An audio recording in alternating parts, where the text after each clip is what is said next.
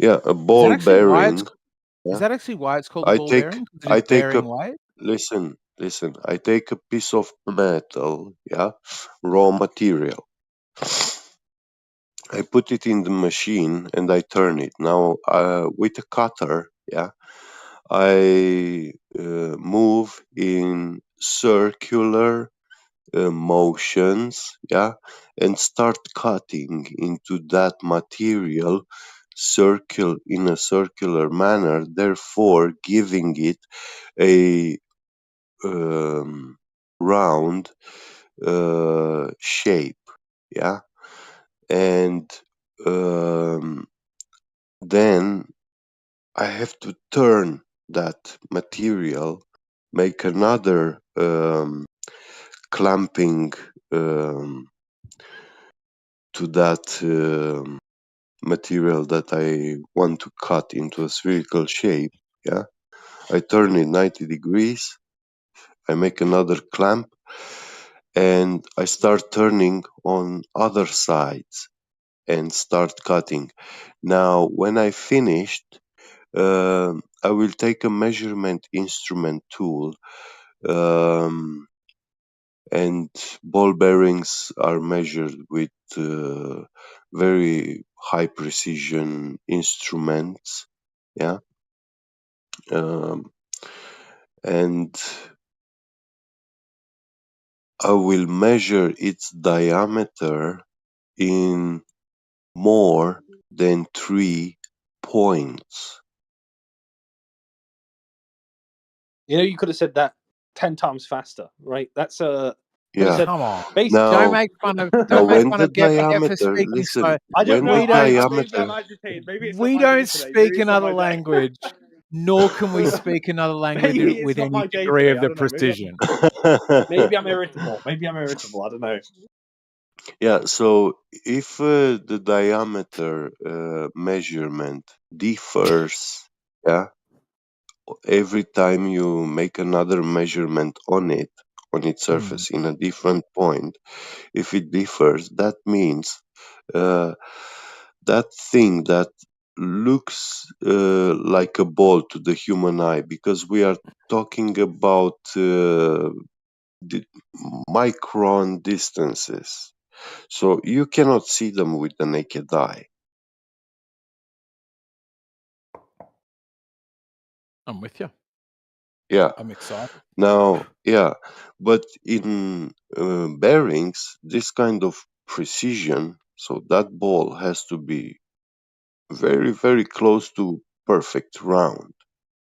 Otherwise, it will not achieve its purpose that it's designed. If it's not well round, uh, that bearing will be wobbling, when it's spinning, and you will not be able to have a precision uh, rotational motion and stuff.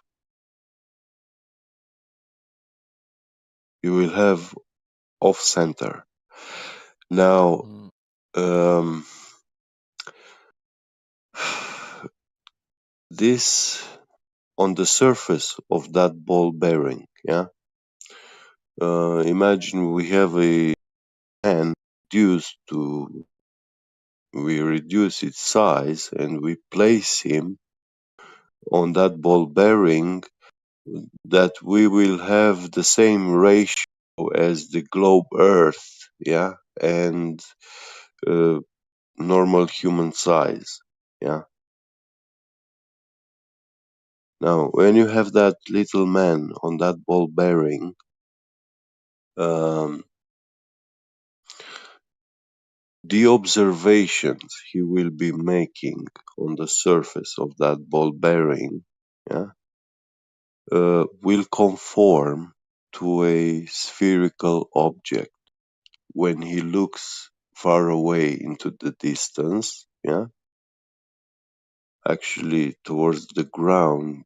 That horizon will be the curvature slope of the ball bearing. It's given by the ball bearing radius, that are curvature. and anything beyond that line, it's a tangential line from his eyes to the surface of that ball bearing. That's the horizon line on a spherical object, even on a hill. Mm-hmm. So when you are halfway up on the hill, yeah, your horizon, when you look forward towards the top of the hill, yeah, you will see like the hill is touching, intersecting with the sky. That's the horizon, which is caused by the shape of that hill, its curvature, height. Right. I Yeah, agree. now you cannot see behind that because the hill is a physical shape. I know. So Right. to I know see that. I know that behind there's an him, obstruction. yeah, Right. I get to it. see I get the behind, you have physics, to, the yeah. geometry. I get it. Now on the globe Earth, the oil rigs are behind the hill. They are further distance than the We're with. top I of the think we're hill. with you on that. That's why. This is why Yeah, I wanted to play the Steelman game. I think we're with you on that. okay. I think it's like understandable that you question the new Globers on this stuff, but I think that if you asked Britnat or I to Steelman the Black Swan argument, I think both of us could do a pretty stand-up job of that. Yeah, And yeah, we wouldn't I, need it explained to us. The general gist is like, it would be hidden and it isn't, yeah, right? I think it's the yeah, fewest words I could try to put it in. yeah, It should be hidden and it isn't. correct. Right. So But do you this could you is when you Steelman say, yeah, you see, when you say it will be hidden, yeah. Hmm. Now, what Britnat was doing, he was saying that this is a fallacious measurement. It's not No, a good nope, measurement. nope. The black swan isn't about something being hidden at all. It's about something should be hidden and it isn't, is what I No, said. it isn't. It's not about that at all. Okay. You tell me. It's about the location of the horizon. Right, which should hide the oil rig and it isn't. What? Yeah, Okay, if you phrase it in that way, then maybe it's not where it should be Sure. in It front of should the be hidden in and it front of isn't. the oil rig. Right. But to say something hidden when it isn't, that's really not the argument. Well, yeah. it's very, very close to what you just said. So I Like give you're your not able to steel man a C minus. I don't think you're able to show how it's wrong. I think you just Yes, and now like eggshells. Look, eggshells. Britnat said that that's not a reliable measurement. But okay, what about these military technologies on submarines? Yeah, they have a periscope with infrared laser and camera, and they can paint a target 100 miles away. But that periscope is not rising 30 feet or 100 feet from the water. It's actually Mhm. rising the lowest distances they Mm. can. Like, they don't, when a submarine is rising that periscope above the surface of the water, they want to raise it at the uh, minimal height. Yeah. So, and this means the minimal height is like that height which you are a little bit above the height of the waves of the Mm. water. Yeah, I'm with you. Yeah. So you don't have water uh, hitting the periscope Mhm. and obstruct your vision. Now, and they can achieve they can paint a target 100 miles far away. How confident are we of that? Of what the Navy are doing with secret submarines? I'm not sure I would be confident about Well, submarines. not only submarines, but battleships, But more air broadly, my point is, aircraft what carriers. All of is it? these military war machines, they do have these technologies, targeting How do we systems, know that? because they have missiles. So listen, that how is it called, the um, aircraft carrier? Yeah, that the biggest, those big ships where aircraft take off and land. Yeah, Hmm. are you trying to say that ship does not have any defense systems No. If I meant to and say that, offensive I have a systems? neat trick. I have a Yeah, neat. they I have have a neat. they have I have a all neat sorts of trick. machine Get guns. Yeah, I have a neat trick of saying what I mean to say, and it is that I yeah. just say it. I'm not. What I'm saying is, I Uh, don't know how we would be confident what military capacities anybody has, because I think necessarily they would be secret. I think this entire discussion necessitates that we accept that militaries are secretive and governments lie, and we need to accept that. So I'm not n- saying what they do have, but I'm it's just not saying. all. Yeah, But well, it's no, no, no, when no, you no. But are, don't. look, Come on, wait, come on, get I'm come on, trying get come to on, get tell Don't you. fixate on the word all. Fixate on the substance of the point that I'm making, which is that guessing about the capacity of how far a submarine can paint a target, that's the point. Yeah, Why would we be well, confident about whether they can do that? Right? We're not confident about whether they're sending satellites into space, but we're confident about how far away a super secret nuclear submarine can paint a target and how it does so only using its periscope. That to me seems weird. Like, I well, wouldn't be confident about that. listen, can you tell me a The military Earth is flat, mission, one bro. of Bro, the these Earth is flat, bro. It's recent not round, bro. wars The where, Earth is not round, bro. I'm sorry, but the Earth is flat, bro. yeah, you were Cool, talking cool, cool. over me? Go to the space. You're gonna see the Earth is Oh, flat, bro. You're gonna see that. Cool chat. Good chat. yeah.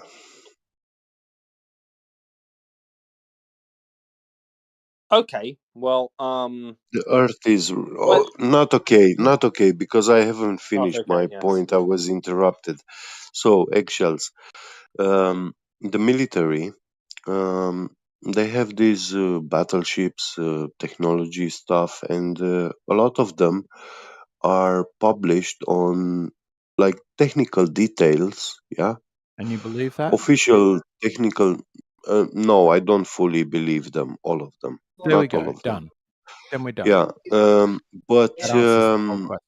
listen, they do give us some numbers of their technical capabilities, and when a lot of those numbers, when you start verifying, that military equipment and stuff, laser rangefinders, um, these laser rangefinders, they are not all exclusive secret technology for the military.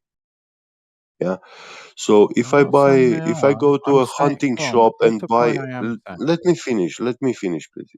If I go to a hunting shop and I buy a hunting laser rangefinder, um, it's never gonna be something better than a laser rangefinder which is military grade.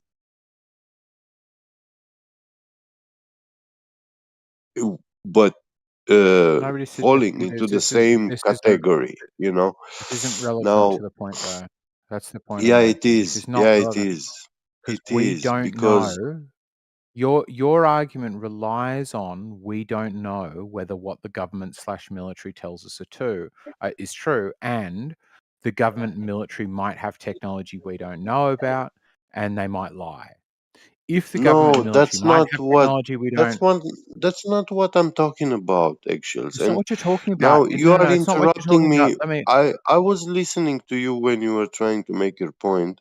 Yeah. Okay, go for it. But All right. you have to let me also get to my point because I didn't even got to it.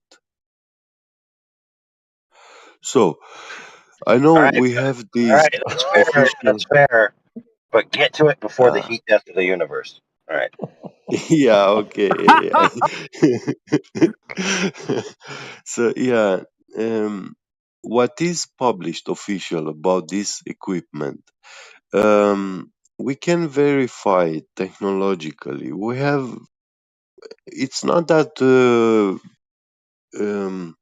When we talk about laser rangefinders, yeah, we are talking about science, physics of light study, lenses, machining, how to make these lenses and stuff, technologies that we have, and processes, known processes. Mm, Yeah. Now, when you verify all these, yeah, they do tell you that, oh, hey, I can build a rangefinder which uses infrared light, and yeah, I can can I? paint a target Sorry, with Get. it 100 miles. It's taking a long time. Can I just shortcut it by trying to steel man what I think it is you're going to get to in half an hour? What I think you're saying is we know the capacity of laser rangefinders, and we know that if they're close to the surface of water, they shouldn't be able to see over a hump of water. Therefore, there cannot be a hump of water. Is that what you're basically getting at? No, Okay, tell me what you are getting at. painting a target, yeah, with a periscope or even from a battleship, yeah. Let's say I give you 50 feet above the surface of the water, yeah, Mm. the highest distance. I don't know how tall these battleships are, but I don't think they are more than 20 meters tall in when they are on the water from the sea level. They're Yep. not taller than that. Right. Um, now, um, from that height, yeah, Mm. that laser rangefinder, Mm. the higher you rise it, actually, the higher distance you can paint a target, and uh, Sure. actually, it will be even better painted. You know, Sure. even those close targets, when you rise the laser a little bit Mm. higher, it will paint that target much better. Mm. And this is something that we can verify. Sure. Yeah. It's about the angle So of it is. incidence It's and still how the it's same point, reflecting though. to your eye. What do you think is my point, Get Beget? What do you think is my point? Well, You steel man to me what you think my objection to this is, and why I think this entire line of argument is invalid, and then we might establish why you think it's valid. If you're clear on why I think it's well, invalid, my then point we'll be is able to they adequately have establish whether it. missiles, yeah, which have a range No, of no, no, hitting no, no, no, no, target no, no, no, no, no. even Get Beget, Get Beget. 2,000 Stop, miles, stop, even stop. Get 6,000 Beget. miles. Stop, stop. Stop telling me what you think. I'm asking you to do the opposite right now. I'm asking you, Yeah. tell us what you think I think. So don't go Oh, back into telling me at length what you think. no, What is it you think I think? And if you don't know what I think, then stop I talking. can tell that only if you tell me. So Exactly. Jesus. Why would you spend 40 minutes telling me what you think if you don't even know what you're debunking? Can you say now what you think? Sure, it is pointless having a discussion yeah. about the capacity, the military capacity Mm. of any military capacity, let alone the military capacity from inside the worldview, where we go, the government lies to us and we don't know what they're really up to. Has How the fuck has do we know nothing. how tall their Has periscopes are? has never. How do we Did know you? what they're using for What? What? rangefinders? You How go do we to? know that they're not What if you shooting finish? drones What 400 if you miles into finish? the sky? What if you was in military? It doesn't matter. It It doesn't doesn't matter. matter. Okay, look at this. Do you how to say? Are you was in military? Yeah, Sasha was. Did you? No, I want I to ask also him. Did you did finish the military? I want to ask him. Did shooting. you finish the military service? I When did don't I think so. ever imply anything close to that? I'm asking you. Did you ever was in military? No, I was never in the No. military. Great. I was in military. Great. Great. Do you know what I What's never the point? account on in military and nobody Completely irrelevant. Please tell me this irrelevant point. Please make it super clear this irrelevant point. You've ever never account accounted on for the curvature? rotation? Yeah, and rotation. Great. What? Really good Yeah. story. Great Why? story. Great You, story. you should tell it to your children. Are you aware of how No, relevant this is listen, to the he fought Man, in I was the shooting Serbian at the war. target in the air, you know, and you're telling me now that doesn't I'm not that telling you anything. it's not that is I'm not talking to you at all. You're just randomly shouting at me. Yeah, Sasha misunderstood a little bit our discussion, our argument, but it's okay. He's not a bad guy.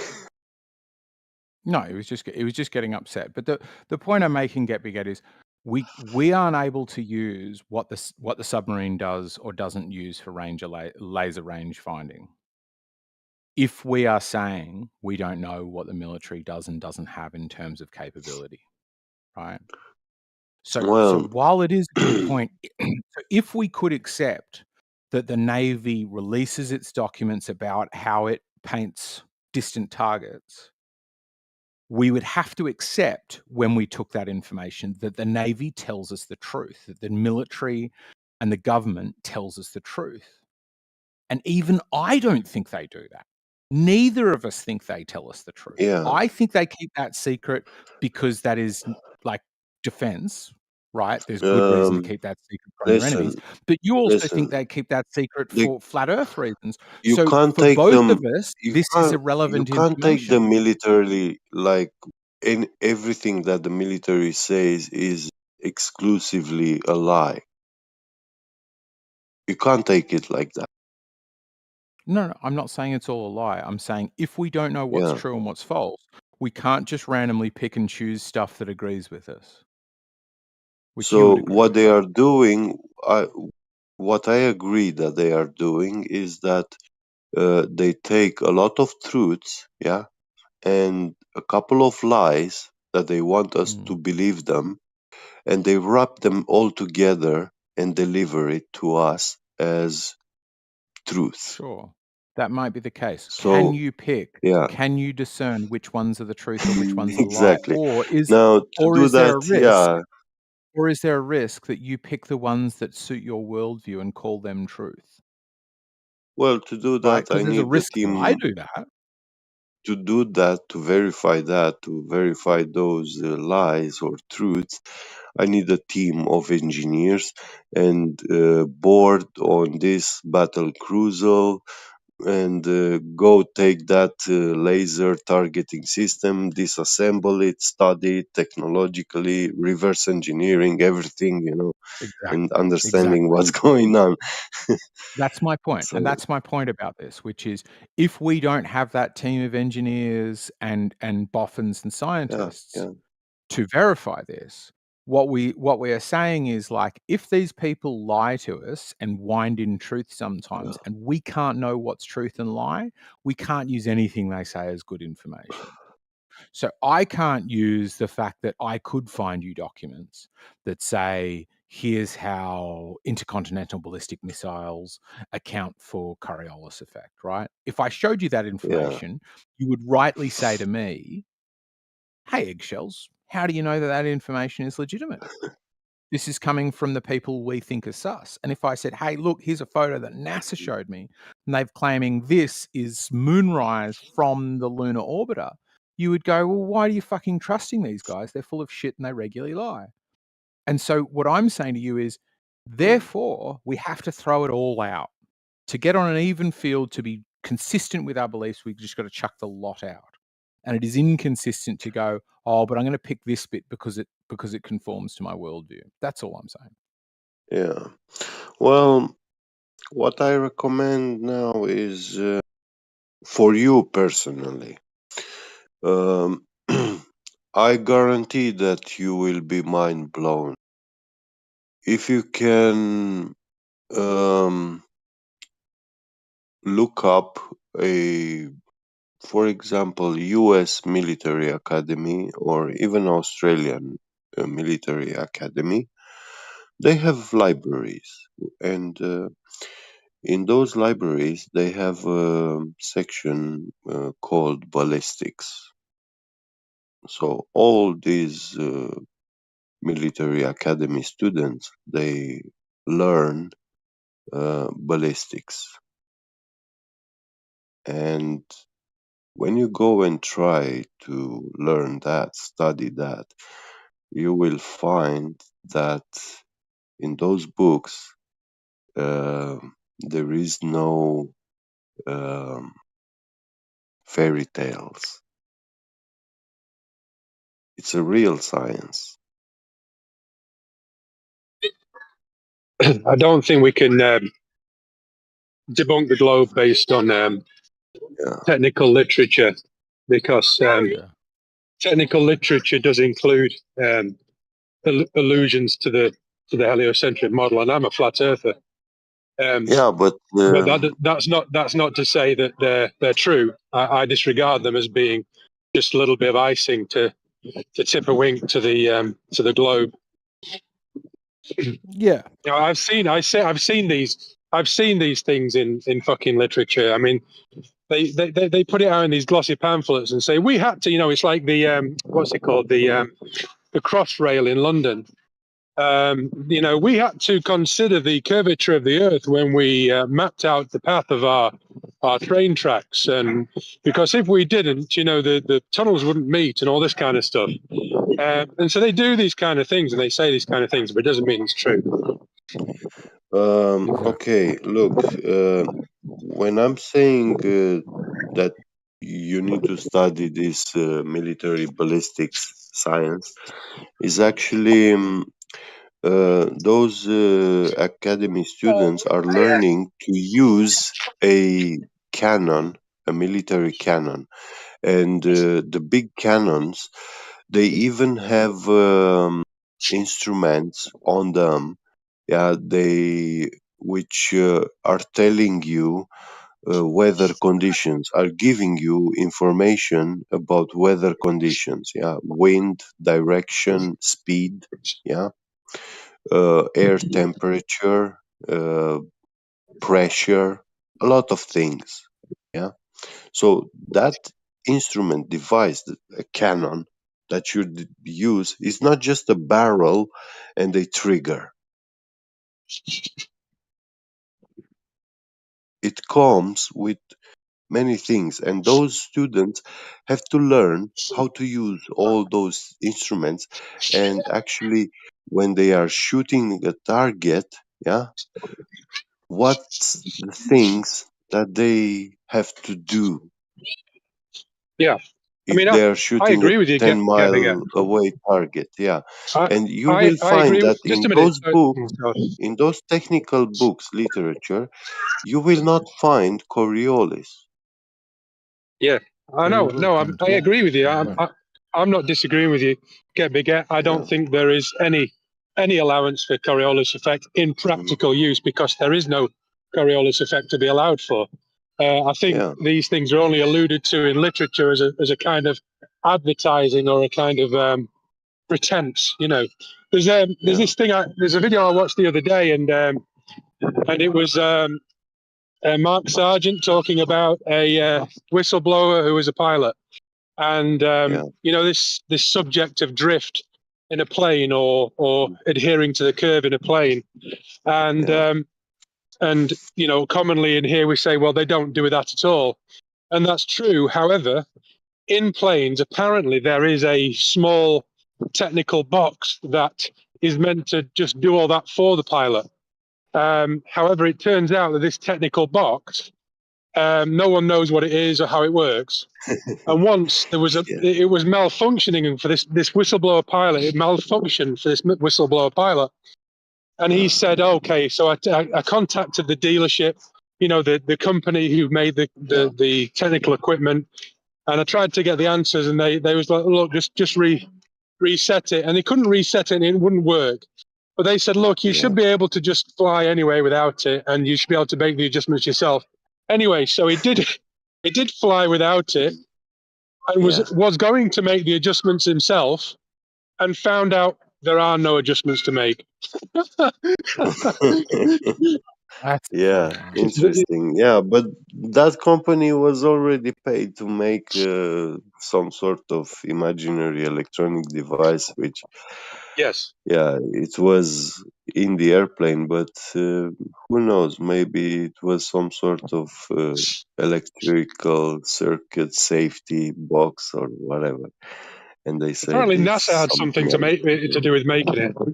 NASA, it's like you couldn't make it up. Yeah.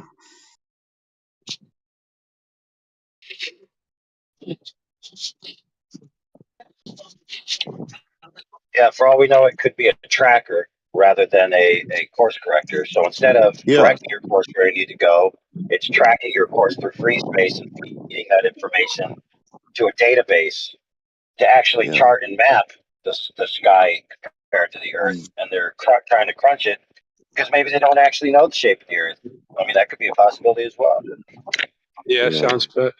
Yeah. It's definitely not being used to what for the reason they're saying it's being used for. Well, But what it does is it allows pilots to believe that an imaginary, well, those who don't believe in the flat Earth, it allows them to believe in imaginary adjustments being made while they're flying. But they would only have to look at their sensory experience. Yeah. They would only have to look at their sensory experience to know that there are none. Yeah. Yeah, it's the same thing with sniper computers. There's allegedly like Earth curvature and Coriolis drift taken into account in these computers, and it's just automatically, you know, tells you the dope or whatever. But in practicality, when you look at the wind variance compared to any Coriolis variance, the wind is so much greater per 1,000 yards that whether you accounted for alleged Coriolis or not would be irrelevant. So your computer's just telling you what to do. You do it. You think you're accounting for the Earth being a spinning ball, and then you go home at night, you sleep with your little, you know, globe pillow, and feel good about yourself. Yeah, but all you did was accounting for the wind. Yeah, that's true. Yeah.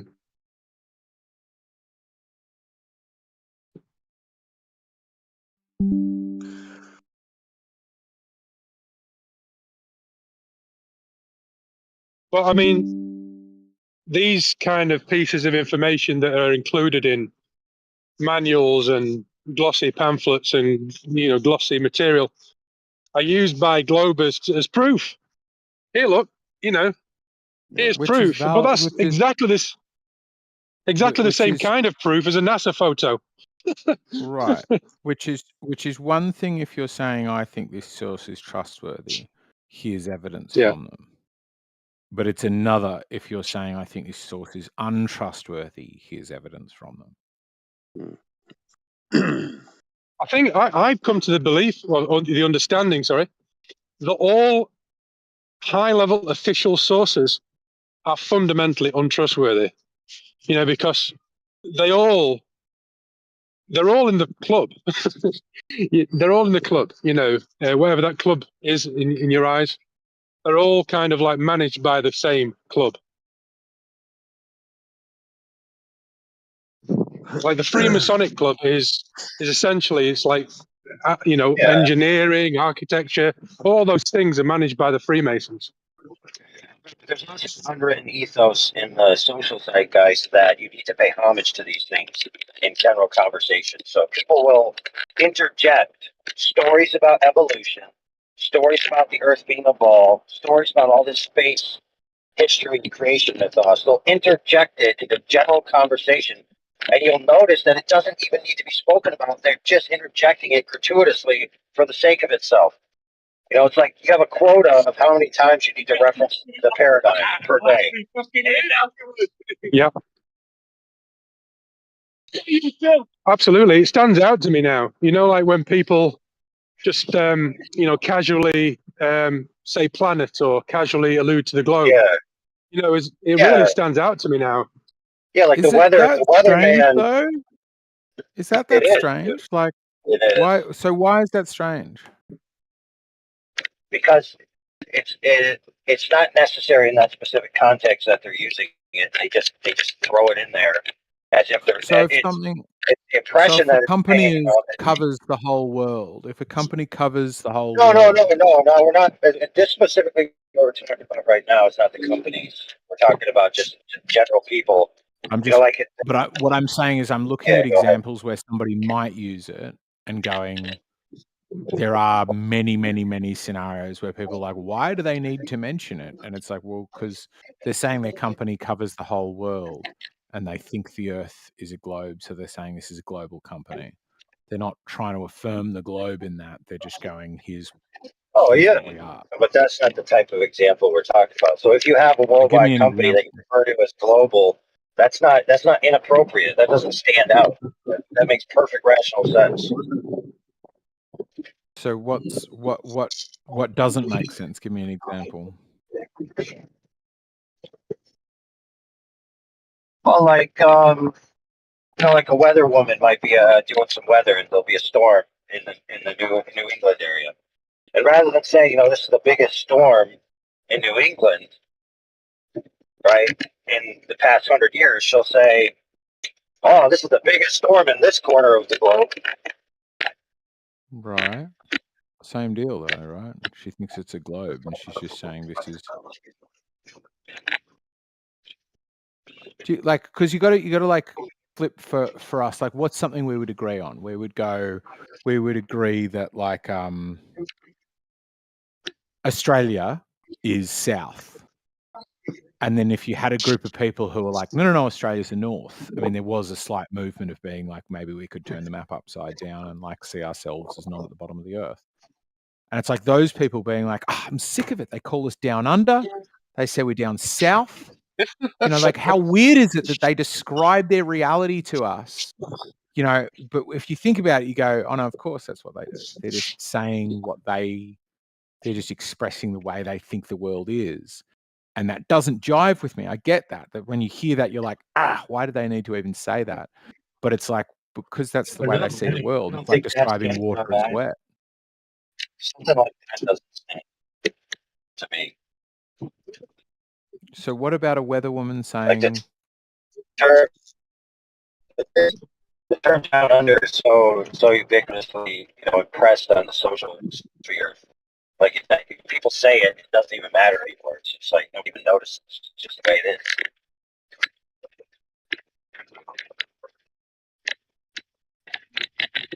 I mean, it could be It stands out to me. I got a slightly biased impression because once you start looking into even if there's people who say You're roboting AI. you're sounding like AI. Okay, I'll be back.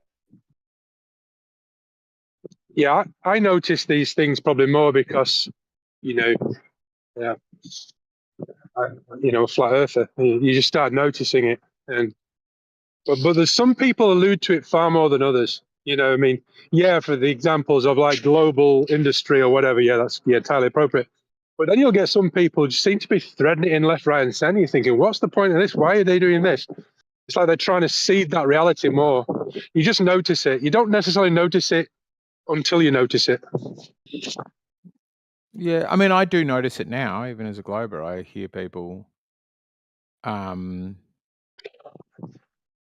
you know, like it pops up when I'm like, oh, I bet that'd bother a flat earther. Yeah, you think so? Because I hear people also make this case, but to me, it's just lacking the point that, like, let's say it went the other way around. Imagine you were in the majority, and like, because somebody brought this up to me when I was like, I'm traveling around the world, and they're like, oh, he's trying to even make it a big thing about going around the world.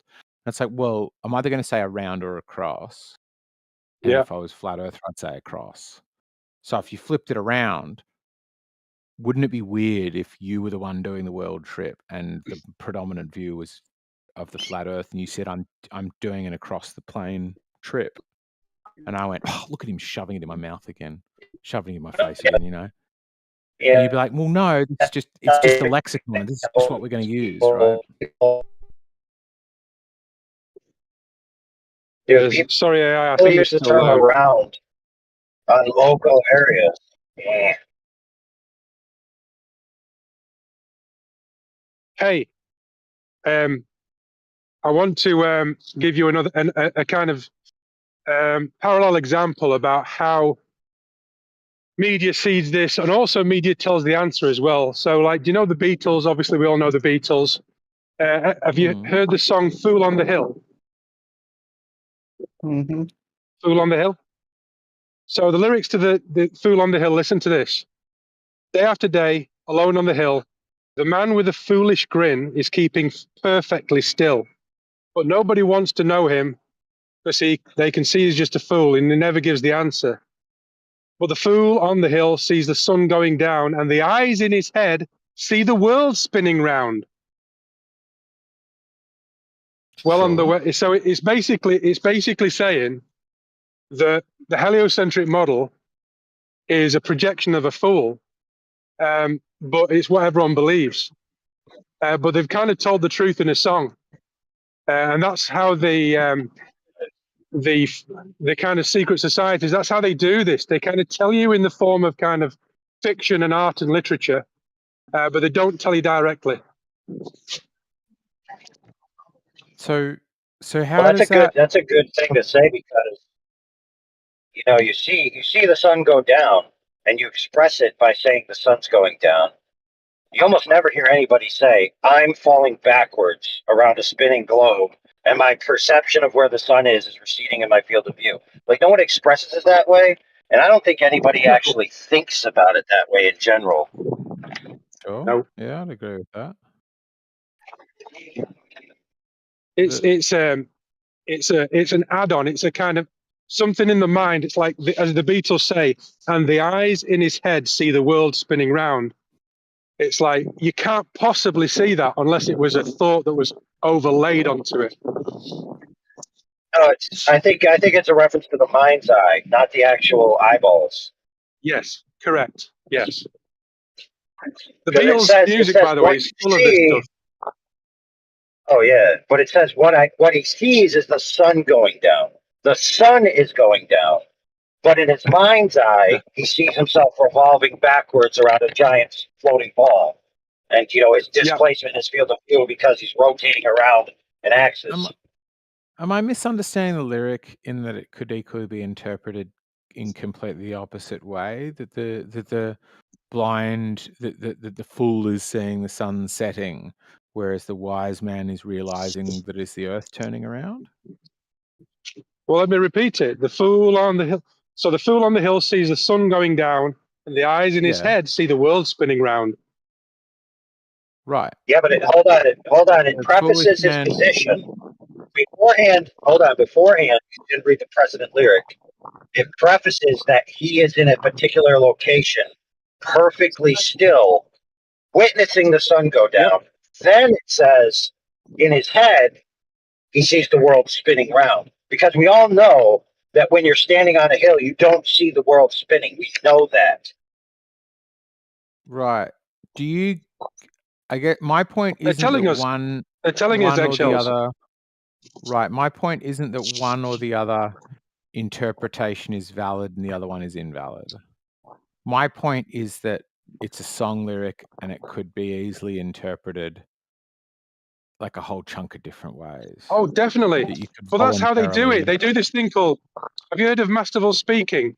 They do this thing where they tell the truth, in such a way as to make it sufficiently ambiguous that you go, oh, that could be that, or that could be that. And this is the Right. way they tell the truth. They never tell the truth literally. They always get- tell it in a sort of ambiguous way. Yeah. Do you I don't get know. I why think it's that- pretty clear. I think it was pretty clear that the subject of that statement is the man that's actually on the hill. He is the fool, and he's seeing the earth spin. But all he really is doing is standing perfectly still, watching the sun move. And Yeah. he, the man on the hill, is then seeing the earth spinning around, which we know nobody sees. So he's Yeah, clearly no, the I get one it from being your I fired. get it from your perspective. I'm just saying, were No, that it's song not worded? about perspective. I don't see any predicate in there where a subject is coordinated there that the fool is the one who thinks he's standing still and sees the sun going down. I don't see that at all. I don't see anywhere in there that you could link those together. That would be completely a bias, in my opinion. No, I'm Oh, and by again the way, not saying that is the case. I'm just saying I think that like if they switch the wording in it, where they were like the smart man on the hill sees the sun going down, but in his head sees the earth turning, and instead of going, oh, this is a nod and they're saying the true thing, you would still see this as evidence, Yeah, but you would go, oh, it's evidence that they're forcing this view upon us again. And the point I'm kind of getting at more broadly is there is the risk that you take, I know, but see, regardless the of what problem is this song could be taken either way. not just the song. I think anything. I think the risk with this kind of belief is everything will end up confirming your belief. You will end up seeing it everywhere. Yeah, that's interesting. But the problem is that you said in this song it could be taken either way. But in order to take it a different way, you had to change the words. No, That's the I problem. think no. I can still take it the other way with the same words as it is. Whatever, dude. Well, bear in mind as well, because if you take the interpretation as you're suggesting it could be taken, that would be like a anti-flat Earth song. Right. But the thing is, when the Beatles made this song, He failed to show the link flat between earthers. the subject and the claims about the subject, and that they can be taken in a different way. He had to change the lyrics in order to make it read out differently. No, I Like he did it didn't both express ways. any links or segues within it. I did it both ways. No, Well, you listen, didn't. there were no flat earthers in the '60s, so they didn't need an Exactly. anti-flat Earth song in the '60s, dude. Exactly, and I don't think it's a flat Earth song. I think it's just somebody piecing together fun lyrics. Like, because for this to be true, for this to be actually part of the psyop, that to me is more complex and confusing. Like, what happens? You when, want to like, get into the Beatles, mate? You want to find out about the Beatles psyop? It's massive.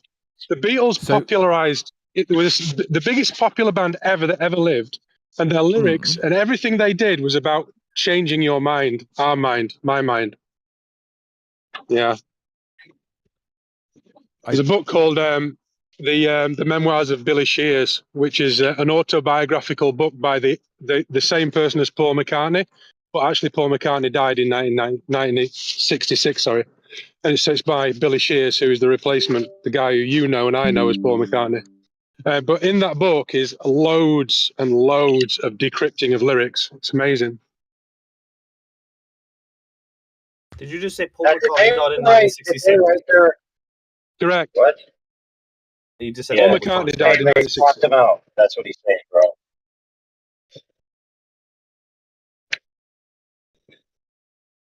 Yeah, but anyway, I know that's not the subject of this channel, but it's just to say that. Yeah. Did they allegedly write their own lyrics, or did they have like a group of writers? Oh yeah, I mean, apparently the cover story is that they all wrote their own lyrics. You know, Lennon, McCartney. But actually, they had a group of writers. You know, it was all written for them. You know, George Martin, other writers. I think they had the whole backup of the whole institution, the whole establishment, all went into the Beatles. It was the biggest project ever undertaken. You know, alongside the moon landings. You know, these fictitious projects, they put a lot into them. The Beatles are just actors. Well, That guy Paul let's be more McCartney, he's not really. liberal. Let's just Yeah, call them entertainers. yeah. The lifetime actors or entertainers. Yeah, they're not what they say they are. Lennon and McCartney weren't the authors of those songs. There were many authors of those songs. Or you might even call them performers, maybe. Yeah, like the Monkees. They're the same as the Monkees. It's just the Monkees were like out at, it was widely known that they were just performers. But the Beatles were the same. It's just that was in secret.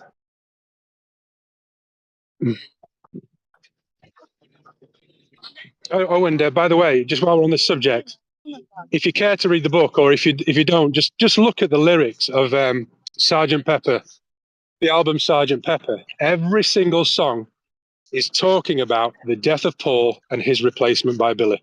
Every single song. That's the whole meaning of all the lyrics. Just look at the lyrics and you'll be mind blown.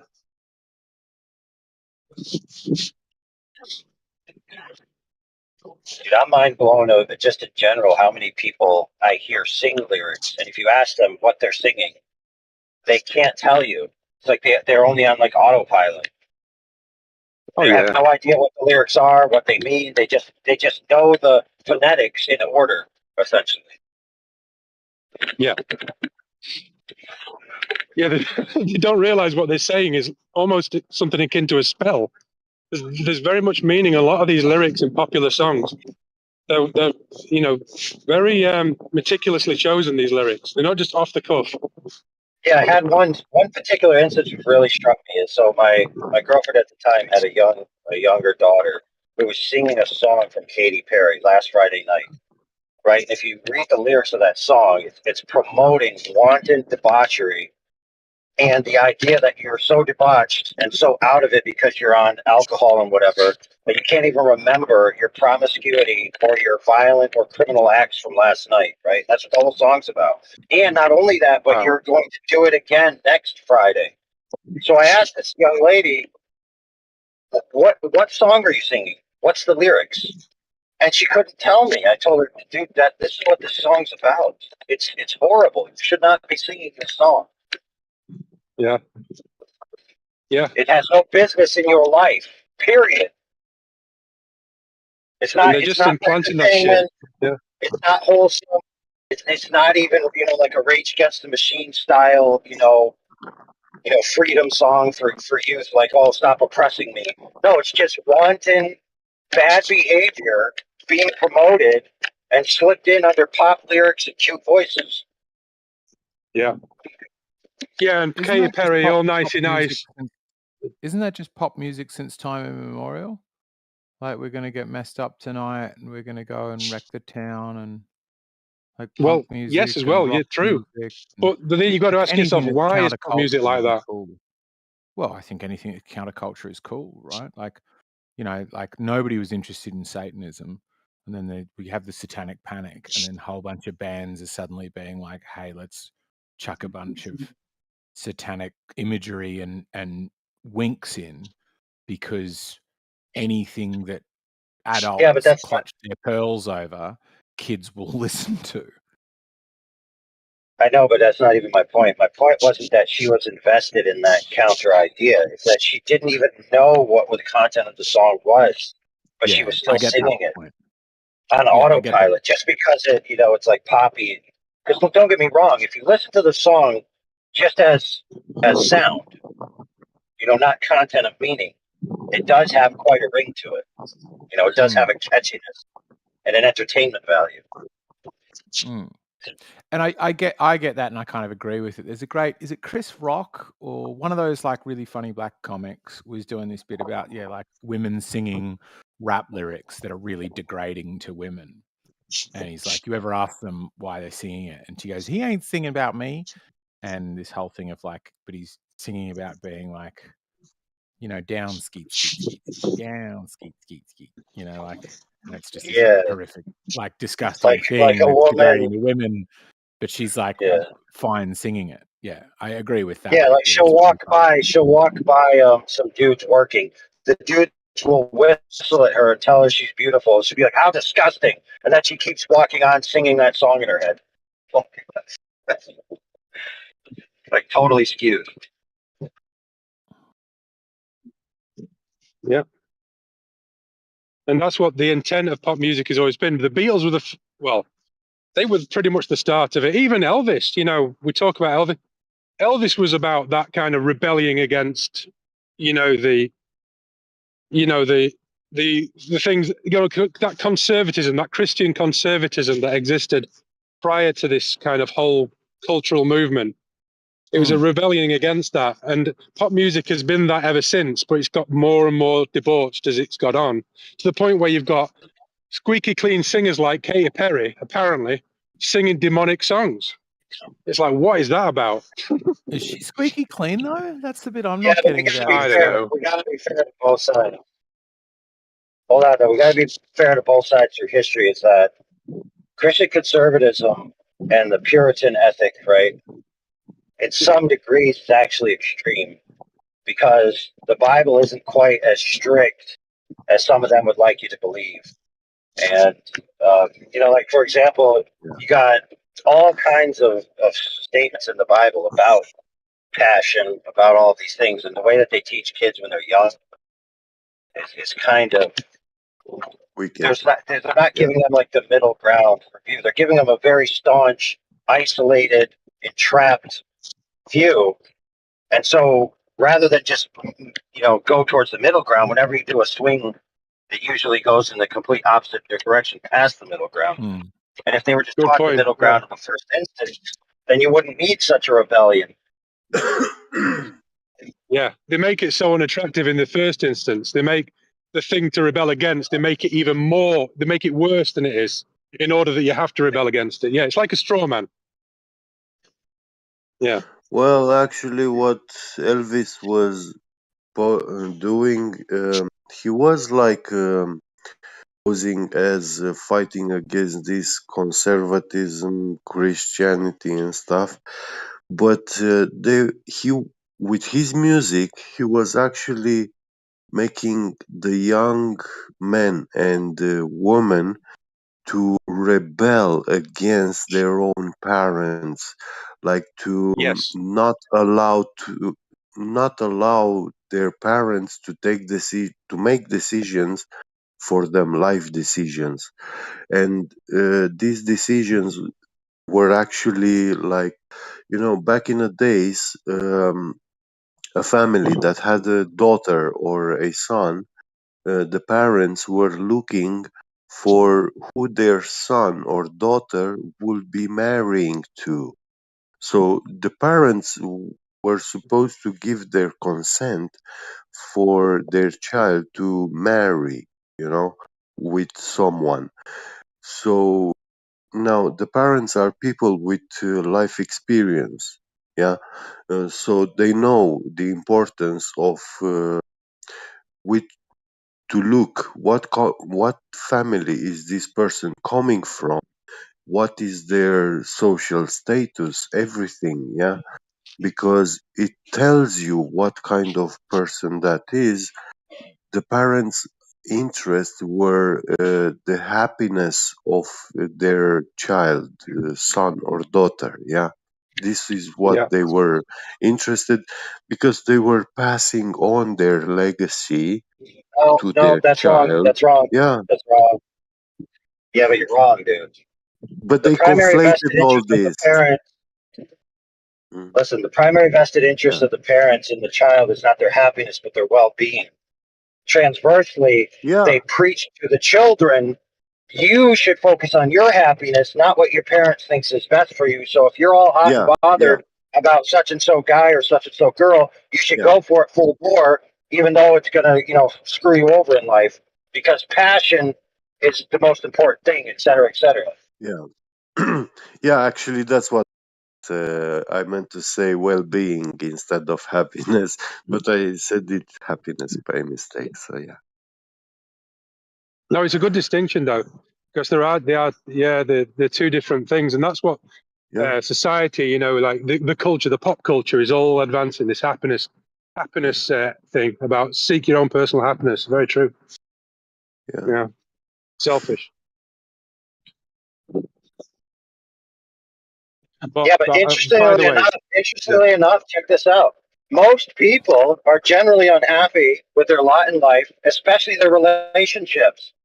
And Yeah. interestingly enough, most people in the age of debauchery that we think we are in, and all this promotion, all these statistics keep coming in that nobody's actually having sex, that marriages are sexless, that youths from a certain age demographic are sexless, Yeah. right? That all this sex is out there in a media form, but it's not actually happening in tangible reality. no, Yeah. it's happening alone in front of Pornhub for people. You know that there's pornography. Hang on, You know. sorry. Is my webcam on? I didn't realize. Sorry. I didn't see. I didn't notice.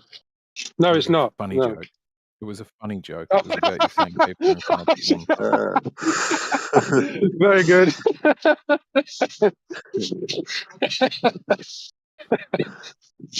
Careful what you expose, eggshells. Just looking for some love. Well, I mean, Yeah. dude, if his webcam was on, it kind of wouldn't matter. It's kind of, you can't see it. You can't see anything. But I would recommend anyone to read that book, by the way, The Memoirs of Billy Shears. It's the most mind-blowing book. And there's loads of flat earth stuff in there. Loads of, well, not loads, but it's an encoded book, by the way. So like there's stuff in there that you have to kind of decode in order to get the little gems out of it. But there's stuff in there that's alluding to the shape of the earth. And it's, Why don't you periodically read something from it in this channel? How about that? Yeah. well, I did take a photo of the decoded the Earth stuff, but it's not like I've not read it in this channel because it's not full on flat Earth, but it's not globe Earth either. It's more of like a simulation type, perspective type understanding of Earth. But yeah, I'll find it and read it out. Yeah. Well, Hey, dude, it's listen. Before you go on, buddy, I'll tell you why it's relevant. So, like we did with the hyper conservative versus the rebellion, right? They're two extremes, right? So there is this idea of the Hegelian dialectic, right, and the synthesis paradigm, where you have an extreme situation, so you get an extreme reaction, and what's actually going for is something else, right? So they're trying to bring you to an extreme to move you ever so slightly every time, right? Because you don't actually move in an extreme stably. You go to the extreme, then you come back a little bit, but you're constantly really moving in one direction or the other. And I think, and I've said this before, that the idea of a simulated, subjectively idealistic realm rather than an actual tangible cosmos with floating objects, right? That's like the synthesis of the two views. So if you have, globe Earth with this, constant objects, right, and then you have flat Earth on the other side. Many of the globe Earthers who've reached an epiphany or a crisis have said in the past, in their own words, that if Earth isn't a globe, then I cannot trust reality itself anymore. It has to be somehow simulatory. Yep. You see how easy that is to shake somebody out of a paradigm and move them into this new subjective ideal? Yeah, Well, very I good. Present them with the extreme I flat think Earth example. You shatter their worldview and they say, well, I can't trust reality. Reality itself is up for grabs. Enter all these idealistic simulatory ideas. Well, I think that is coming from a place that is saying, of the evidence that I've been shown, I find it to be weak, so the answer must be something deeper or different. And I think that in some ways many flat earthers would agree with that, which is there are some phenomena that in order for the flat earth to explain would need to invoke metaphysical or sort of not normal things, right? And what a glober is typically saying, because most globers are religious, but most globers in this discussion are atheist skeptics. So they're reaching to a metaphysical answer that is not religious. Whereas I think a lot of the flat earthers are religious, so they already have a metaphysical answer for, like, there are some things on the flat earth that make it appear to be a globe, and those are given as metaphysical. Does that make sense? Oh, dude, that's actually the rationale that a lot of the guys use, especially guys who write books and big things. They say, well, if our faculties have developed in a certain environment, and our rationale is developed in a certain environment, and it leads us to these conclusions, and if that conclusion is wrong, then we have to rethink our entire understanding of our own rationality and faculties at which we interpret the world. And in that lens, they can very quickly take you on a rabbit trail into something that could be, fantasy. Because they're basically pulling the carpet out from under you, Hey, I found the Sure. 3 statements from the book. I just wanted to read them out to you. There may be food for both sides or neither, but it won't take long. I would say page 477.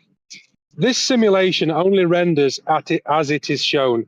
If Earth was shown from deep space, it would be rendered as a sphere. But from what is shown down here, it renders flat. The whole simulation is specific to each observer. That's one statement. Statement 2. The context of Earth as a holographic simulation rather than as a base reality. In the context of Earth as a holographic simulation rather than a base reality, we may say Earth is a realm, not a planet. It is not an object, therefore it has no edge. Earth would be more easily defined as a system environment. Statement 3. Looking at Mars through a telescope, we see a 2D circle that we interpret as a distant 3D sphere. It is the same standing on Mars, looking at Earth. However, standing on either, we are at the same simulation base, making them level with each other. So, I don't know what to make of those statements, but oh man, that's right up my alley, bro. yeah.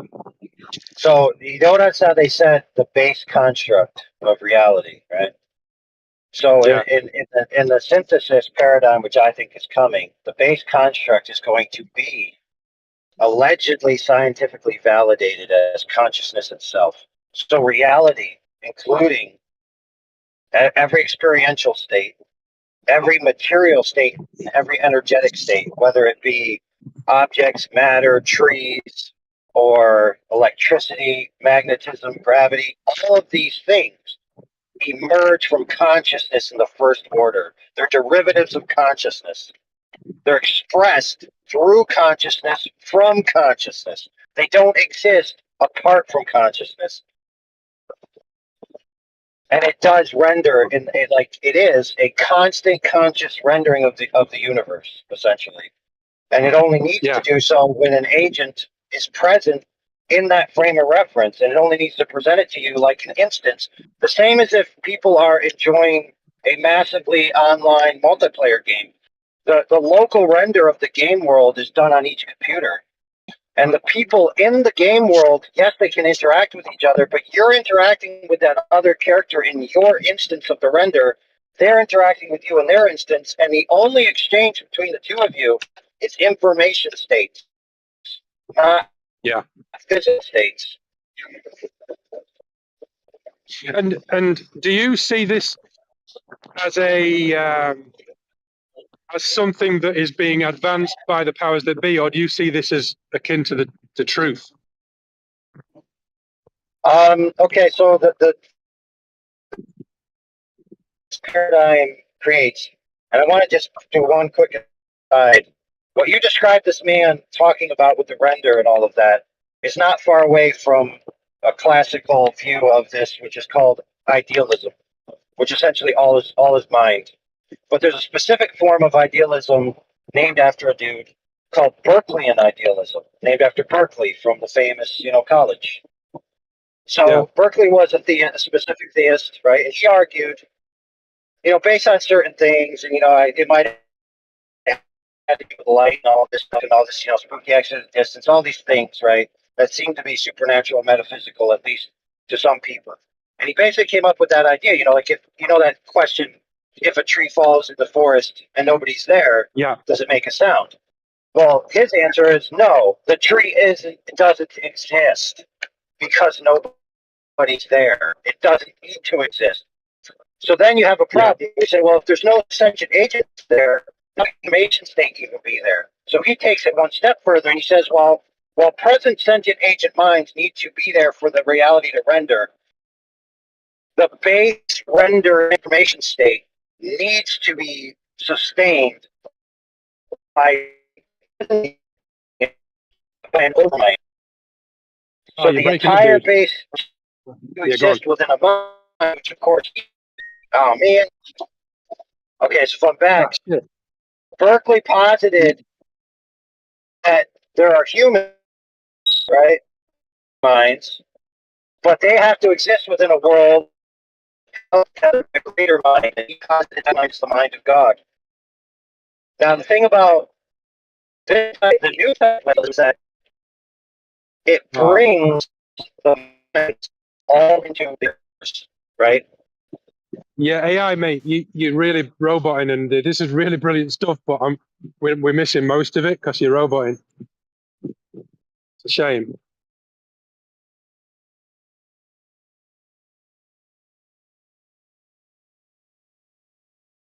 Hello? Can anyone hear me? Yeah, we hear you. Okay. Yeah, have another stab at that AI. Okay, so basically, Berkeley, he said there's minds that the universe or the world renders to when they're present, but then the whole overarching reality is held together in a single mind called the overmind, which he expresses as the mind of God, himself. So everything flows from a single mind, being God, right? And the subminds are created from him. Now, so there's two ways of looking at this.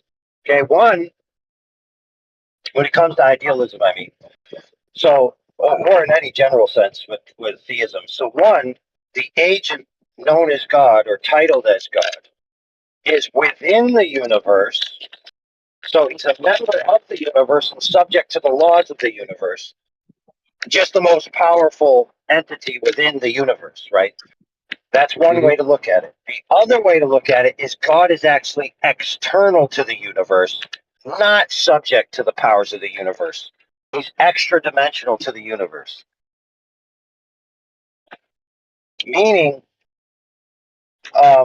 there's nothing in the universe that can take away from him, that can hurt him, that can cause him to do anything. The universe doesn't cause God to do anything whatsoever. He doesn't need it to do anything.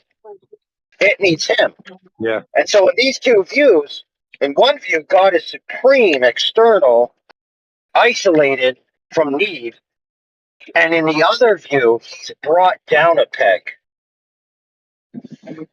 And so in general subjective idealism, God is brought into the universe and he's just another agent within the construct of the universe. And in that sense, he's actually capable, since he draws his power on the forces of the universe, he's actually capable of being defeated.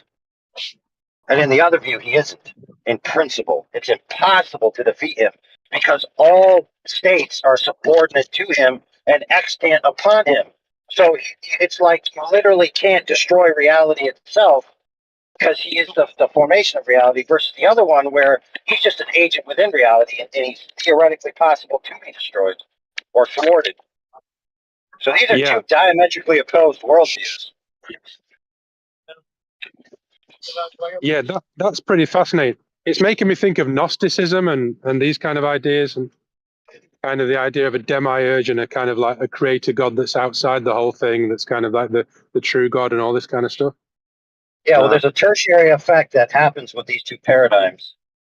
As you very quickly realize, well, if all sentient minds are the source of reality, right, and sentient mind is essentially one substance, then that means that I'm clearly a sentient mind when I reflect upon the contents of my being, right? Yeah. Therefore, Can you finish that sentence? Very easily, right? Therefore what? Therefore I'm God. Yeah. Yeah.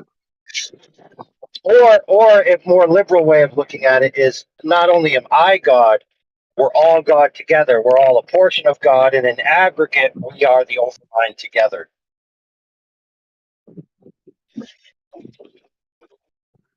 Wow. Yeah. I mean, this rendering thing of like, it does speak to me. This kind of like, it's hard to falsify. You know, if the tree falls in the woods, would it, and no one's there, would it make a sound?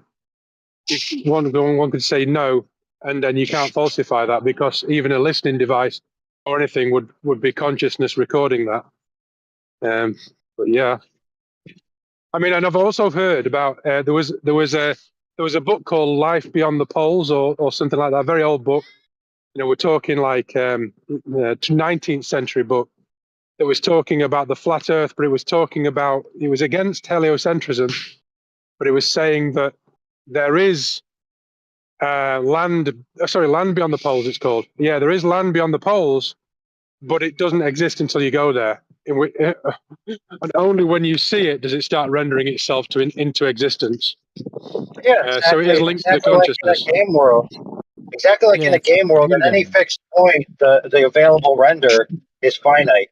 But the information states to render existing territory that you could travel to is there, but it's not necessary to be expressed until you travel to it. Yeah. Yeah, and there's it's a like the way computer games are developed, where you look, like the world kind of questionably does exist, but where you look, it sort of pops into existence.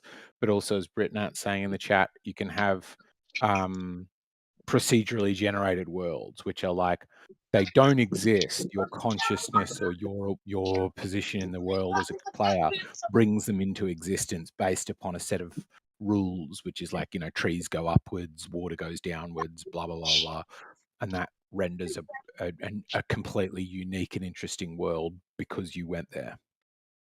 Yes. Now, I wonder if we're able to weave into this kind of like whole schema that AI is laying out, heliocentrism, because if there's a kind of commonly held belief, then that rendering almost becomes the heliocentric model. It almost reifies it, but that reification of it is almost, it kind of is real for all intents and purposes, even though it's not. It's kind of something strange going on there. What do you reckon of that? Yeah, well, in that sense, it's not reification; it's active creation. So, in the sense that we're an aggregate, or I'm just using organism loosely, but we're an aggregate organism that represents the overmind. What that means is that once enough of us agree and express intent towards the reality that we are the creators of rendering, then reality will shift to match because reality is ultimately exists within consciousness. So if the consciousness changes, then the subsequent experiential reality changes. Wow. So it's not so much that it's not so much that it's literally changing the shape of an object. So, if we all started to believe the Earth was a giant pyramid, it would become a giant pyramid. It's not like the object itself is changing. It's more simple than that. There never was an object. Yeah. Wow. Yeah, you remember in the Matrix, the little guru kid is trying to teach Neo how to bend a spoon.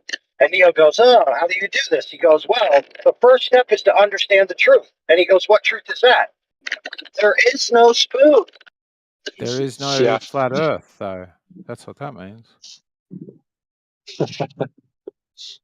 right? There is no Earth.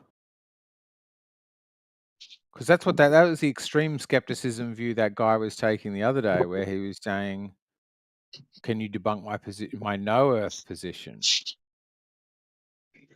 Yeah. Well, dude, that's not even that bad because when you think about it, if the Earth isn't a concrete object that exists externally from minds, and it does actually require minds in the first instance to be, then all it means is that your interpretation of what the Earth is wrong. It doesn't mean there is no Earth, because the Earth would then just be redefined as an experience of the conscious mind. It would still exist. It just wouldn't be an object in the traditional sense.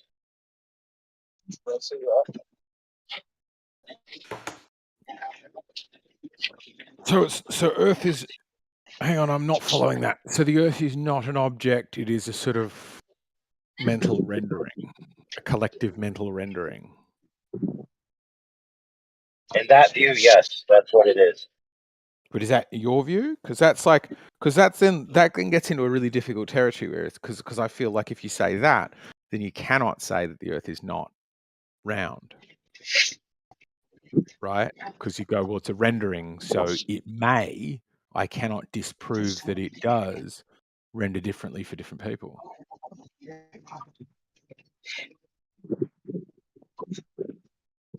Well, Right? in that sense, when you're talking about renders, right, and instances, every person is only presented with the information that's necessary for their particular viewpoint.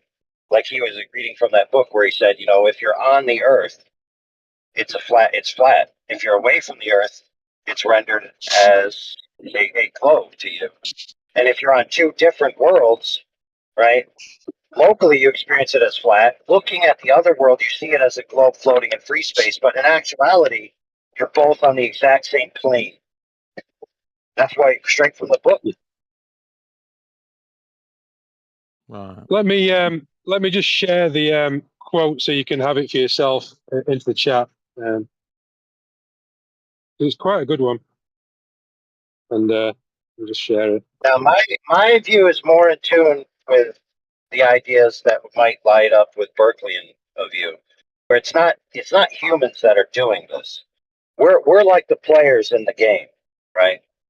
The game world is actually constructed by, coded by, and rendered by a system that exists within whatever type of consciousness God is. So, in that sense, to us, since we're subordinate dimensionally, then concrete things like objects, you know, which seem to have tangibility to them, they're perfectly rational to us as objects. There's no reason to think of them as illusions in that sense. Brit's given us Whereas the if you had a figment of your imagination, so like I'm driving, right?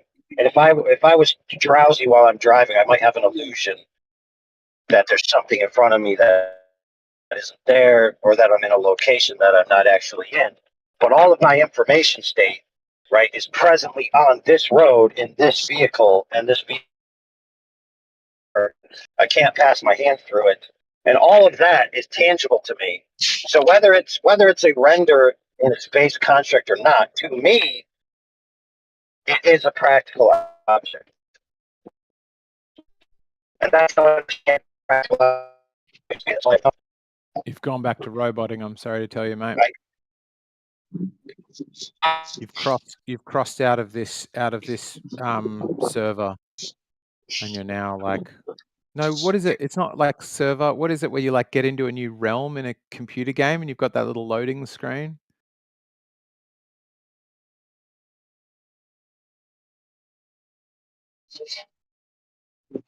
Not sure. Oh, there's some name for it. I think loading screen might be might be the name, but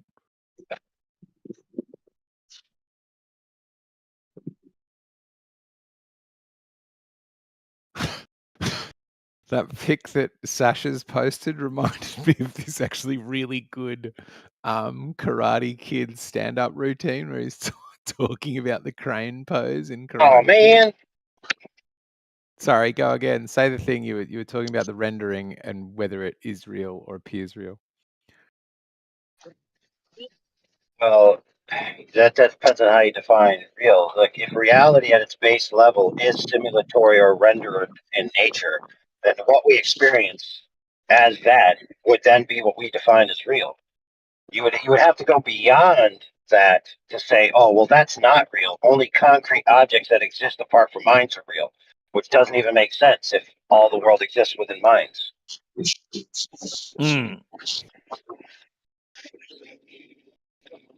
That's a real problem when people start throwing out this word real. They say, oh, well, if reality is a simulation, then it's not real. It's like, no. If reality is a simulation or simulatory in nature, then that is what's real. Your Yes. other view that you thought you used to have, that's what's not real.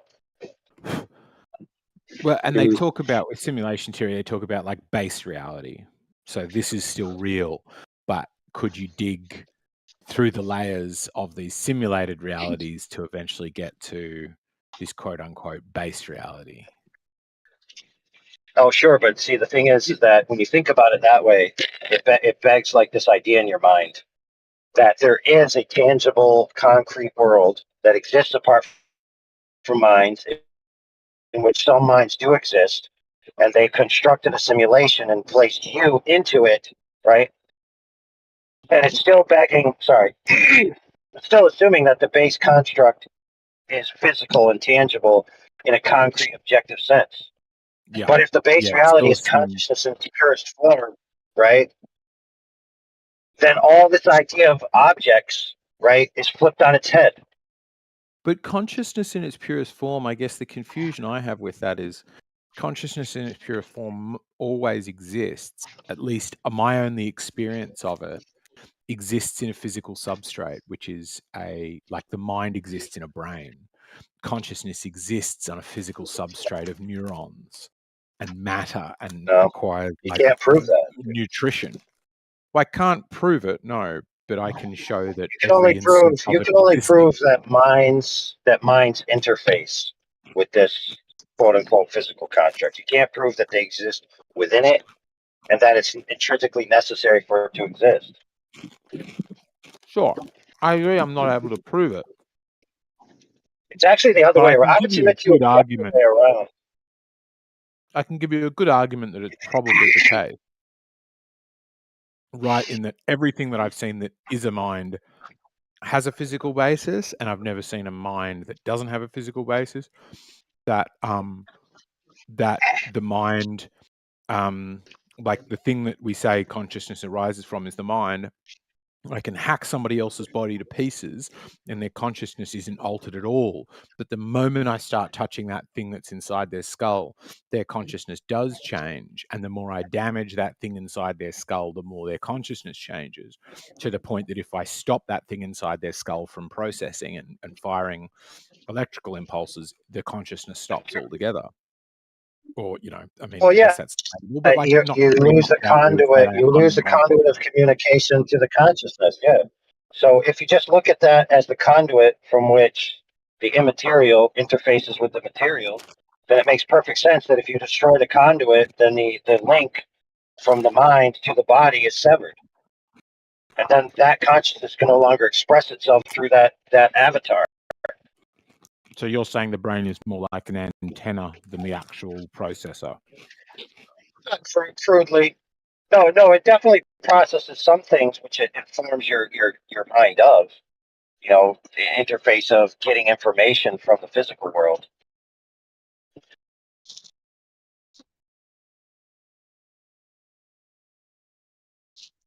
Yeah, so personally, so Interesting there's idea. this I like it. idea, just like hard idealism, right? Which is like only minds exist, right? And I'm not fully on board with that. Like I think that the sense of a claim that an only mind exists only applies to God. And since nobody can be God in principle, since all things are it would be subordinate, right? By nature in itself. Even if God created something, he couldn't create another copy of himself, right? Because that would be, paradoxical. Would So it? Why all is that? things are lesser than him, huh?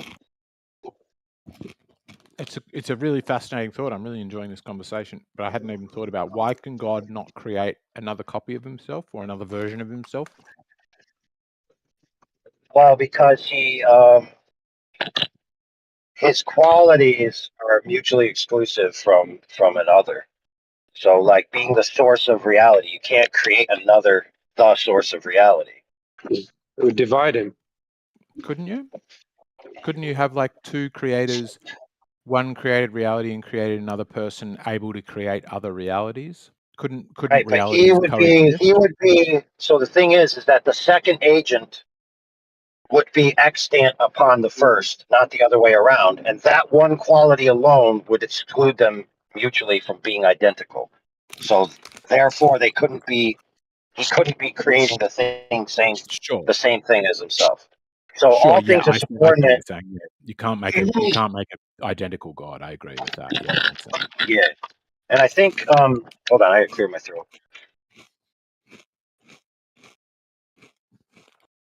Okay, so I think the quality of pure mind, right, is exclusive to God alone, and the nature of that, since we're lesser by whatever order of magnitude or way you want to look at it, I think we Yeah. need a physical interface to make rational sense of existence.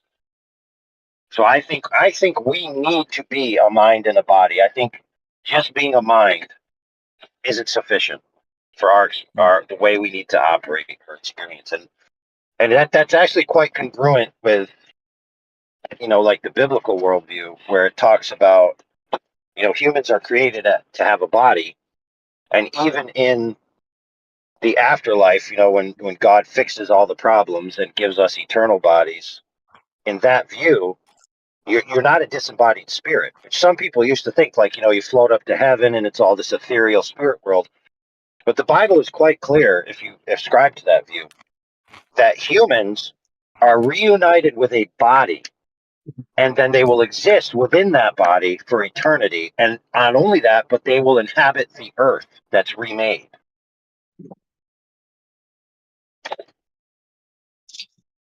So it's never the case where humans just exist in spirit form ad infinitum, in that view. Yeah. Even NDEs and people who've had kind of spiritual experiences of like heaven or whatever always describe a bodily experience. Well, it's describe a localized consciousness, but they always kind of like, well, actually, that's not true. Actually, forget that. Yeah. I don't know.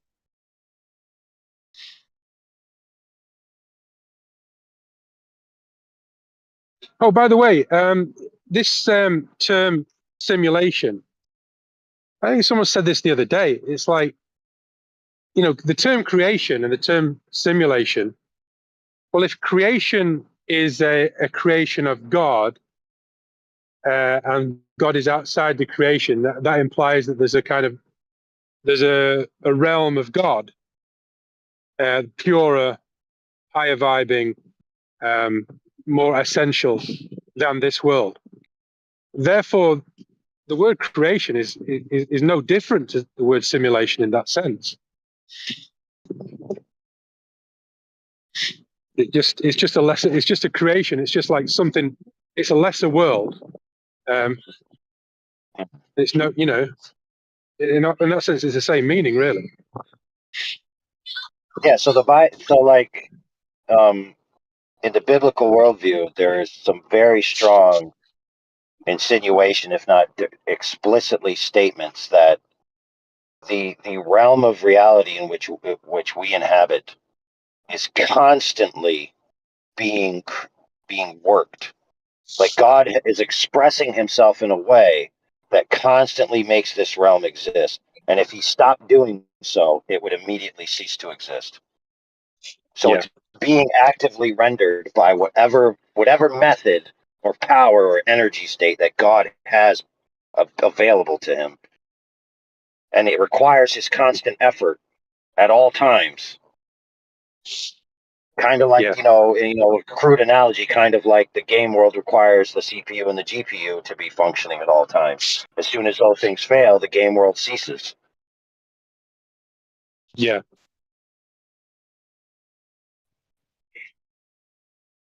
I believe in dimensional reality. I believe there are dimensions.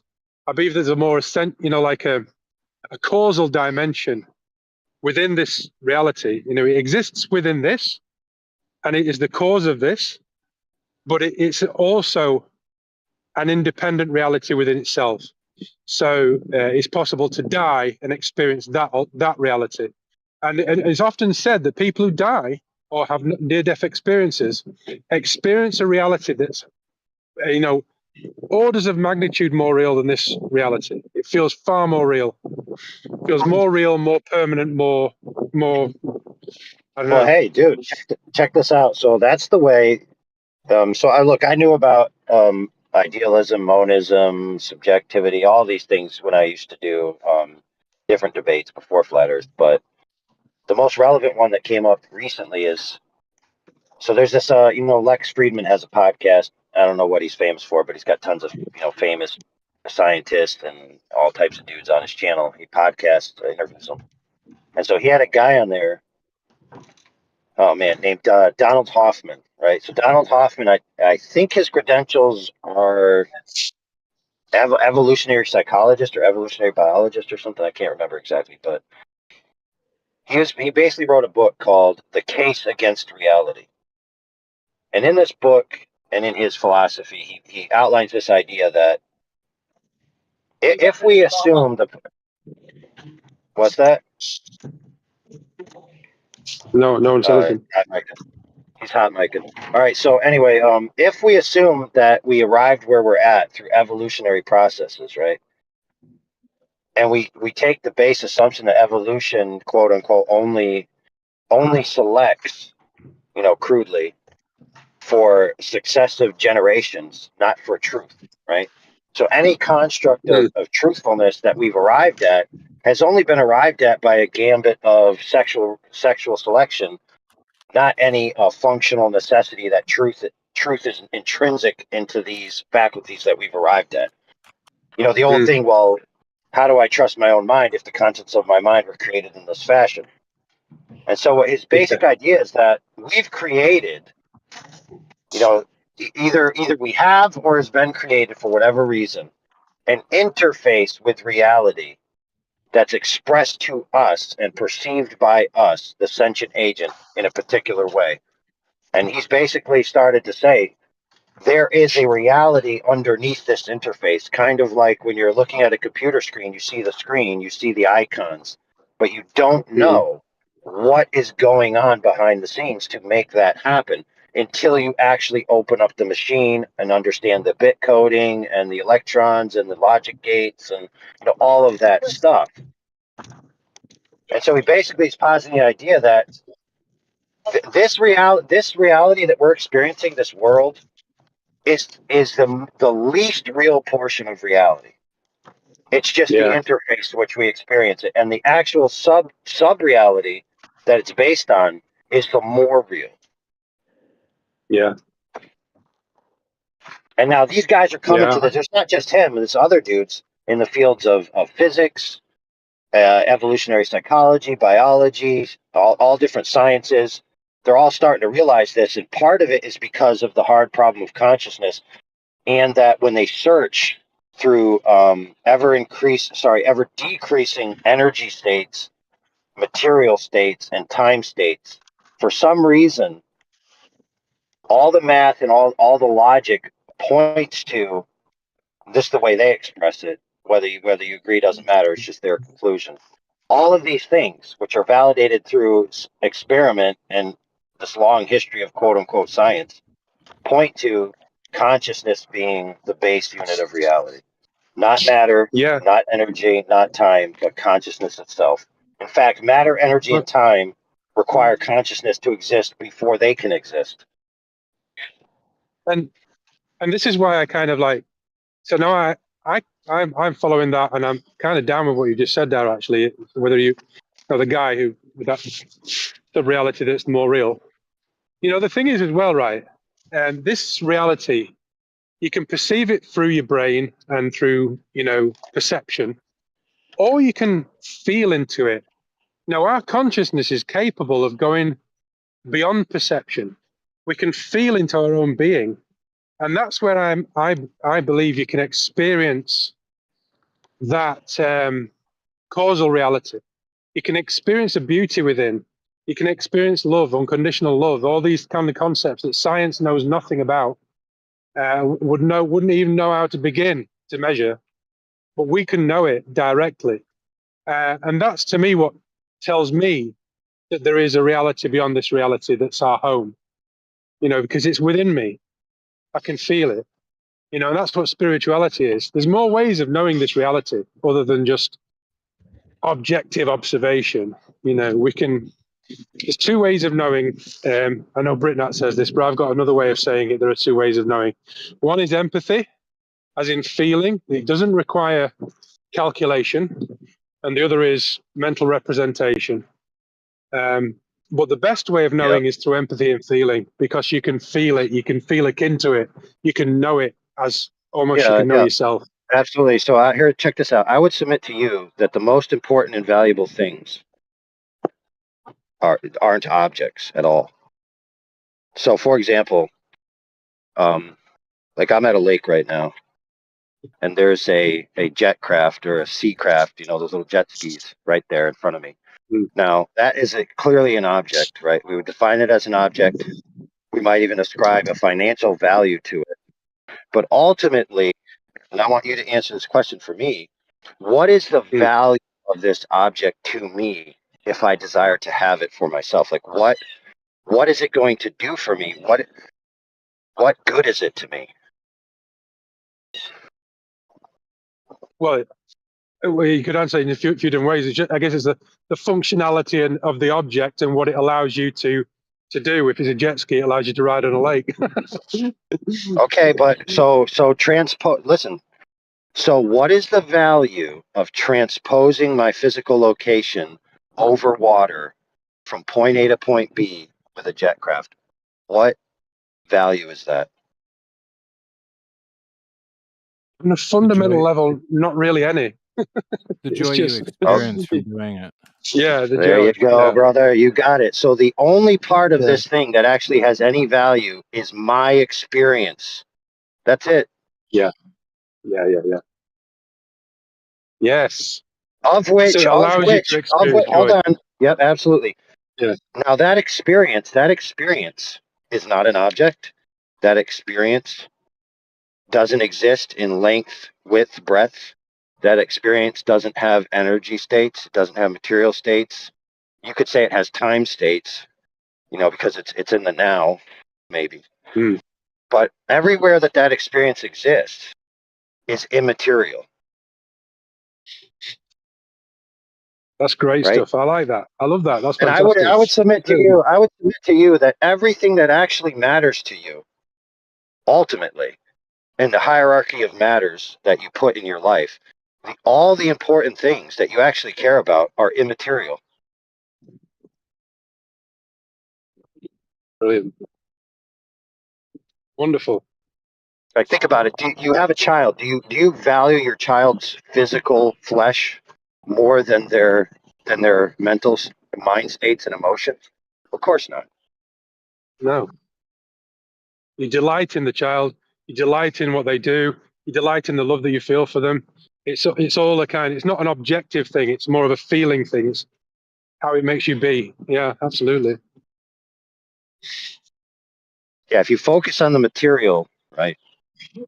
People who focus on the material, we look at them as defective, do we not? We think down on them. It's like, dude, you only, like, everything about you is just about objects and matter and concrete stuff. It's like you don't care about people, you don't care about love, you don't care about honor, you don't care about valor, you don't care about accomplishment, you don't care about any of that. It's like, do we look at people as if there's something wrong with them when they think that way and function that way? It's like, dude, what's wrong with you, bro? Yeah. Think about it. This whole thing. There's like always this uproar. Oh, men treat women like objects.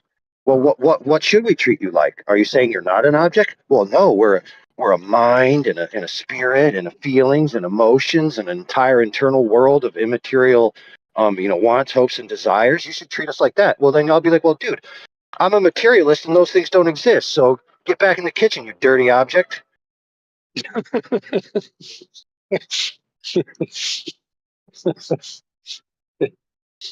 Yeah. Well, we're talking about a non-dual world. We've got the world of duality. That's the objective reality that we see, objects versus other objects and their qualities relative to another object's qualities. Or you've got the non-dual world, which is more fundamental. It's more essential. You can't kind of like measure it in that sense, but you can just be it. You can be in it, you know, Yeah. love and all those things, qualities you expressed. They're kind of non-dual qualities. I also got a quick caveat, dude. This lake is flatter than flat, bro. Holy crap. Freaking nice Absolutely. and peaceful and still. Barely a ripple in the thing. Hard to imagine that we're hurtling around at 1,000 mph, I don't know, 66, whatever it is. Anyway, dude, I'm going to go, but that's been a fantastic talk there, AA. Thanks for all that. Very Really great interesting. stuff. All the best, guys. See you later. So yeah.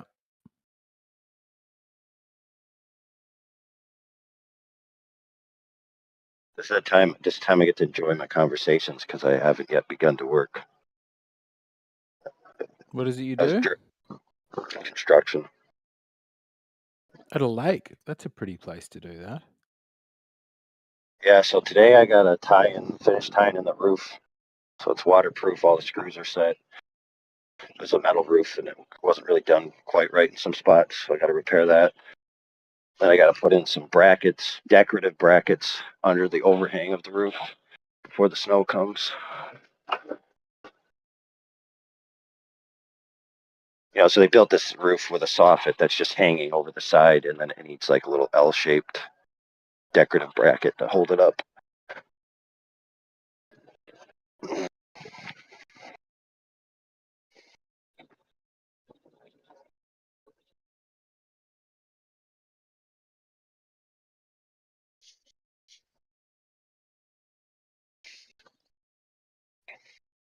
I don't mind being cold a little bit because it helps you work, you know, because then you can get really hot and it's not going to bother you as much. Yes, But now working it's hard in starting to heat get cold. sucks. Yeah, that's the worst, man. It's the thing I hate the most in life, probably, from a physical perspective. I'd much rather go the whole day with like, you know, lower back pain, which I do sometimes, than go through the whole day being hot and being able to unmanage it.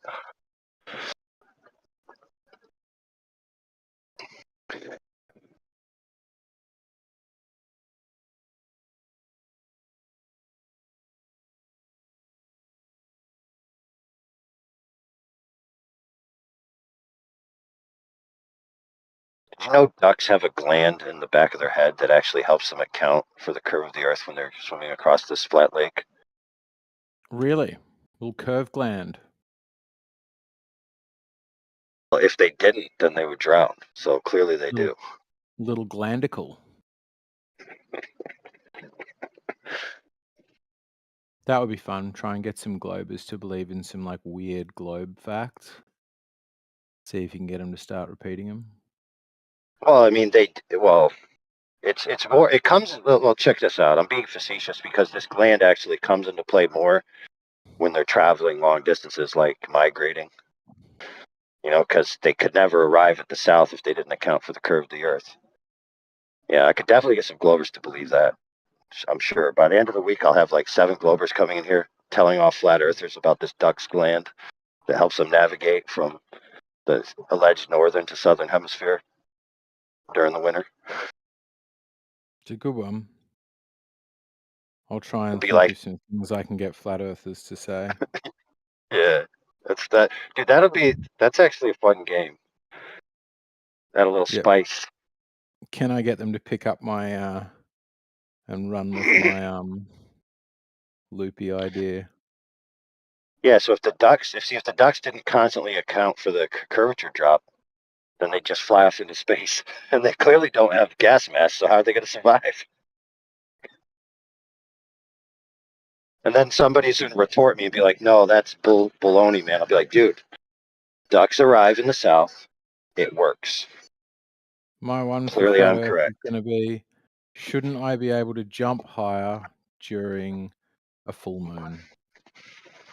When the full moon's right overhead, shouldn't I be able to jump higher? Because that's going to be the highest tide. Oh, that's actually a pretty good one. I like it. Well, you know, and if you conjoin that with that graphic, so, you know, like the one explanation of the tides is that the Earth, obviously the certain tide is affected directly by the alleged gravitation of the moon, and then the other one is affected by the moon yanking the Earth towards itself a little bit, and then the Earth accelerating faster than the water and essentially leaving the water behind on the other side. So if that's the case, then while the Earth is being yoinked in that direction, you'd be having an acceleration under your feet, which would give you a jump boost. Exactly. You should be able to that's when they should be doing all high jump records. Yeah.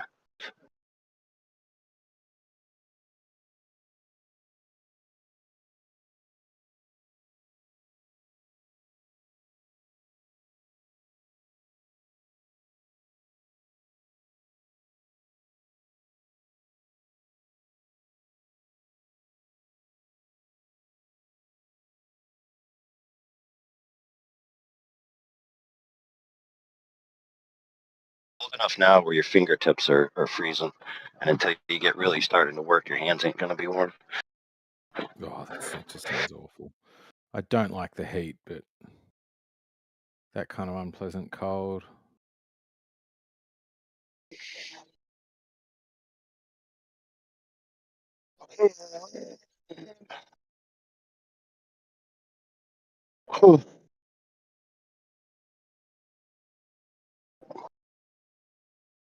I guess I got to start setting up the tools.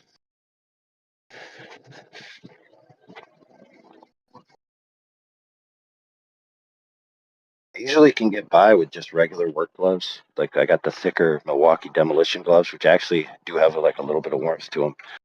So, but this year I finally had to break down and buy the Milwaukee heat thermal gloves. I think it's because I'm getting old. Old man with your fingers that have circulation.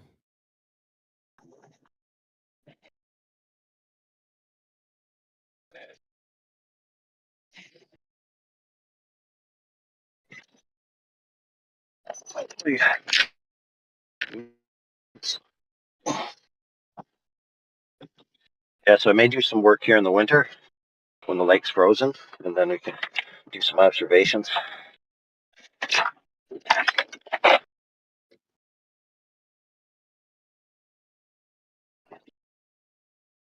Amen, brother. This one's much bigger than my home lake. So my home lake is only about 335-ish meters across, and then it's 500 meters lengthwise. But this one, I have to look up. I don't even know what this one is. It's like a couple miles.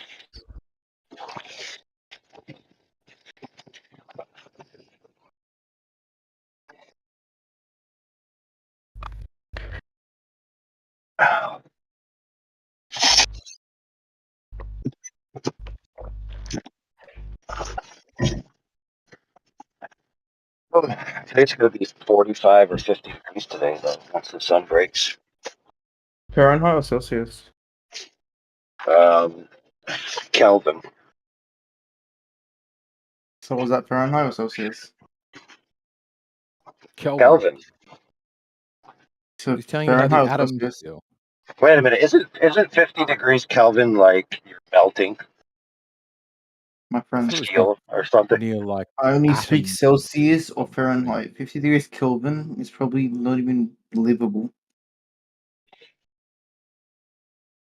Yeah, I think 50 Kelvin is It's like the many temperature orders of magnitude absolute. below zero. It's just shy of absolute zero. I think 30% of absolute zero. Holy crap, dude! It's negative 369 degrees Fahrenheit. Holy crap! No, it's about 30% off from absolute zero.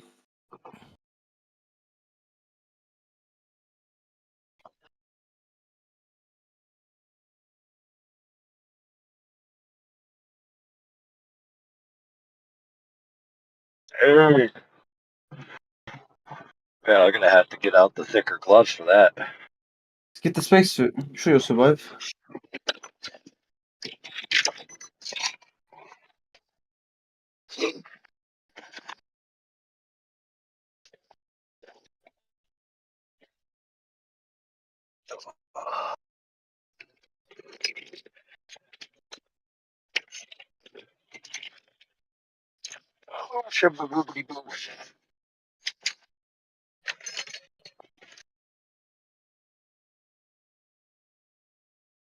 Correct. Do you have any relevance to the server topic today? Do I have any relevance to the server topic? Political Yeah, topic? anything new? Oh, sorry, channel topic. Yeah, good point. Good call. Yes. Good catch. Do I have anything relevant to the flat Earth conspiracy or the globe conspiracy? I see you have like a really nice proof of the flat Earth as your profile picture background. That sun is it's a nice photo. Yes. As you can see, the I have a sun is good. far away. I have a good joke about a conspiracy. Wait, really quickly. What does my banner show when you see the sun far away? Yeah, it shows the sun moving away. Yeah, it's awesome. Yeah, the sun is moving back, not down. Yeah, I mean, in nice. perspective, right? The further back it goes, it looks like it's going down. I mean, you can't blame them.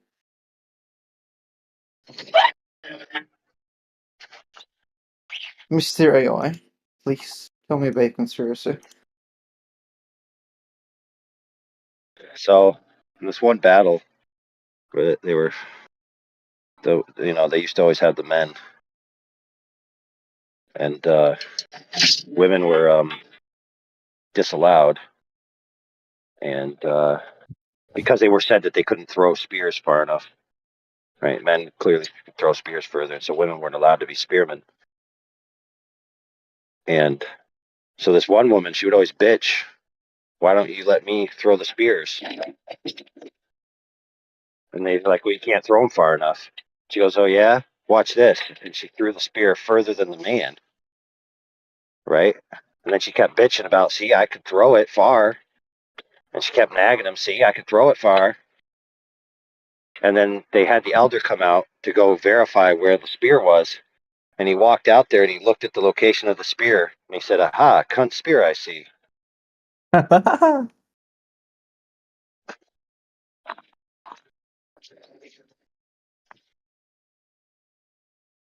So I mean, did they let her throw spears then, or?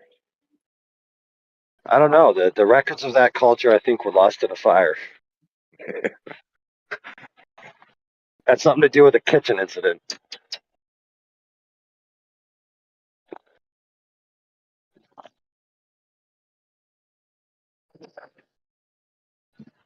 Listen, just as a PSA, no misogynists were harmed in the making of that joke.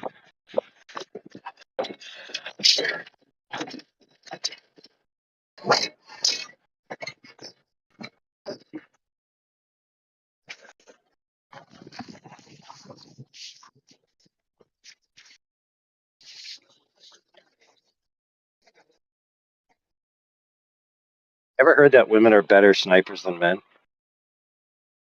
I have actually. It's No actually idea about the because, truthfulness of it. well, it's actually because women don't believe that bullshit about Coriolis and they just shoot.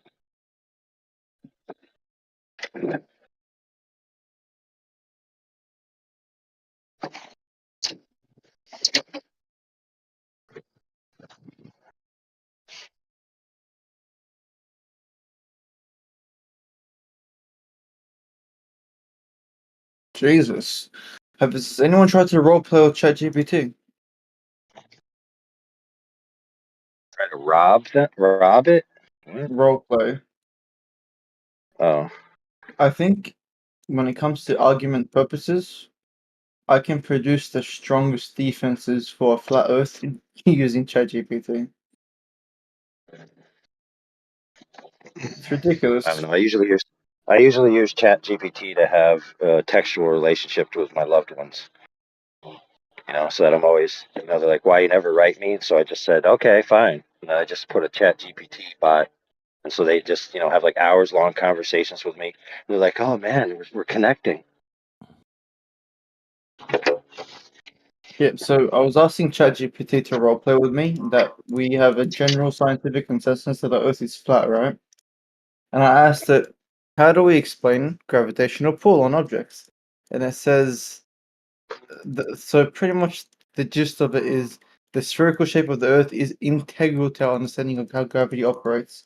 So it is impossible to separate gravity with a sphere. Nope. See how bad that is, dude. So Why that do you would think it's mean that wrong? dude, don't need a sphere. Even if you have mass attracts mass, right? Functions or math, you don't need a sphere for that. How about planetary motion, satellite orbits, a few other phenomena? How do you explain those? Oh, okay. Interpretations of visual phenomenon. So you need a sphere to have interpretations of visual phenomenon? You need gravity to understand the motion of our planets, the orbitation of satellites, other things, Oh, right? sure you do. That's what they claim. Well, the whole model that ChatGPT is producing is if we don't have a substitute for gravity, we cannot explain planetary motion, we can't explain satellite orbit, we can't explain all these phenomenons, right? If Yeah, we say perfect, gravity, perfect. Tell ChatGPT to remove the uniformitarian assumption and then recalculate. Hmm. Okay, if you just divorce the idea that the quote unquote things in the sky, right, operate that way, then you no longer need that explanation. And by the way, you don't need an alternate explanation. hold on.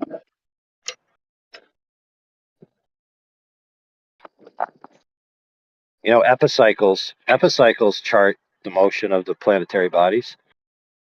And if I'm not mistaken, it assumes a flat Earth, Say that again. and it works quite well. Epicycles. That's How just do they yeah, work? but that's just the what is. The gravity is the how is. Gravity is the how is. How does gravity work? I don't know. That's what it's saying. It's saying this is how it's happening, not why, not that it's happening. So how it's happening is gravity, or why it's happening is gravity? I misunderstood. I don't know. I had it right the first time. Don't ask Can me you to say it one more clarify. time? Okay, you can just observe, right? That's right, and then now you observe what happens. You know what happens. You write it down. But now the gravity is subscribing a like the cause relationship. So we observed gravity and we named it. Is that what you're saying? Yeah, something like that. So So can you name an observation of gravity? Yeah, that'll be the observation. Yeah, the No, same thing. name an observation of gravity. Yeah, the planets uh, moving in a circle. Can you show me planets moving in a circle? Yeah, you got to point to the sky and say that star is a planet, and then say it's moving in a circle. So I have to point to the sky and try find a planet and somehow watch it move in a circle? Yeah, That seems a bit absurd to me. no, it does move in a circle, or a circuit of sorts. But what's moving? If I look up, I can't see a planet, bro. You can just call it a planet, What am I calling a planet? The moon, the sun, a different whatever one you planet? want. Just pick one, and then But I can't. The only thing I can see is the moon or the sun, right? And only at some parts of the day, not all the time. all right, well then pick that. Tell it to say the sun is a physical body in the sky.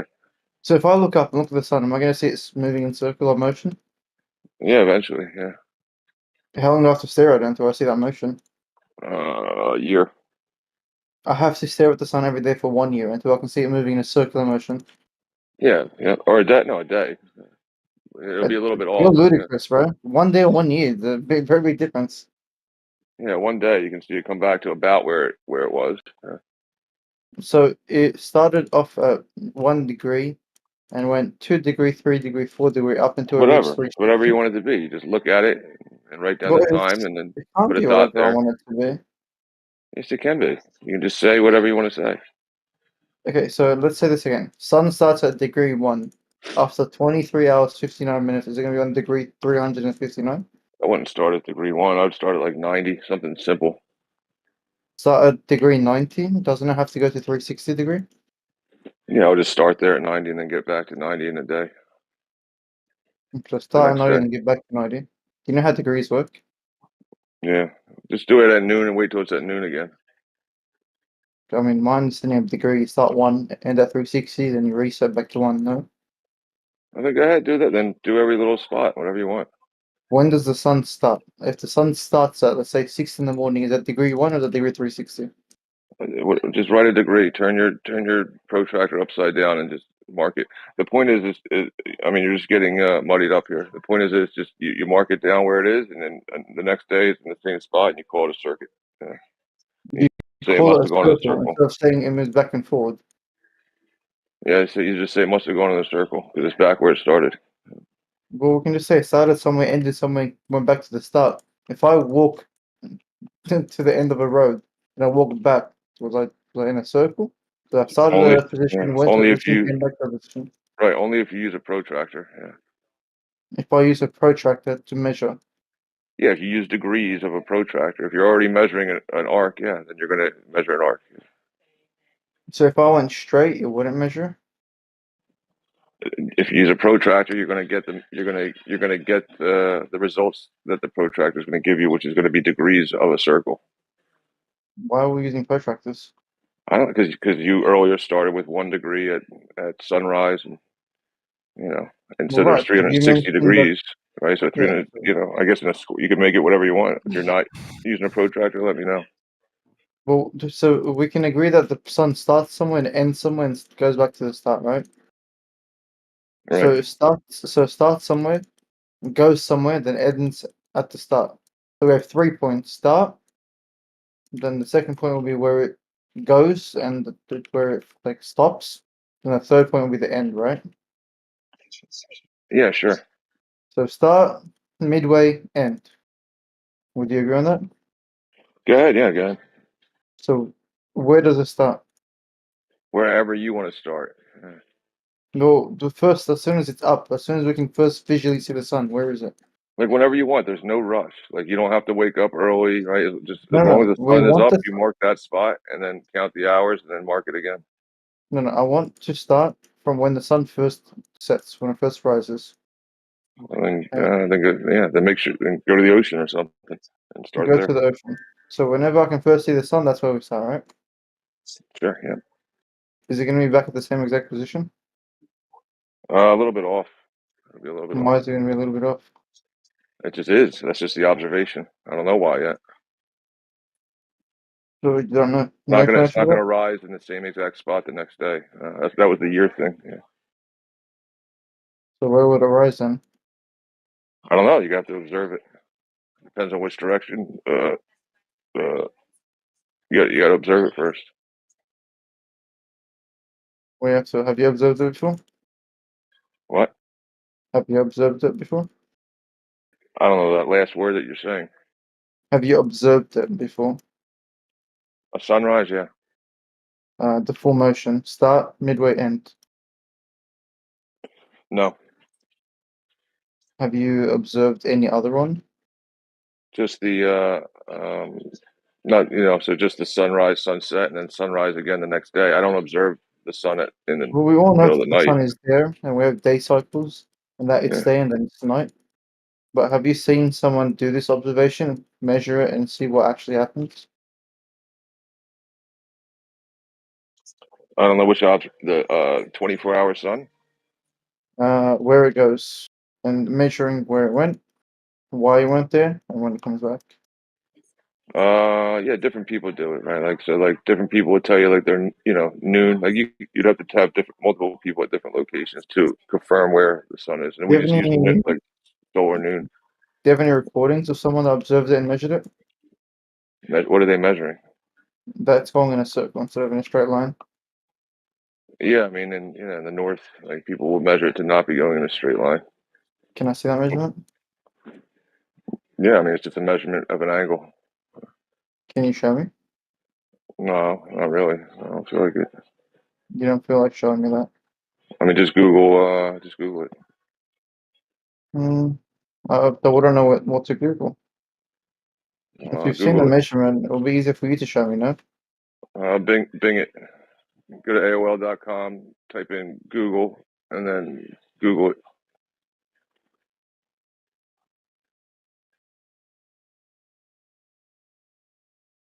Yeah, I mean, it's pretty easy to find. I don't think you're gonna have What? any trouble. Can you find it for me? Because I'm not sure what I'm looking for. Just Google it. Yeah. 24 hours, sun in the north. Can you do it for me and send it to me? No, I'm barely paying attention to your half argument. I'm definitely not Googling it. Fair enough. You let me know when you want to show me. I never want to show you. If you want to check it out, check it out. It's something you seem interested in. Well, I just think that you haven't actually seen this occur. You haven't seen any measurements. You've just heard of it, right? Well, I mean, it's measurement of what? What do you like? You say, oh, measurement of what? That's You going can in a measure an circle. angle. I Yeah, want you to can. see it go in a circle. Show me. Why would I show you? Just go look it up. Because you're telling me that it's going in a circle.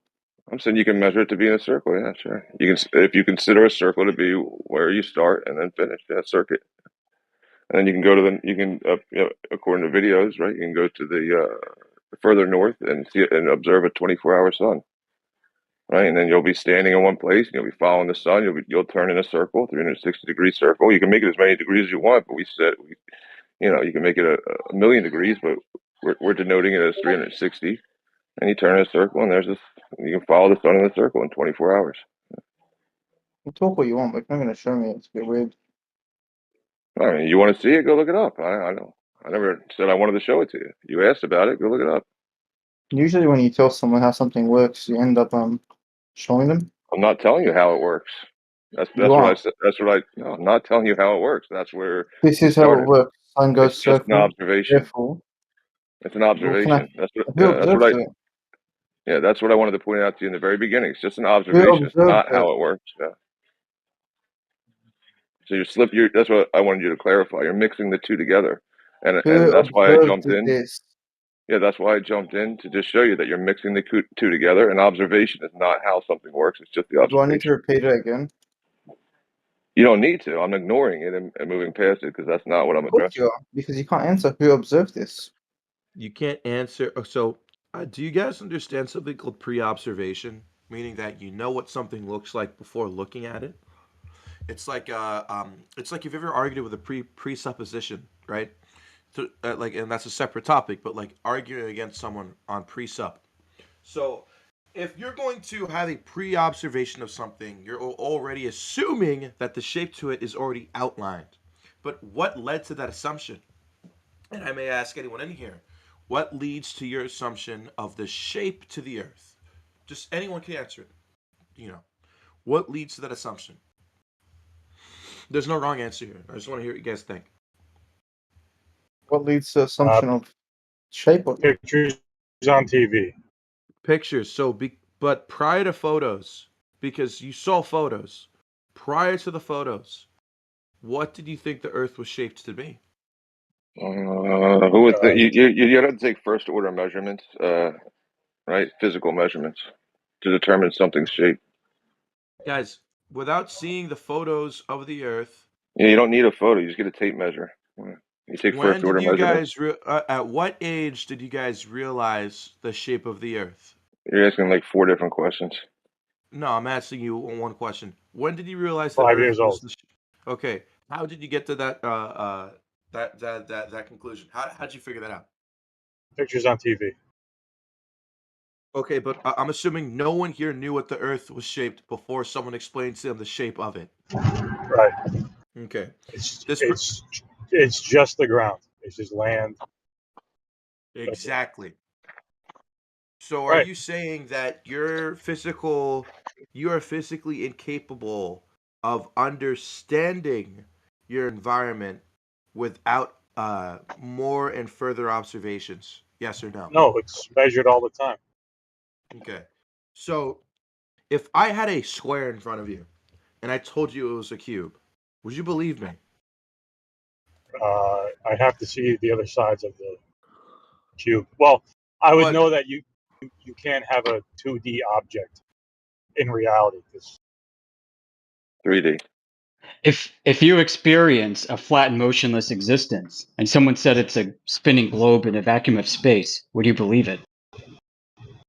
Well, there's nothing to verify the shape of the earth. because we're limited in our ideas of what shapes are because our brains can't simply go past certain dimensions. If I saw a square, how do I know that the square is a cube? How do I know that? Without having to move or adjust the square, without having to Because you change my know, position. because you would know that cubes are 3D and only 3D objects exist in reality. Yes, but this is thinking. This is like you. This is like implying that you know what these dimensions are. You don't know what these dimensions are. You've So never. you're asking, if we don't know anything, how do we know anything? Yes. Well, also Wow. if it has dimension, then it's 3 dimensions, right? So even if you say, well, it's only like I only had a small square, like it was only like made out of spaghetti, strands, like never. It's still a cube. It's at a different, different dimension. Yeah. Just depends on Usually, where I you get. demarcate the end of the one side of the spaghetti stick and the other side of it. It's still a cube in reality. It's still 3 dimensions. Usually, I get muted by someone. I've never managed to make it this far because they call this a troll. But I don't think that the human mind is capable of. Um, I think we're limited on what shapes are because we don't actually know the true shape to something. We're only seeing an aspect of it, and this is known as a dimension, right? Because the only way for us to Somebody know, mute him. like, okay, like, listen, brother. There's a dot, then there's a line, then there's a square, then there's a cube. Those are three. Yeah. Those are 4 dimensions, right? But No, but yes, there is. no, that's How do you 3. know that? How do you know that eight? No, it's this. The 0 dimension is just the dot. Yeah, Yeah, that that's exists. 0 dimension. Yes, yes, yeah. 0 dimensions exist. It's just a dot. It does exist. No, It's in not a math, dimension. right? Yeah, in All right, math, you it guys are exists making as me very 0. upset. You guys are making me very upset. In reality, a dot doesn't exist as 0, right? In math, it's 0. It does. Right? In math, it does. Yes. I wish I was this good at talking to girls as I was talking to you guys about this, but I can't get laid.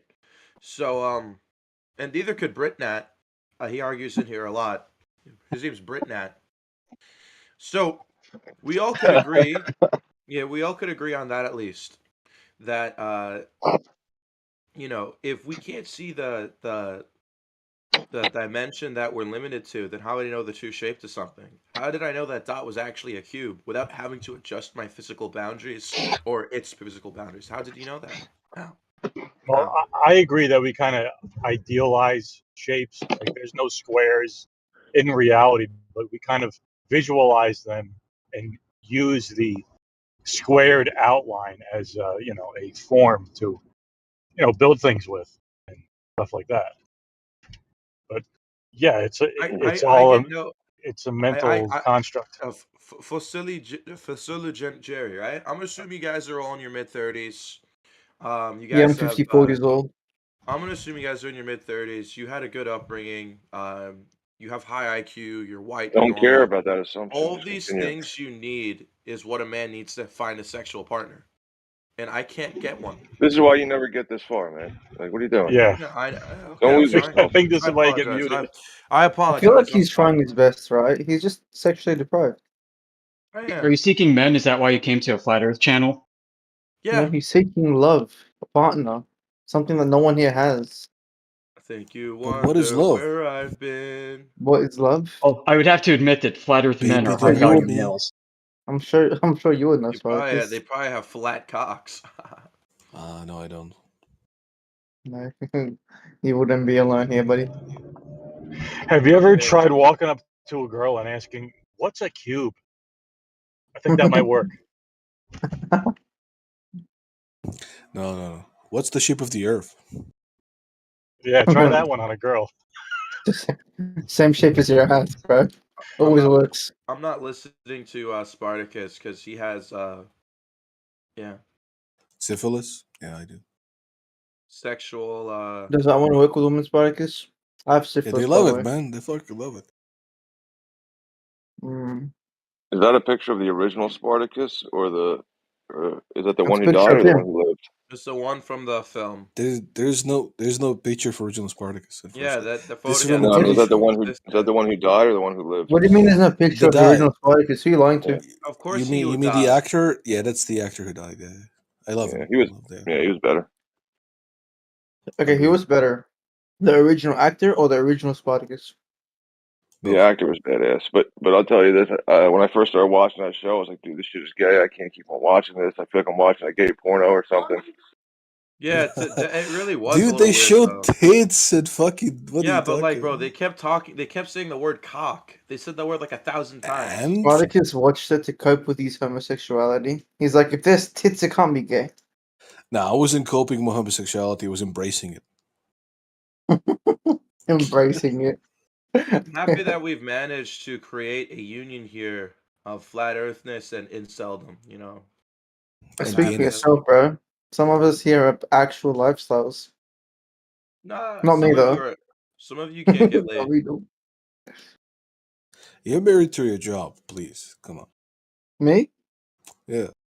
I started studying again, so now it's job and study. What a nerd. I know. Sometimes I reconsider. I have too much money to stress myself out at university. You're studying flat earth? No, I'm doing my master's in property development. It's ludicrous. For a career like that, you don't necessarily need a master's. I don't. There's no doctor in the Wait, property you development said in New South Wales. masters in property development? Yeah, you don't really Yes. need a What the master's in fuck? I that. didn't. Yeah, That's not a thing. You're like Do you want to see my? it's just as elusive as the curvature of the earth. Okay. No, it's quite literally a degree. I'm doing it with the #1 technology development university in Australia. Property masters in property development. What is Mhm. like the master's thesis gonna look like? My thesis. Well, it's not a thesis. It's a dissertation. Oh, I'm Um, sorry. I'm sorry. it would. My one would be something regarding the development of a nation. How to develop a suitable infrastructure for a well thriving community. Right. I think cities are not functional. I think that would be what my thesis Wait, is based off. but I thought property development is more so to do with like entrepreneurship, capitalist investment. Like, so Uh, not like city there's building or like He's like looking at depends. civic. people as property. Well, yeah, There's that's what there's capitalists different do. aspects to it, right? So you have your modeling feasibility, you've got your finance sectors, you have your actual development sector. Yeah, there's a few sectors to it. It's not just um development. yo, shut up. There Like you my go. balls, boy. No, I already did. But yeah, so some of the like subjects you'd be studying in a master's in property development would be like development and finance, property transactions, feasibility and modeling.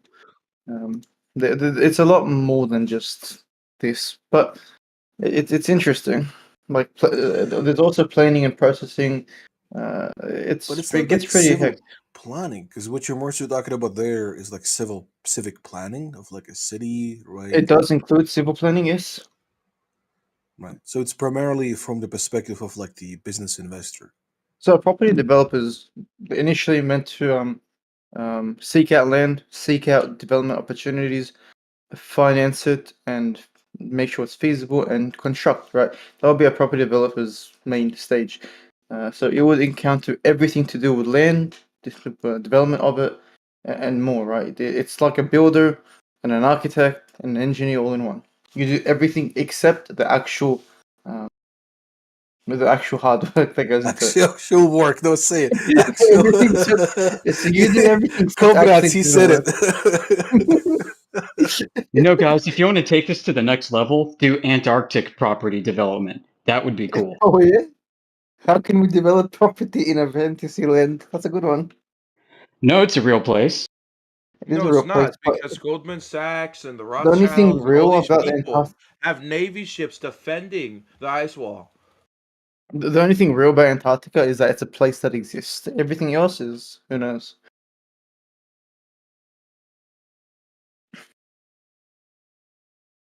It could be a continent, it could be a border, and it could not exist. It could exist. Something that exists. Is there anything we can know about Puerto Rico? Oh, Yeah. Britnat is Or a does Puerto racist. Rico exist? Yeah, I've been there. It exists. Oh, I haven't. I mean, you could just. Why would I believe that you've been there? You could just say Why you've would been there. Why would I, a human on Discord, lie to you, a human on Discord? Use your brain, bro, please. Oh, you could lie to me, but the You know, I yeah, wouldn't lie Puerto to you. Rico is Can an interesting fanciful idea in my mind. Right? There's no reason for me to believe Puerto Rico exists because I simply haven't been there. Yeah, you've been there. You just don't know. I actually drugged you when you were there. You can't believe that anything exists I because wondered you're why a known. I was wondering why my butt felt a bit sore the day after. That's okay. How long have you been a nonce for? Don't say that, Mr. Marcilla. Right. Is that Masula? Yeah. That's Masula? No wonder I sounded freaking. That's crazy. Yeah, somebody muted Khan. It happened. He sounded so similar, but I couldn't put my mouth on it. Gonna put your what? Yeah. No need to repeat.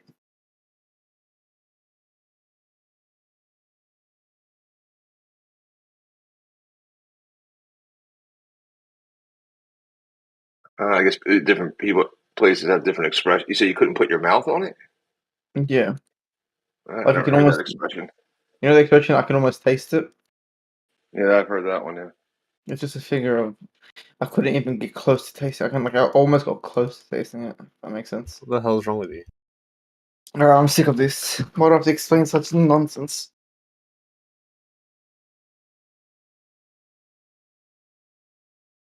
Spartacus, do you believe in the flat earth yet?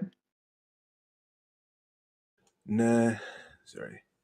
Zoidberg joined the other day, he said he's a flat earther. He observed it with his camera. He's a believer now.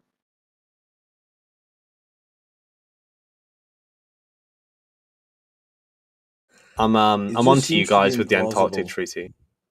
What was that, Britain? I was saying I'm on to these guys with the Antarctic Treaty. Because before I was kind of like, bouncing around the idea with what science is, what physics is, have they actually falsified anything, that kind of thing. But I'm starting to get a sneaking suspicion that I may have been duped on when you guys talk about the Antarctic Treaty. Can I ask you a question, bro? What do you mean by that? Well, I had a debate a long time ago with Apocryphon, and it was a very brief debate. It was TUW was there, and they said that, look, you can't go to Antarctica. And I was thinking, Well, you okay, I can. mean, well, just follow my sorry. thinking. And so we looked at the Antarctic Treaty, and the Antarctic Treaty was kind of pretty clear that you could go, but then we kind of went into like domestic law, right? Domestic law says it's illegal to go without a permit, right? That's true, right? Mm-hmm. But I'm suspicious because if they say that the Antarctic Treaty precludes you from going there, and they were wrong, how wrong are they going to be when I look into this domestic case, right? Because I'm currently doing that right now. Okay, so what are you gonna find out? You just gotta do it, man. Let me mention a few points, right? First point, I haven't really seen any permits get approved. Second point is there any private property in Antarctica? Is anything privately owned? Nothing's privately owned. I mean, yes, there are privately owned instruments, but go on Google and type Rothschild Island, Antarctica. It's privately owned. Yeah, I was looking at tours to Antarctica just now, and I saw that one of the tours have an island which is called Deception Island, and I thought this is horribly named for the situation I'm finding myself in. Yeah, they think they're funny. That's So what is the Rothschild Island? Why is that privately owned in the middle of Antarctica? Well, I mean, they probably had enough money to pay for it. Who knows? Well, if I had enough money, can I go buy an island in Antarctica? You can buy an island anywhere you bloody well like if you had enough money for it. Yeah, you get for like $15, you can have your own star. So I thought it wasn't for sale though. Well, buy a star. Mr. Breathe, I do think that there are restrictions to going to Antarctica as there is with going anywhere abroad. I mean, imagine me trying to get to Puerto Rico without a visa or a passport. Yeah, it's just a broad term. Point, you right? can't go. But restrictions are just that, right? They're not like indefinite, and they're not always to the fullest extent that you could imagine. I can go to Puerto Rico, although there are restrictions on whether. Let me reiterate, right? You can go. You need a permit. You're not going to get issued a permit. I might be wrong here. I've never seen a permit actually issued for someone to Yeah, freely I'm travel. investigating it. I'm The currently. second point is, how can there Yeah. be private property there when it's illegal for someone, a civilian, to own property in Antarctica? For God's sake. Well, I mean, here's the basic the- idea, guys, about Yeah. Antarctica. It's been carved up into different slices, and different countries are responsible for the so-called environmental and safety of that slice. So if somebody goes over there and commits, I don't know, acts of sabotage, environmental or terrorism or whatever, that country is going to be responsible for that. So they're going to have security. Yeah, listen, Well- you can go there, right? There's no you can't go What are you there, gonna and you can go sabotage there at the ice, same bro? time. You have to get the permit, right? And with the you don't Sabotage have a ice. magnet won't work, right? Like No, seriously, a how magnetic dumb is compass that? doesn't really Well, work. if you went there with like a Oh. katana and you started My mic slaughtering must be broken. penguins, right? Okay, but that's Definitely a the same blood thing Let's as. discover that there are rare earth minerals Hold on, over that's there. Okay. that's like the same thing as me saying, what if I went to New York instead of slicing people? It's the same shit, right? Yeah, I mean, agree. I think Antarctica Antarctica is not as unique. yeah, right. It's nothing special. There's nothing there for someone to be like, what if you sabotage? What are you talking about, bro? There's more chance of someone sabotaging New York. I just to be clear, there is an environmental sensitivity about the area, but I do think that there is a point to be made, which is just that I don't think you can go anywhere in the world. Everywhere you go in the world has restrictions, but I think I've been lied to by flat earthers when it comes to if you can go, right? You can go, but you are not getting a permit to go. It's like We'll saying see. I'm everyone looking can into it. enter. I'm looking into it. I'll get back to you on that one. Let me know if I'm wrong, but it's like saying Australia is open to everyone that gets a visa, but no one's getting a visa. Sorry, guys. Well, Yeah, there's people who've gotten the permit to go, right? currently But in when the you early get days of the permit to go, investigating it. you get like according to them, like when you get the permit, you get a map, right? And it'll tell you where everything is, right? According to their map that they've mapped out. Your compass doesn't work. GPS is run by the military who's stationed there, so you can only go where permitted on their map. This is what I've found anyway, with just people who are just going there, not flat earthers, just people. They get a specific map. You can only bring so much. Yeah, you can only bring so much. when you go into Can you name this? Can you name that one person that you know On that Google. went there? Does he have any First, photos? you have to go to Bing.com, Google it, and then. Bro, I'm you'll get sick to of mentioning Google on AOL.com. Google every time you mention something that someone has done. He What is wrong with suggested you? Bing because no one can find anything on Bing. You can't find shit on Bing. This retard has said the same thing 4 times. Someone has done this, but I'm not going to show you who has done this. No, it's not my job to show you anything. It's all right. I'm on If it. you I'm make a on claim, it. it's your job to do it, fat shit. Oh, that's been correct. Are you particularly skinny? Correct. No, I'm actually quite big. Show I've it. got a good amount of mass on me. I'm gonna need some evidence. That I'm big? Quite the claim. No, cuz. Well then, take it back. It's not a claim of Take it back. relevance. No, it's not a claim of relevance. I don't need Alright, to now you take can it have back. it. You can have it. Yeah, You can have it. Okay. yeah, we'll have it. I'm looking into it, Mr. Breathe. I'm gonna find I'm gonna screenshot this quote of yours, young man. Because me? no, not you. I'm gonna screenshot what Mr. Breathe said because People cannot freely explore Antarctica. I'm really doubting now some of the Does things that I've been really led to need? believe.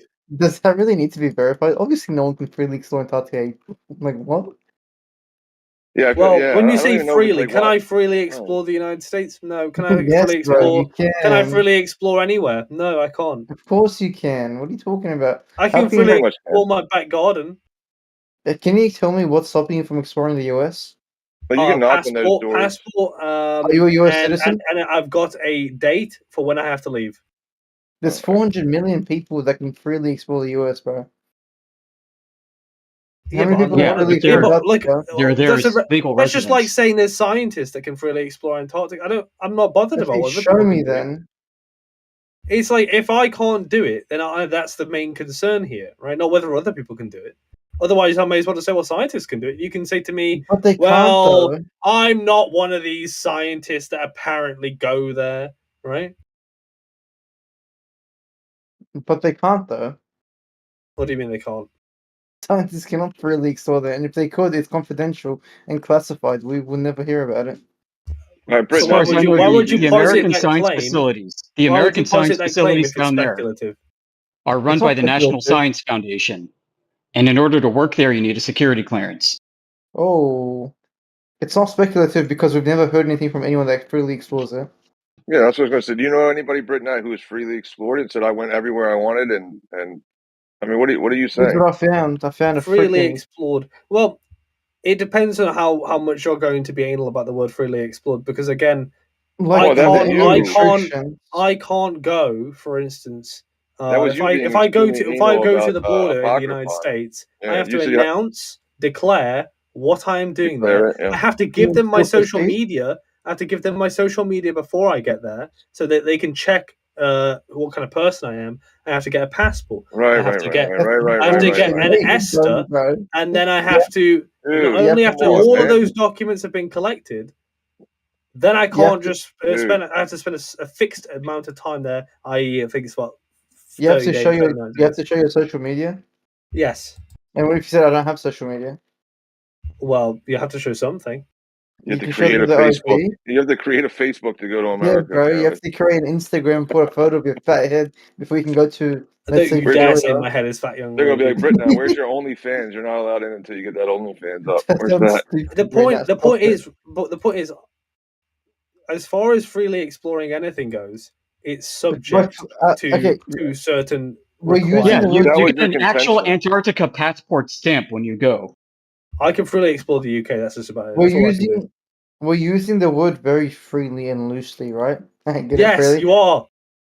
It doesn't That was matter. your The whole point is you can still do it. You cannot do it in the sense of Antarctica. Like even if you're restricted, held by the balls, and you have to do it in a very anal way, Let me ask at you a least you question. can do it, but you can't.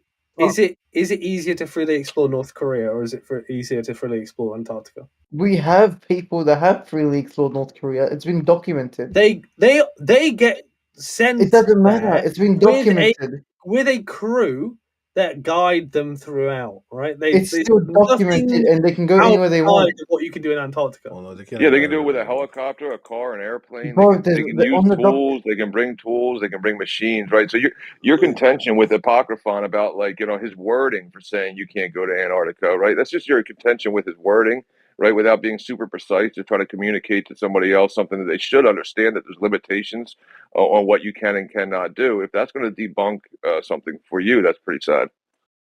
What? Somebody's words, right? You say, well, now I'm not going to believe anything they say because their words were not precise enough to, which would take like what you're doing is, well, I have to do research on these precise words. You understand the meaning that you cannot freely go there, but you can freely go No, to other I places. want to know what I'm researching right now is the absolute extent Bro, and it does not take that long limitations to research. What have you been reading? and how many people done it, where they went, and so on. Right? Yeah, but if they change the word, yeah, if What they are you change the reading? words on their website to say you can, does that mean now that it's debunked? Right? But you still haven't done it, but their Oh no, website because says now you can. I'm currently I've gone over the Antarctic Treaty already. Right now, I'm looking at domestic law. And Would you just like a tour? What domestic law says in the UK? I've How long is that gonna take you? already I've pre-scripted it, so I know I've got to go over the Antarctic Treaty domestic legislation. So, do you want me to help you go through it? I've got an empirical AI evidence, that'll summarize and it then pretty the well. argument, and then all the references at the bottom because I want to make it nice and neat. But it doesn't I really know mean that as North much as you Korea think it has a means. tourism board. Yeah, it doesn't really mean as Where much as can you think go it in means. North Korea? If you step into Wherever North you Korea, want, can you go bro. wherever you bloody well like? No, not whatever you want. These fucking Supervised, yes, you can, man. No, Not you everywhere can't, you want to bro. go. Supervised, yes, you Right, can, I man. challenge you to go to North Korea and just walk You don't off. think they're very restricted I can send you a documentation. Just skip Sorry, skip through it. I can send you a what do they Talking about call the it? A Vice documentary documentary? of The Vice thing? Nah, not the Vice one. The Vice one, shit. There's another one that was done.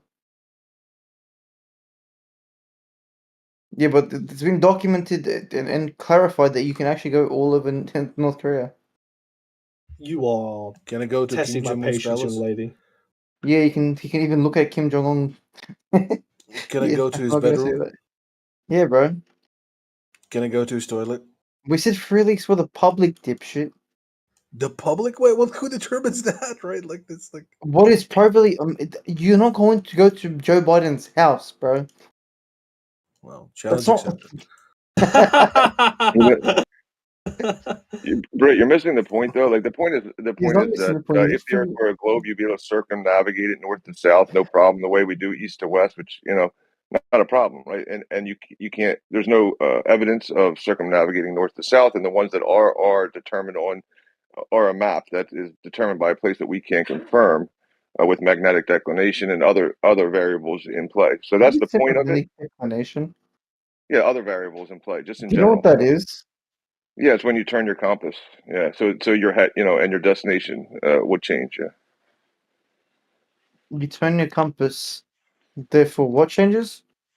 So therefore, your direction that you're turning is changing. But the magnetic declination will say that you're actually staying in a straight line, and the magnetic flux lines are what are varying. But it's actually your path that is varying. But you can't confirm it because you have to rely on the maps that are set out before you that you can't independently explore and confirm. That's the I issue. didn't hear the word magnetic north in your entire explanation. What? I didn't hear the word magnetic north in your entire explanation. You need it? Of course. When you talk about magnetic declination, it refers to the angle between magnetic north, no? I mean, that's the only place we got the compasses pointing. I mean, it was just inferred by a compass. You like to infer a lot of things, don't you? I mean, which way does a compass point for you? My Do I have to compass? say it? Yes, true north. Yeah, like have any of you guys seen the magnetic declination maps in the south? Yeah, I have. Right. So I mean, in some places they're pointed almost 180 degrees, where north looks like you're going south.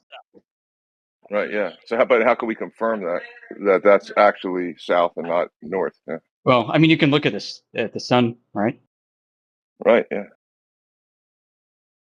Right. So we'd have to be there. That's what I'm saying. We'd have to be there, go there freely, be able to like analyze different situations to confirm that that's actually, changing whether your heading is changing or just the compass itself is changing, and you're actually remaining in a straight line. So that's what I was putting forth to Britain. That.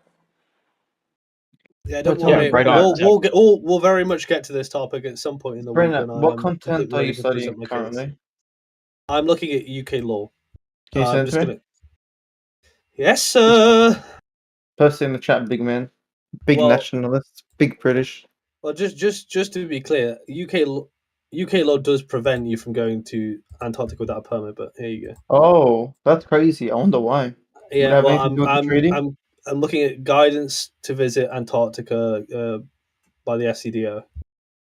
Yeah, Wait, but if so you can visit it, what what are does you it trying to matter? fig- What is that What difference are you in it? trying I to want to figure out know. with this website? I'm trying to figure out what you can do, what you can't do, who's done it, how many times, where they've gone, and what they've done. That's what I'm trying to figure out, and then I'll be able to come to the conclusion about exactly what these limitations are, right? That have been pressed upon me, right? You may also want to look into the Falklands War. Falkland Island Wars. Yeah. UK people know about that, I think. Because I want to and- make sure the next time Antarctica is mentioned. Because the reason why I started talking about this is because of Mick. I watched a Mick Toon video where he read out the Antarctic Treaty because I've just been told about what it says. Right. Granted, I did my postgraduate in international relations. I should be willing to read. I should be willing to read things like treaties in my own time, but I didn't. I just read what Mick Toon read out, and I was thinking, well, I mean, I've been told that the Antarctic Treaty excludes you from going there. Doesn't seem to be the case. So let's dig a bit deeper. Let's see what the domestic law says, and then we'll see what actually happens when people go there and what they can do. Right. So my understanding is the treaty just provides for the promulgation of policy by each of the signatories to the treaty. And it's within their policies that you find all the restrictions, not the overarching treaty itself. Yeah, the Antarctic Treaty doesn't preclude or permit anything. As for what we can do in Antarctica, precludes the military. no, it does actually preclude a few things. The treaty allows activities like research, some like supervised tourism, some exploration. Well, you it can precludes obviously kayak military there, you can observe bases, there, maneuvers. you can and visit so on. you can visit like a research station. There's just the issue with the treaty is it refers to specific regulations and permits. It doesn't actually state, hey, this is what you can do if you're from Nigeria or America or something like that. Yeah, this is why you need to go into domestic law, right? From every So single Britt, I really independent hope this country. line of study takes you to look at the international polar year that preceded the Antarctic Treaty, which is also called the space race.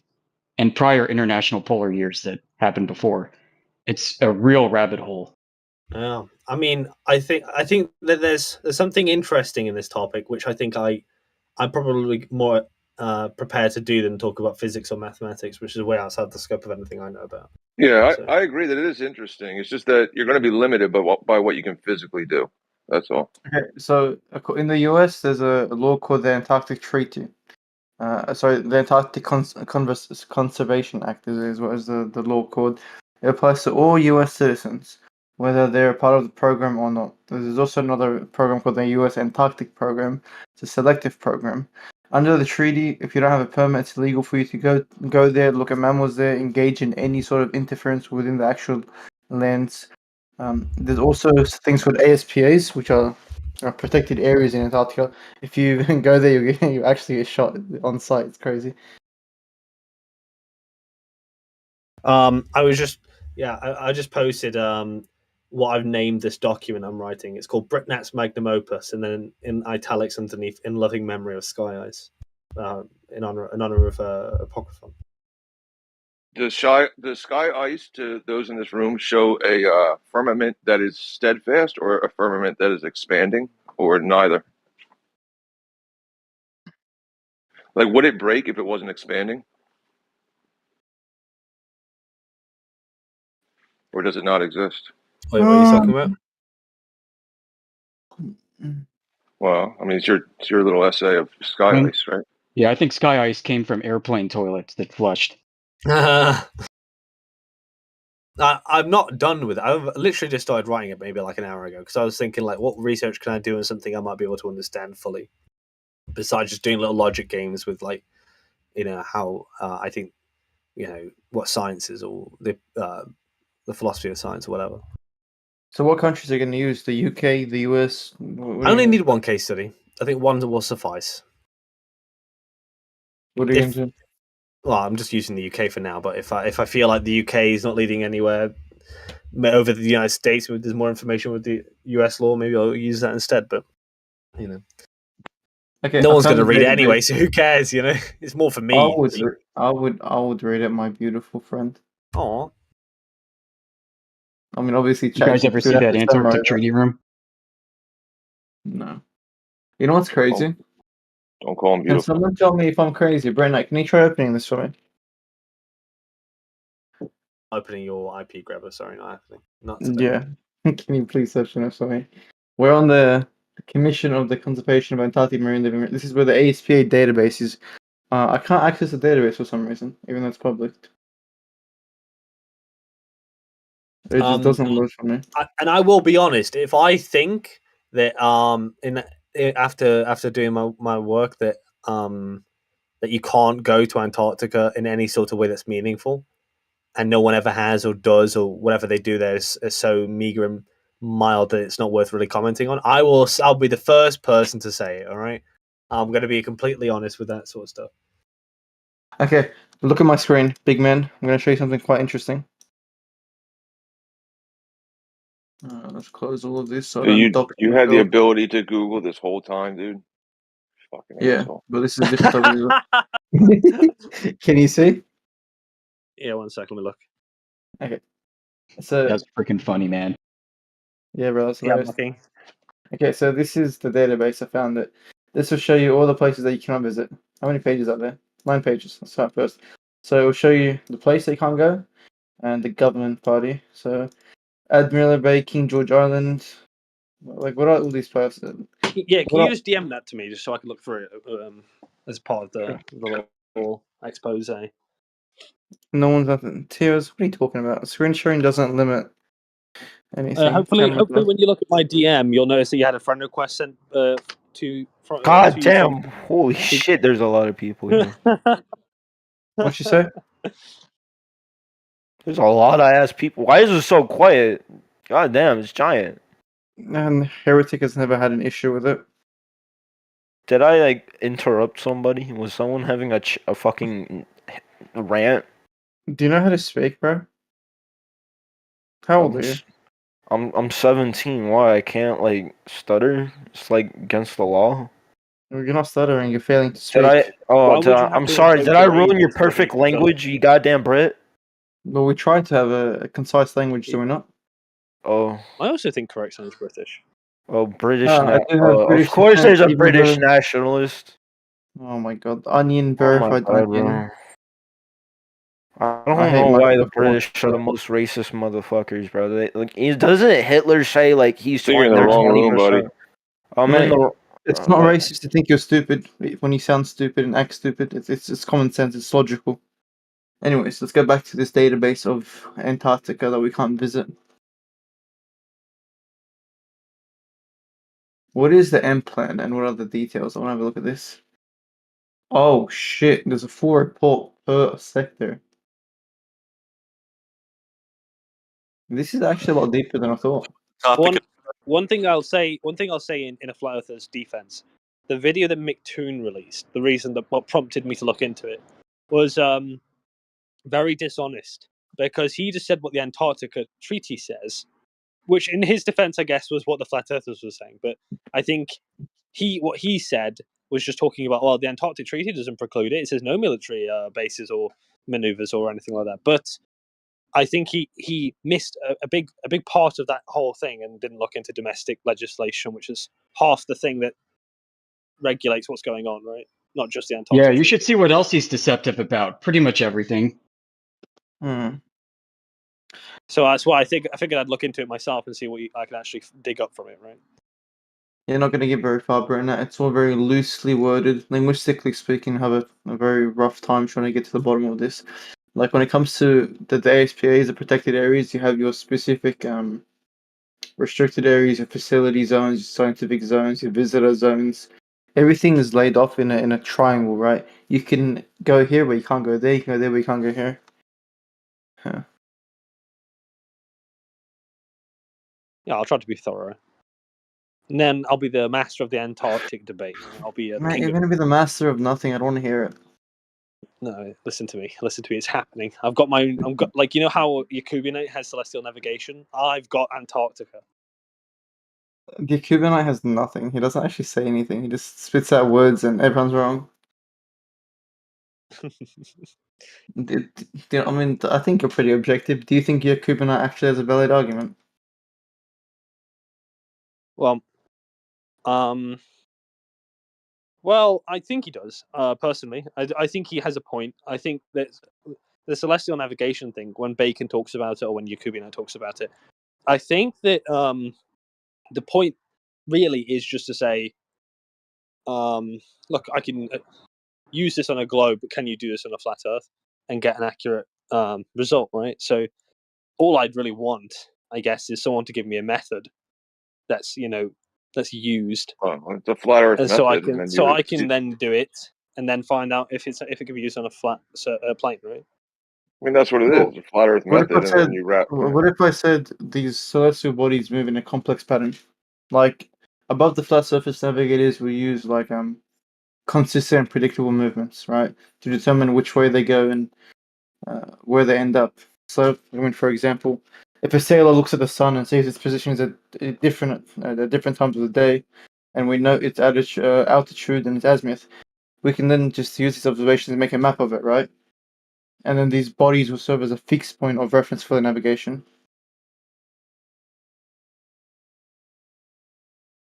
Yeah, I mean, in concept, I don't really mind. I just want to because I think what Yakubinite does, which Bacon does better.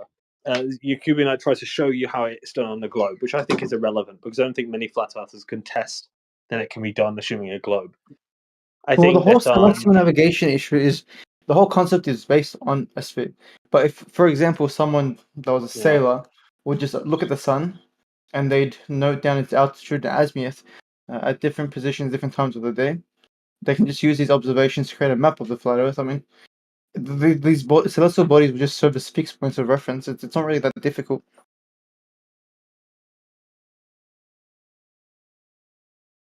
Mr. Brave, are you asking me if I think flat earthers have a good arguments? Brennat's a flat earther in disguise. He's infiltrating the globalists. I think flat earthers have points, if that's what you're asking. But having points and having good arguments are two different things. I think they have good arguments. I think my favorite flat Earth argument would be like, I think the black swan typically is pretty good. I think gas pressure without a container is or weak, but it does a job of confusing people, which is good enough. I don't think the gas pressure thing is particularly a good argument, but the black swan is definitely one of their best. I think. Valid points.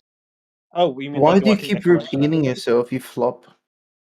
Do I think they have valid points? Well, if You know what's let me think. crazy? What would be This a good this this warrior Dr. Breed of a globe cultist is so adamant, so sophisticated and strong. He can argue with anyone, but only through text chat. okay, valid arguments? Yes. Do I think they're sound? No. There you go. Well, even your celestial navigation, which uses the horizon, right? Like an azimuth and Celestial elevation from navigation, bro. a baseline. All these things they start with a flat Earth. Celestial Where do you see navigation the is a globe? scam. Don't fall for Yeah, it. don't do it. But where do you see the globe coming into play? We Brit. can create a concept in any part. We can say the Earth is a triangle, and we can still use celestial navigation. Doesn't matter. It's not that deep. Yeah, I mean, I just don't see where these, where anybody's uh, using the globe in it. Yeah, I mean, like that's a good point to make. I think it's used often as a flat plane, especially when we consider what happens in the military with artillery. That's typically assuming a flat plane. But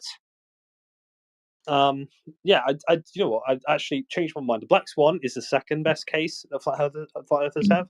The best case is usually what happens in practice, with like artillery and stuff like that. But Globers have a case for what happens in practice too, so I don't think it actually leads anywhere. Yeah, you're still wrong. British nationalist. Science, observable, repeatable, measurable. No matter where you are, it's the same level. Yeah, can you observe the curve for me real quick, buddy? Yeah, I Observe the curve.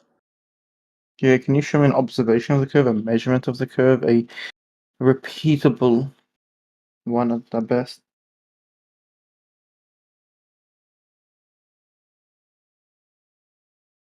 Britt, how come we can't see the curve? Don't say it's because his eyes are limited because I could just lie to you and say that I do observe curve even when I'm on the ground. I just have that good eyesight. So I can detect Damn. acceptable curve to the normal person. I was going to say, don't say it's eyesight dependent because I mean then your cause is at risk. Do you know what a negative Canthal tilt is, Mr. Correct? What was that? Do you know what a negative Canthal tilt is? Sure, what about it? Yeah, if you have a negative Canthal tilt, that means you can see curvature. Say it again. If you have a negative Canthal tilt, that means you can see curvature. Explain. I'll just Google what a negative Canthal tilt is. Are you referring to like a candlestick chart? No, just Google negative Canthal tilt. No, sounds stupid. Explain it to me. Just Google it. You'll get it. Well, I don't know what it is. You will get it as soon as you just. It's very quick. You just Google it and you'll get it. Negative. I'm scared now. Negative candle tilt. Canthal, Canthil. You're disgusting, Fatnik. Or is it Canthol? I don't know which one is. What am I looking at? Why am I looking at fat noses? Oh, that's disgusting, bro. Look at the eyes. That's what you're meant to be looking at. Yeah, why do you do this to me, bro? It's 2 a.m. I'm scared for my teeth, bro. Oh, it's Canthal tilt. Yes, I googled it. It scared me. Now I'm not gonna go to sleep properly because of you. It's just the idea that your eyes are tilted so you can see curvature, you know? Yeah. The only thing that's tilted here is your brain orbit, bro. You know how there's a spheroid? You have a brain orbit, bro. If I sent you a photo of Superman, Britnett, how would you disprove it? If you sent what? Sorry, A photo of Superman. How can you disprove it? disprove that Superman's real. Yeah. Well, it would be a picture of a guy dressed up as Superman. As for who that person is claiming to be or what properties he has, it's an entirely different argument. So if I said, Britnett, prove this guy doesn't exist, I'll give you $1,000. Can you do it?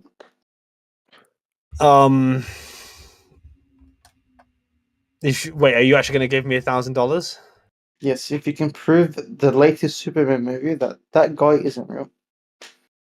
The guy isn't real, or the The character guy, he's portraying the isn't real. character that Superman isn't real. Yeah, I could do that.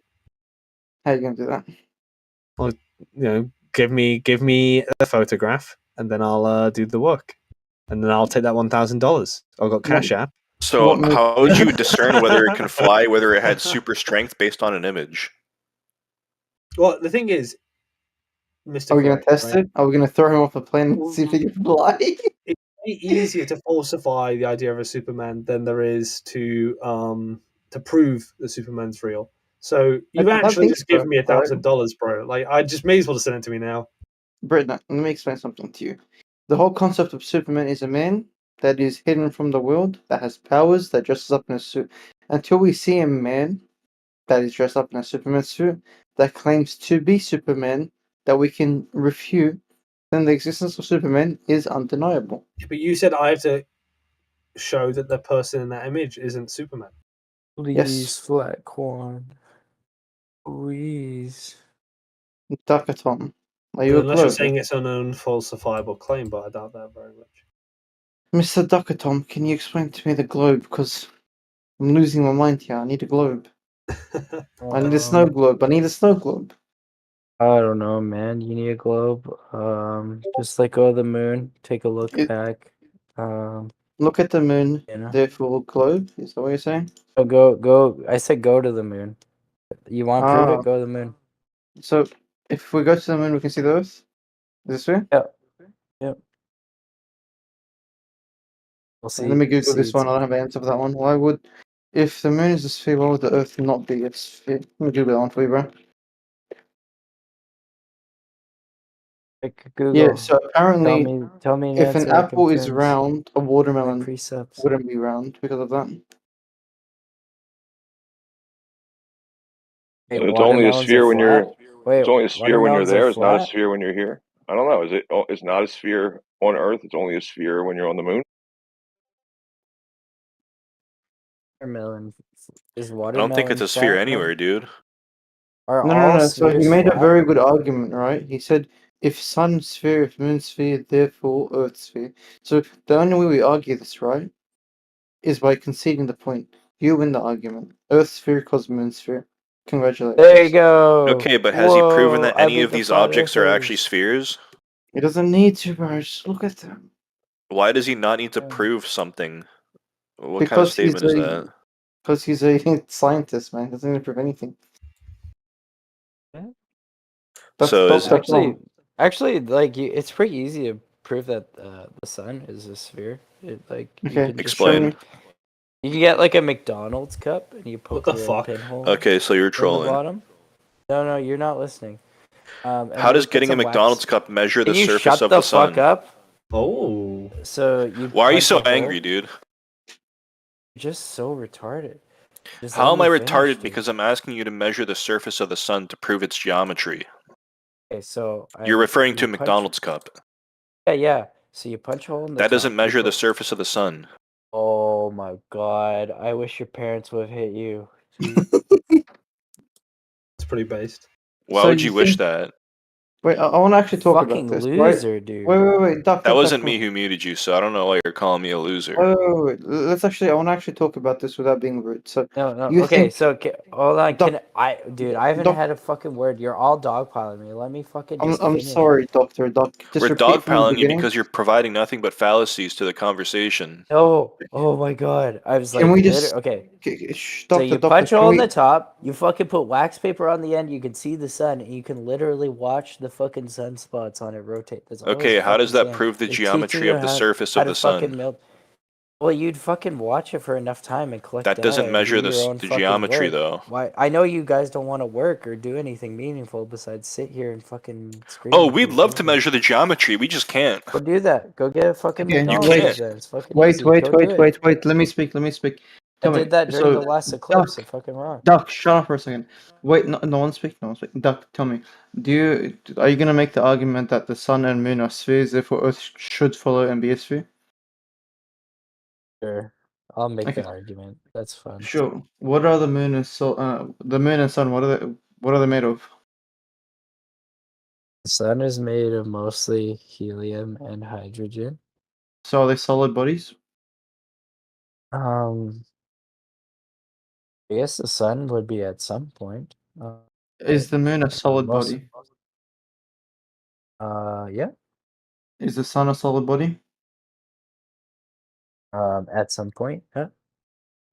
Can you prove that they're solid bodies? Because in my understanding of celestial bodies, the moon and sun are not solid, right? They're the sources of light and energy. It's like a Yeah. celestial So lamp. we've sent probes to the moon to collect materials from it, which have come back to Earth. So yeah, it's got regolith. Okay. Which are only showed on television screens. Okay, anyways. So is the sun not made of gas, hydrogen, helium? Yep. Yep. Okay, so when we look at the sun, the outer layer will be like plasma, right?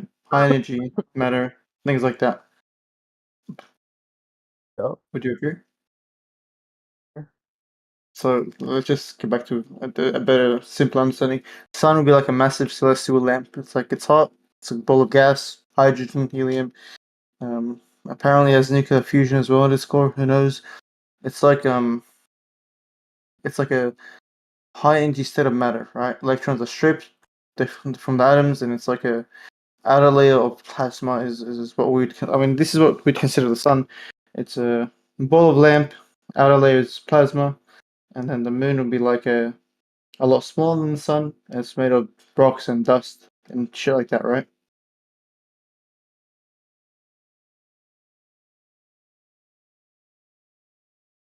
Duck. Yeah. What? So, th- does the moon produce light? No. Where does the moon's light come Actually, it might produce IR. I don't know. Does the moon produce IR? from? Do you want my answer or do you want your own answer? No, I don't. The moon doesn't produce light except for maybe infrared. I don't know. Can you show me that the moon produces infrared? I don't know. I gotta look. I'm not too sure. Okay, from my understanding, the moon doesn't produce any of its own light. It reflects sunlight, right? Yeah. So the sun produces sunlight, moon produces moonlight. Does the Earth produce sunlight or moonlight? Yeah, the moon does produce infrared. Like it Does makes it sense. produce it or does it Sure. reflect it? It also reflects primarily the sun's light, but it Okay, does produce. so the sun is a hot ball of whatever it is with plasma on the outer layer. The moon it's like rocks and dust, and it reflects sunlight. So they both are like lanterns. They both emit light, right? Yeah, the Earth emits light too. Can you show me that? Again, it's just releasing of infrared. So is the Earth producing its own light or reflecting its light? No, it is producing infrared light.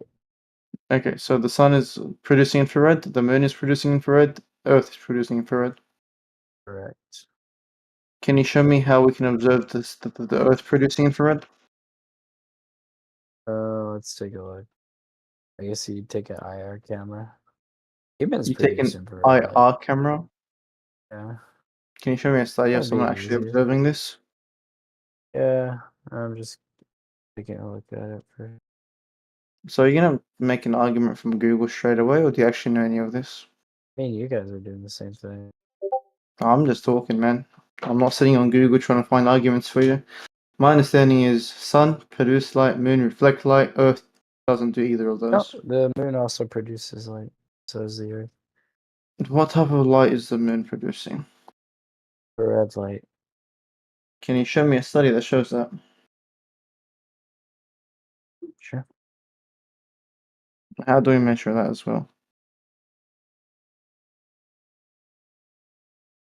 How would I phrase this? We just cite whatever Google you mentioned. IR.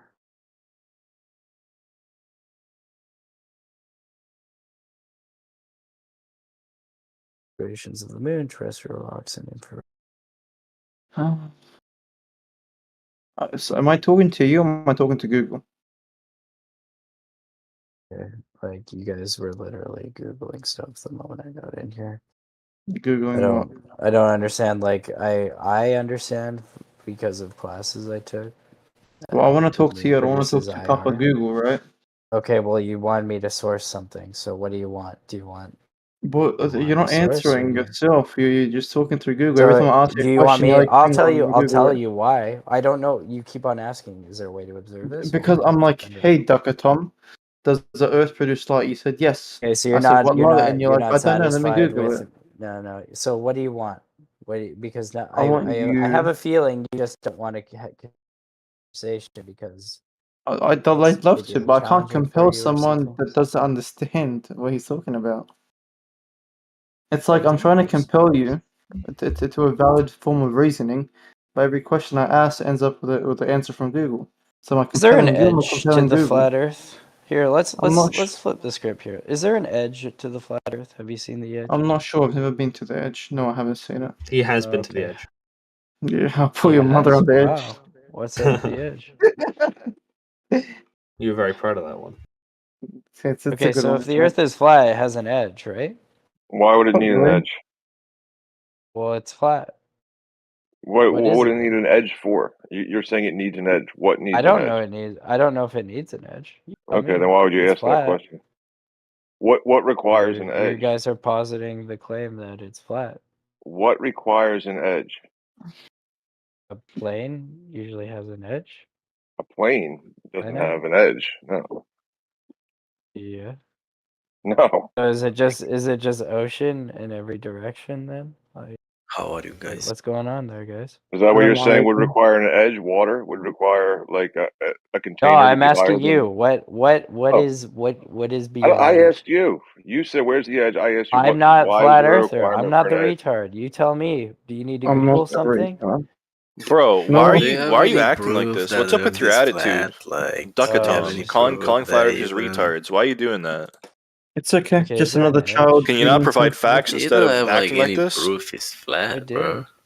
No, You you have just you proof. sat here No, calling flat no. earthers Prove the retards. What's Earth is wrong with you? flat. Prove the Earth. Oh. Prove The it. Earth has Prove always it. been thought of Prove to it. be flat. The new idea Prove it. is that the Earth is a ball. Okay, the burden of proof So is prove on the it. one making the Prove it. positive claim. Prove it. Okay? That's you. You Wait, can so prove it. because something was already set, so you guys don't have to make any This guy arguments? can prove the Because Earth is The flat, Earth bro. measures as flat. just prove Okay? it's flat. It measures as flat? What does He that can't mean? even It You prove measures it. as measured it? flat. It's navigated as flat. What do you mean it's measured as flat? Who measured? Did you measure it? Yes, I actually have. I have about 1.5 kilometer distance of shore separation that I can measure, and I have measured it. Measured it how? Take a laser Like, on a shore, okay. go to the other Yeah. shore, and then see if there's a height differential on the laser to the shore. So how much were you in a I didn't flat get Earth? There anything. should be It's flat. difference. For Yeah, 1 mile? there should be no vertical change in a horizontal. Is that what somebody's claiming there would be change in a Yeah, if horizontal? it's a ball, there would be a change in a No, vertical in a flat Earth, distance it from the should be shore to the flat. laser. Should be flat as far as you could go. You should be able to go to China and do the same thing with a laser. Yeah, if you can get a high-powered laser that can go that far, sure, and not interact with all the atmosphere. Hey, here I'll make your argument for you. There's a gravitational wave monitoring facility in the United States, and has 2 large lasers pointed in on right angles to each other. And if the Earth was round, those wouldn't function properly. Because there'd be a height difference between the 2 points. Right angle forming 90 degrees perpendicular to horizontal vertical. That's what you're saying. That's your proof of a globe horizontal. No, 90 you weren't degrees. listening to me. No, you're saying someone who LIGO was does listening to something me. that does something. So LIGO proves something, but you don't know what it proves. You're just No, citing no. I LIGO. said I proved flat Earth. I don't Oh. know why you're spurred on it, but you must be like old. I'm and asking have you hair what. in your Yeah, I'm ears or asking you something. what are you claiming to measure? You're claiming to measure drop from the horizontal, Not being claiming to curvature of the measure Earth. anything. Okay, good. All right. You bowing out I was, gracefully or not? no, I was asking you guys to like validate claims of flat Earth. Okay, Duckatom, where's the edge of the universe? I don't know. Why not? Like, Well, wait, hold on. You're not standing behind that claim that there's an. Wouldn't there be an edge to the universe? What's going on here? I don't know if that's true. Well, I mean, where so is it? like the Earth. Well, I hold guess, on. I guess Where's like the edge that's of the not so. universe? So the Earth Where's is the edge of flat the in like universe, all sir? directions into infinitum. Like, is that? Well, you guys claim to know, especially because usually you guys are Christians, so you guys should.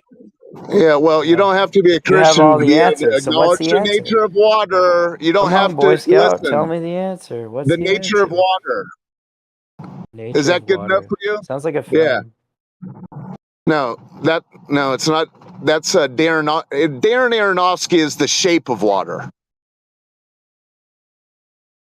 Typically, that's what people used, Duck Adam. That's typically what people use. They'll use like water, two ends of like a water level to form a horizontal plane of reference, and they'll measure things in the vertical to change to see if they're higher or lower than that horizontal But plane water has that's like a established using the meniscus. water level. So when you put water in a glass, it has a curvature downward. Yeah, that's a meniscus. That's surface tension. We're not talking about that. We're talking about bodies of water.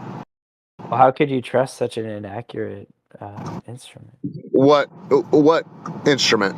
Water has Water? surface tension. It will curve. How could you trust that? Yeah, and it also seek level.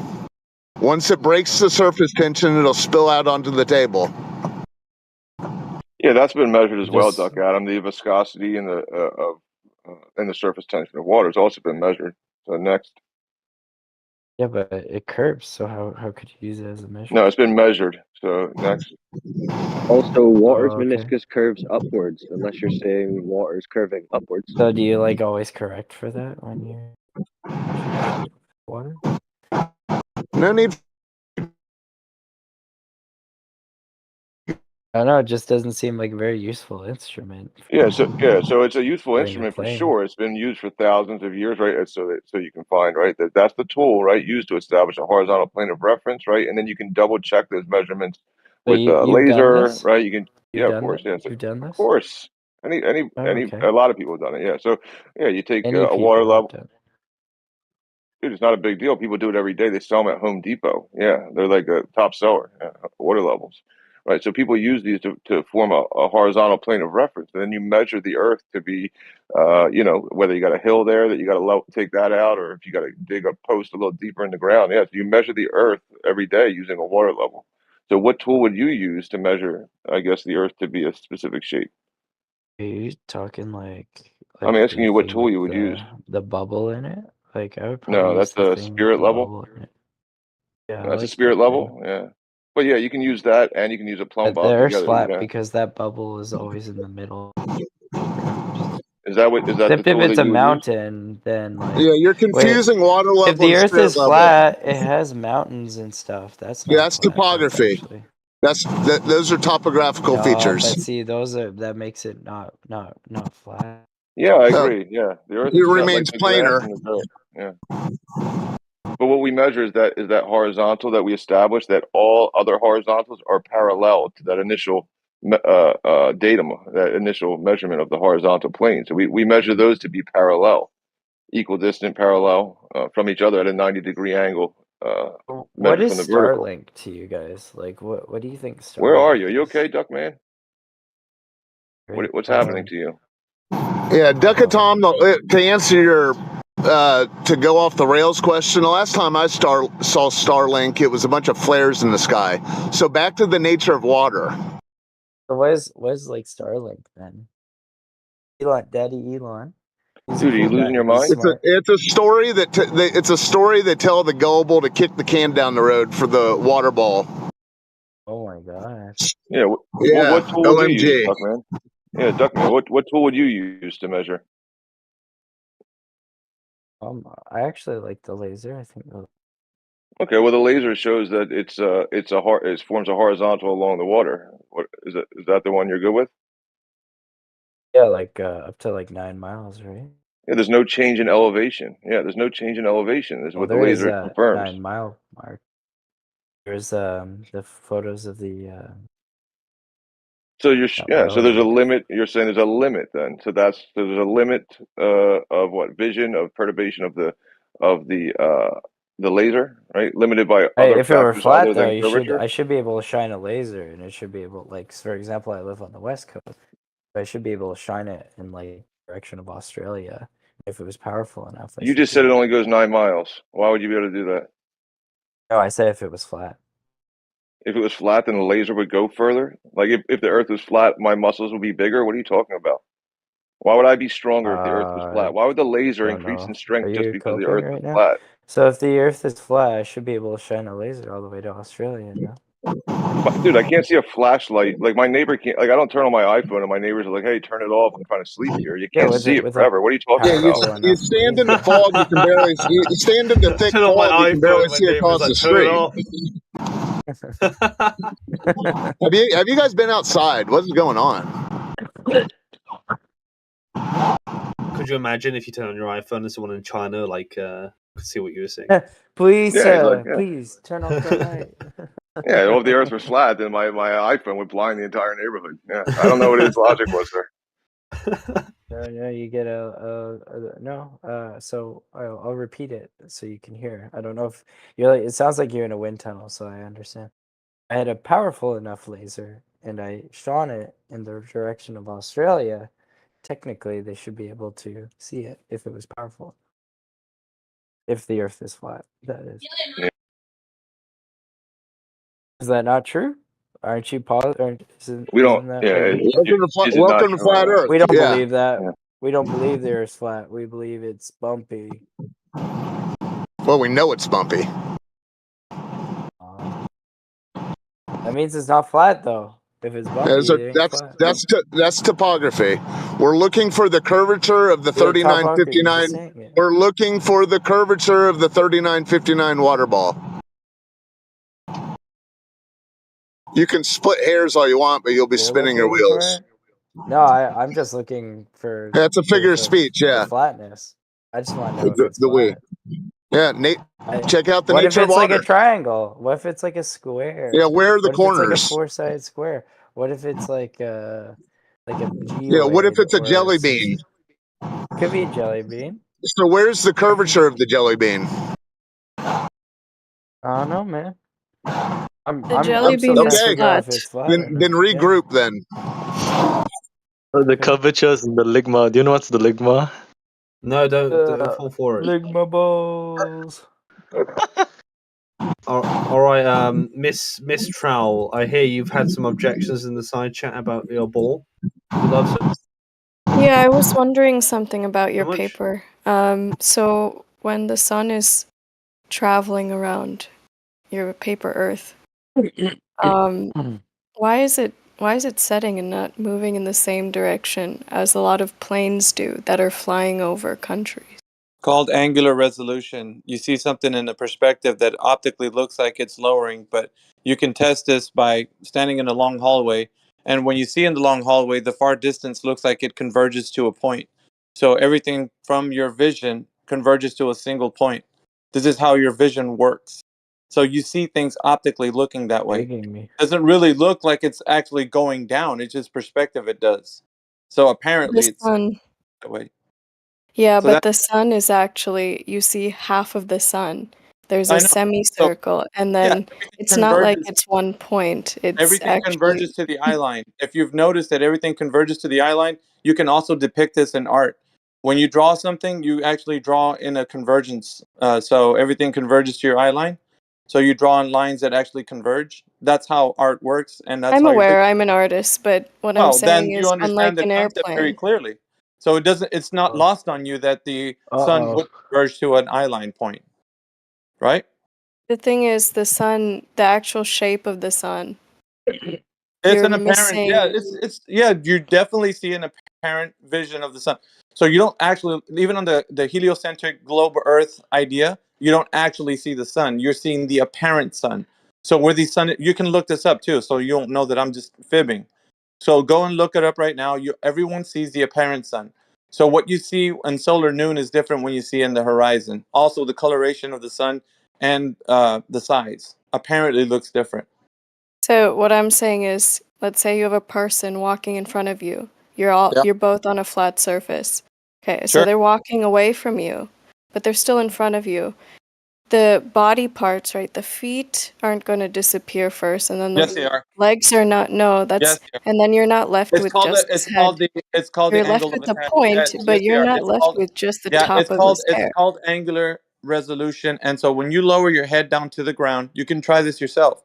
Put your eye line to the ground and see somebody walk away from you. You're going to start to see that the bottom of them is going to start to mesh in with the ground because your vision can only see so far. And if you get to the narrowest of angles, you will start to see less. This is just normal That's optics, how incorrect. it The works. entire body meshes in. It looks like a Yeah, single point, depending. right? It's not the feet are disappearing, and which is Well, actually what's happening with the sun, as no, opposed to an airplane it that is happens. flying Yeah, over straight over the listen. I earth. think you guys are missing the point. It happened. No, it's Everything. not guys. It's just me. Yeah, It's just me. everything. Yeah, I'm talking to the whole room. Yeah, the The people before you people are missing the asking point about too. this, like the gentleman who was asking about the light that shines from China or some shit. Do you guys have this idea that you could see forever on a flat Earth and you cannot because visually in perspective, the way it works is that everything converges to the eye line. You guys seem to be getting lost in the idea that Right. that is the case. That's what happens to everybody when you see something go away from you. What Apparently, causes that? excuse me. Apparently, the thing that you see changes in optical density because of the fact that when you see something converge in the eye line, it meshes in with the horizon. So you can't the eye cannot resolve the thing in the far distance. This is just natural observance. Like you can't negate that because this isn't a flat Earth or globe Earth proof. This is just the way optics work. Your eyeball or any optics, right? They have a resolution limit. Yes, Everything but does. we're talking about something that's also in the sky, not like a car on a road, I not a understand. man walking. So, If so when I it talk doesn't about matter. airplane in the Yeah, sky, it doesn't matter. that's not Airplanes in what's the happening sky. to an Yeah, airplane.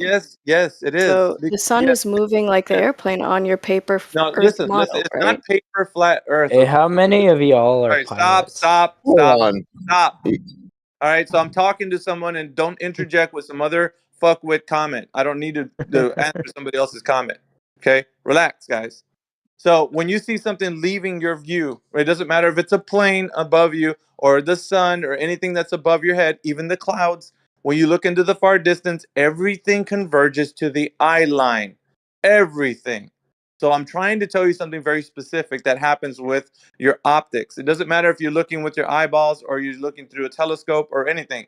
Everything converges to the eye line. This is just optics. You should look it up. Angular resolution. Please, guys, do me a favor. I've taken physics before. I Then know you what shouldn't optics be is. questioning I what you don't be shouldn't be narcissist. You need Stop. to using tap. dumb Hold You on. need Let ideas to me of your tap into reply. paper your earth. art studies right This is now. very rude. Ma'am, Okay, you hold shouldn't on. be you I have a shouldn't be using question. no, I'm sorry, hold on. You shouldn't be using these dumb ideas of calling it a paper earth. That's your Yeah, derogatory. Well, you that called was it a Sorry, ball. sorry. Sorry, guys. I don't need 5 people helping me out. I got this. We don't need to talk about your paper earth and saying that you keep using that like you're putting it down. You don't understand. I would just say ask your question. Just don't be derogatory when you're doing it. And we can answer your Okay, question. don't say ball earth then. Yeah, Also, ball earth is what it's exactly an oblate spheroid. You say oblate spheroid, some people say globe, some people say it looks like a ball. It is definitely the blue marble. So it's called some certain ideas that connotates that it is a ball. Like that's what's wrong with that? It's what they are saying. it's not a ball, but Miggy, anyway, Okay, it's an when oblate you look at spheroid. a Miggy. plane, It's an oblate spheroid. Fine. It's when you oblate. Yeah, when you hold okay, on, so when just you a look at a second. Let me plane, talk to this smart ass for a Yeah, second. I'm still hold on, talking Miggy, though. no, you I no, got stop to no, interrupt. talking. Hold on. Miggy. You Hold on. gotta I I don't want like being Miggy to interrupted when I'm finish. speaking to somebody. You guys, Yeah. relax. Just relax. Let me talk to this person, okay, for a second. Can I It's gonna answer be all what you right. said? Can I reply to what you said, or Yes, go ahead. okay? So So with a plane flying in the sky, you mentioned convergence. When a plane flies away from you, does everything on the bottom of the plane disappear first, and then you're left with seeing the top of the wing? All right, Or so is the I'm plane gonna give getting smaller I'm gonna give it and to you it like this, turns right? in? I get you. I got you. I don't even have to. You don't have to detail it. All right. When you see something as far away as you can from a plane, have you ever seen a plane give out contrails? Yes or no? You know the contrails behind a plane. You know what that is? Yes, I know what it is. Okay, so I don't want to say if you don't or you do. So contrails at a far distance looks like, if you've ever seen this happen, guys, I would speak to the room now. If you've ever seen contrails coming towards you or going away from you on the horizon, it looks like it's going up. Contrails look like they're going up. So you can apparently see the contrails from a plane, and as they approach you, they look like they're going parallel right above you, above your head. And as they're going farther away from you, it looks like it's going down. You can notice that in contrails, and if you haven't seen that, I would say just look at any image. Images show that what I'm saying is true. Visually, it looks like contrails are going up, but they're not actually going up. They're flying at a level flight over the earth. So when they reach a Some point, look like they're going down. What do I you know mean? that. That's what I'm talking about. So either whether it's coming towards you or going away from you, you'll always notice that on the horizon, you'll see some things in your vision look like they're coming up, and when it gets farther away from you, look like it's going down. Now they're not going around a globe. Well, Pilots, diagonal. pilots never fly like that, right? They always have a level flight over a certain distance above the earth. So they use an altimeter to find out what their height is. 35,000 feet is usually around where airliner flies. But if they're gonna fly a level flight, they're not gonna go like at an angle downwards or upwards, or except for when they take off and land.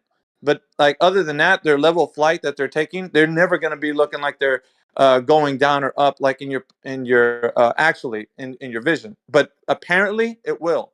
So perspective, that's the way it operates, right? With contrails, you can notice that it doesn't matter how far away, if you can see the plane or not, it doesn't matter, because the contrails that the plane is leaving behind can show you visually from a far distance where the plane what the plane looks like. It looks like it's going up in the far distance, and then as it crosses your above your head, it looks like it's going like a level straight line above you, and as it goes farther away, it looks like it's going down.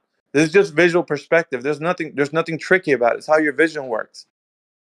So I'm trying to clarify something for you guys. It's a little bit daunting to take on when you're listening to flat Earth. It sounds like something new, and it's not. Basically, Oh, every it's flat not Earth. daunting. I actually Well, believed in the flat Earth, and then now I'm I questioning it. disagree. And I these are disagree. the Somebody, reasons I question it, yeah, because I those disagree. trails last for hours, and it I know takes that. 24 hours for the globe, for the Earth to spin around. I know that. The Listen reason to this. So, contrails so if the plane visually, is in the air for that many hours, it's going to start looking like the trails are going diagonally down. I know that, but it has nothing to do with the globe Earth. It has everything to do with perspective and what you see from your location. So in proximity to you, those contrails look like they're actually angled at a far and at the horizon. And that's just normal. Like your eyes only see in a dome of perspective. So everything you see, even the night sky, right? So if you look at the stars with no light pollution, you're going to see a dome of perspective everywhere around you. So visually, everything seems to be converging to your eye line. That's just a natural way that you see the world around you. There's nothing new about it. So a globe Earth person and a flat Earth person, they're gonna see visually the same things in the sky. There's no like seeing forever or light travels forever because it attenuates through the medium of air, right? There's a lot of things that you don't understand because you're asking the question. If you knew the answer, you wouldn't ask the question. That's the point of what I'm trying to say. So there's nothing different between flat Earth and globe Earth. The only difference is you don't understand how things work. If you did, you wouldn't ask the questions. These questions You are said simple. there's no difference? No, not visually. Visually, there's no difference. Now, the idea Why that the Earth not? is a globe, there's a difference. But visually, everything you see, we see. Everything you understand, should understand. Like if light travels a certain distance, it can only attenuate to a certain length. It can't go forever. Light doesn't travel forever, not through the medium of air, because air is a But fluid. your model, your flat Earth model, there's obviously an end, right? Well, it's finite, right? So, and I would say It's that in the finite. globe, in the globe Earth, it's finite as well, because there is no forever on the globe. There is no forever on the flat Earth. So keep that in mind. They're both finite. Well, on one of the models, right? If you're sailing and you're circumventing a globe, you're going to end up in the same country. On yours, you're going to go infinitely one Navigating direction. hotshot. That's circumnavigation. But yeah, I understand what you're saying. But imagine this, So right? can you reply to what I said? Yeah, imagine this. Imagine if you're standing still and somebody walks around you. They could circumnavigate the area where you are because all they did was just go around your area. That's it. I didn't tell him to go around. I said start in one place and Yeah, travel it's the straight. same. Imagine if you stood still and your friend walks around you in a And they're circle. turning. Well, I that's know that. called a turn. I know that. But They're in not the going case, straight. yeah, in the case of circumnavigation, there's hypotheticals and then there's the really is level. That means that pilots or mariners both head from port to port. They don't circumnavigate like you think in a circle. They don't do that on the Great Circle course, or they don't do that on the flat Earth idea or understanding. Each and every person that circumnavigates the globe or the flat Earth, they go from port to port. Okay, so they land on one port, they go to another port, they go to another port, and so on until they come back around to where they were before. And that works just fine on a flat and stationary Earth that it does on a globe that's moving around. But however, the globe that's moving around has more problems. But the idea of circumnavigating is not lost on the person that thinks that the Earth is not a globe. So it works the same. So like I told you the example of you standing Yeah, but still. you'll go into nothingness, right? Because you No, said it's infinite. no, I didn't say that. No one said it's And infinite. where is the end Finite. of your model? It's finite. So the end is wherever the I don't want to call it dome, but the What is it container. then? It's a container. We're in a contained system. It's a closed contained system and it's dynamic. It's fluid. So the Yeah, but it's closed. the Yeah, but contained it's closed by what though? the container. Can you have a We're picture of in it? an enclosed we're in an enclosed system. There's a lot more Okay. questions that people sorry, but I'm still talking, guys. Relax. So it's a lot more. It's a bit more. It's like a loaded question because it leads to other questions, which I don't mind answering. But you have to understand that when we talk about a closed system, the closed system that we have is the fact that we understand that we have air or gas pressure, which is the gas pressure that you and I are breathing. The air that you and I breathe has pressure on it on the surface at 14 psi. So you and I are breathing this gas Because of pressure. gravity. Hold on, sir. Can you understand I'm trying to answer someone's question, and when you start asking others, it's going to not let me answer that one fully? Is that okay? Because there's a lot of things that lead to another question, and I can't jump off to another question that you have. It's going to derail the one that the person's asking me. Okay? So just relax. We can answer all your questions. There's no problem. But so if we live in a contained system, then that means that the conditional statement that because we have gas pressure, we need a container for it. Because if you don't have a container, you don't have gas pressure. That's how you define gas pressure, by a container. It Okay, needs but to. do you have a picture of this container? No, we don't need a picture. It's a conditional. Why not? It's a conditional statement. Think about it like this: if You you might say not that, need it, if but some you say, people hang want on a it. second. I know we may not need it. You might want it, but it's still not necessary, right? As a conditional statement, Interesting. and as a conditional statement, you can say because we have gas pressure, we can have a container because of that. So if you let's say for this, right? If you do not have a container, can you have gas pressure? Like the opposite. It's not possible. If without a container, you can't have gas pressure. And I'll give you an example. So a Wait, I balloon. have a question before you So do. I don't know if we've explored this one or not. Like, have we gotten? Do you understand? I think no, I think you are a little too smart for me. So I don't know if I'll be able to understand what you're about to say. But All something right. simpler for dumber people like me. Well, you're not dumb. If we, Guys, who knows? Maybe I you're am. not dumb. So Nobody if in here you, is dumb. Okay, just no, no, it's okay. But I'm I dumb. think you're, I think you have a good grasp of certain things, AV. I just want to, All right. let's make this a little more simpler for people like me. That's fine. Let's say from People where like you're Duck Tom. standing, where you're standing, AV. So if you wanted to go to the edge, how many miles would you have to travel to get to the closest portion of the edge? Well, Like there's if I had it on. at the edge of the place where the container actually touches the ground is a finite position. However, Really? locally, But where is it? Like how far yeah, would you have to relax. travel? I'm gonna get to the cowbell if you allow me. I feel like you don't want me to talk. I don't know. No, I Dude, just is that want my okay? Can I question Yeah, finish? answered. I she's know I showing her. can't answer it unless I tell Hold you the on. answer. Hey, Like I Trow, feel you're like I want showing. to tell you, but you're interrupting me. So, all right. Trow, So you're showing your intelligence level by asking a question and then yapping.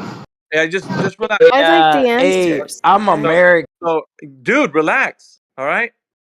Fuck. All right. So when you are heading to any direction, you're gonna know that if you're going to the farther extremities of the Earth, then you're gonna know that the contained system will have a finite point. So there will be a limit to where the contained system, you reach. It's not an edge. It would be a place where you meet the container.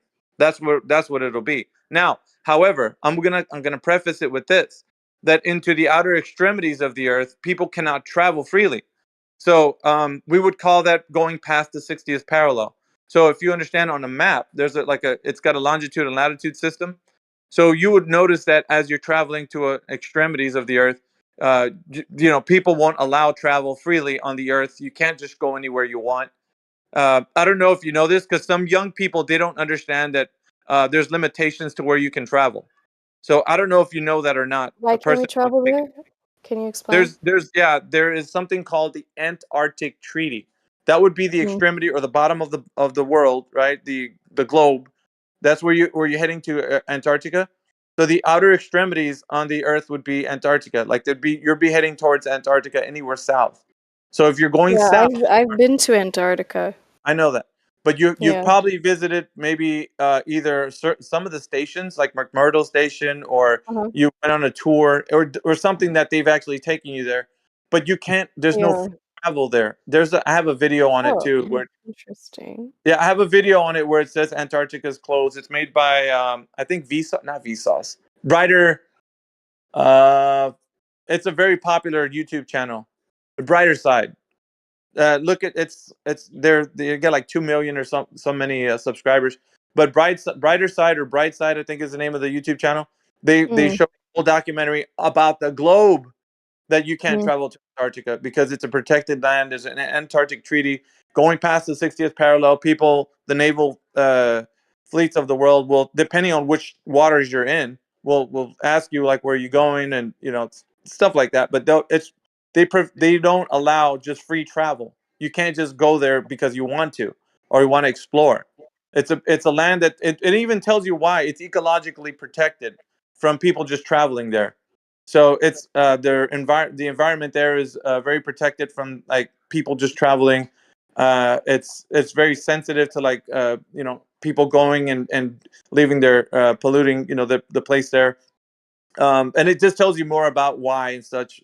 But please look it up, Antarctic Treaty and so forth. So you What can't about the travel. Arctic? Say again. What about the Arctic? That's another place that's actually certain locations. The military has like forbidden people to actually travel due to there's boundaries where you go beyond. And I'm only saying this because you don't know. You have to actually do research into this. So Mhm. what I'm saying to you right now sounds very conspiratorial, and you don't know. You're just like, that's Okay. baloney. But I would just say, just look into it and come back and say, okay, I've looked into it. I know what you're talking about. But it's safe. It's safely guarded by the military because they don't want people to travel just anywhere. I don't know why. Mhm. Like they don't allow, they restrict travel just like they do anything else, and you can't go there. They don't need to give you reasons. They'll tell you just turn back around. You're not allowed to be over here. Just like if you're flying the plane over a no-fly zone and you say, no, I'm gonna explore this region, it'll be all right. They're like, no, go turn it around or you'll be forced down, or we'll take you down. Either way, like they don't allow travel. It's but it'd be up to you to investigate to find out what regions of the earth are able to be freely traveled. That's another thing for you to know if you didn't know. It's a huge subject, actually. So free travel is not possible on the earth. As you know, if you try to even go to another country, you need a passport, you need permits. You're restricted from doing things. So we already know that free travel is not possible on the earth. You need a lot of permits and things to do that. Yeah, I So, understand. I understand. you I've been to 30 countries before, so I understand how it is to travel, there's politics. passports and Yeah, everything. there's But politics. it's Can't just interesting, right? Like around over 50,000 tourists visit Antarctica each year. I think it's rising now. It's almost 80,000, so almost Yeah, double what it the used to tourism be. places So interesting, right? A lot of people tourism, go there. but it's not. It's you're taken there by a tour guide. You're not going to freely travel over there. That what you're saying sounds like, yeah, people go there. 50,000 people just march. It's not like that. Yeah, you You can't go there. march on water, but what I'm saying is No, but you that know what I'm saying. Not marching on water, but you're acting like those guys are just heading to Antarctica and doing what they want, and that's not the case. no, you can't do what you want, Yeah, but but that's you not can it have either. you can have a good estimate of how So why far the bring it up, place Trout? is. Let me finish. Right, you can have a good estimate How far of what place is?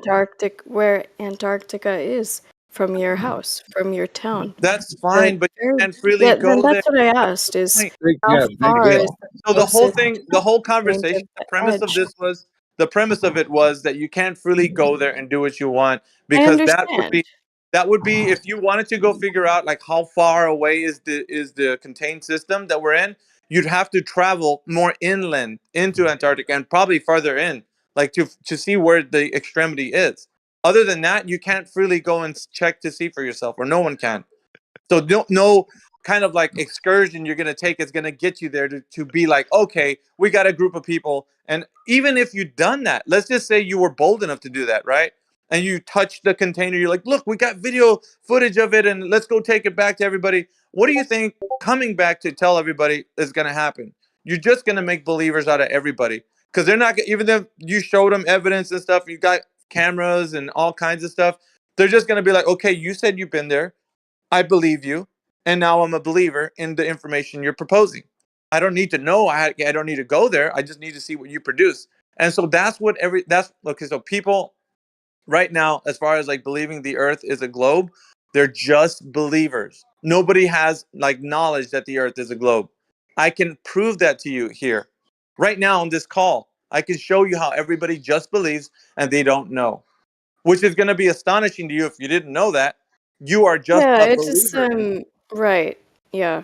You don't Um know. And I asked a simple Absolutely, but I think Alpha, the thing is, right, I think most people, especially with, the advent of AI, most people don't even trust what they see in photos, Yeah, right? They don't trust what they see. And the thing is, I'm sure there are believers out there because they've probably taken photos using equipment themselves, right? So you probably are going to have a hard time persuading them that the earth is flat when they've seen images that tell them otherwise. Now, not gonna say if those images are real or not, right? But I don't think you trust satellite footage or anything. Is that correct? Do you no, even believe that's satellites incorrect. exist? Yeah, that's incorrect. Wow. Yes, I do. Okay. So imagine Satellites. how men who design All satellites right, so feel I was about just that. going to tell you about satellites. All right, sure. Yeah, satellites are not the thing that you think that they are. They're not floating around in Okay. some vacuum, cosmic vacuum. So satellites are, however, there's the technology that's being utilized by anyone who wants to put technology up in the sky, in the upper parts of our sky. So like what the satellites are doing and what technology they're using has nothing to do with them being in a cosmic vacuum, which is probably what you think satellites are doing. They're orbiting the Earth in LEO. It's an acronym for low Earth orbit.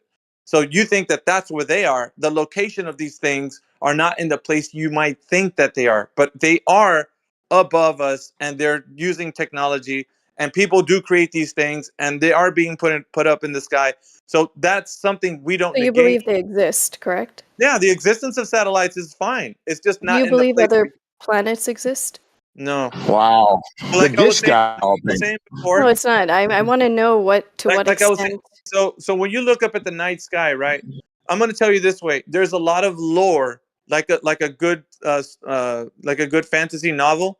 There's a lot of lore to the Earth being a globe, and this what you just said is a part of the lore. So when you say other planets, right? You think that Earth is a planet, and then there's other planets up in the sky. However, if I was to tell you what do you see through a telescope when you look at a planet, what do you think information you could give me just by making your observation? What do you think you could tell me? Do you see a planet? Do I see a planet if I'm Hmm. looking through a Through a telescope? telescope? Yes. I mean, if I see one, yeah. Okay, so what describes a planet? You pick which one? Jupiter? Pick Jupiter. What describes Jupiter? Let's see. Jupiter. No, not let's see. I'm asking, what would you when you look through your telescope? What could you tell me about Jupiter? I wish I had a telescope. I know. Well, just use your mind's eye for now. Okay. Okay. What could you tell Can me I about? use the the eye of like other people who've actually? What I'm saying though is, what could you tell me about looking at Jupiter that I can't do myself? Like if I was to look at Jupiter just like you did with the same telescope, and you were to say, well, it looks round, I would say, okay, from my perspective, it looks round too. What the different colors on it? Yep, looks that way to me. Whatever you can say about Jupiter from your observation, I can say as well. What more information can we gather other than that? Other than that, it exists and Well, is it the exists. shape of it. Good for you. Now, what else can we get?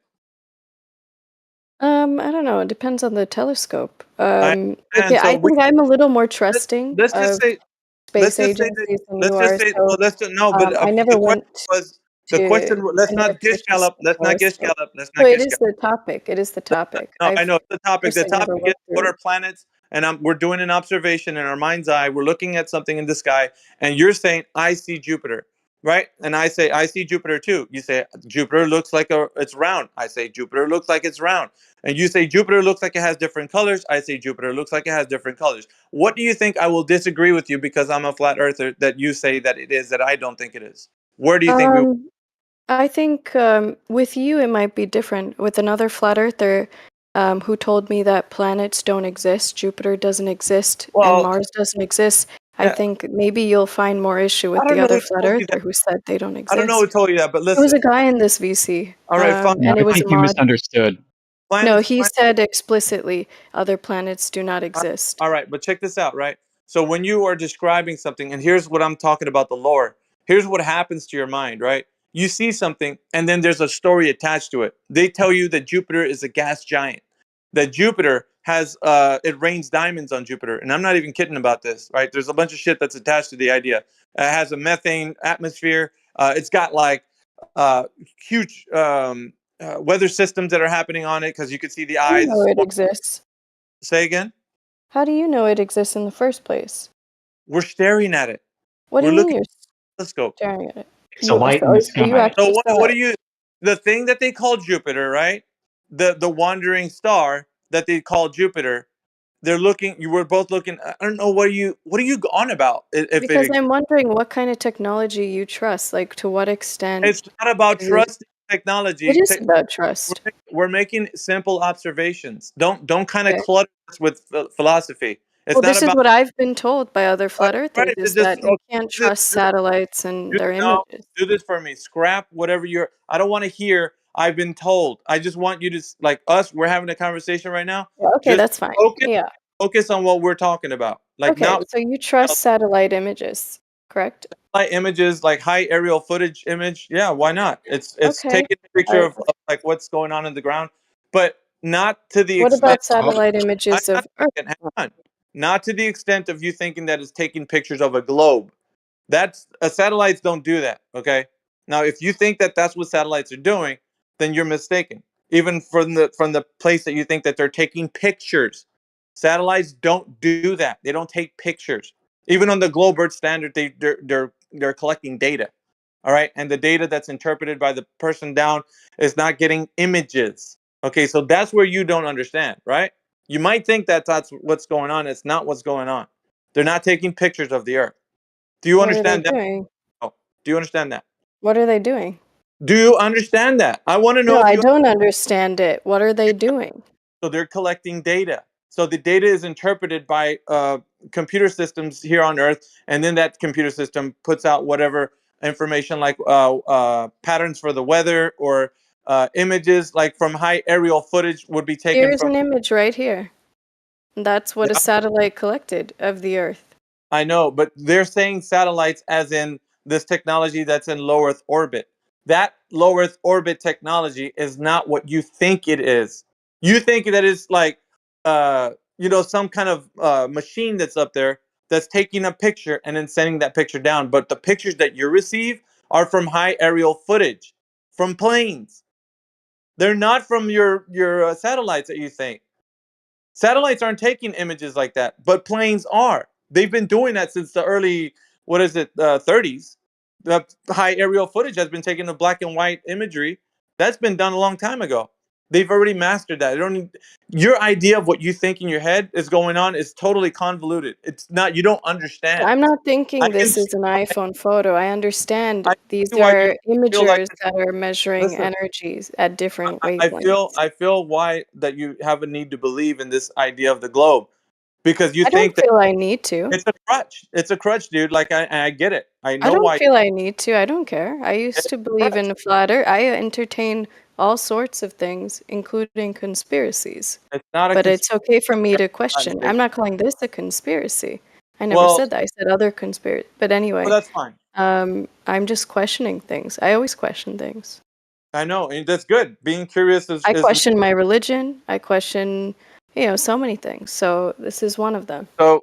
But thinking about the Earth as flat and stationary has nothing to do with like, oh, well, you guys believe this, globe earthers believe that. It's more of like, what is our naturally observed world looking like when we go into the field, right, out into the world, and we make our observations? What are we seeing, right? And that's the only thing we're comparing to others, right? If you think that the Earth is a globe, okay, let's go out into the world together, and you tell me what you see, and see if I don't see anything the same or different. Where are we going to differ from? And usually, I'm going to tell you, we usually agree on everything except for where you start to believe that something is happening that your senses don't perceive, right? Like the Earth is spinning, you just don't feel it. The Earth is a globe, you just don't see it. So outside of your perception, you start to believe that there's something going on that you can't perceive. The Earth is too big; you can't see the Earth as a globe. Yet you hear people saying, "Well, ships disappear behind the curvature." So you got this weird thing happening where people see ships disappearing behind a curvature, yet they can't see the Earth as a globe because it's just too damn big.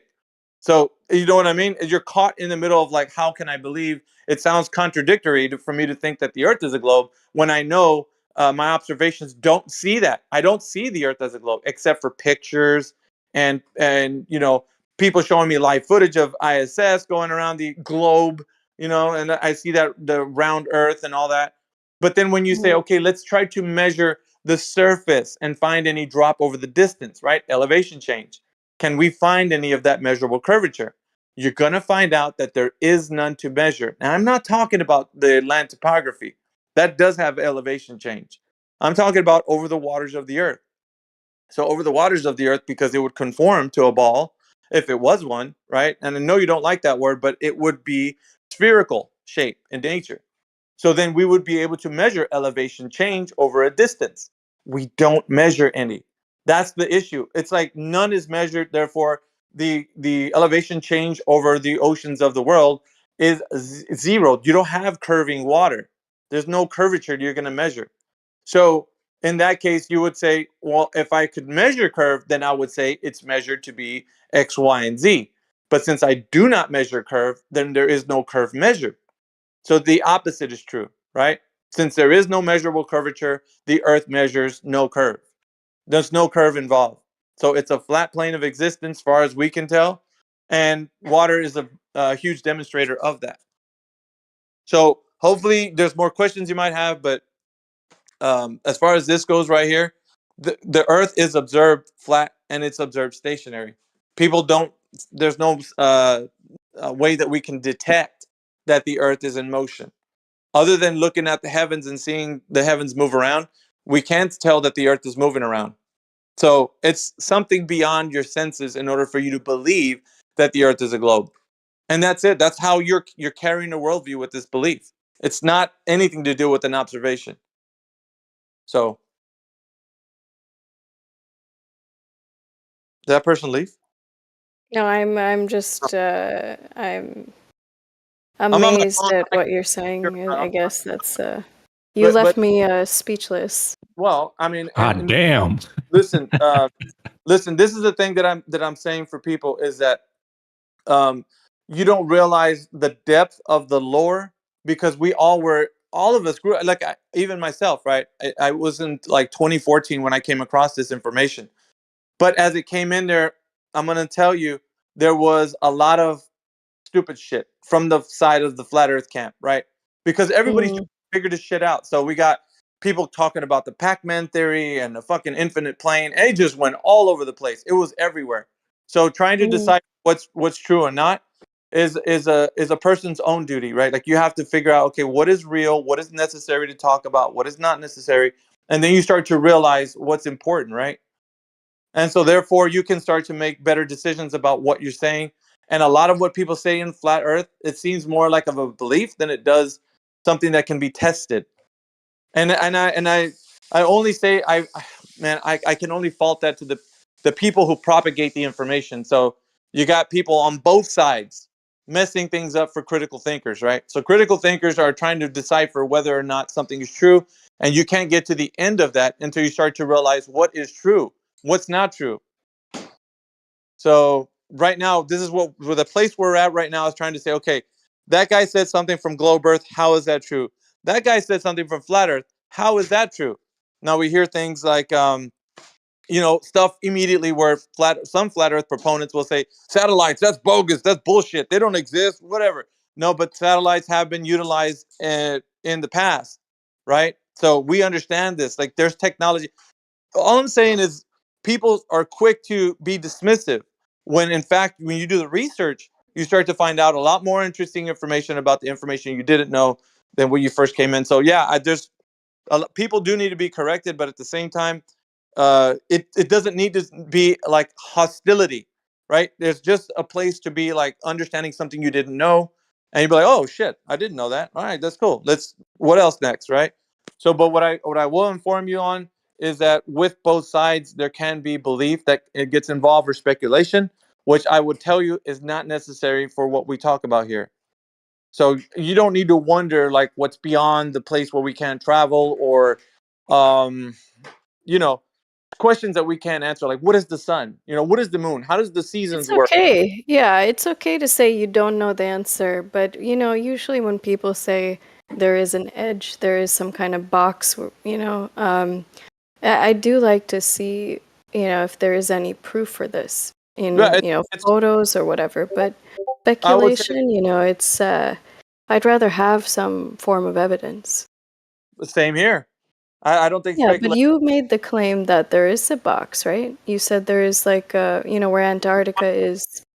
is definitely finite.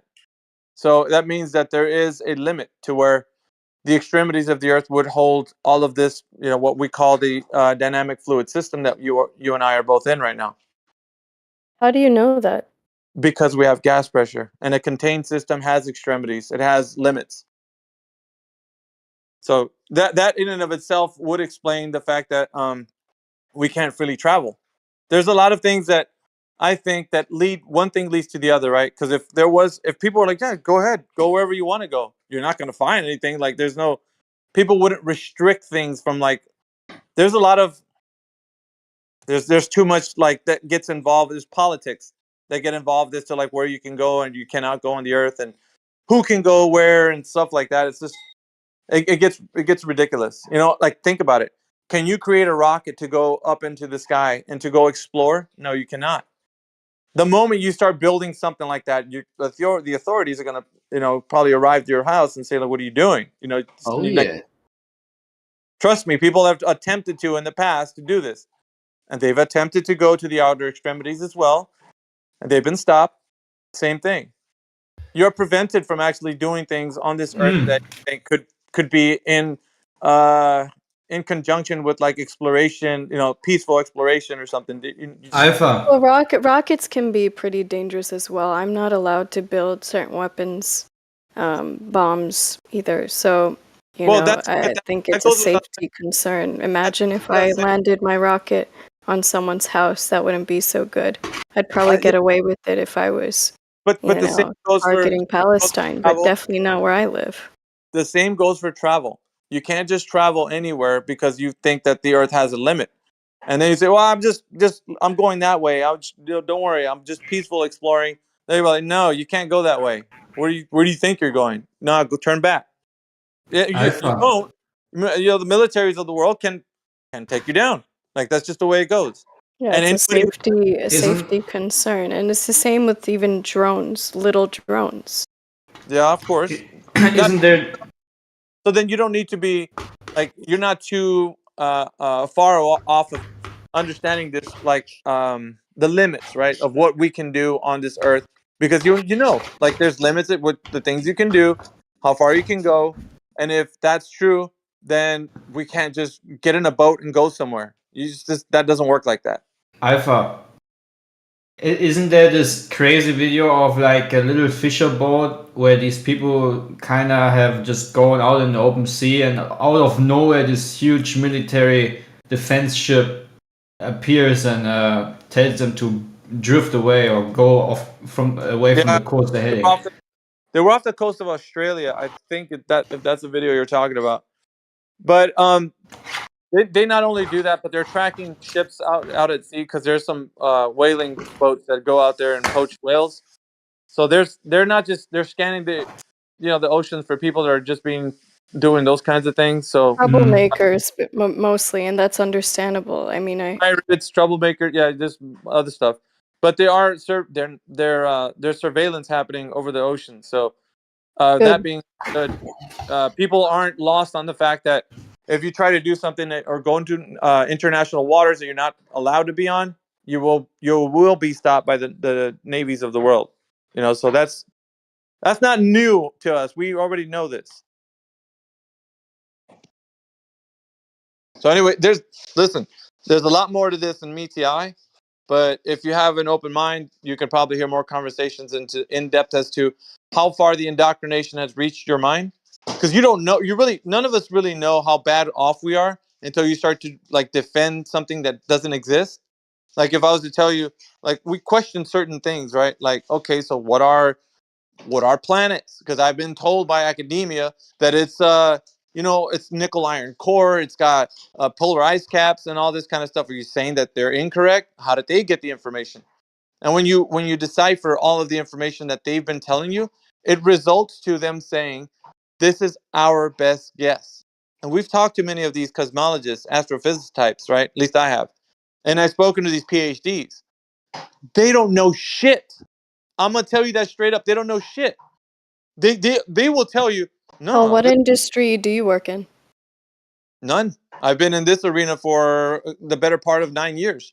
And when you say this arena, are you a researcher or? Yes, that I am. And you get paid for it, right? No, that I'm not. So are you currently unemployed? Well, that's not anyone's business, to be honest. Okay. I just want, okay. Yeah, it's harder, right? It's harder for people like us who don't, we're obviously not pilots. We're not trained people, who have to actually calculate things, calculate distances, and actually fly and land planes. And we don't work for military defense contractors, although I have a lot of family members who do, but we're not the ones. The Wright brothers we're are not bicycle designing. mechanics. Yeah, Yeah, sure. the Wright brothers were bicycle They're mechanics. mechanics. You'll be Yeah, fine. they're mechanics. Yeah, and they're Bicycle probably good at mechanics. physics. If they took a physics class. Bicycle mechanics. Absolutely, and guess what? A lot of mechanics I know. Okay, you know how you become a bicycle mechanic? You have a broken bike. Okay, but you know what? You give these guys a test. They understand physics very well. If you you ask. You'll find many of us do too. I mean, amongst us, you'll find pilots, engineers, former military, contractors, you name Are it. you one? Yeah, but we don't need to disclose that much. Amish, are you a pilot? But hang on. We don't need to disclose that much information. He's but trying to dox us. Heads no, up, boys. it's fine. There's thousands of people. One second. The only reason why we're saying that you shouldn't, just the arena's filled with people in the industry, right? You don't need to go into depth and like, oh, are you one? Are you one? Like, no, you don't need to do that. Just understand that people have a grasp or a concept of these things. We're not just like some kooky group that's like all of a sudden like formalized on internet and said, hey, we're basement dwellers, but let's think about the earth being flat. Like that ain't the shit like that people think of. Where Can people I put it in a better everyday way people- for you? Hang on a Instead of second. saying I've just never met a pilot who believes in the flat Earth. That's why Everyday people that come in here, right? And we are part of the industries ourselves. So that being said, we have a lot of knowledge collectively on the different topics that are being brought up here. And we also say that people that want to be inquisitive about it should also understand that it doesn't take a genius to kind of decipher some of the information we're talking about. All it takes is a steady mind and some critical thinking one. so you can examine the information being told to you. So that being said, you understand that there's no like there's people aren't in here aren't just lightweights. All right, people have been doing studies and research into all the topics that have come up from the globe Earth flat Earth discussion. Hey, So wait 1 year and I have my private license, okay? Then we that's can great. talk again. That's wonderful. But like what I'm saying here is that it doesn't. People in here don't need to kind of like show off their credentials, right? We don't need to do that. The only thing that you need to understand is that people have a grasp or an understanding of what's being said. So it's not lost on us that people in here can understand complicated, things like as far as avionics go or in chemistry, biology, anything that to deal with, situations where you need to have that information in order to have a conversation about it. So it's not lost on us. We understand, right? That being said, we don't need to dive into who's who, right? Can I put it in a simple way for you? Quick phrase sums it all up. Never ever let your job that pays your bills define who you are, and never Exactly. make the mistake of letting that define who someone else is from your perspective. So, just another person, you could be like, that's just a fisherman. But Yeah, little do you know, they're actually a fucking chemist that can make a bomb. yeah, that's a Or good. they could build, they could engineer something that you can't even imagine. Okay, that's derivative, dude. But their So get back fishing on is just topic. paying Yeah. for their So, bills. That's all so I'm saying. let's just get back to the person that was in here. Can you Yeah. understand at least what we've been saying so far? Does it matter? I think Right. how well you score on exams like that, mathematics, physics, all of that matters. Even a fisherman would probably score super well on a math exam. You don't know Yeah, that. but we're a cross But I think section of those normal things do society. matter. You'll we find come back? amongst us. Yeah, but can You'll we find come back? amongst us similar skills, I want to come experience, and back. education that you find in normal society. Yeah, I just want to come back to the topic, right? Because you kind of strayed away from what we're talking about because you got intrigued by the fact that it's not just fucking Minecraft game player basement dwellers that are in here talking about this. You got real people in the world in industries right now that are talking about this. So that being said, can we move forward now? I mean, I don't know. You said you're unemployed, but What you were does it talking about a matter closed of somebody's system. employment? I don't get it. Like it doesn't. It shouldn't matter to you. Like the only thing that matters is if somebody can sufficiently answer the questions that are being asked. This is a Sure, truth topic. Exactly. These sufficient are is the listen. key word. These are truth topics. The truth topics that are being told here. Either somebody Right, understands them or they don't. That's it. right. All right. No, I agree. I agree. Okay. All right. But you're a closed system too. So is it like a dome? It's not the shape of the thing. That's why I hesitated to even say that. The shape of the container is not known by anyone. Nobody can tell you the shape of the container. However, it is a contained system that we are in. So then how do we get out of the system? How do we get out? Well, Yeah. first of all, there's limits to where you can go. So how are you going to discover how that question could be answered if there's limitations to going up and out? Yeah, maybe the Can idea you of can getting you out is repeat only that? philosophical. It's okay to ask it, but like the thing is, if there's limitations to how far we can go, then you're gonna have to understand that the question itself is already being answered. You understand? So so the container you're talking about, what's it made out of? No one knows. Unknown. Interesting. Yeah, basically you're asking about the attributes of a thing that is not in contention. Just like we Yeah, you know could. that you had a mom and a dad. We don't know what they look like or anything else about them, but we know for a fact that you were born from a mom and a dad. Yeah, you could ask questions. I don't mind. It Even is if in contention, listen, Amish, listen. because It doesn't we're matter. not It we doesn't. don't agree that there's some All right. kind of Listen. container. Listen. It doesn't matter. It doesn't matter if the question sounds silly. Just ask it.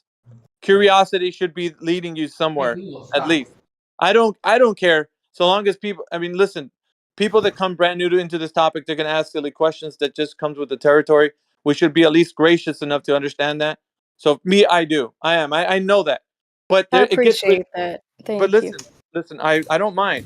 But hopefully it doesn't get redundant because at that point I'll start cutting you off and it's like, dude, you already asked this question like 3 times. You should already know the answer. That's the only reason why I was.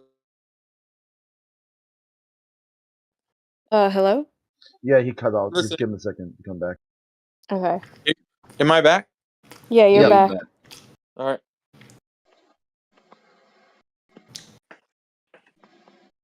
I'm actually going to my workstation. Bro, I've been seeing you in here battling for the flat Earth for a long time, dude. So props, dude. You stick to your guns. Well, it's You really got the persistence. Well, the thing about if it, you were in biochemistry research, yeah, like what I deal with, like plants and chemicals, you'd flourish. I think because you're Why persistent. don't you hire him? Oh no, I work alone. Oh, where do you? I'm Oh, freelance and I work alone. you're I a guinea pig solo drugs on my worker. own. I am my I guinea see. pig.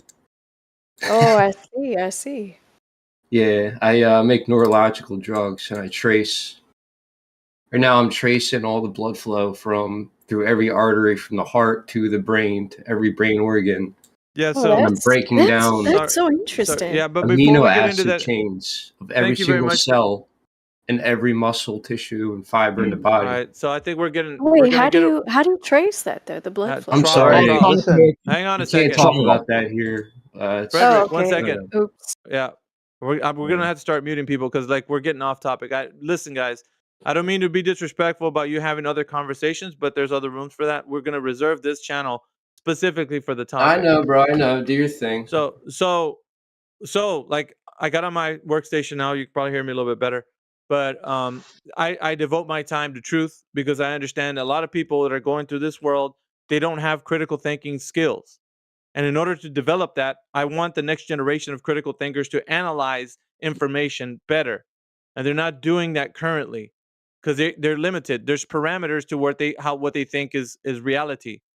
And there's limitations to what you can think of and questions you can't ask. Because imagine asking if the Earth is a globe or not in academia. Right. What are your teachers gonna? They're gonna laugh at you, like, dude, whatever. Like, what are you? Did you miss out on elementary? Like, they're gonna look at you foolishly. So, in order to get to the place where we can analyze information into that degree, we're gonna have to be able to ask the questions that sound pretty stupid, right? Oh, So, that's interesting. My teacher was a flat earther. well, be that as it may, they couldn't teach flat Earth. The curriculum Oh, they they needed to did. teach, well, then they were in violation of the curriculum because the curriculum itself needs to be taught exactly what it. The school system dictates what the teacher needs to do as a job. Their job is they need to teach the curriculum, and if they go off script, they could be reprimanded for that Oh because it's shit! not I a guess part of he the got away Hey, with hey, it because he Kyle, was a is your funny teacher guy. the one that came up with the paper Earth then that you marched in here with? No, he took the sphere. He took the sphere, our globe in school. He put it on the ground and then he smashed it with Well, his hold foot. on. Wait, And he wait. said, Aren't you the "That's one the that flat took it? Earth." Weren't you the one that had objection to calling it a globe, a ball? That's Yeah, I fine. said sphere. That's fine. Okay. Let's Well, not get tangled up in shouldn't you that. be equally offended by that? Yeah, that's fine. Let's No, not I get like the tangled up word in that. more. I don't want to get tangled up in that. Like No, she let's already move. tripped over it. I She know, tripped bro. and fell over it. I She's know. no longer Oh, it's tangled. an I know. oblate spheroid. All right, that's fine. Okay, water I don't want to ball. be harping on this topic for 5 minutes. I want to go to the next question. Yeah. Next question, please.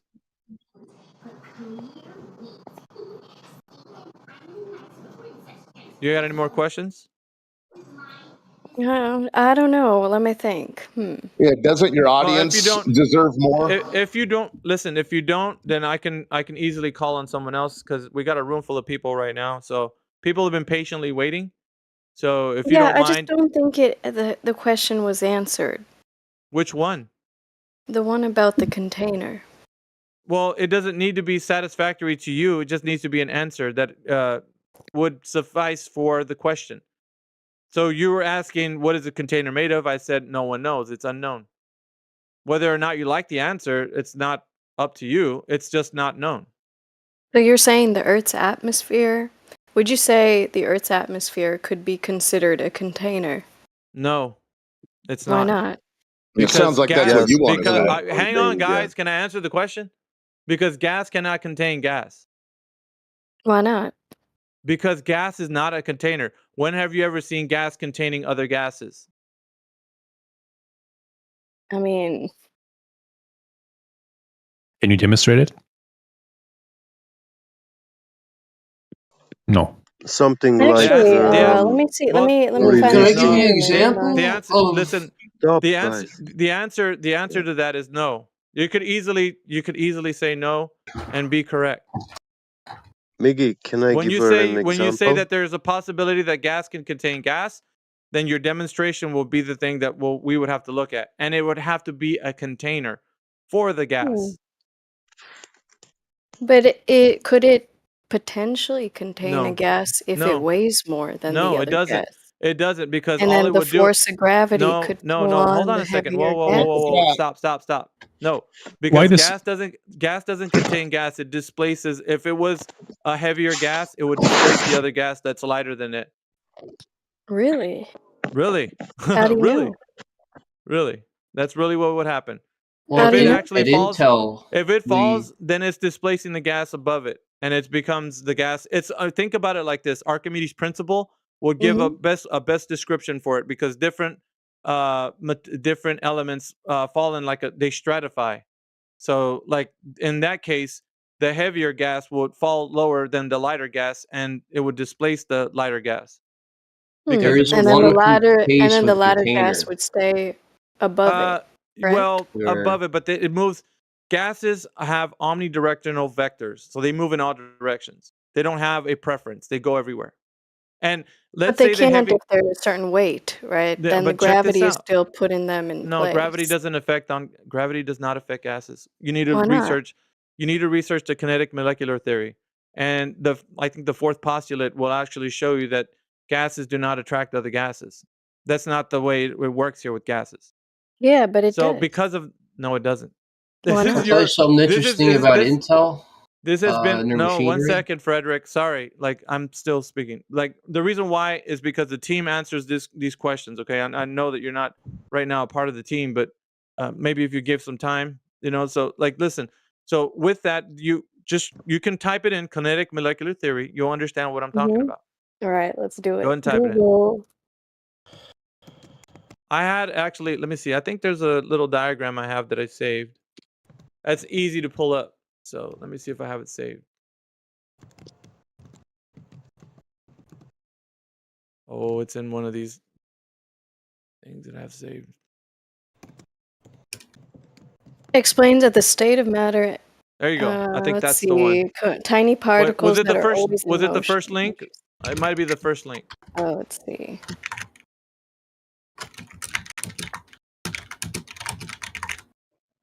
The pressure of gas is not the same as the weight. No one said the pressure is equal to the weight, right? That's not what people are saying. Well, you can put It's a that scale out, gravity but is you can't holding weigh the down. gas. Yeah, the scale is definitely not gonna So they have do that. machinery at Intel, and what they do in the fabrication plant is the wafers have these robotic arms above the lines of machines that drop them in, and they'll close up the container. What happens is these pipelines run from the subfab into the fab, and Let me they just. pump the gas. Yeah. So they Let me use just bring you. argon to clear a line. What they're going to Sorry, do Frederick. is they're going to push argon Sorry, through. Frederick. I'm sorry, brother. Let me cut in here because I actually wanted to go to kinetic molecular theory real quick. All right. I posted the link to the document. Mm-hmm. Do you see it in the text chat? Yeah, I see it. I clicked it. All right, go to it was the fourth postulate. All right. At the very top. There is no force of attraction between gas particles or between the particles and the walls of the container. Mm-hmm. And you can read up here on these six postulates, but the sixth one, collisions between gas particles or collisions within the walls of the container are perfectly elastic. Perfectly elastic. Yeah. None of the energy of a gas particle is lost when it collides with another particle or with the walls of a container. So none of that energy is gone. Right. That's correct. Okay. Yes, but where does it say it doesn't have weight? Well, think about it like this. If they're making perfect elastic collisions, there's nothing that's attracting them, so gravity is not a part of it. So they wouldn't be weighing something because of their perfect elastic collisions. If not, they would be drawn to a vector. And it doesn't talk about that. So if they're Nothing's impeding them, right, from their progress. Can you get it? There's no impedance. There's no weight. They're not weighing anything. They're just going every which direction. Omnidirectional. Can you see it? So, No, like, think. I All right. don't. So, read number one. Gases. We can take it from the top. Gases are Hmm. composed of a Gases are large number. composed. Go. You want to read it? It's up to you. You can It's read it. okay. You can do it. I think you're a better reader. No, I don't think so. Gases are composed of a large number of particles that behave like hard spherical objects in the state of a constant random motion. These particles, number two, these particles move in a straight line until they collide with another particle or the walls of the container. These particles are much smaller than the distance between particles. Most of the volume of a gas is therefore empty space. Number four, there is no force attraction between the gas particles or between the particles of the walls of the container. So if there's no attraction between gas particles, that means that mass doesn't attract mass in accordance to the molecular theory here. Then number five, collisions between gas particles or collisions with the walls of the container are perfectly elastic. None of the energy of the gas particle is lost when it collides with another particle or the walls of its container. Number six, the average kinetic energy of a collection of gas particles depends on the temperature of the gas and nothing else.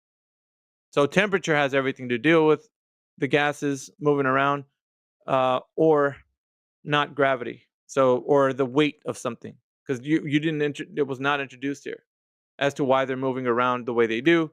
They're not dependent on the idea of weight.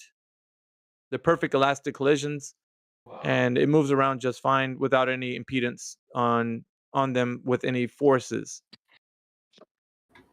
Does that make sense or no?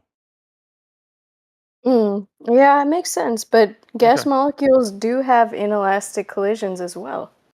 Well, but in this theory here, how it's postulating, it's not possible to show that because of the fact that they're omnidirectional. They're vectors that in every action and reaction that they're having, right? Well, I should say reaction. They're just colliding and bouncing off each other. They're not impeded by anything other than temperature. Temperature is the only thing that can change the variance of it. Yeah, because it's referring to ideal gases, right? A real gas is very different from an ideal gas. Real gas is kind of they behave differently from the ideal gases that we're talking about that have the elastic collisions, which is why a lot of energy in the atmosphere is lost. Well, energy, like, it's more to deal with like temperature variances. So, and that's Yeah, what but the it says can temperature affect. variances occur because of this. That's why we're losing oxygen, actually. Well, but the thing is, you're stating, right? The premise was that the gases are a container, and they're not. Gases are not a container because, as you can understand, they're just colliding against each other and moving in without being impeded by something else, except for energy, or excuse me, temperature. So that therefore they go into any and all directions, any vectors. Now, the heavier gas acts differently in a lighter gas form, which in turn displaces the other gas because it's a different type of gas. So they stratify, but it has to deal with the gases being more dense than the other gas. That's all it has to deal with. It has no, like, when you're trying to think about weight as in something real, and you're really just quantifying like what an object and medium relationship is doing. So the object and medium, right? So if you have a ping pong ball, you could drop it to the medium of air, it'll fall. But that same ping pong ball will stop when you drop it on top of water. It won't sink into water and keep going down because it's less dense than the water that surrounds it. So the medium and object relationship changes, and therefore you see a change in the vector of the ping pong ball. It will not penetrate the water because it's lighter than the water until you have like a rock, and then the rock can fall through the medium of air and through the medium of water and continue its directionality, like Archimedes' principle will state. So it's different because you're dealing with object and medium relationships, and that's called relative density. You'd be able to understand or quantify what causes something to move in the direction that it does due to the displacement that it produces within the medium that it's in. Did I lose you? No, you didn't. I'm Okay. just wondering what how this disagrees with what I said about gases having different densities, different weights. Well, but you're trying to say that a gas is causing a containment, and gases do not cause containment. A container How do you causes define containment? so a physical structure that would prevent gases from escaping. So a balloon is a container, a tire is a container, an air tank is a container. So you need a Yeah, but container. just because you can't see it doesn't mean there isn't a container, right? Like something containing, I don't know. Are you familiar with what the ozone layer is? I know what the story behind it. But it's not. It's Would you still a say it gas. doesn't The contain certain things? ozone is a gas. It's not a container. I think you're thinking a container has to be something you could kind of like physically touch. When I It say is. container, It is. It's oh, a okay. Well, container. then using your definition of container, Yep. technically it's not. You can't really physically, I mean, you could, but you can't feel it. And you don't like that you can't feel it, right? So it's not a I don't know what you container to you? mean. I don't Well, know. You like there can't could feel be it. a layer of gases, right? A layer that has a certain percentage of gases, like heavier gases. And you're No, going to no. say Okay, that's so not a the condition. container. So I said it before. The conditional statement of gas pressure is defined by the force per unit area exerted by the gas on the walls of its container. So if Okay. the force per unit area that exerts on the walls of its container creates gas pressure. Now, if you don't have the container, you don't have the force per unit area exerted by the gas. So the gas doesn't exert on the walls of its container making pressure. So if you don't have that volume inside of a container to press the gases to press upon the container, then you have no gas pressure. It's defined by it as a conditional statement. If the container is not present, the gas pressure cannot be defined. So you cannot define gas pressure until you get a physical container that it's contained in. Now, if you're saying that something else can be a container that's not physical, then you need to demonstrate that something without physicality can contain gas pressure in a localized area. And not only that, but you can achieve more gas pressure in that area without having a contained system, physical containment.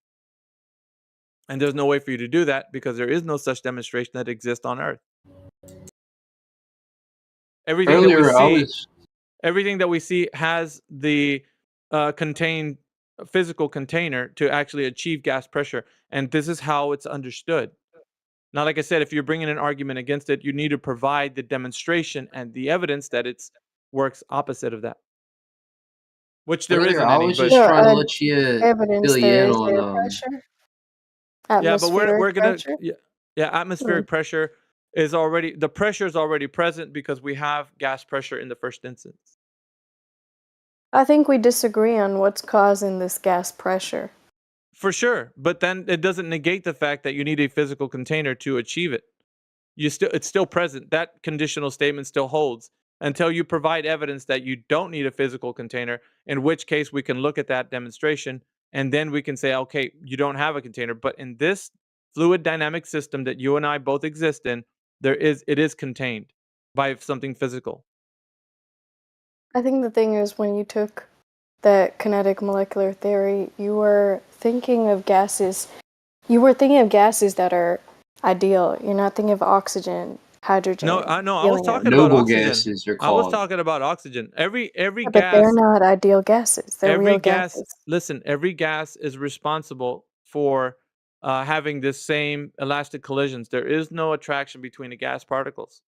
None of the gases I'm not produce saying that. they're attracted to each other. I'm saying that gravity is No, pulling gases no, down based no. on their That's density. exactly what you're saying. You just Yeah. said the thing that you basically just said the thing that you didn't say. I'm not saying the So molecules are attracted to each other. you said that the Earth is attracting them, and that's not what it's doing either. I'm saying gravity is pulling No, it's heavier not. things down. No, it's not. You even got Oh, yeah, it is. you even got the gravitational theory incorrect to boot. Why? Because things aren't Saying that being gravity pulled. cools gas Yeah, down. gravity's not pulling anything down. As far as the Why not? current gravitational theory, it's Einsteinian's the gravitational theory that Einstein postulates has nothing to do with pulling things to the ground. It's bending and warping of the fabric of space-time, pushing things to the ground. So push and pull are What two is very different, pushing? distinguished. What is Yeah, pushing? the Einstein's gravitational theory. The theory isn't what is exactly doing the The pushing? the idea that the mass of an object is so large that it's bending and warping space and time, it's causing things to be pushed down into it. It's not pulling things down, So the like you were bending saying. and warping of space and Space-time. time, space-time is This is causing a push. no, listen. This is according to the Earth as a globe. I'm not telling you that as a flat Earth. This is just you're getting the theory wrong. You're getting it wrong on the current rhetoric. The current rhetoric is not talking about things being pulled to the ground.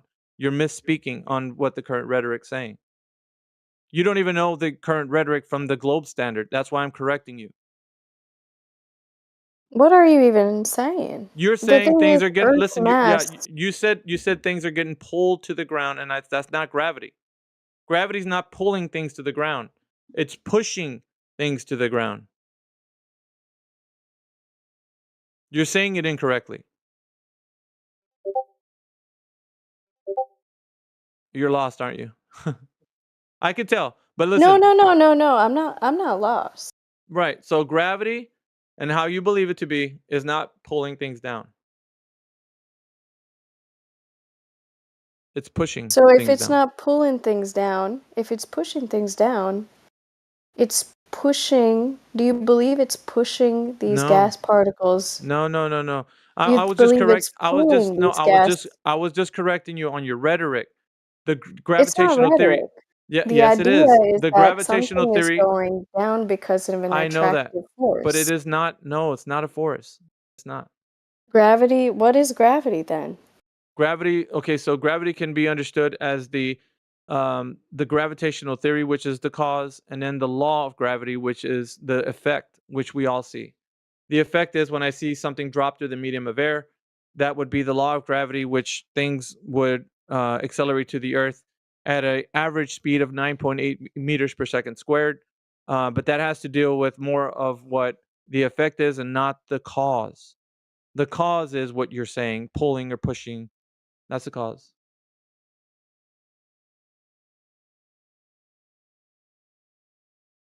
So I think. Anyway, I'm gonna. What I'm gonna do Hold is on. yeah. Hold on. Who So else do I you got on the don't call right believe now? that so you don't believe that oxygen molecules are being pulled down by gravity? Yeah, no, that's incorrect.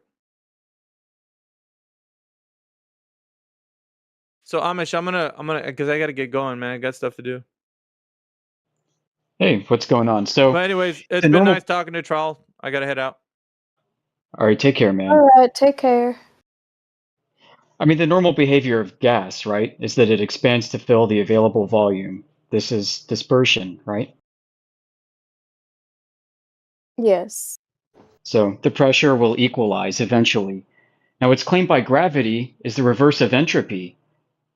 You have the dispersion of gas that suddenly reverses course and goes from an area of low pressure to an area of high pressure. That's the claim on the table. And this cannot be demonstrated. Wait, it can't. What? Can you repeat that? And what can't be demonstrated? That some force of gravity is responsible for reversing the entropic behavior of gas.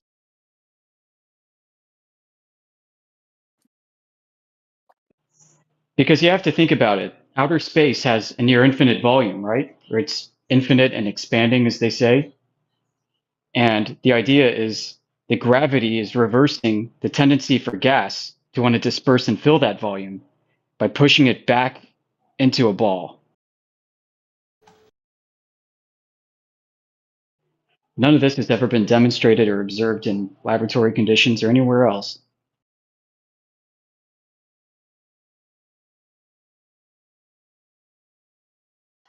Instead, what we have is we have displacement based off of different densities of gas.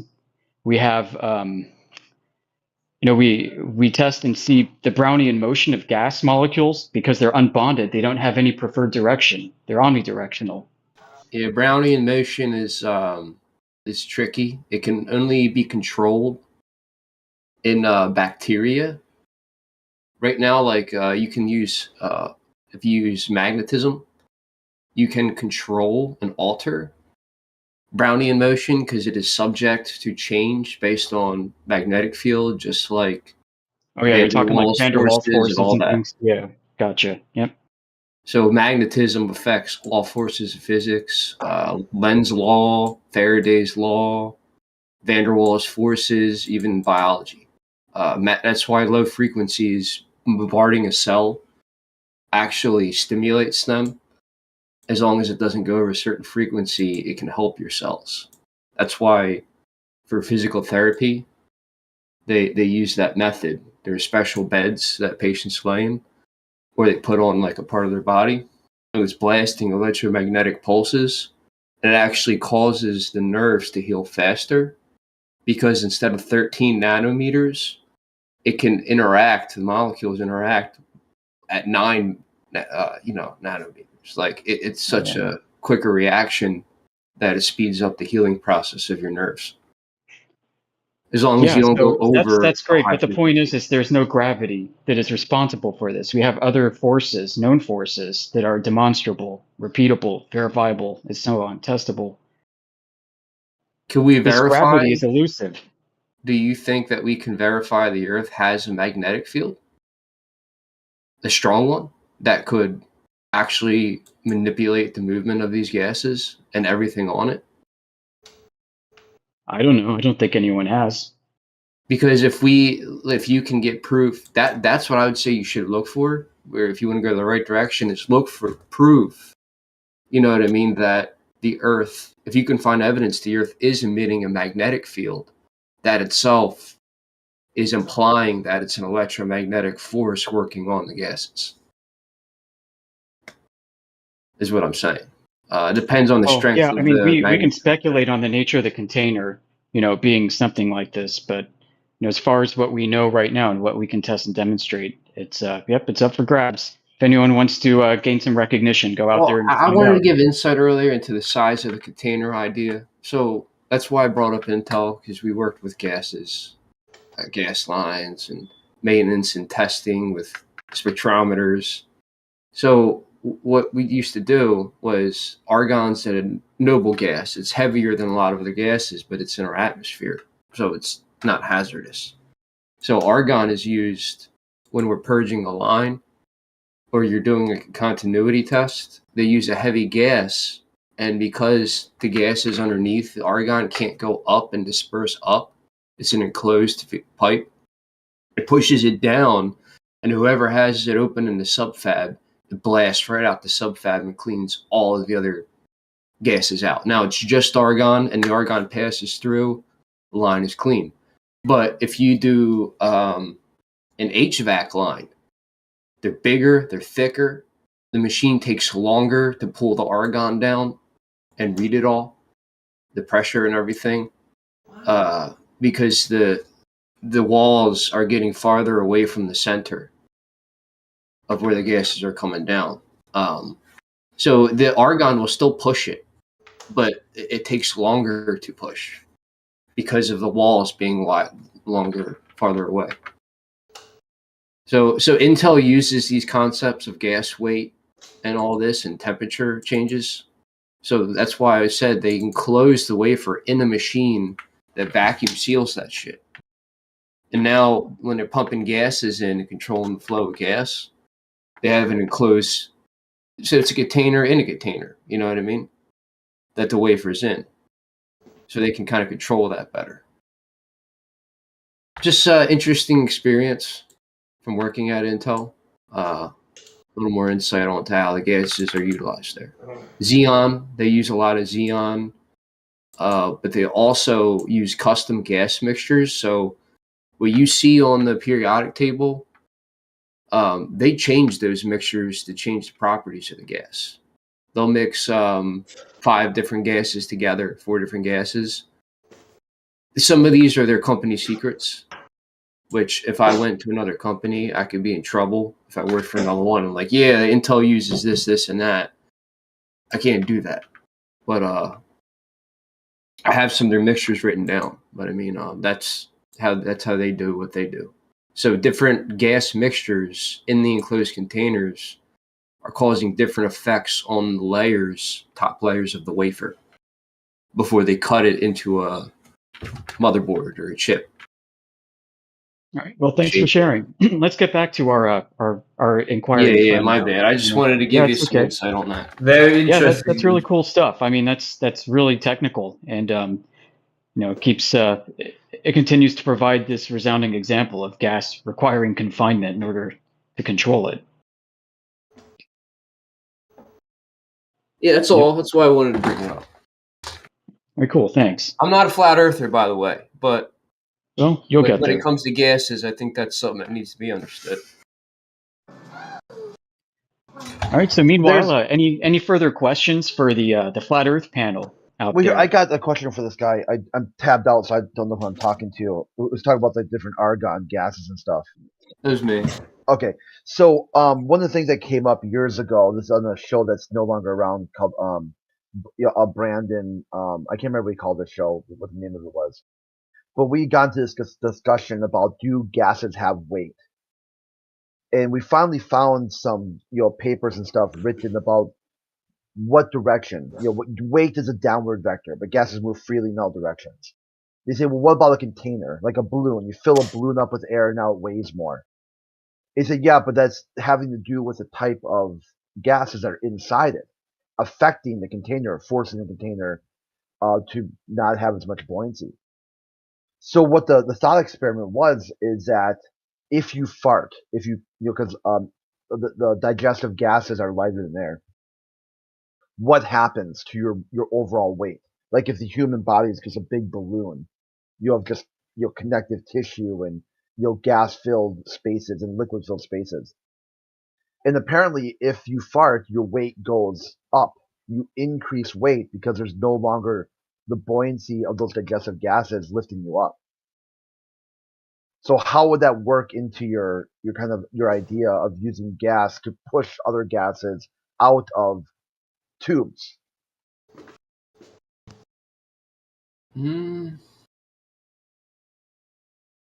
I guess. I mean, I see what you're saying. Like, that's why if you float on your back on water, you take a deep breath, and then like, if you breathe right and you keep air in your lungs, you'll stay above the water and just float because you have buoyancy. Yeah, and I see what you're saying. So what I'm thinking here is, if gases have a direction, why would you need to blow lines out at all? Could you just orientate that tube whatever direction you needed for the gases to layer themselves out, and it would automatically purge the tube on its own? Well, the thing is, I think even though they use argon, even though argon's a noble gas in the atmosphere, if you have an opening at the bottom of a pipe with argon at the top, I think what's happening is the argon, for some reason, there's more argon at the top of the pipe than at a little entrance, a valve at the bottom. So I think what's occurring is the weight's still higher at the top, so the argon will still push out gas in between the argon and the bottom open valve, because there's more argon at the top. Yeah, that would almost seem like there's a capillary effect or some sort of surface tension. I would say like dominoes stacked, right? You got the top domino, that's your argon. You got a middle domino, which would be your other gases that are lighter, that you're trying to get out because they're volatile, because you got to work on the machine, whatever. Then you have argon and these noble gases in the atmosphere. So if the valve was open at the bottom, right, technically argon's there too, but there's not enough of the noble gases because they're dropping as well. They're dropping at the bottom from the bottom valve. So it just naturally creates a downflow system that seems to be uninterruptible as long as you're pumping that noble gas. That's what I mean, I think it's because there's no Why room. wouldn't it just eventually dump itself out? If the argon is always heavier in the air, wouldn't it eventually, all of it, make it to the bottom? What's to be the purpose of pumping it in? If you open the valve, you would get what happened, right? Is because we would test for oxygen particles as well. So what would happen was some gas would escape, but if it's a light enough gas, if you open the valve and then shut it again, and you thought, oh, I opened it for long enough, there's still gas particles in there from other volatile gases. So now if you open the line, a xenon line, or no, not even a noble gas, they use gases that aren't noble gases. You open the wrong line, and let's say it's explosive to the air, it causes flame. And now you have little gas particles trapped because the valves are shut. That's why we can't rely on the natural drain of gas, because if there's even a couple particles, the machine can shut down, it can cause an explosion. This is why we even test for oxygen particles. Like, they don't even want a single O2 particle in a fucking pipe. They're that sensitive. So that's my best answer to that, is like the gas at the bottom is dropping. So there's still more noble gas at the top to keep the flow going downward. So the question here from the prior conversation that they were having, right? So the container at question is Earth. And so if people believe that it's pushing gases down and not pulling, whatever the force of gravity is, that means to say that someone would need to have evidence that something is coming from of this force that's pushing it down. Is it coming from underneath from electromagnetism, or is it coming from above? Does that mean dark matter is real? Is dark matter something that is actually pushing? This is why physicists want to look into other forms of matter with particle colliders, because maybe we're right, but we're not 100% right, and we got some things off. You know what I mean? So gravity seems to be the force in question, but if the Earth was a big enough, even if it's a big container, but you had enough, it was filled up enough to where even heavier gases didn't have much room to come down unless there were certain events, temperature events, it would, for the most part, since there's no room for the lighter gases to disperse and it would hit a wall, it would still push down. In my eyes. I mean, that's the way I see it. It would still What would push force down? down. I mean, gases in general would just still come down. But I think argon and certain gases would stay up in the atmosphere, because if you're in a container and, right, and they mentioned Brownian motion. Now, Brownian motion is randomized movement of cells and particles. But if something's pushing down, just like an Intel pipe, there's no room for anything to disperse up, to the left, to the right. There's no room. It can only go down. And if it makes no sense that like a noble gas could push down. If two gases are the same weight, they're going to sit at the same layer of the atmosphere, especially if there's no room for other gases to disperse, unless there's a temperature change. See what I'm saying? Yeah. That's how I would explain that. And I can't tell you 100% that's the answer, but that's my evaluation of the concept of the Earth and the whole container. I still think argon and noble gases and different types of gases would sit at different layers based on just that. Actually, having a container on Earth solidifies that the gas weight theory even more, believe it or not. Having a container on Earth. Why is the atmospheric pressure lower the higher you go, higher altitudes?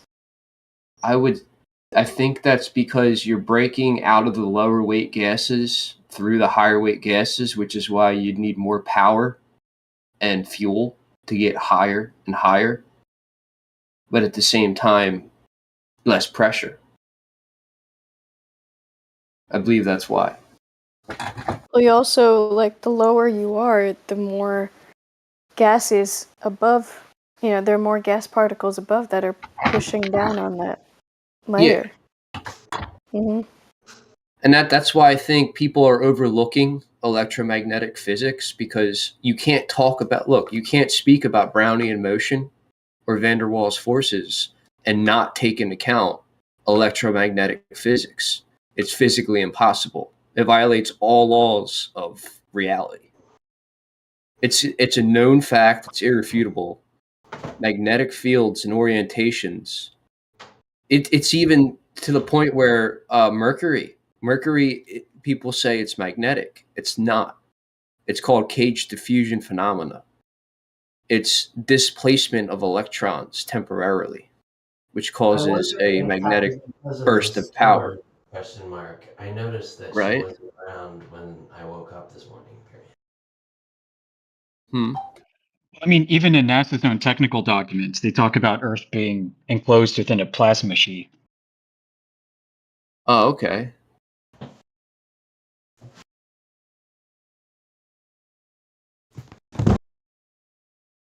Well, I think there's something that needs calculation beyond Well, just then if you're general going to cite discussion. NASA, you're also on, other places like the moon, you're going to weigh less because the moon is a smaller object. Right, and you asked, like, where's gravity coming from? I don't think there's any usually proof it's of the any measured mass. mass of the moon.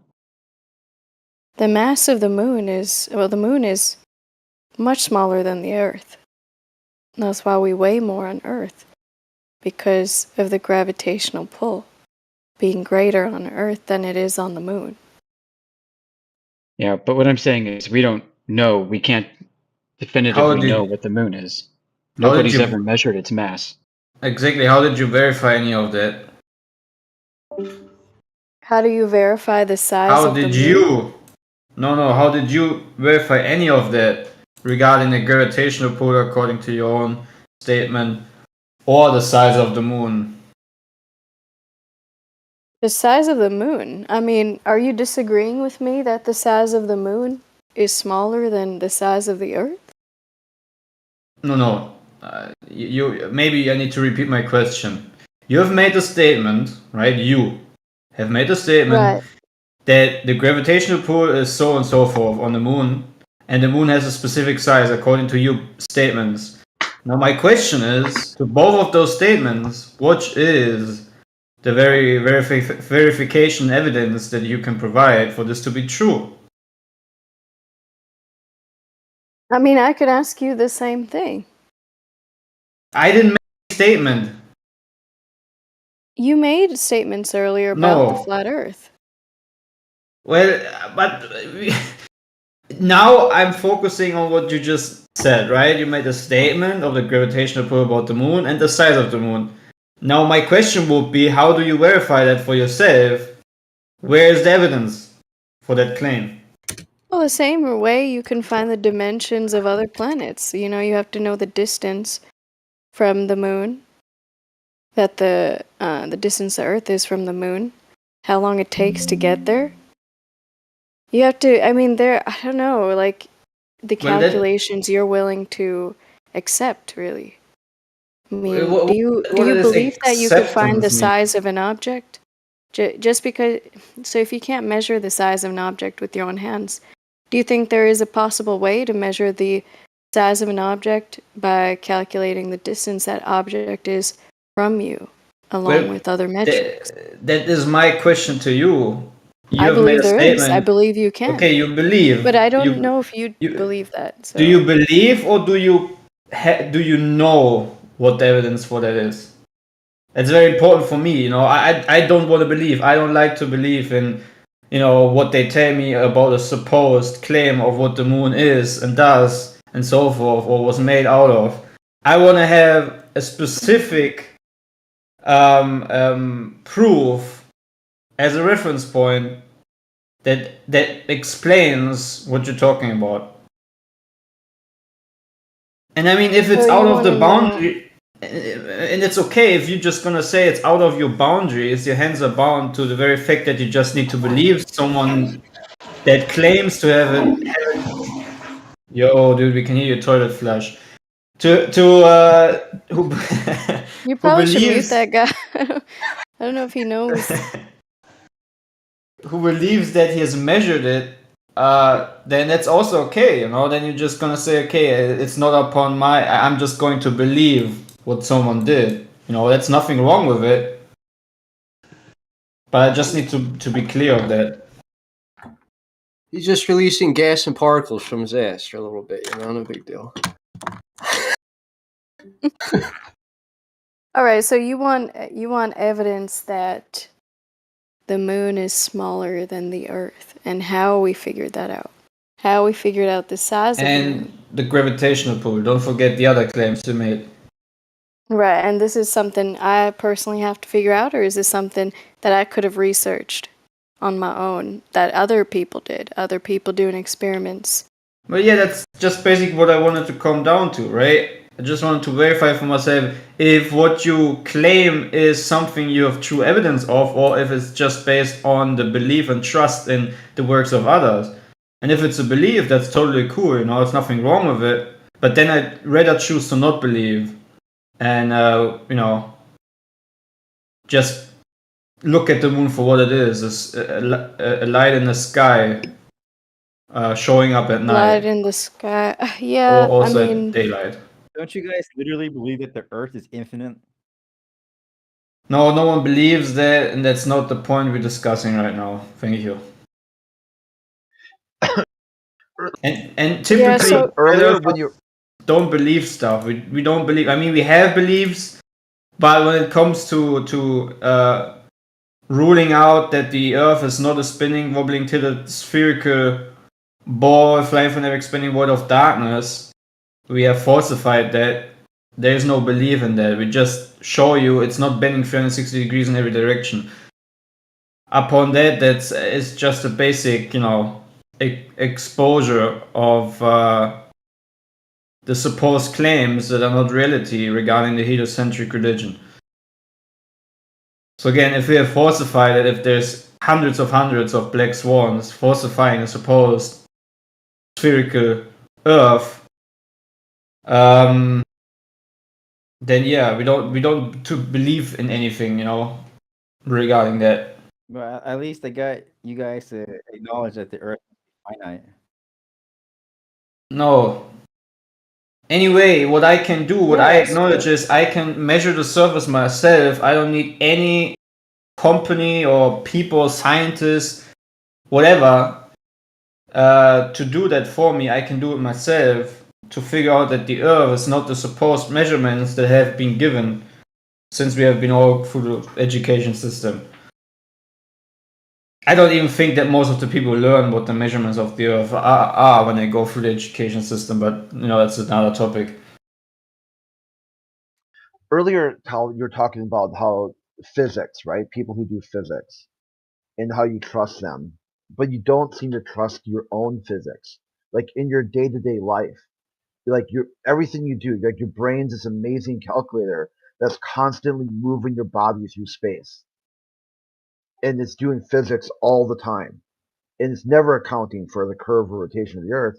But you're going to think there is that those variables are there because some other person did some math that might vaguely correlate to some sort of curve or rotation. that what variable is there? Curve and rotation of the Earth. I'm sorry, I don't understand. You take issue with me believing that the Earth has curves. No, I'm Because saying you said your whole concept of why you know the Earth is curved and rotating is because somebody out there you've never talked to is an expert in physics. But yeah, no, that's not what I said. okay.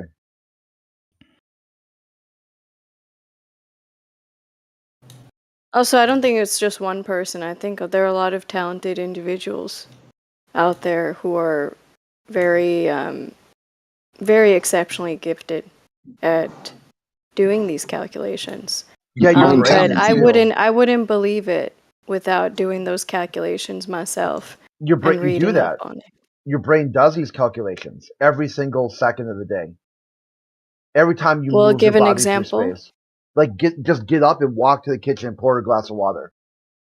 The Okay. amount of physics calculations your brain did there is legion, a lot. Every footfall, holding the glass, having the water pour. You increase the amount of muscle strength to hold the empty glass to a full glass. Everything you do, anytime you move your body through space, you're constantly calculating, and none of those calculations have anything to do with curve or rotation. It doesn't have to do with anything flat either. Yeah, the Earth is flat and stationary. As you walked across the floor, as you got Right. to the other side, there was no curvature of the Earth that you took into account there. Yeah, absolutely. But if you're sitting in a moving train, if you're sitting inside a moving train, right, and you're also moving at the same speed as the train because you're sitting inside it, Yeah, and bad you have a ball. analogy. Bad analogy Listen, because you know the I was train is quiet when he moving. talked. At least Yeah, well, let it's a me bad finish. analogy. No, because everything is moving. All right, so No, because I'm you on the say so. train. So why Okay, the I can sit analogy? on top of the Why train. the Oh, so analogy you if you have have a such lot of authority trouble in with that? what I'm Because I saying. say Please, one mic at a time, everybody. That's Well, like yes, one but person speaking at a I think the time. point No, she's yeah, trying let to me make just is finish my point. Right. Thanks, Yes, Mez. let the woman I think finish Mez her. understood what I was trying to say. But, if two he's people are equally sitting as on top confused of a as you are. yikes. I don't think he is. Yes.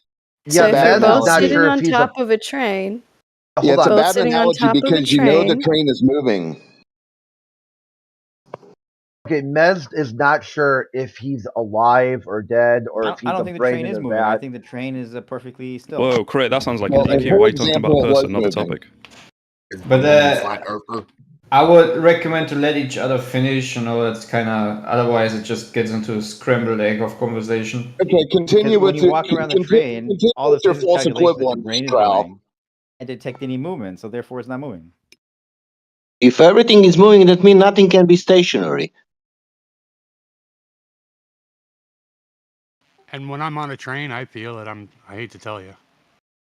But what is then stationary thing? Something that is not moving, of course. But that doesn't exist. That actually is a good point because the Earth is always spinning, which means we're always moving. That means that we exactly, cannot we're have. moving That with means the that earth. everything is moving. We cannot have the stationary thing. Gee, So it's almost inside as if your there's own just centripetal worldview, you've got acceleration. that. You could tell there's no movement because you're constantly moving. So you're not even able to get to some sort of mathematical formula where you would use the curve or rotation of the Earth. Have you never been inside a moving vehicle, moving train, moving plane? Is that open or closed system? If I'm sitting on top of the train, it's pretty open. And you don't feel the movement when you're on top of the train. She got a train man on her. Yeah, I don't honestly like when I was when I was on top of the train. If you're laying down on it, I'll be honest. you're not gonna feel. No, you're not gonna feel. Listen You're to gonna this. feel. Oh The my bullshit god! artistry. Oh my Wow. god! You're not gonna Wait, feel guys, it. You sit inside a guys. plane too. You're not gonna Girl, feel it. I walk over to the bathroom, no if you problem. don't I keep don't your, if feel you're on the anything. train, if you're lie down on the train, and if you don't keep yourself with that surface, you will fly away. Do you know that? I Wait, don't think guys. so. You don't think so? Try Guys, to do we that. can't No, ignore I the fact stood on that top of this it. I woman did all literally just sorts of said she got a things. train ran on. No issue. Yeah, if train is going 10 miles per hour, then yes. But if train is going 200 miles per hour, I want to see that you will stay on the top of the train. I Right, think. but you said I it's a think. closed system, right? What if I said the Earth is a closed system? I think Welcome to flat Earth. The trouble. I think the aviation industry should put some seats on the wings and on the roof of the aircraft. Just we can make it more efficient, since we don't really feel so much. Here, Yeah, but why couldn't I Tal, compare it with the closed system? I do well, that's the believe the flat Earth Earth is a thing. closed system. If Same you thing. believe that welcome Earth to is a flat Earth. closed system, that you cannot believe in heliocentric model. Why not? I think the Because the atmosphere is heliocentric the model closed is system. open system. Because heliocentric model is open system. Here, look at how this video or I posted from Brian Cox like 8 minutes after the hour. He basically explains how there is no experiment to show the Earth is moving. There's no mathematical formula. There's no calculations. Every time you use the Earth, it's going to be flat and stationary. And if you explain that away by saying, hey, it's a closed system, you're describing a flat Earth at that point. You're no longer inside a heliocentric model, which is a perpetual motion machine. Yeah, you cannot have both closed and open. Doesn't work. Yeah, you need your astronauts to go through it to get to the moon, right? So what do you ding-dongs think is a closed system and an open system? Why do you gotta slander, Apparently, they dude? think something they can actually feel, like some kind of. Because Does it when I make you said feel the more gas, intelligent when you slander, bro? Hey, ding dong. What's a slander? I can. Ding dong. Oh, did I hurt your feeling? No, it just you're showing your intelligence. That's all.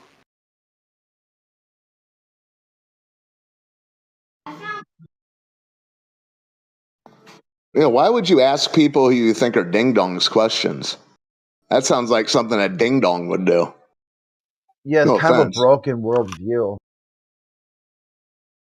It's like though. these closed systems are been talked about over and over and over again. There's all the different citations on the 24/7 page, and if he still can't figure it out, clearly is his issue. I get it though. He's got to protect his religion, right? Like a mad zealot. Somebody's talking against my religion. That's why they're willing to throw away all of science and say science doesn't prove anything anymore, because they can't have a closed system and have their globe at the same time. It has to be an open system. But they want to function as a closed system because that's the way it works. That's your lived experience. Is Earth is a closed system. So they want open and closed at the same time. It's a contradiction. And how they square that contradiction, the flat earthers dumb. Because they could recognize it. They could recognize the contradiction. Be like, yeah, I recognize it, but I don't have an explanation for it. It is a contradiction, and I'm looking for some way to explain it. There's some answer out there in the universe. It just hasn't been fully explored yet. Or B, they could explain the contradiction. They could say it's practically a closed system unless you use these amazing things, these amazing machinery, these rocket ships, these spaceships. That's the only way to make it an open system. Otherwise, it's a closed system. Or just take the last one. Just join a flat Earth channel, spurg out. Everyone here is a ding dong but them. They're the smartest person in the room, but they can't explain anything. They got all these blaring contradictions, but it's not their fault. It's the other person's fault. And don't worry, it will be eclipsed soon. Someone even dumber will come in and squawk. So just be patient. You'll hear it again.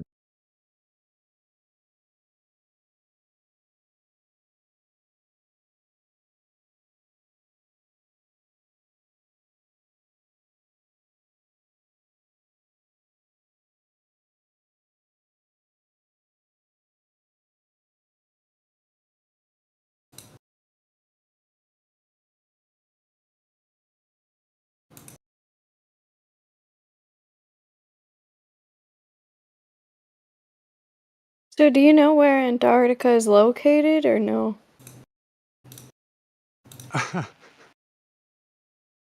She's definitely the smartest in the room for sure.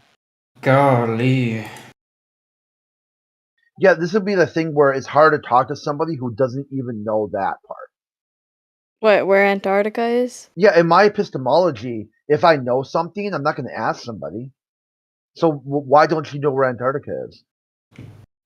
Because the other guy She's been said there. Antarctica is basically what... Yeah, she said she's been there. Yeah, but you're saying it's the border. Right, I want to know what the border of the flat Earth model is. Mm. And I was told it was Antarctica, so... We live in the same place as you, You honey. believe everything you're told, huh? I mean, you're saying different things. I don't know what to believe. One person believes the moon exists, the other doesn't. I don't know. I have to ask questions. Yes, that's the best part. You're asking questions of stuff that you think you know, but you don't know. It's a very contradictory worldview. Mm. Because if somebody changes their answer, you saw it already. What you ask person A, they answer. Ask person B, they answer. Person C, they answer. And suddenly now you can't know anything about reality because you got different answers from different people, all based on observer dependency. It'd be like when you see the advertisement, 9 out of 10 dentists say brushing with Crest makes you a fresh breath. You suddenly can't know if brushing your teeth is good or not because there's that one dentist out there who said, no, don't brush with Crest. It's not just one. It seems like there is a 50-50 split. Like people who, are willing to. Sorry, can you ask them What is about geometrical horizon 1.22 miles, what they are thinking about that? Let's see if they have 50-50 disappoint, how to say, if they think, somebody think that it's on 1.22 miles and somebody, let's see what every flat earther think about surface, or about sea level. About what? The sea level? Yeah, not about Antarctica. What the flat earthers think about sea level, geometrical horizon, and that stuff. So when you ask people to Yeah. speculate, they're going to give you different answers, right? Like nobody knows what that stuff is. Yeah, that's People, true. people, So people what do tell they think stories. about People sea tell levels? stories about what that stuff is, but nobody really knows. This is what you can do, okay? So inside your model, they tell you there's an edge, and that edge is ever expanding into more nothing. The whole universe started from a very small singularity, it exploded, and it's been constantly expanding out. That edge is ever expanding. But some reason, you can't take that same worldview and apply it to other cosmologies. That shows you your worldview is very fractured and broken because it only exists inside one paradigm and you can't export it into other ideas. You can't chew bubblegum and walk at the same time. You wait, what was the second part? You can't chew bubblegum. Yeah, and you're basically bricked. You can't take your concept of an ever expanding edge and apply that outside of whatever this model you are. You either got to walk or you got to chew bubblegum. You can't do both.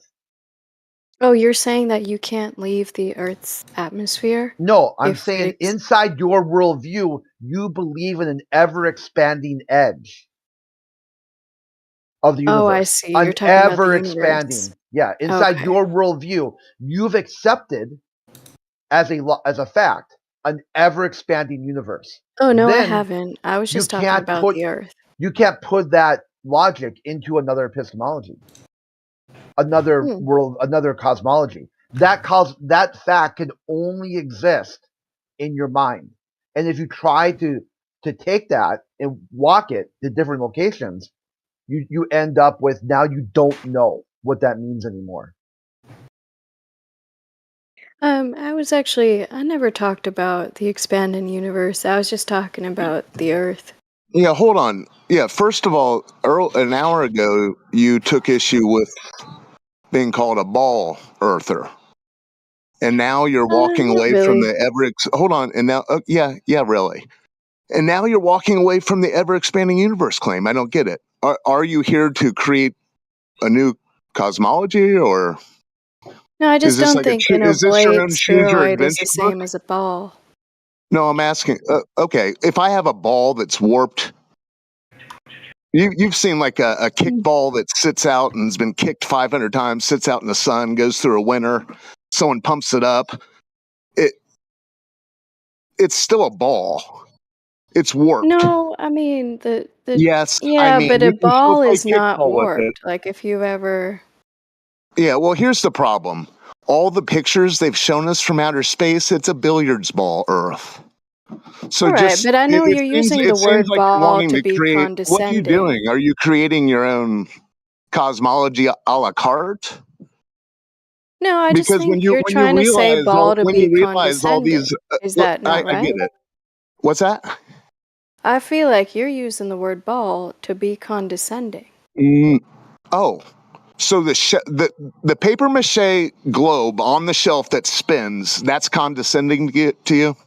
Well, when I said your paper No, Earth I'm asking you, model, is like that a flat, condescending? a Did you sheet find it model. condescending when there was a spinning paper mache ball in the corner of your classroom? Was that condescending then? No, but when I said a flat Okay. Earth, a piece of What do you want paper, a me to sheet of call it? paper, you found it Oblate, condescending. the So oblate, why the hypocrisy? okay, the oblate spheroid pear-shaped water ball. I don't know about pear. Where'd you get pear from? So here's the thing: are you creating your own cosmology? Because you seem to be walking away from all the modern mainstream TV evangelists' claims. What are those? Well, I'll give you an example of one: Neil deGrasse Tyson, Michio Kaku. So what are you doing? Are you creating your own cosmology on the fly? That's fine. Just it can be categorized differently. You won't receive so much pushback if you're just workshopping a science fiction novel. I mean, I don't know. I feel like you're being a bit condescending. Okay, so fine. Can you answer Your the question? tone is a little aggressive. Okay, now you're tone policing, and I find that to be condescending and aggressive. So, do you? Are you here to just put forth a new cosmology? Is that what you're doing? No, I couldn't do that if I tried. So why do you back away from ever expanding universe? Why back away from that? It's not backing away, as I never talked about it in the first place. So, but that's part of the myth. That's part of the story. It doesn't have So to be are a you part doing of it it. a la carte? Yeah, Are it you does. doing it a la carte?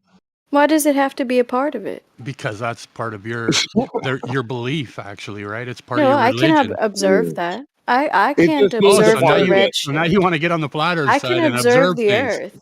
Yeah, exactly. I can observe things. What do when it you comes to observe? the Earth. You observe your Spherical Earth. What are you guys observing a flat Earth? If Yeah, you flat, observe motionless, yeah. spherical, because yes, you. I do observe flat Earth. When I go Alright, to the what's your sea or best the ocean, observation for the flat I Earth? see flat land. Also, the ocean is a horizontal plane. Therefore, the horizon is called the horizon because of that. Interesting. Well, I live on a Yeah, mountain, and and I can't say the Earth is that flat. the There's word topography. horizon comes from the Greek language. Can you give us And some it has numbers? a definition. It has a definition, this word in Greek language. Do you know that definition of ancient Greek language for the word horizon?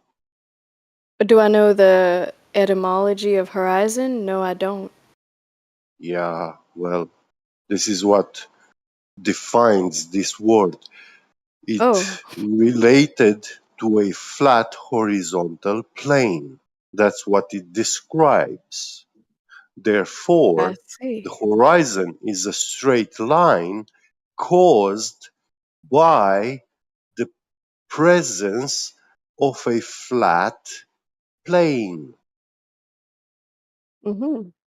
and horizontal, not inclined, not curved, not vertical, horizontal. I don't think she's this stupid. It's more entertaining for her. It This, sounds like a recursive explanation. I mean, you can't be The this Earth is fucking flat stupid. I'm because sorry. the horizon, the Earth Well, is flat because the horizon means horizontal, and then the Have you reason seen that a we use curved that word horizon before? horizontal is because the Earth is flat. you guys can think she's not stupid, but she is the one who came in here So and said besides Greek that she is etymology, dumb. what So other these evidence are do you her have for the flat words. Earth? That's true. I did say that. Yeah. So I'm not contradicting you, and I'm not saying it as an insult. Far, far No, I come from on, that. drop understand. the tone, please. We don't care Yeah. about that. I just want to know why Thank do you you for think the Earth taking is the flat? time to explain. Well, Yeah. can you No prove that it's problem. Besides curved, brother?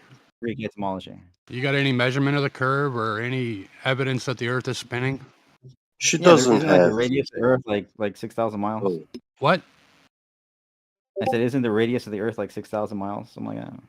No, not even close, but Not Jesus. 6,000 miles. What That's is like it then? 6,300 you guys don't know kilometers. anything about your planet, but you're here Wait, talking like Yeah. you do, right? 6,300 You're telling me that it's is 6,000 miles radius, dude? Like, holy fuck, man.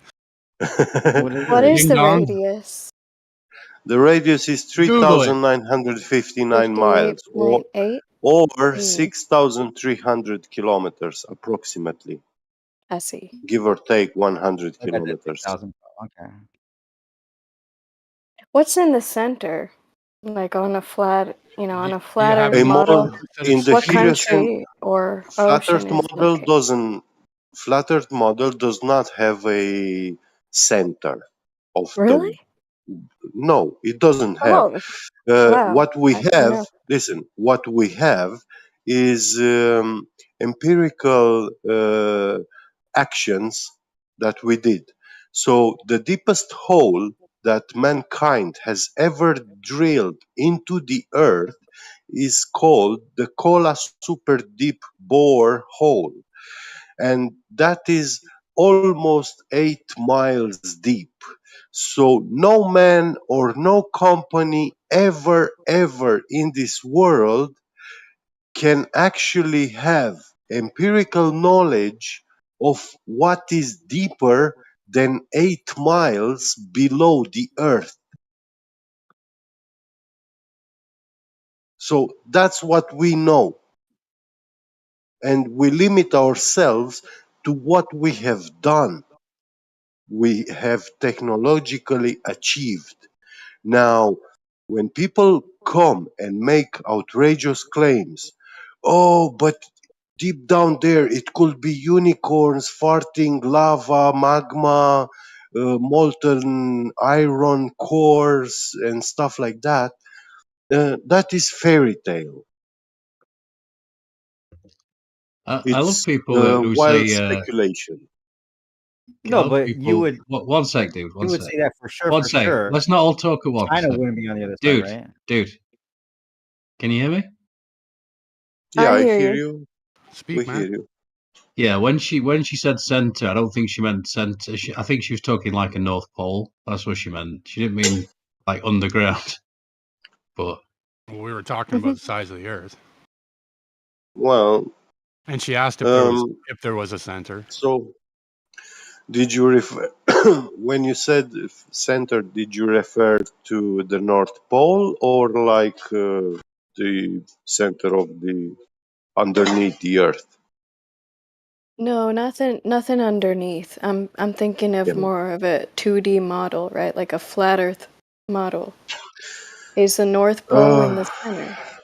Yeah, yeah. In a 2D representation model, it will be in the center. But the problem is that the world is not 2D.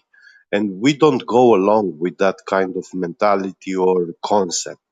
In mathematics, 1D, one dimension, so that represents a dot, yeah, a point, which has no dimensions, literally, in mathematics.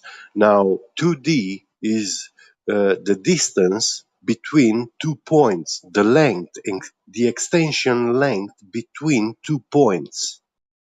So that will make 2D. Yeah.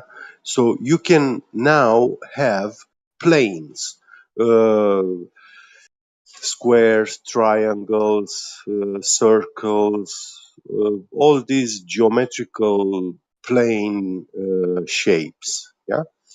Now the world is 3D and is not 1D, not 2D, none of these.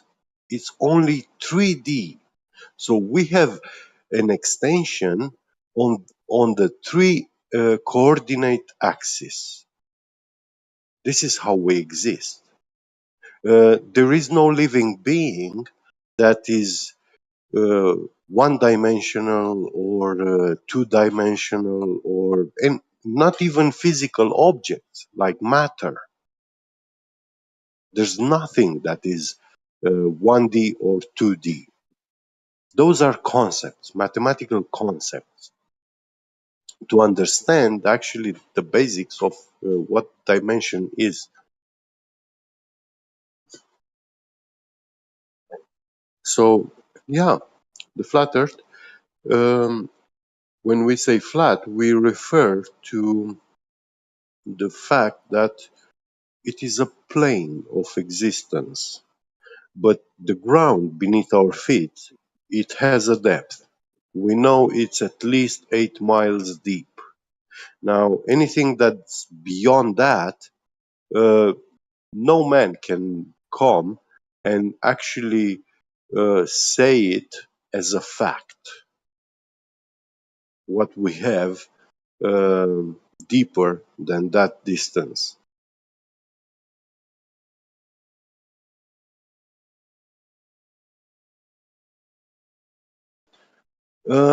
I prefer to have questions that I don't have an answer to them instead of having answers that I am not allowed to question. So I suggest you reflect on this matter. I feel like you have the answers to everything. No, I don't have the answers to everything. This is exactly what I was explaining to you, that I prefer to take the position where I know that there are questions which we don't have the answer for them, but now someone comes up and he invents an answer for which there is no demonstration, no empirical proof for that to be real. You get me? So I'm not going to easily accept blind beliefs. If someone tells me, hey, look, if I was like a caveman, yeah, who didn't know that water can boil, but now comes another guy and he tells me, hey, look, water can boil, yeah. I don't even know what boiling is, so I ask him, what is that? And he shows me a place where there is a fire burning and close to it, water boiling. I see that phenomena going on, and then I can also experiment if that is true or not, if the heat, fire, can make water boil. You put a pan, yeah, on the cooker, you turn on the cooker, it makes heat, and you see the water boils. You stop the heat, yeah, the cooker, you turn it off, and then you see that the water stops boiling. Science is that simple. It doesn't have to be these fantastical stories which your mind is not capable to comprehend, to understand, to know. I see. Yeah. We have any globers? Someone wants to ask questions or provide evidence for the globe? Thank you. Yeah. I think we who had it measured with the this. Earth? Who? Be right back. Do you guys know who measured the curve or who measured the size of the Earth?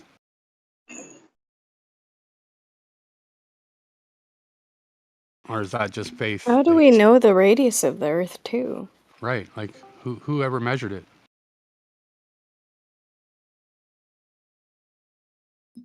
Well, You it wanna looks like it was rank it about agreed that the radius is 3,959 miles. So what, we just had a vote, or?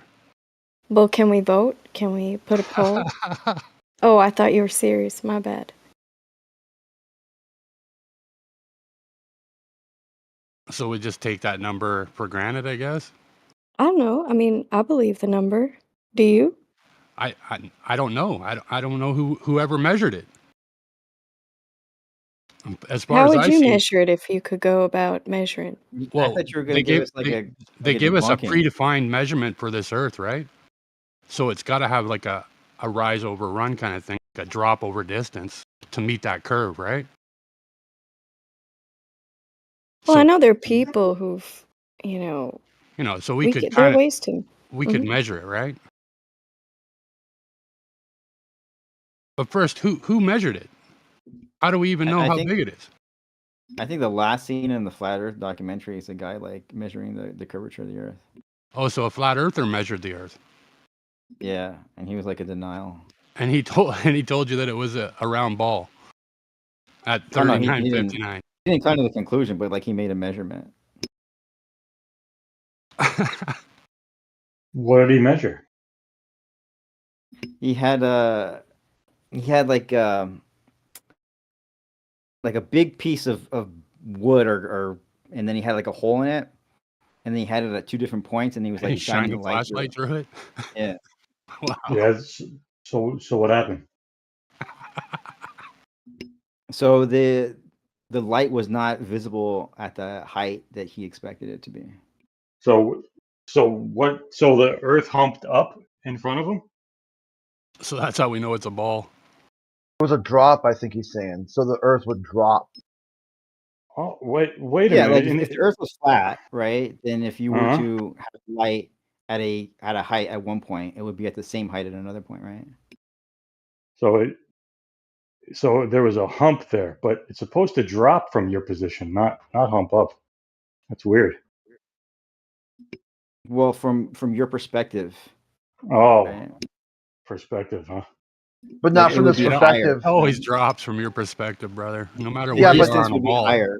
But not from the perspective of the guy holding the light. It didn't drop from his perspective. It rolls up, so concave. Right. From one guy's perspective, the Earth dropped down, and from the other guy's perspective, the Earth rose up. So you have concave and convex at the same time. I don't know about that. Yeah, think about it. The guy who was standing there holding the light, he had to lift the light up higher to get to the elevation that the other guy was at with the hole cut through the drywall. So from his point of view, the Earth was ramping up concave, and from the guy's point of view, who was looking back through the hole in the drywall, he saw the guy dropping down. So you had the drop and the rise together. No, I think they both agree whether he's raising the lamp up or lowering it down, right? So it was a hill. That's all. What was that? It was a hill, right? Because if one guy is higher than the other, that's a hill. Yeah. How is it flat? Well, I mean, he it's did it. not He did it perfectly by flat, right? water. So let's say I'm standing on the third. Have you been on stairs before? I'm not sure if you have or not, because it might be a hard concept for you to get. Percival, have you ever been on stairs? Have you ever seen stairs before? Yeah, stairs. Okay, And changed it so if I'm on the third step, or let's say a ladder. Have you seen a ladder before? Maybe that help? Doesn't this contradict your point of like water finds its own level? No, because he was holding the light, not a ladder. So if you're going to hand a flashlight up to me, because I'm up on the ladder working on the wall, from the on water the ceiling, finding its own level, though. Yeah, so if I'm up on a ladder and you got to hand me up a flashlight so I can look up in like the false ceiling to make sure, hey, is the sprinkler system still working or whatever? You think that means the Earth is curved now? You just handed me up. You just handed the light upwards to me, and I looked when you down. say it that way, it just sounds ridiculous. Yeah, the whole thing was ridiculous. That's why the Netflix platform, flat earthers said If the Earth is flat, yeah, the Earth is flat. Then 10 meters above the shoreline would be 10 meters above the shoreline anywhere else, right? And it would be a Above. straight line, right? Above, yeah. That's Wait, weird. so 'Cause light people say travels that. in a straight line? Well, hold on. It's weird because people say that the ships drop from your, like when the ships sail out, they like drop down. But this guy measured a hump, so that's weird. No, but like, why do ships disappear over the horizon, right? Well, yeah, I mean, especially since you're saying there's a hump. That's wild.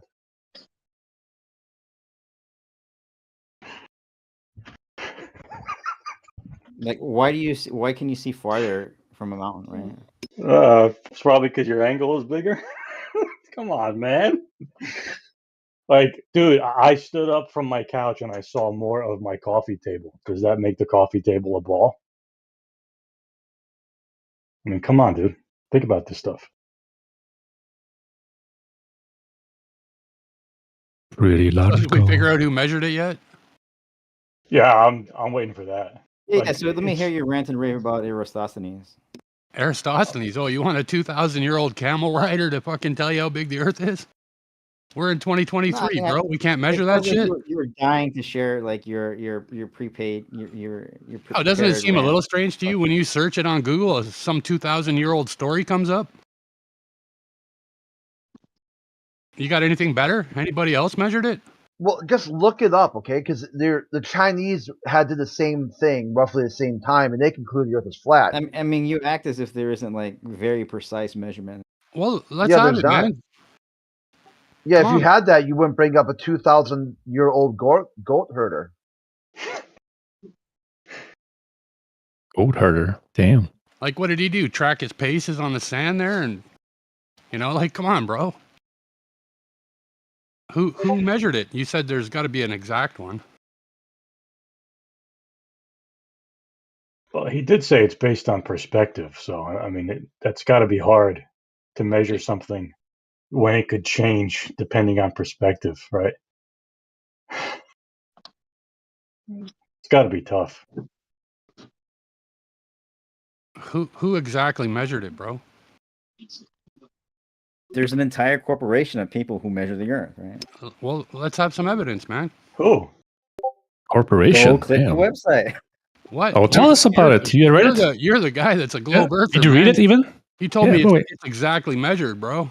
What, this guy? Have you read it even? Like, we're just going to throw out things out of nowhere. Read what? You talking? No, to me? I'm talking Parsival. Oh. He's posting a source, but he's not citing anything in particular, so he just want us to read it for him for some reason. So, what's your statement?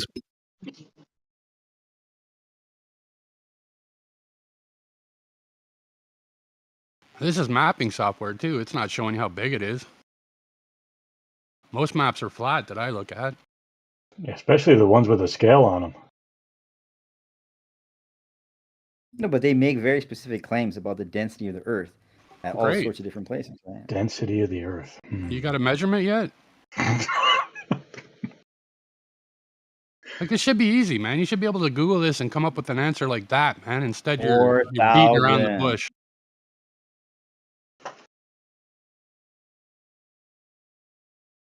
Don't you think it would be easy to cite this information? Are these reasons why you think the ground is a ball, or like what's your main reason? No, you guys came with like who has measured the Earth, right? Right. And so I'm just making the point that there is an entire economic sector based around making precise measurements of the Earth, right? Yeah, surveyors, right? Yeah, you can call them that. Right. So they measure up and down from horizontal, right? No, not necessarily. Really? Yeah, the Esri guys, they use satellites. Satellites. So satellites just go in big flat ellipses, don't they?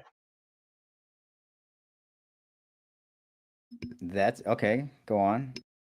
Yeah, and GPS just uses a 2D coordinate system, right? Latitude and longitude? No. Latitude and longitude is 2 dimensions, right? I would say it's a translation, right? Translation. What GPS does is they measure the amount of time it takes to receive a signal from a satellite in outer space, right? And then they triangulate it, right? Triangles, right? 3 straight lines. No, but you can have a triangle in space too. Yeah. Yeah, Parsable, I do have to say, every time I use the GPS, it's been pretty accurate with calculating the distances for, even my road trip from New York to California. All the miles I had to travel, the places I had to go, very accurate. And I was able to fill up my gas tank properly, knowing, how many miles it would take to get to this hotel and that hotel. So I'm really thankful for the GPS. So when you open your phone and you open your GPS app and you look at the local map, Sure. All right. does it show squares there or are they curved lines? I'm confused as to what you mean by squares. Like when you zoom in to see your location on that map, doesn't it? Okay. It shows you all squares, like it uses a Yeah, Cartesian grid mapping system. right? No, Yeah, our like a grid roads are system. not square. Our roads are not like London's. They're like, they're not squares. They're kind of like squiggles. Yeah, my point is it uses a square map at that point, right? Like it doesn't use round lines there to measure your distance. No, there's no square. Wow. I don't know if we're So they don't thinking of the use a grid. same thing. Open your Google Maps and have a look. Zoom in, and you'll see squares. All right, open Google Maps. Or any map of the state where you live. Like it's Alright, so I have a all map. I local see maps the are road. flat, man. I'm sorry. I don't see a They're grid. They use a all Cartesian scale system, maps. right? Oh, yep.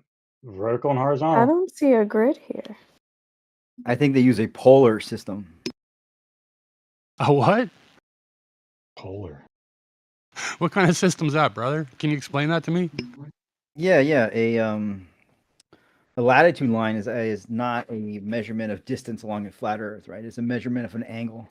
Oh, we're talking about a globe, though, right? We're talking about the Earth, right? Yeah. We're talking about mapping the Earth. Yeah. So what would be the shortest distance between 2 points? That would be a straight line, right? Great circle, right? A what? Straight circle? No, I said a great circle. A great circle. Yeah, I don't know. I would say that's a horizontal line. That would be the shortest distance between 2 points. Is a horizontal line. On the Earth. Well, it doesn't have to Anywhere. be a horizontal Yeah. line, but just So, a so straight I line. still don't see these squares. Are you referring to like the lines of longitude and latitude on the globe? Like all these lines are parallel. Just you'll see all the big blocks and the city block. They're all squares, right? Like when you look at them and when No, you they're try to not. find your way to a certain destination, that's the way it's laid out. No, it's not. It has to That's be. not how our roads are. No. I'm sorry. Longitude and latitude lines are not lines on the terrestrial surface. They are the lines which are drawn on the celestial sphere. Yep. They are above our heads. Yeah. They are very high above our heads. Those longitude and latitude lines. They have nothing to do with the ground. They don't belong to the ground. Won't two people on the Yeah, same so point of the what I was ground saying is agree on the same latitude and longitude? all I was saying is I appreciate how accurate the GPS system's been for me. Yeah, when it comes Yeah, the when it comes GPS. to calculating distances of thousands of miles, we're talking between New York and No, California. it How about that? doesn't calculate you thousands of miles when you drive. Your signal GPS device is being broadcast and received, to cell towers, antennas, ground antennas. That is, I'm sorry, that is where you get your GPS signal from. It's not coming from the sky. Well, we got You have evidence GPS for that? satellites that are No, circling the no, Earth. no, no, no, no. GPS has nothing to do with the satellites. Then how are we getting the information, according to you? Look into the Internet and ground antennas, GSM telecommunications. Yeah, 3G, GPS. 4G, 5G, all these Gs, 1G, 2G, they are all ground antennas, transmitter and receiver antennas, networked. I kind of made this And- point before, right? Like it seems that Yeah. you guys would believe that there's like a conspiracy theory. Are you changing the subject again? No, because we're talking about GPS, right?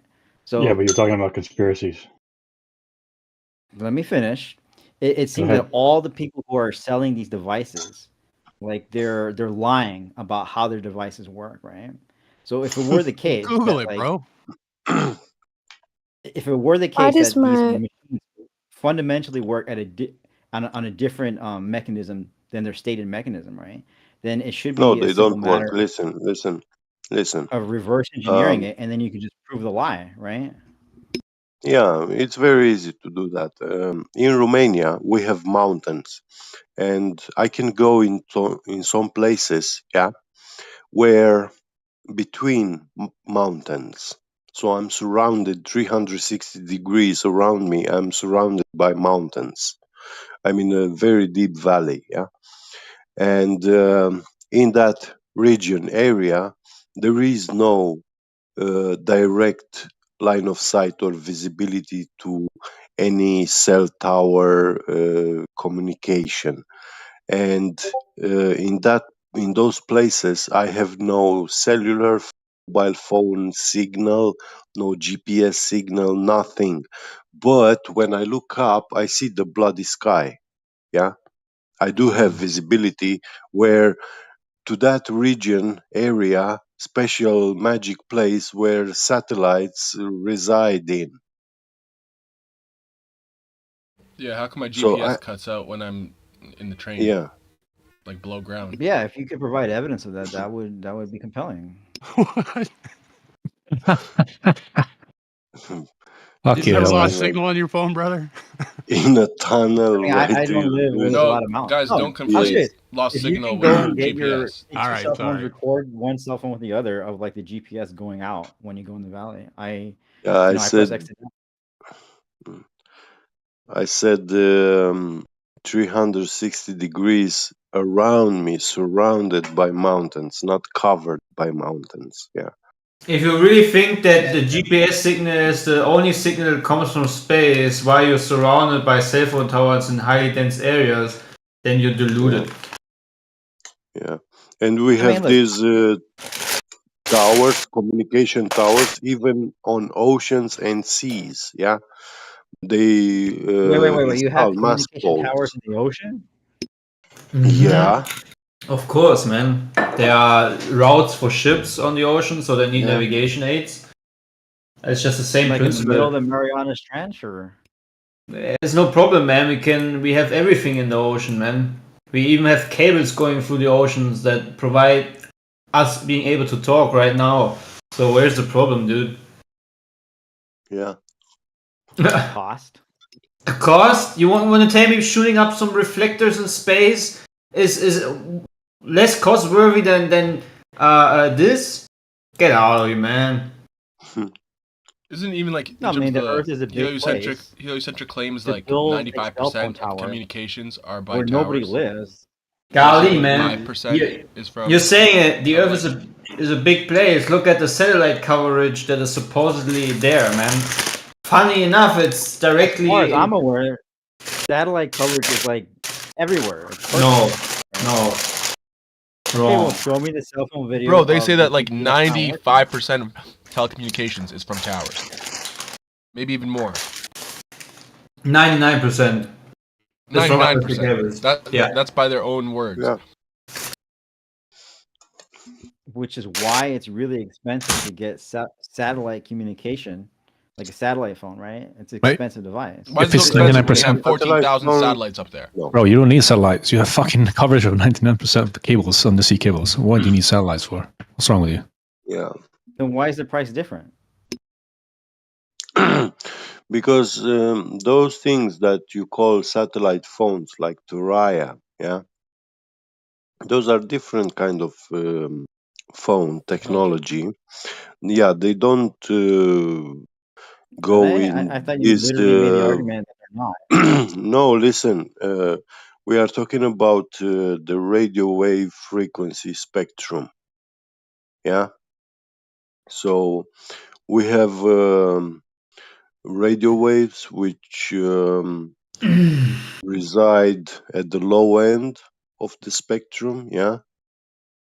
And those kind of frequencies and radio transmitter antennas like when you look on the radio, they are called. There is a special switch, yeah, to switch on those type of frequency, and it's AM or FM, yeah.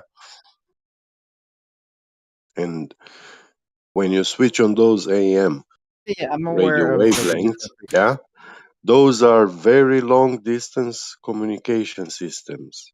So you are receiving a radio signal which is being broadcast from 10 or 100 times further than the ordinary radio frequency technologies that we have in cell phones or even radios at home. Fair enough. Satellite radio Yeah, communication but on that radio. spectrum, most of it is reserved for the military. They are the ones that are using, so their technologies and radio communications and everything, their internet, yeah, it's in that spectrum because it's very long distance communications. So to tap into that, you need different kind of technology devices, even different laptops, computers, whatever, you know. Many things are very different. I don't know if they're that different, but so let me ask you, what do you think DirecTV is doing? Like, are they just bullshitting their customers? Yeah, what's the What do frequency you band mean? for AM radio? What are the numbers on the radio from one side to the next? It's been a while since I used radio. I'm not It an says here expert in 540 radio kilohertz to communication, but 1700 kilohertz. yeah. 540 to what? 1700 kilohertz. Okay.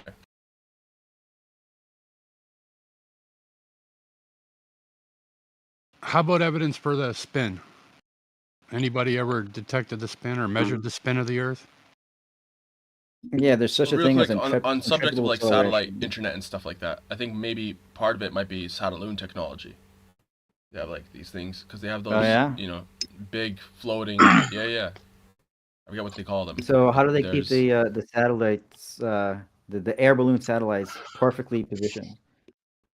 Yeah, but okay, in the 1920s, yeah, did Like, isn't it they funny how like needed in the the DirecTV 1900s? subscribers they don't ever have Listen, to climb on the roof and like adjust where their dish is pointing every now and then, you know? no, in the 1900s, they didn't have satellite TV or antennas or phones or whatever. But they used a radio transmitter antenna and they sent a signal, yeah, from London, UK, I think, all the way to Australia. It was the world's record long About distance the communication. Marconi one? Yeah, and they even made like a stone in the ground, a monument for that achievement. And satellites era, it was like 50, 60 years before the satellites era even begun. Probably not even Jules Verne hasn't even imagined, written anything about satellites or whatever.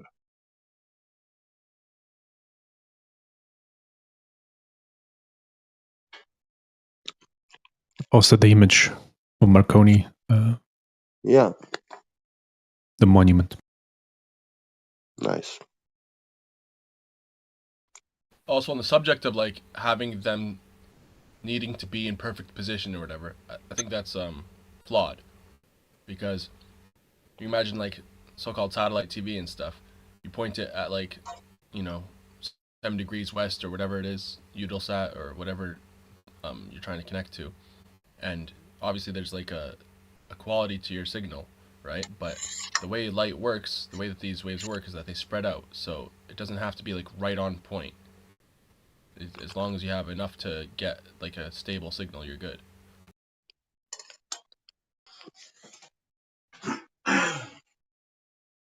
Yeah, but you can't have curvature blocking the signals. It's not going to get through anywhere.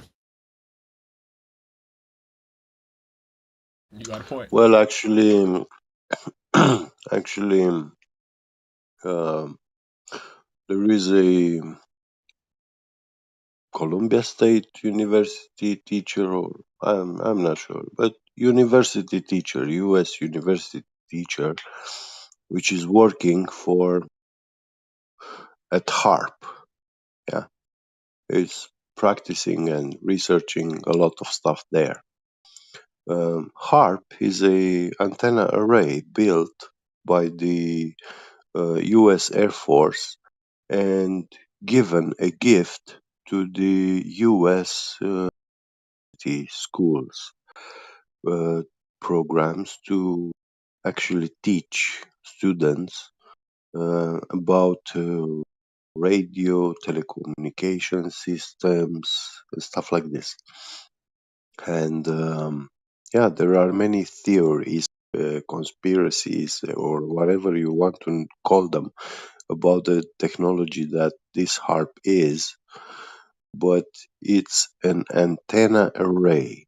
And that professor who works there, who conducts research, experiments, and teaches the students, yeah, he said that using multiple radio transmitter antennas, you can create a radio frequency resonance point into the air, and this resonance point, they will conform to the magnetic field of the world. So you establish a circular track above the world in the sky, yeah? And when you point a radio receiving antenna towards that location,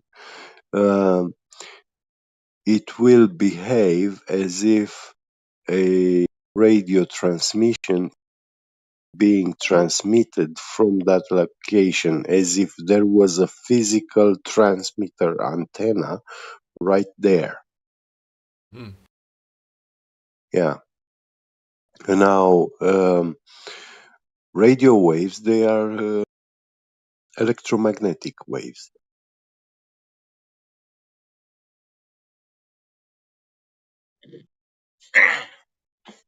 That's pretty cool. Yeah. Therefore, the shape of the magnetic field of the world, yeah, which nobody can refute or deny, because we can use a compass to navigate on the surface of Earth anywhere in the world, except some special remote places where you have of minerals deposits in the ground which have magnetic properties, and those will cause your compass to actually show funny things, you know, because you are in a place where there are magnetic perturbances. You said perturbances or turbulences?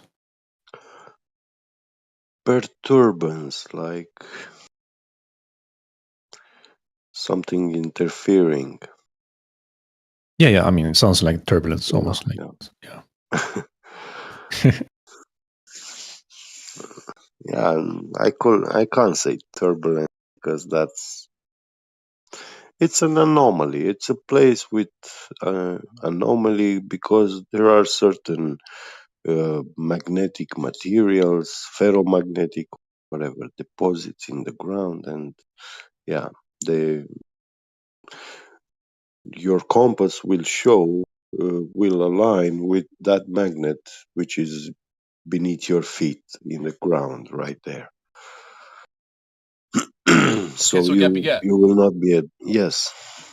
So let's say you did this. You had all these like this area of satellites or radios, I mean, and they did this resonance point in the sky somewhere and Yeah. created like that conformed to the the magnetic resonance Yeah, of the it's Earth or like what a have you. circular track, you know, just like Yeah. you imagine the Cancer, the Tropic of Cancer, Equator, and Capricorn.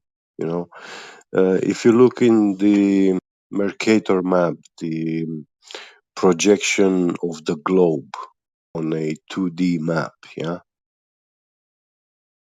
that was being shown as the Earth map, but that map doesn't really represent the real world that we live in. The shape of the continents, the position and size is distorted. But despite all Well, that, let me get to it's my a good question. representation. It's a good representation to how the tropics of Cancer are. They are concentric circles. My question is, Yeah. with regards to the conspiracy theories that people like say, oh, this is created by HAARP and stuff like that. How can basically dictating what this this frequency is in the sky by using these resonance points of different, like this area of radios, how can that cause natural disasters or disasters, I should say? Well, using these things, for example, when you try to achieve superfluid liquid helium inside the laboratory, yeah, you turn on those vacuum pumps, you precipitate hydrogen to its liquid form, you start boiling the hydrogen vacuum. So this leads to a lot of loss of energy in that liquid. You achieve extreme low temperature and the temperature of helium precipitation. Yeah, so when you introduce now helium gas, it will actually condensate and you achieve liquid helium.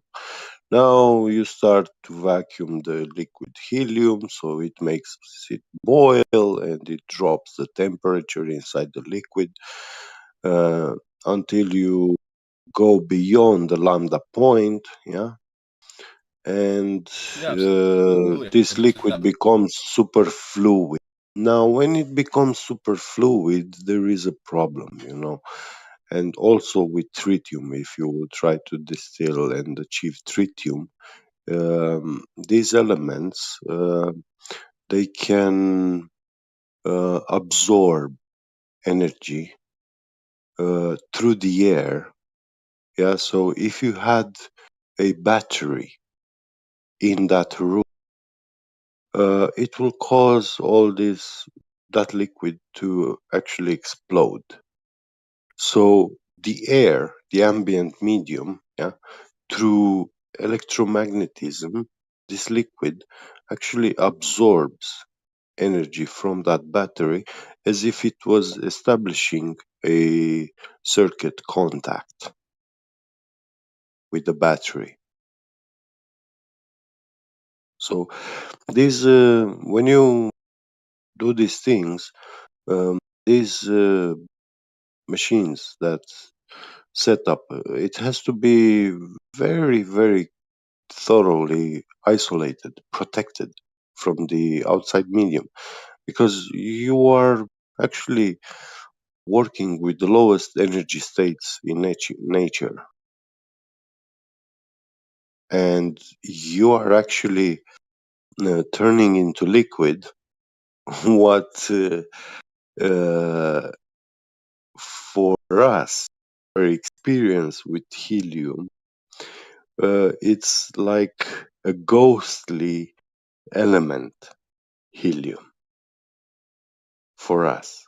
Yeah, it has almost zero interest in us in reality, because it has a gaseous shape, and in this pseudo science they call it a gas lighter than the air, so it rises up above. Therefore this gas does not push anything on you. Yeah, it will bounce easily away from you because it's the lightest material that ever is.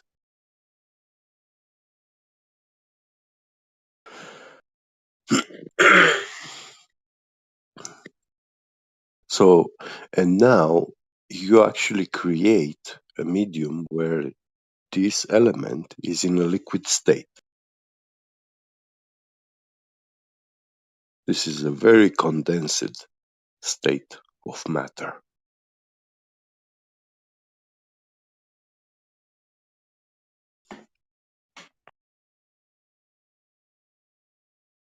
With, of course, very different properties.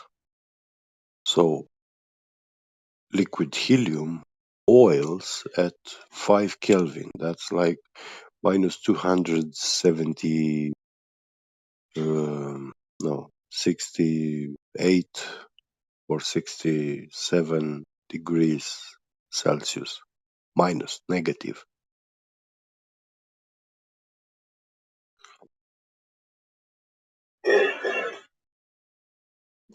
I don't know if people actually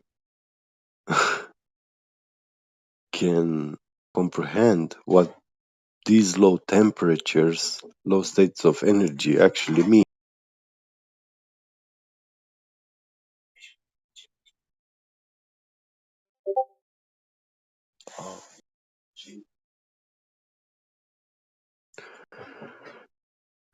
Mic check. Yeah, man, I got you. Yeah, so at these low states of energy,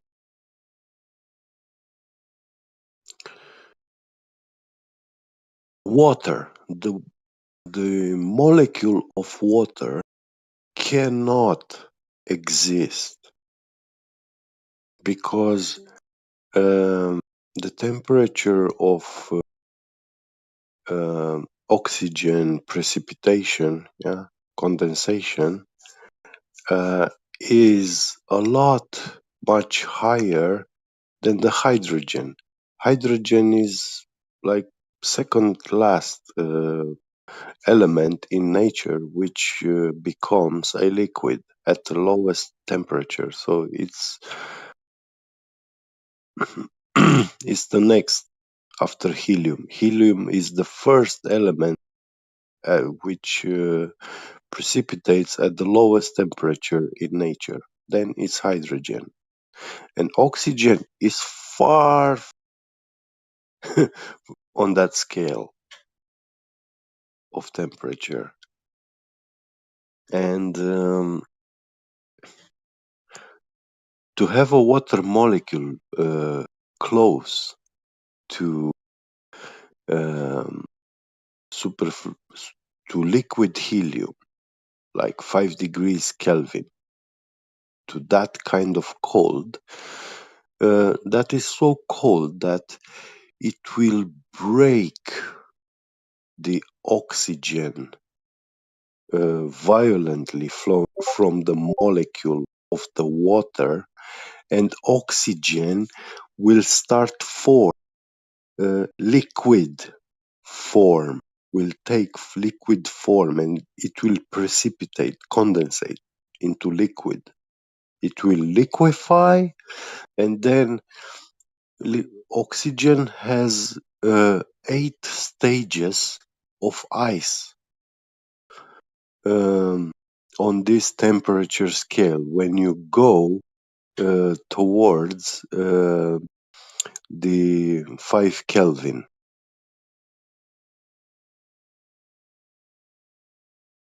So you have 8 types of ice, different kinds. They have different properties. And then you encounter the temperature where hydrogen becomes liquid.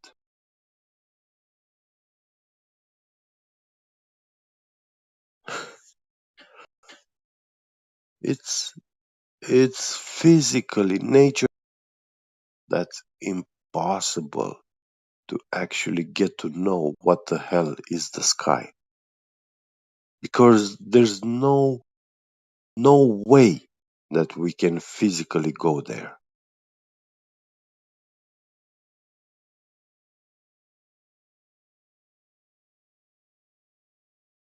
Such a infinite universe of infinite vacuum, ever expanding vacuum, expanding faster than the speed of light, with a ever increasing accelerate rate of expansion, which lasted.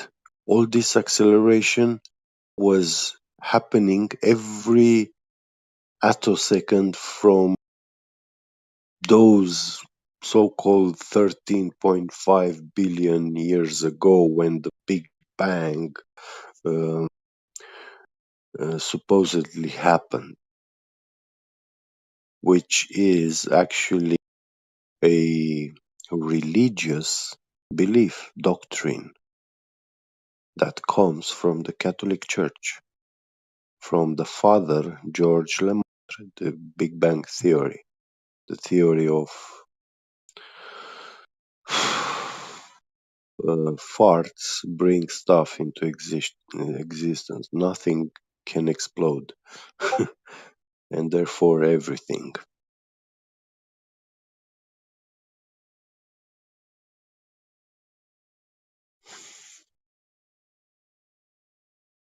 So that vacuum cannot exist because helium will not allow it.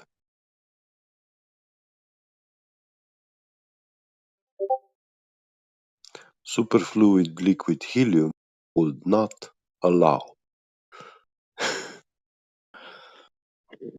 Yeah, we can have big volumes with very low very low pressure.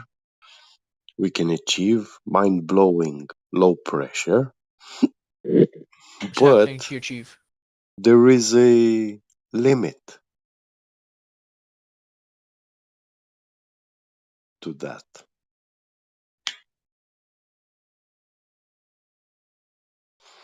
And there is no way that we can actually cross these physical limitations, because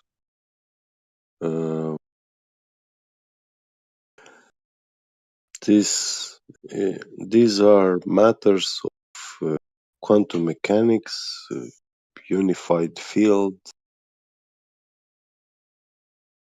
the most basic rules and laws of the existence of nature. Mm-hmm. So bye-bye vacuum, bye-bye satellites. They don't exist, and we don't need them. We have radio wave resonance, yeah, which behaves those points in the air where multiple transmitting antennas create a resonating point, and that will be perceived as by any antenna as in that location there is a radio wave transmitter antenna for that signal.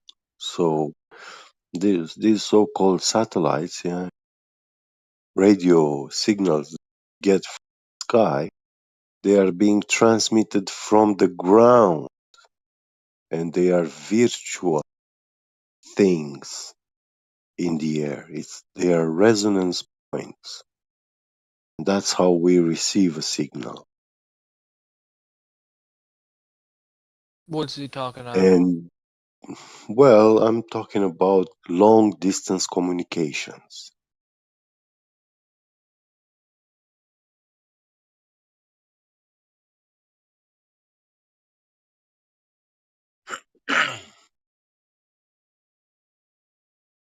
So interesting.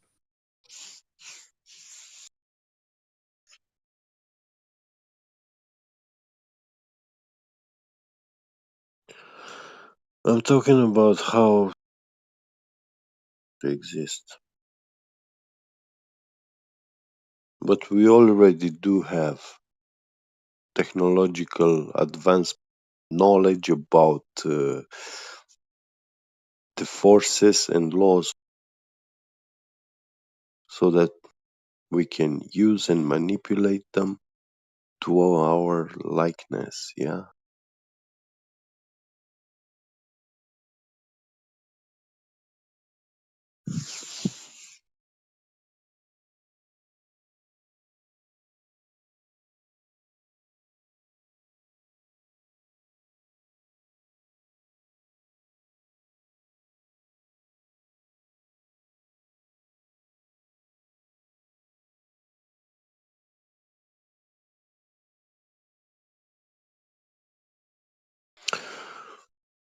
The most easy thing is to ask stupid questions.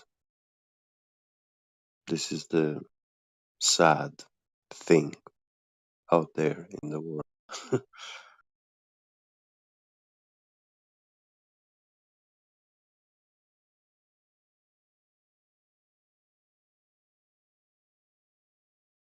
Hello, you get friends. Sorry? I said hello. Hello, welcome. How you 2 doing? a.m. So it's a bit hard to talk. Did you guys see that Yeah. Harp just did 2 tests there on the 4th and the 7th? And, No, and, bo- no. and both of those nights, the northern lights were like red in the sky. Yeah, I saw the Northern Lights like about a week ago in Germany. Yeah, so Central Germany. Man, that's crazy. I mean, so that's a the Arctic Harp station made an announcement that they yeah, did 2 tests, one on the 4th and one on the 7th. And both I those nights, see. the northern lights were crazy. Yeah. I they have been seen even from Bulgaria, which is even it's on the south of Romania, and the 45th parallel crosses over Romania. So we are quite very far away, and uh, there I have never heard in my life that the northern lights the aurora borealis to be seen from Romania. I only read this in like ancient mythology, Greek mythology, and where yeah, there is a very tall mountain in Romania. There are like 3 pillars, and the ancient Greek writers were actually saying that those are like the columns of the sky, so the center point of rest for the sky of this axis of spin. So yeah, they were saying that the North Pole was actually on that mountain there in Romania, but it switched, it changed. But these are very ancient times, like the times of the Hyperboreans and stuff. We're talking about 8, 9, 10,000 years ago. So yeah.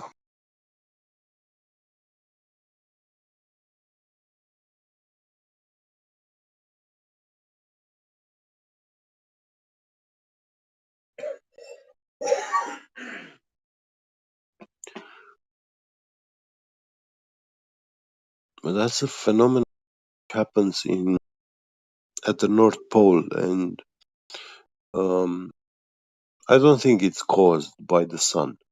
I don't think it has anything to do with the sun.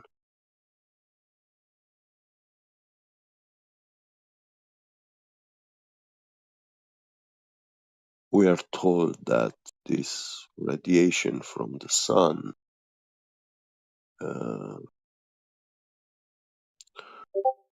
is directed by the magnetic field to follow that magnetic vortex that leads into the North Pole, into that toroidal shape of the magnetic field. But there is no evidence for that.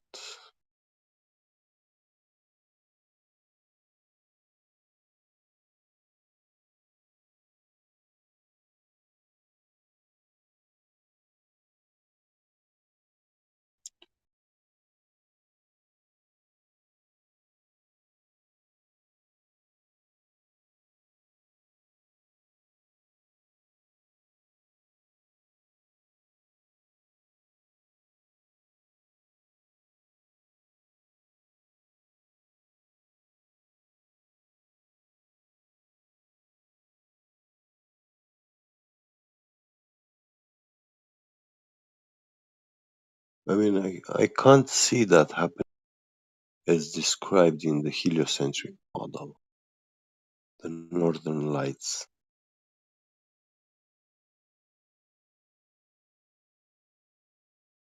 Yeah, I'm on the 45th parallel too in Canada, and we seen them here too.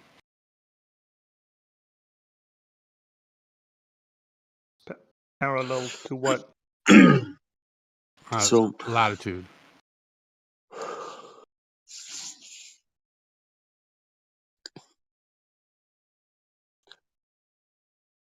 Now, if we take like flat Earth as a disk, in the middle, the north. Now, the toroidal shape, magnetic field, would go upwards into the sky from the north, towards the south, the outer circle,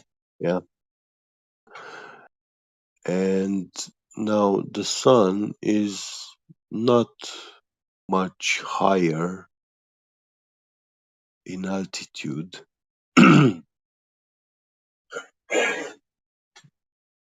It will be at a couple of thousand miles high up, and its energy is not actually this magnetism does not act like a shield, but it could act like when you have this cone with a drain pipe, and when you pour water, all that water follow the shape of that cone, makes a spiral vortex and goes down the pipe, is leaking away out. This is how I see this energy, the sun, radiation and stuff would just fall into that toroidal vortex of the magnetic field.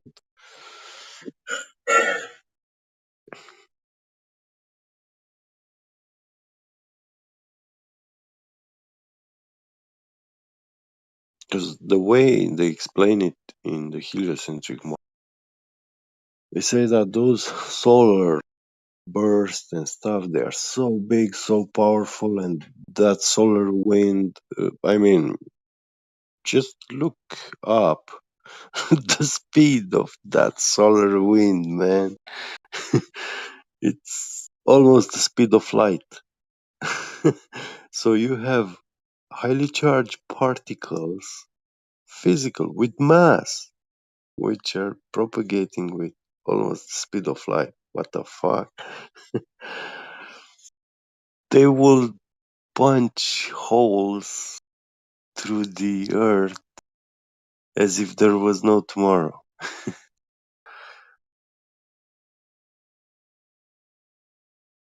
No magnet could actually stand against that.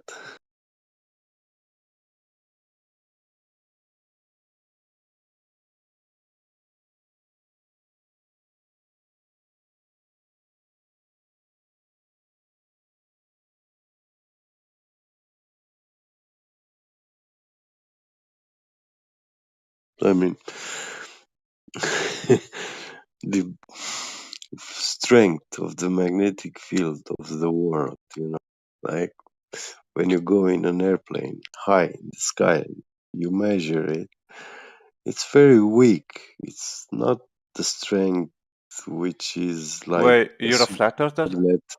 a super magnet which is at the CERN LHC particle accelerator in Switzerland. Are you a flat earther? Why? What's your question? What do you want to ask? That was my question. Are you a flat earther? What is a flat earth? Flat earther. It's like somebody who believes that the earth is flat. Well, I don't believe. I don't follow belief systems. Okay. So, Yeah. in your opinion, is the earth like a globe, or is it more flat, like a pancake? Earth is not a pancake. Okay, but like, is it shaped like a Not pancake? not even like a pancake. Okay, maybe a donut? No. Okay, good. Why? I'm just trying to get to know your friend. A ball. It's not a ball either. Oh, what is it? A square, like the Minecraft world? No, you don't know the shape of the world, and you cannot ask me the shape of the world. What is the shape of the world? Because you are asking me to be your god. Uh-huh. Uh-huh. So, like, if you're in school and you ask like a math teacher how to Is solve this NASA your mathematical god? problem, Is NASA is NASA your god? I don't worship NASA. No, why? People believe that the You Earth was round believe way what before they NASA. By the say way, that no. yeah, ancient Greeks believed that it was round. For No, example, in ancient Greek, this people was. believed that the Earth was round. Yeah, they measured like the fucking. Did I finish shadows. answering the question? You didn't answer the question. Yeah, So I was I guess you finished. answering. I was telling you what they did in the ancient Greek, which you But have you don't no know what damn they clue. did. Are You you my haven't god? read ancient I'm sorry. Greek. Are you my god? I don't think you're my god, my. Fuck off. My God. What a twat. Yeah.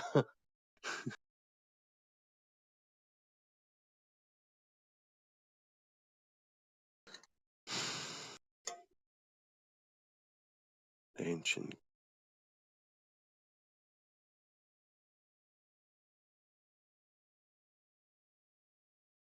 By the way, Eratosthenes was gay.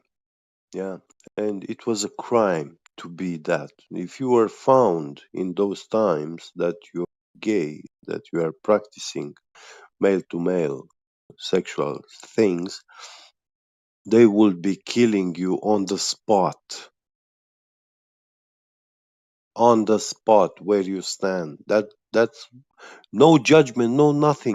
Brother, let's not talk Yeah. about homosexuality. Tell me about your geometric I'm not Earth. talking about sexuality. Now he had to hide himself. Yeah, he was born in Syene, and he moved to Alexandria, very very far away from his childhood friends. Yeah, and then he, as they were visiting each other from time to time, traveling all this road between Alexandria and Syene. Wow, let's come up with a story that we actually reason and explain the motive why we meet each other, you know. So we meet each other to make these mind-blowing measurements of the world, yeah, to excuse and deflect what they were actually doing, practicing.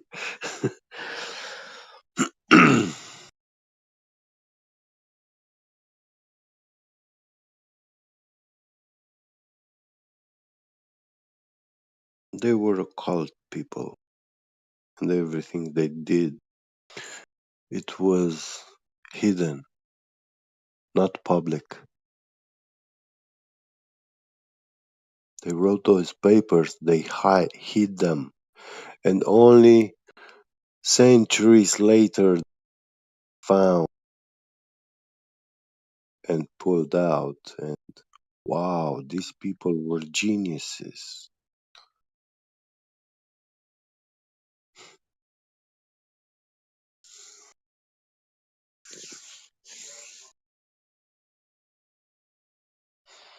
The evil had to work his way to get to the top very, very hard.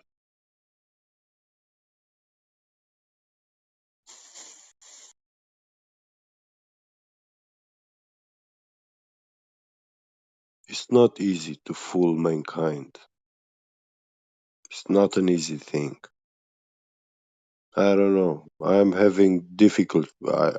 I can fool a man, one person, yeah. But when it's two or three or four, the more they are, the harder it is to fool them. And if you don't believe me saying this, then Are you go trying to try fool a bunch of yourself. us men that you're straight? Ah, another one.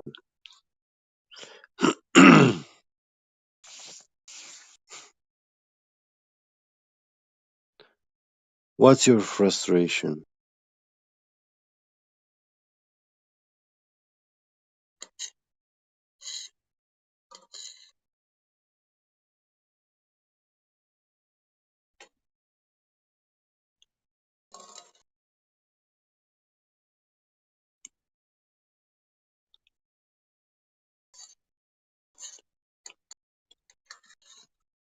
The Earth is a spinning, wobbling, tilted space ball flying from the spinning void of darkness. And I have been taught so by my government, and I love the government because the government never lies. Yes, NASA is cool. and it's so stupid to do mathematics like adding and subtracting, because then I could subtract from 90 degrees the 23.4 axis tilt, yeah, and Don't, I would please. get 66. No! Yeah. Don't question my faith in the government, please. Yeah. Please, Yeah. I obey the government. I'm a faithful follower. Please, Yeah. man. Don't expose my fraudulent faith Yeah. Oh my in God. vanity. Don't expose it. The earth is surely a It's spinning heresy. ball. Yeah. Yeah. And if you would be right, then no, that would mean that the government is lying to me. Yeah. This You know surely what's can't be funny, true. brother? Clay Underseal. Yeah. The funny thing is, when I think now of ancient world, I think heresy, this word, when someone was shouting heresy, they were actually shouting at these pretending clowns, reality deniers. So people back in the days, they didn't knew much, but they knew reality. And whoever was trying to contradict the reality, the factual stuff, they will be going crazy. They will burn you alive if you did that. So this is the perspective I have on the ancient past. Well, Yeah. the thing is, what they literally did is they couldn't control the people anymore with lying about scripture. So what the Catholic and the Jesuits did is they literally invented the heliocentric model to just get rid of God completely. So then they can lie about scripture again and make a new creation story and make people again fall off the faith. It's all a war on the Messiah. That's all, man. It's all a war against the one who called himself the way, the truth, and the life. It's literally what it comes down to. If you look at the history of how the heliocentristic system has been brought into the world, it was all a war, a fight against the truth, which always leads to the Messiah. That's all. It's nothing more, literally. You know? True. It's all control. It's all getting you away from the relationship with the Creator. It's all about that. Keeping you deceived. Even they don't want you to have a relation, not even with your parents, like child parent. Yes. No. I mean, destroy family, destroy structure, destroy everything that God loves about His creation. That's the point. If you destroy all the fundamental foundations of what God has said is healthy and good for your life, if you destroy all that, you're gonna destroy the humans themselves. Yeah. That's as simple as it gets. Destroy all structure. It's all like everything you see is a doctrine of the devil. It's all against something I noticed to a lot of globbers that come in here. There was one who told to Miggy like, "Oh, you should be shot," and he was like, he didn't like that Miggy was speaking and telling him things, factual stuff, So this seeded evil into these people, these fanatic people, the blind believers. They don't like to hear man talking, speaking, telling things, because in their own paradigm, you don't need to. You can enjoy the comfort of your phone and only the controls of your PlayStation or the keyboard, and the mouse. That's all you need to be a man, So they hate speech. Yeah. I mean, it's pretty simple, right? How do you control humans the best when you make them comfortable, right? Bread and circus. It's what the Romans did. It's the same thing what we have nowadays. Give them bread and circus, give them some fake education so they feel empowered of knowledge, but actually you just fool them. It's what the church always did, right? They lied about the scriptures. They made people believe that what the church says is the truth about God and so forth, so that people would obey the government, obey the rulers, the kings and queens, and do what they say, right? But it's always the same rich man's trick. Always. It's quite it amazes me how there's still people nowadays defending this. They defend being trolled. It's hilarious. And Satan, I see it obvious. Satan hate speech like the He action hates the of truth. talking. No, not because he hates the truth, but because the spoken word is the tool of creation, the first, most important, the basic tool of creation. So God spoke, the Yes. Well, world into existence. He spoke it, it was the word first. Yeah. well, yeah. The power of life and death is upon the tongue, is what the scripture says, right? Yeah. So it's also very important what you choose to use as words in your daily life. That's why I don't curse. I don't curse because I'm Yeah. literally, destroying my own self I by doing applaud you for so. that. I applaud you for that. Yeah, it's very good. I had like almost 10 years. I was word fasting, so I was not swearing, speaking out any dirty word or and I noticed a very good improvement in and you see like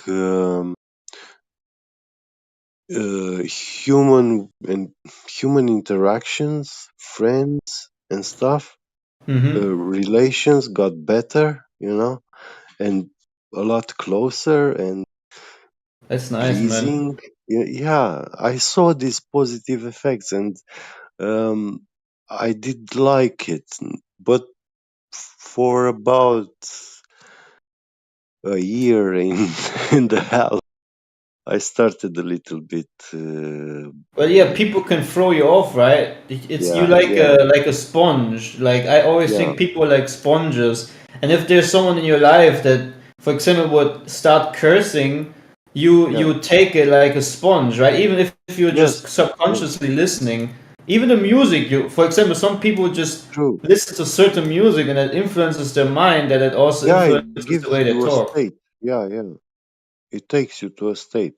Yeah. Yeah, that's why we listen to different music. Yeah. When our mood is different, right? Sometimes we listen to music when we are very happy, that is like going in that kind of direction.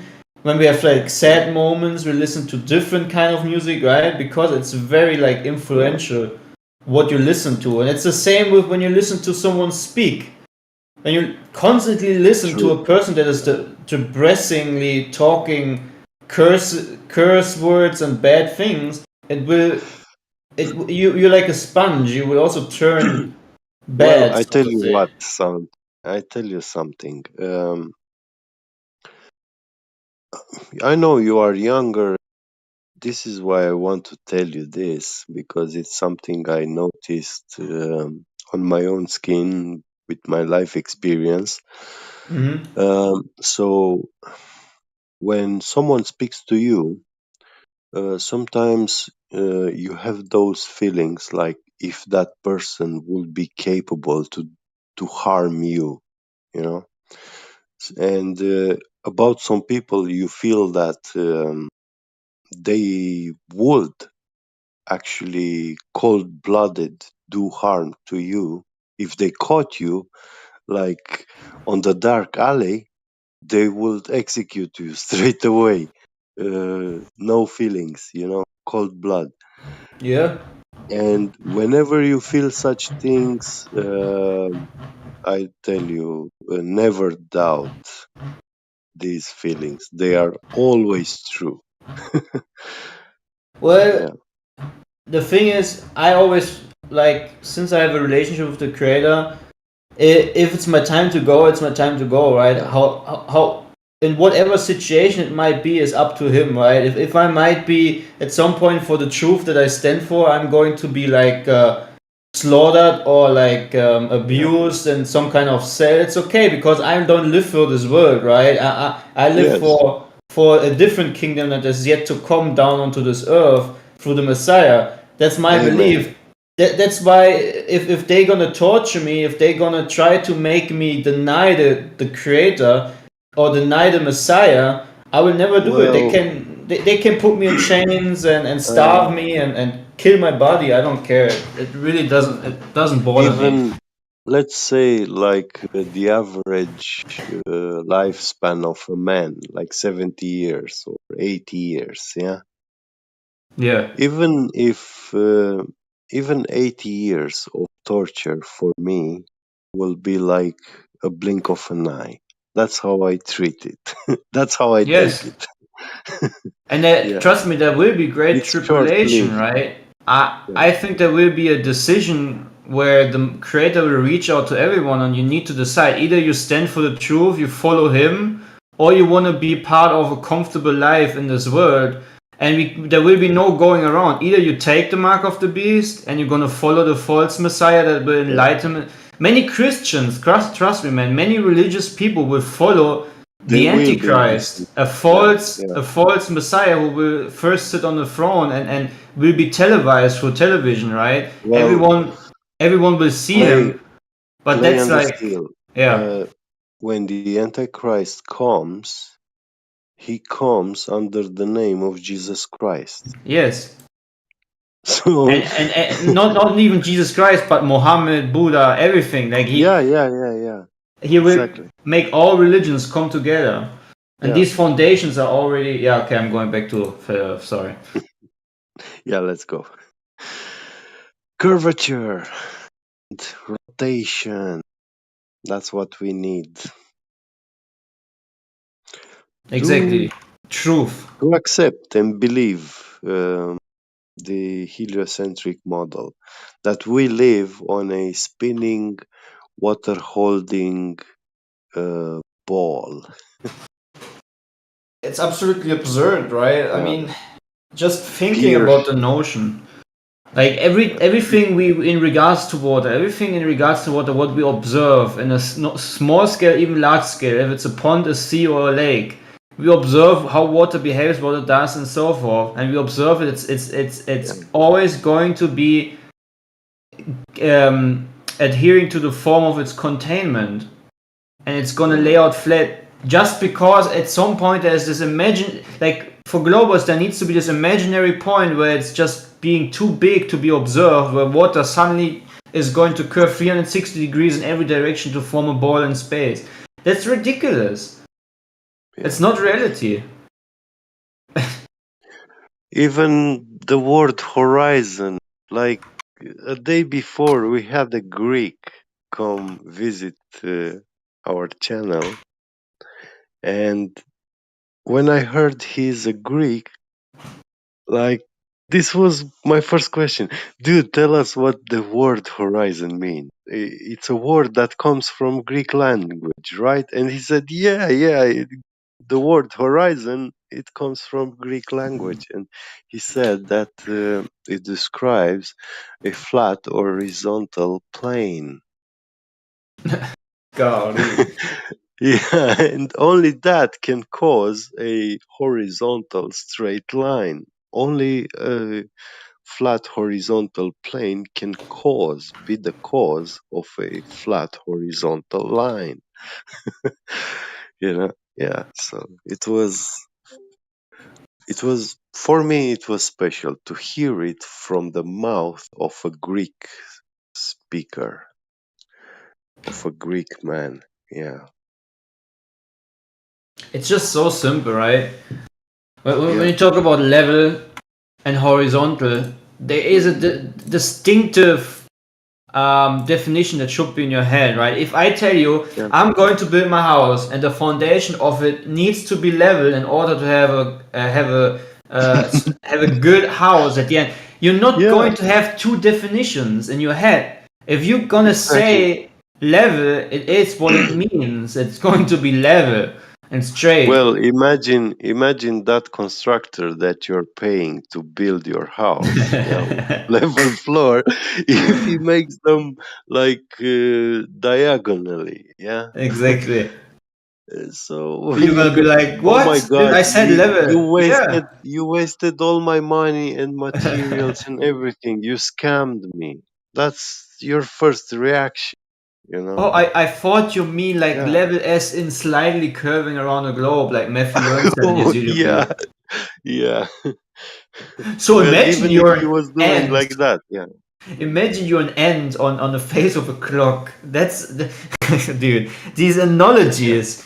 Oh man, it hurts my brain. Like how they like create these stories, these fables, these vain fantasies in their head to explain something that doesn't need explanation because it has a distinctive definition when it comes to level, to horizontal, to sea level, and so forth. Right? There's a distinctive definition, and people just try to pervert in order to fit it in their weird fairy tale of a spinning robing tilted space ball. It's ridiculous. Absolutely ridiculous. The definition is distinct and also very, very specific. Yes. And easy to understand. A child can understand it, right? Yeah.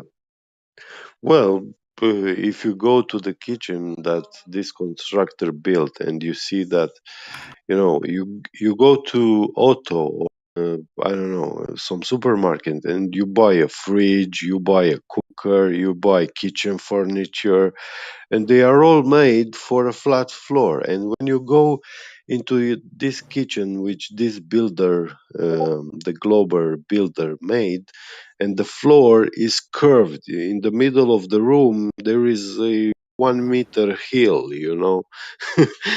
and Right. when you try to, you can't put the fridge to stand straight on a curved floor. It's never gonna stay. Well, the obvious thing is, right? If you ask a normal guy, like let's say someone working in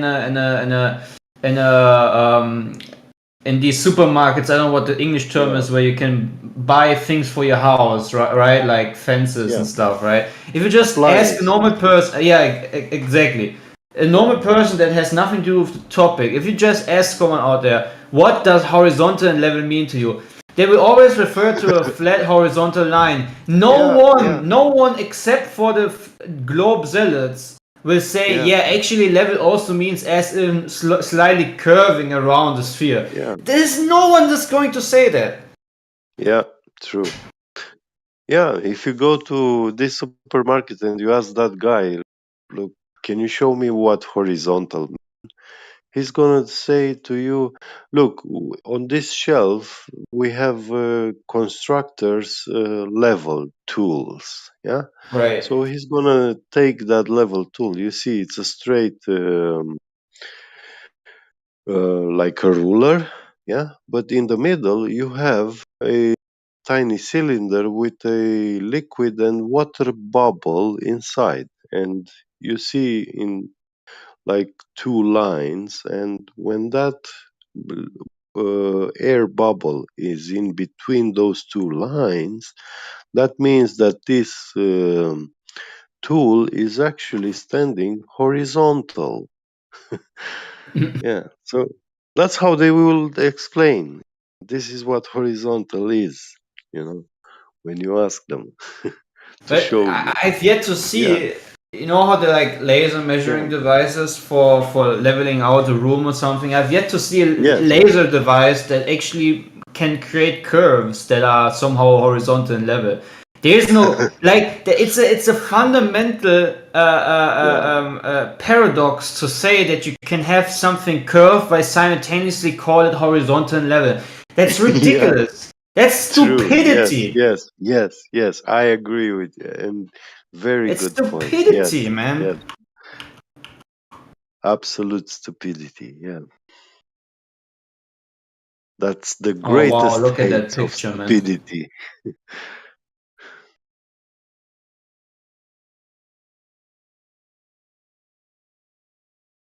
Wait, does the P1000 have an IR filter?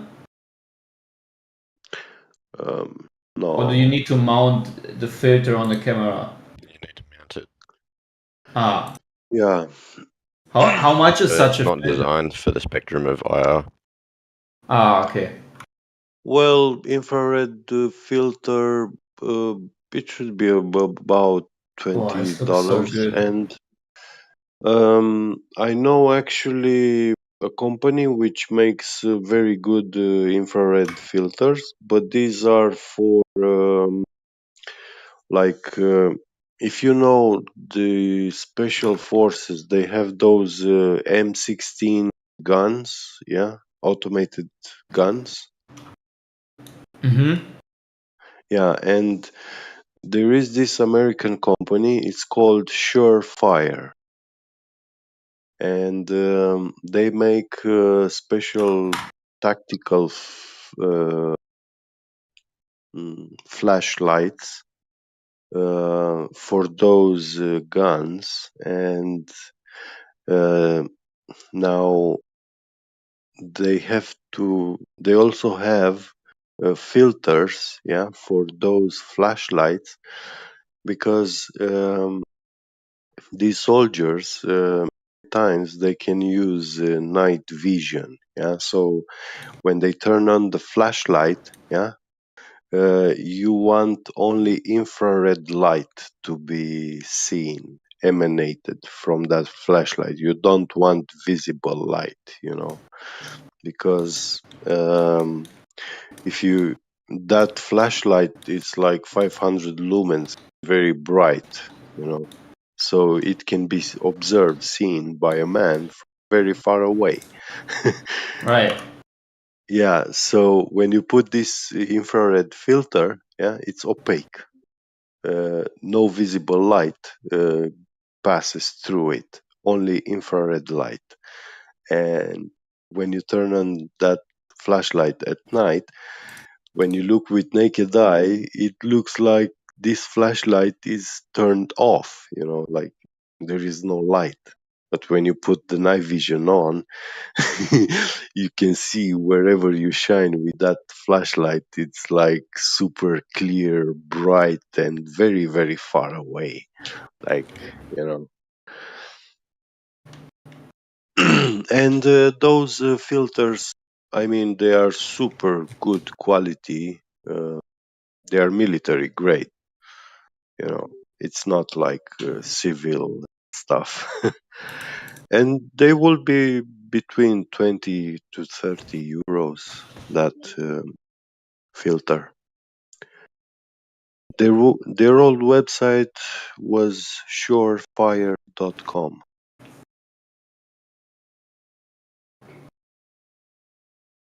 Yeah. But if you can take that, its diameter is quite big. It's like um, the diameter of a peanut butter jar, so to say.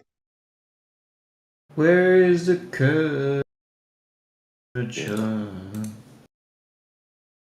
But why do you want infrared filter? What for? I don't know, man. I maybe make some cool photos from. Actually, no. I remember. Is there some way of attaching it to a DJI drone? Yes. Yeah, there's different ones though. Which drone do you have? I have the DJI Mini Pro Mini 2 or something. Mm-hmm. The DJI Mini 2. Does it have a infrared camera? I don't know. That's the question. It has like 4K, 60 FPS or 30 FPS or whatnot. Has a very nice camera, but I just was wondering if I can put a filter on it or anything like that, or does it need like to have a specific sensor or something? Oh no, it has to be a infrared camera. It's special kind. Yeah. No, so those drones, I doubt that they have. You would be able to get infrared, but you can get other stuff like UV filters and sun filters for the drones. Oh, okay. So if you put a infrared camera, you're gonna see nothing because the infrared filter is like opaque. You can't see through it. It's completely opaque. But so no light can pass through it. Only infrared light can pass through it. So if you put it on a Nikon, P1000, which if you try to use it I don't know if the P1000 have a infrared camera option, but if it has this night vision technology like infrared, then when you put that filter on, so when you try to look through the camera and take a picture with normal light, you will see nothing. It will be completely black because the objective is actually obstructed by a perfectly opaque thing, you know. And if you actually to infrared spectrum, then you would actually see um, a very good image, you know, because infrared light can pass through that filter. But why we use these filters is actually to not allow any other kind of light to pass through the lens of the camera to the sensor inside, you know. So the picture just posted is what I made with my drone, and I just adjusted the colors, you know, like in Photoshop I adjusted the colors to make everything more visible, right? To like dehaze it. Yeah, that's the term I would. And yeah, I think it's pretty interesting how it looks, especially when you look at the position of the sun, right? And this weird, like I didn't edit this picture, right? This shadow kind of looking thing is like the glare of the sun hitting on a hotspot. It's like the hotspot of the sun over the surface. I think this picture is actually pretty cool. Yeah, I'm just going to quickly land my aircraft and I'm going to show the original, post the original. Yeah.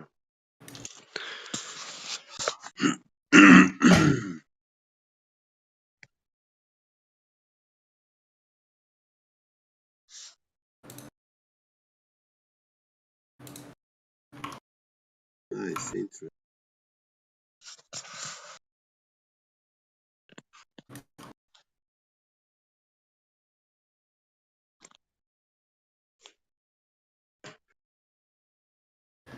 Where is the curvature? It's gone shopping. It's gone shopping some measuring tool instruments. But I'll be right back once I'm on the ground.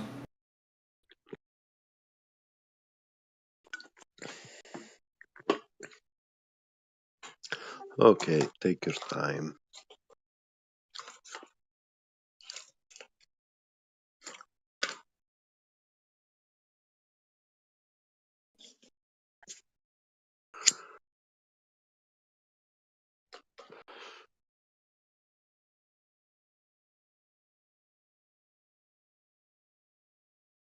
That woman from early telling Miggy that gases can contain gases. That will be like sitting at a table with someone and yeah, if he farts, then the gas from under the table will contain that fart and hold it there separately from the surrounding medium so you don't feel anything, you know, it will be like nothing happened. What? Yeah.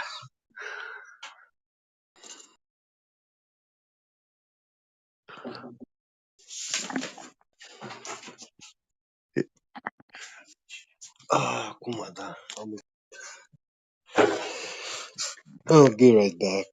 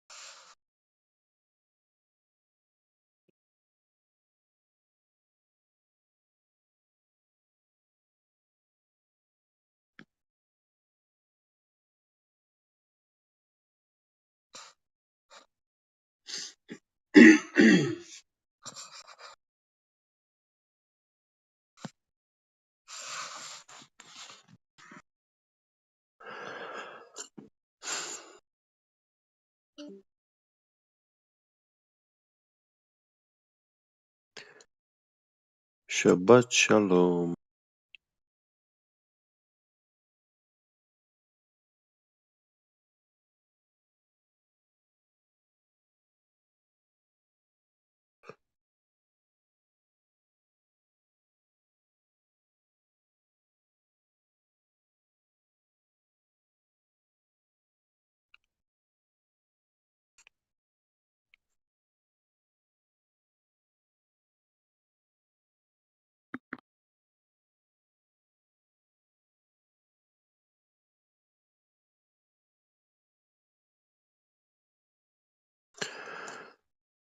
There is like a great fear in the hearts and minds of these globers to take measurement instruments to measure the curvature. I'm assuming this fear is actually based on the fact that vast majority of car drivers lost their lives in a road's curvature, the curvature of a road. Right, I'm back. Welcome back. Successfully landed. Well done. Thank you. So is this like a game? It's a simulator. Yeah. Oh, so you are like only learning. No, it's simulating flying aircraft. Yeah. But it helps you learn also. But if I want to be a real, if I want to be a real pilot someday, yeah, definitely.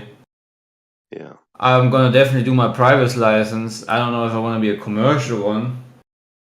Yeah. It's not an easy job.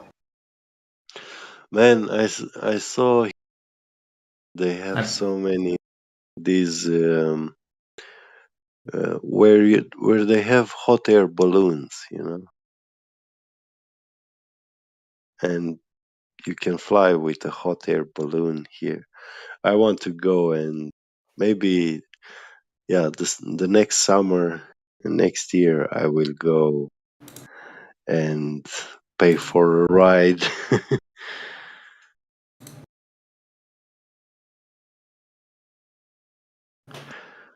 The glider also is nice. I saw they have many here in Germany, but the hot air balloon is the one that intrigues me the mostly.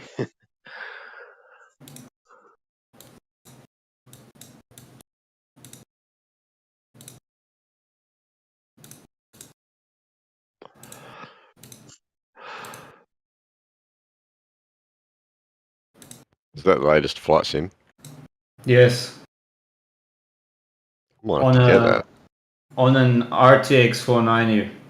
So that's why the graphics can be so high. RTX what? How much?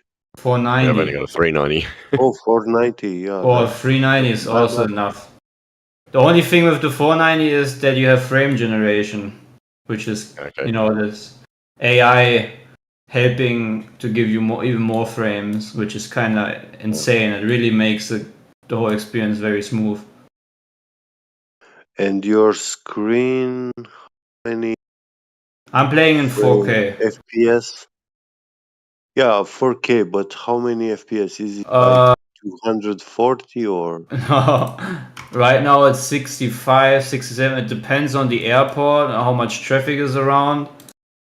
But you don't No, the actually. monitor screen, you know, the frames per second of the monitor screen. Oh, the monitor I have is 144. No, wait, 165. Yeah, that's average, yeah. And You need I mean, at that graphics card, you can use 240. oh yeah, but I don't play any like big shooters anymore. You know, I actually only most I of the see, time yeah. fly. Yeah. For flight sim, 144 hertz or even 60 Is hertz is actually enough. is very good, yeah. Suffice.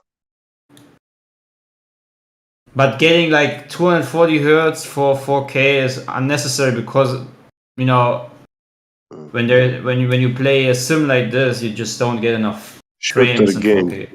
yeah. It's more for shooters. Yeah.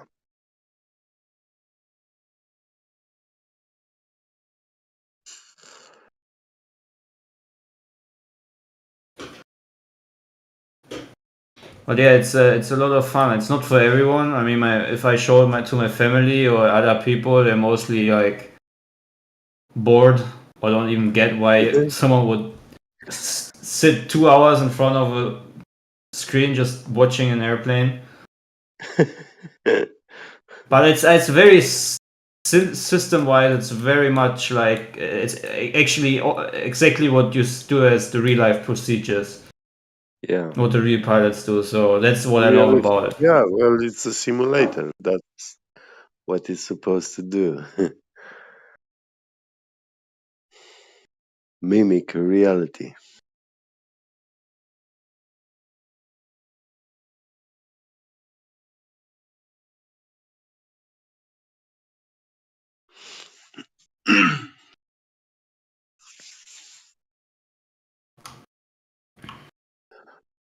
Well, I'm gonna dip out a little bit.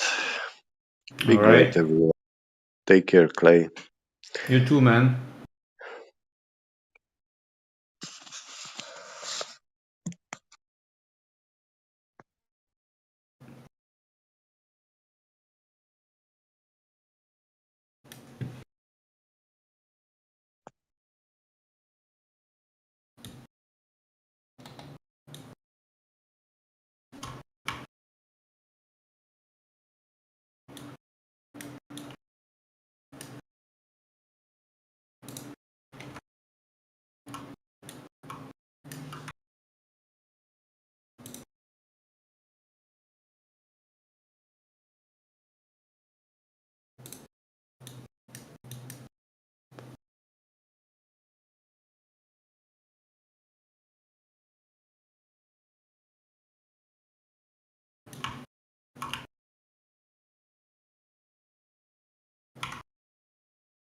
All right, engine cut off.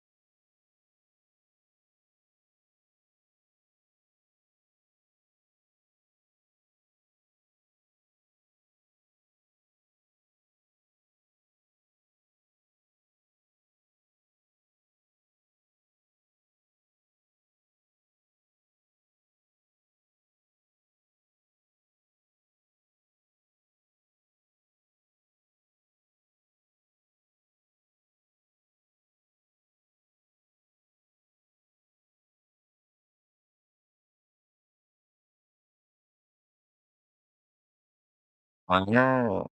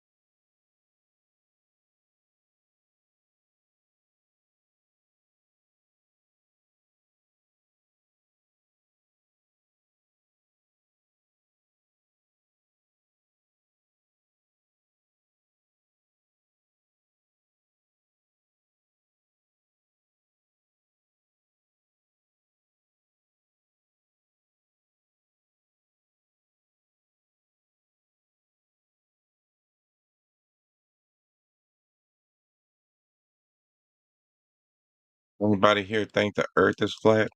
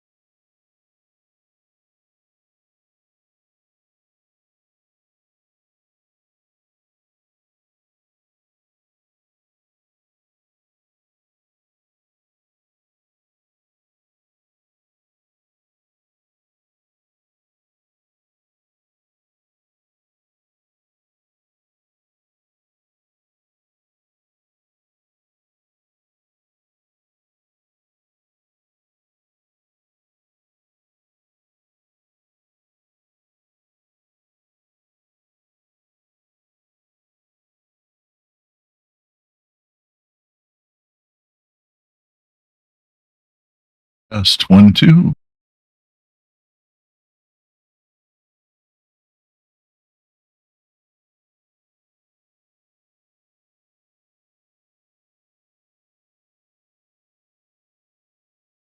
Awfully quiet in here.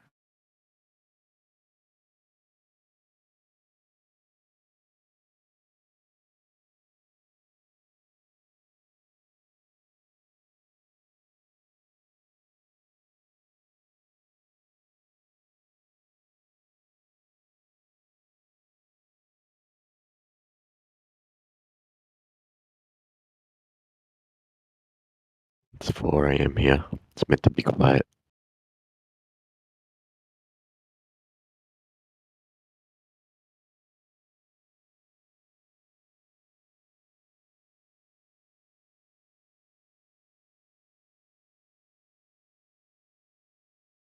I don't want to make the mum up.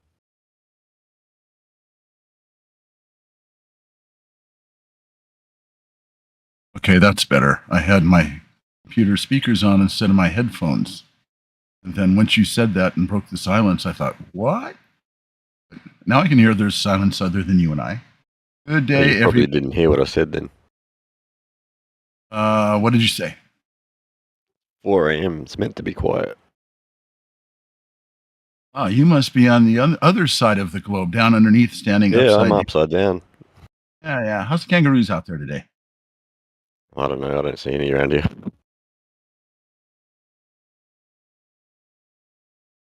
So where's all the actual real globers? Are they all chased away? Yeah, I think so.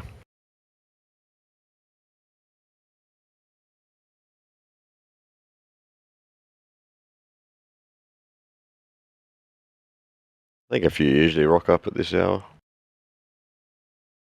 Well, it's noontime here in Los Angeles.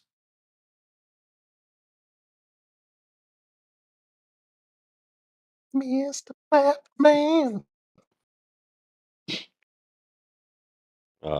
Sure, it is the weekend as well. How's the drunkenness coming, Batman? You doing all right, man? You sober up a bit? All right. I hope so, man. You didn't look so well. I don't think you're talking to me, are you? No, Mr. Batman.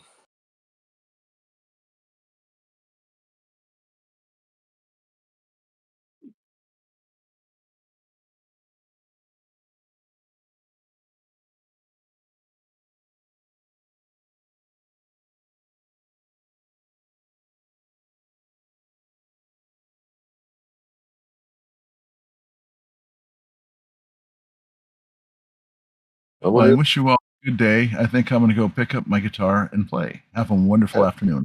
That's a great Fun. idea. I might do that myself. Anyway.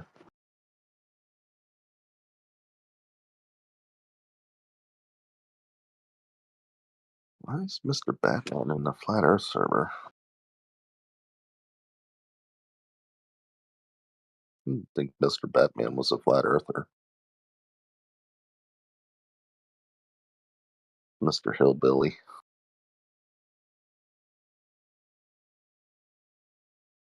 Well, he's been here for a while. What's that? Batman. Really? Wonder why. Doesn't talk much. No. He used to talk a lot.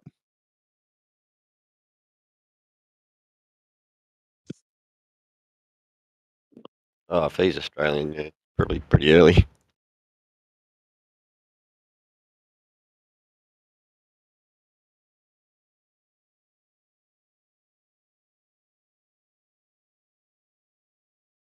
He must be a different Batman.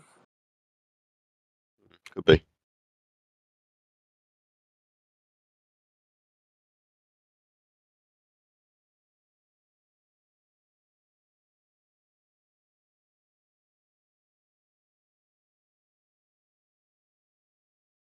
Australia. You know, I was looking into getting some citizenship in Australia, but hell, I can't even get a visa. Freaking really hard these days. Really? That's surprising. Yeah, I thought so too. I was like, damn, I've always wanted to Well, be. like all our politicians are like, yeah, we need 2 million more immigrants. Come over. Well, they're allowing like refugees, but like just regular like working citizens, like people that just want to move to Australia and stay. That's really hard to do. Yeah, I've heard we've got a stupid citizenship test. Pretty hard. Well, you have to be invited, basically, like through like work or like if you do special skills or something like that Australia needs, doctors and such. Um, then you can be invited and get in with a permanent visa or even a temporary visa, and then after you're there for so long, then you can apply. I think it's like 5 years. Then you can apply for citizenship, but you have to live in Australia for so long, and the only way to live in Australia for so long legally is to be invited, basically these days. Yeah, that's so stupid.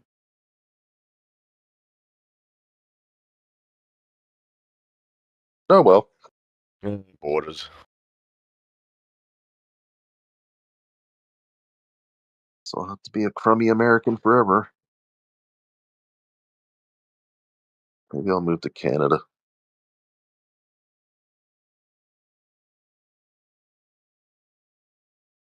I don't have much choice. It's kind I of might, stuck here. I might be able to go to New Zealand and be a Kiwi. That'd be nice. Nice terrain over there. Yeah.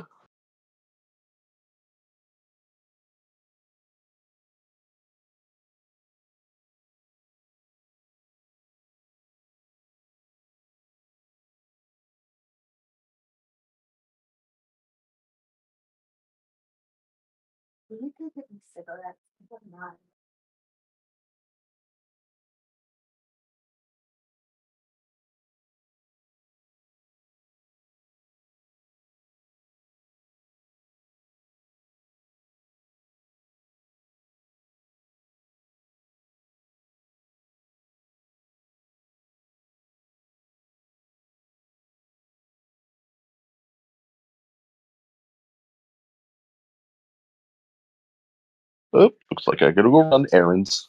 Bye bye.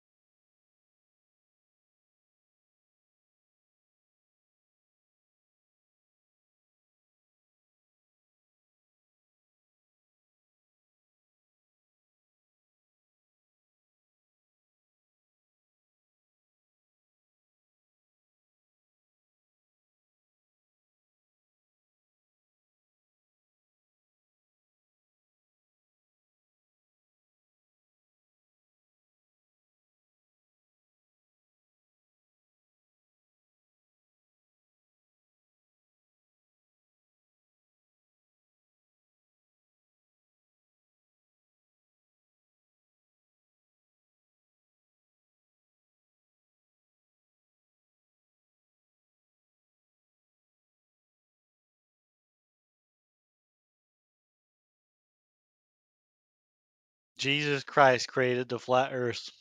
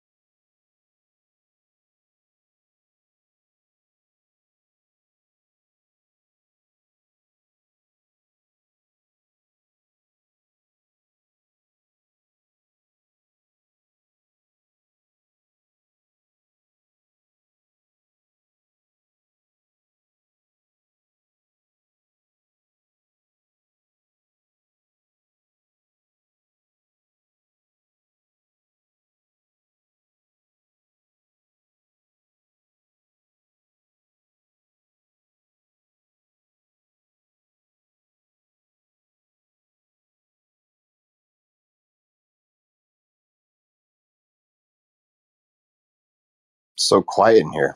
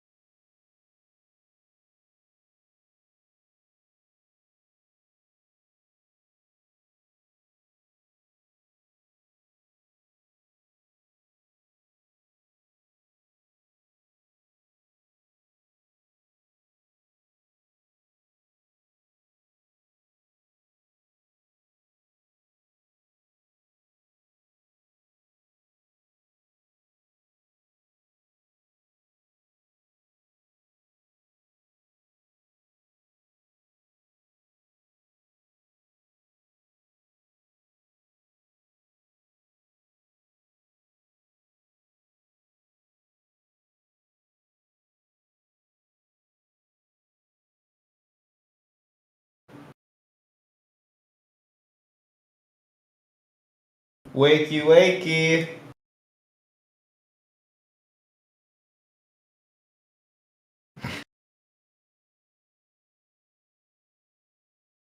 Hello? No one here. Everybody asleep. Oh, someone is living. Almost asleep. See, I woke you up, man.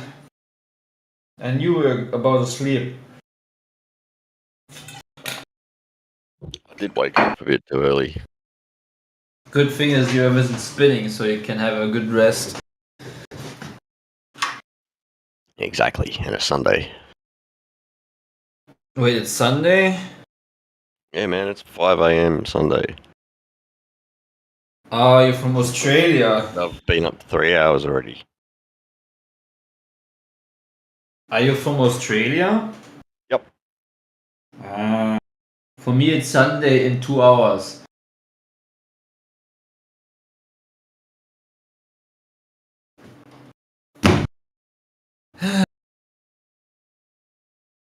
Man, it's summertime in Australia, isn't it? The sun is way closer to you guys. It's meant to be, yeah. It's cloudy and raining right now. It's so funny how easy the Earth is to interpret by just looking at the sun for me, you know? Now, every day I don't get much sunlight. The sun is very much far away, you know, as if it's always in the position of like afternoon, you know? Like it's always very far away and low above the horizon. And it just makes sense that it's closer to Australia because it's further away from me, and that gives you summer because it's right above your head. And for me, it's dude, it's just so simple, man. But it's a cool thing to think about it that you have summer right now.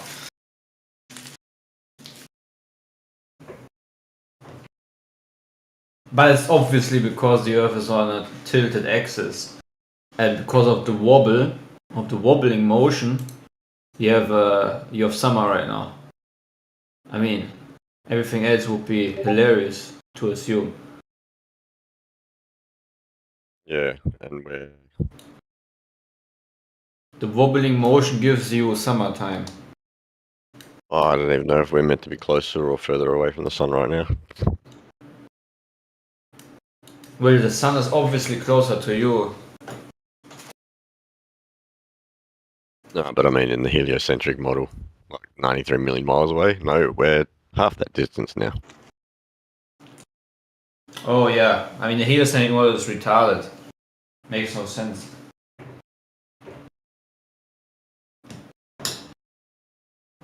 The whole seasons make absolutely no sense on the globe.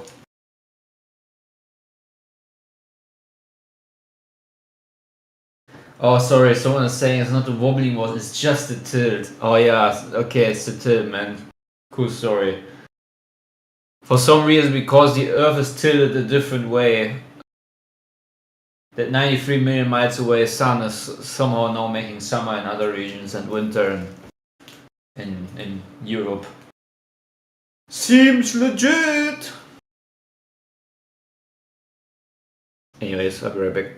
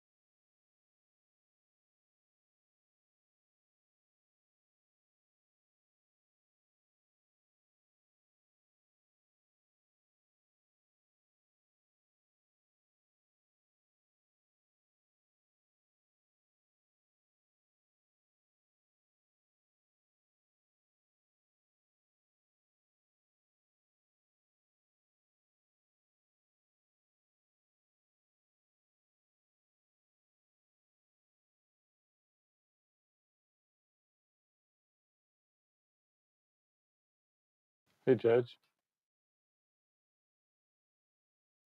Hello.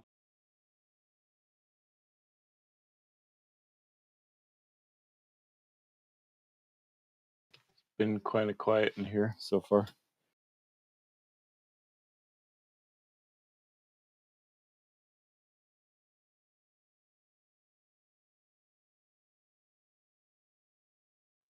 What's the makeup of the room right now?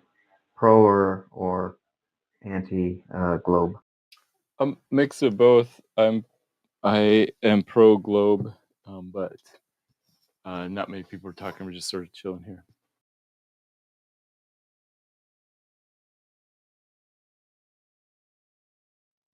I think the flat earthers are kind of funny myself, right? Thank you. Yeah. This isn't about flat earthers. It's about flat Earth. Sure, but I think that's kind of the same thing, though. It's still not about them. Yeah, one is a question of sociology about why people believe what they believe. Another is a question of evidence for the shape of the world. So, yeah, two different questions, but related. But right, it's about, but it always comes down to the reasons that people have for just dismissing evidence out of hand, right? The motivations for motivated reasoning. Yeah, that's a sociology question. Yeah, but you're I think still just that's trying to part of it. still pushing the same angle. It's not about us. It's about the Earth. So let's talk about evidence. Judge, what do you think is some evidence for your side? Depends who I'm talking to, but in general, right? I would say that so the easiest things that anyone can see, right? So when you look at the moon, right? Because um, if it was not actually up there, as an object in space, right? If it was actually like flat, a projection, or an illusion, or whatever, right? Regardless, um, if you were on a flat plane looking at a flat projection, right? Then it's like if you looking at your TV, right? Your flat screen TV. When you get to the side, it's a different shape, right? But the moon is always going to be circular. The phase of the moon will obscure part of it, but if you continue the line, it's always going to be a circle. But if it wasn't actually a globe up there, then when it is at different positions, it would become oval, right? In one dimension or another, whether it's So straight to looking away from the thing in question. You should start over. Yeah, so those are observations that support the idea that the moon is a sphere. Who knows if it's even an object? It could be an effect of some kind. Who knows? At the end of the day, you've got your interpretation of sky phenomena, which equals ground ball. But did you check the ground? I can spoil it. No, they didn't. They don't have a proof of a bendy ground. Well, No it's really bendy funny. ground, It's no like, globe. so all right, what's the evidence that the ground is a ball immediately pointing in the opposite direction? Look! The ground is a ball. It points to Look the at this other sky. thing in the exact opposite direction. Okay, can we try that again? Well, similarly, I think it's appropriate to look outside of the car to tell if the car is moving. Like if you're We wondering have if a- you're so stationary or we by have a proving big- that object can be globular, right? By looking at something else, right? You are proving that is right away something a shape that things can take. Um, So so what?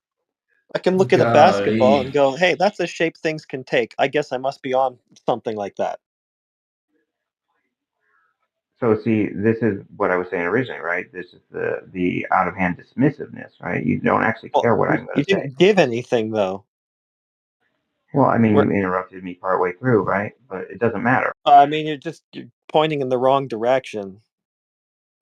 Judge, anything you say, there's a rebuttal for it. That's all I'll say. I was not even trying to prove anything directly about the ground.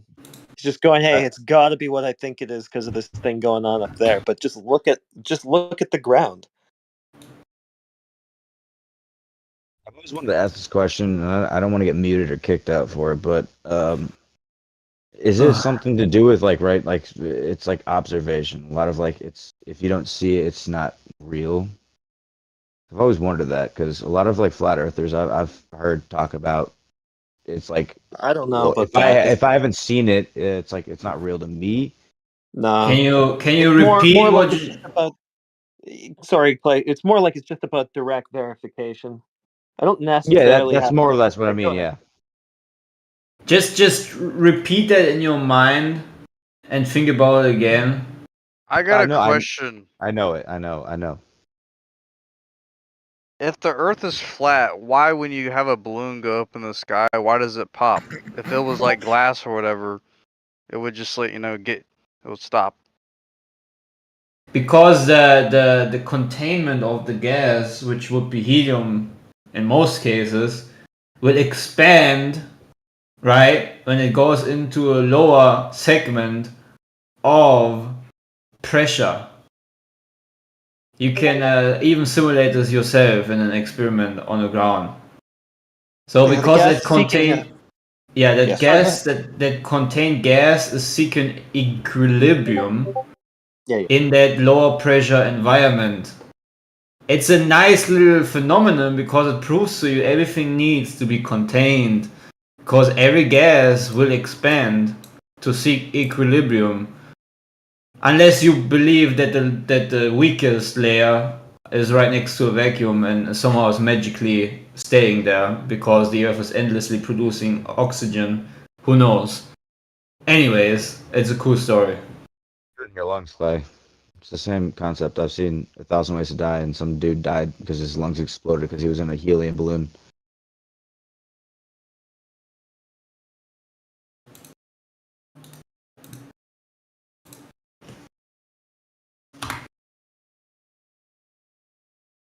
Okay. Yeah, the gas will seek its equilibrium. Yep.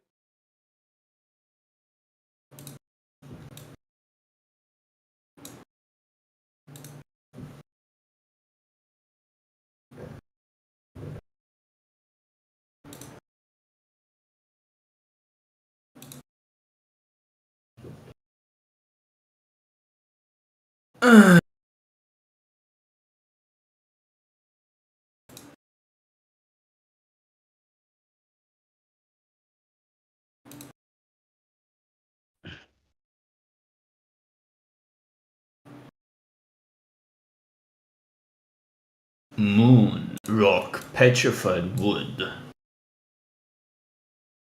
Oh, sorry, it's just a joke, just petrified wood.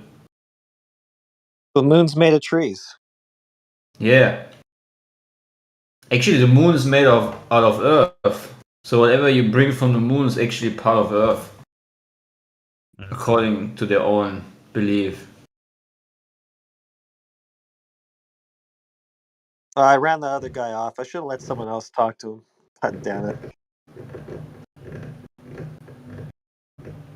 But again, why we always... What fascinates me is so many times that we're wasting time about phenomenons and cool stories about sky thingies happen, instead of just talking about the very fact, where is the bendy ground? Show me the bendy ground. Show me that bending ground 360 degrees, bending in every direction from your position you're standing right in this very moment to create this ball Earth.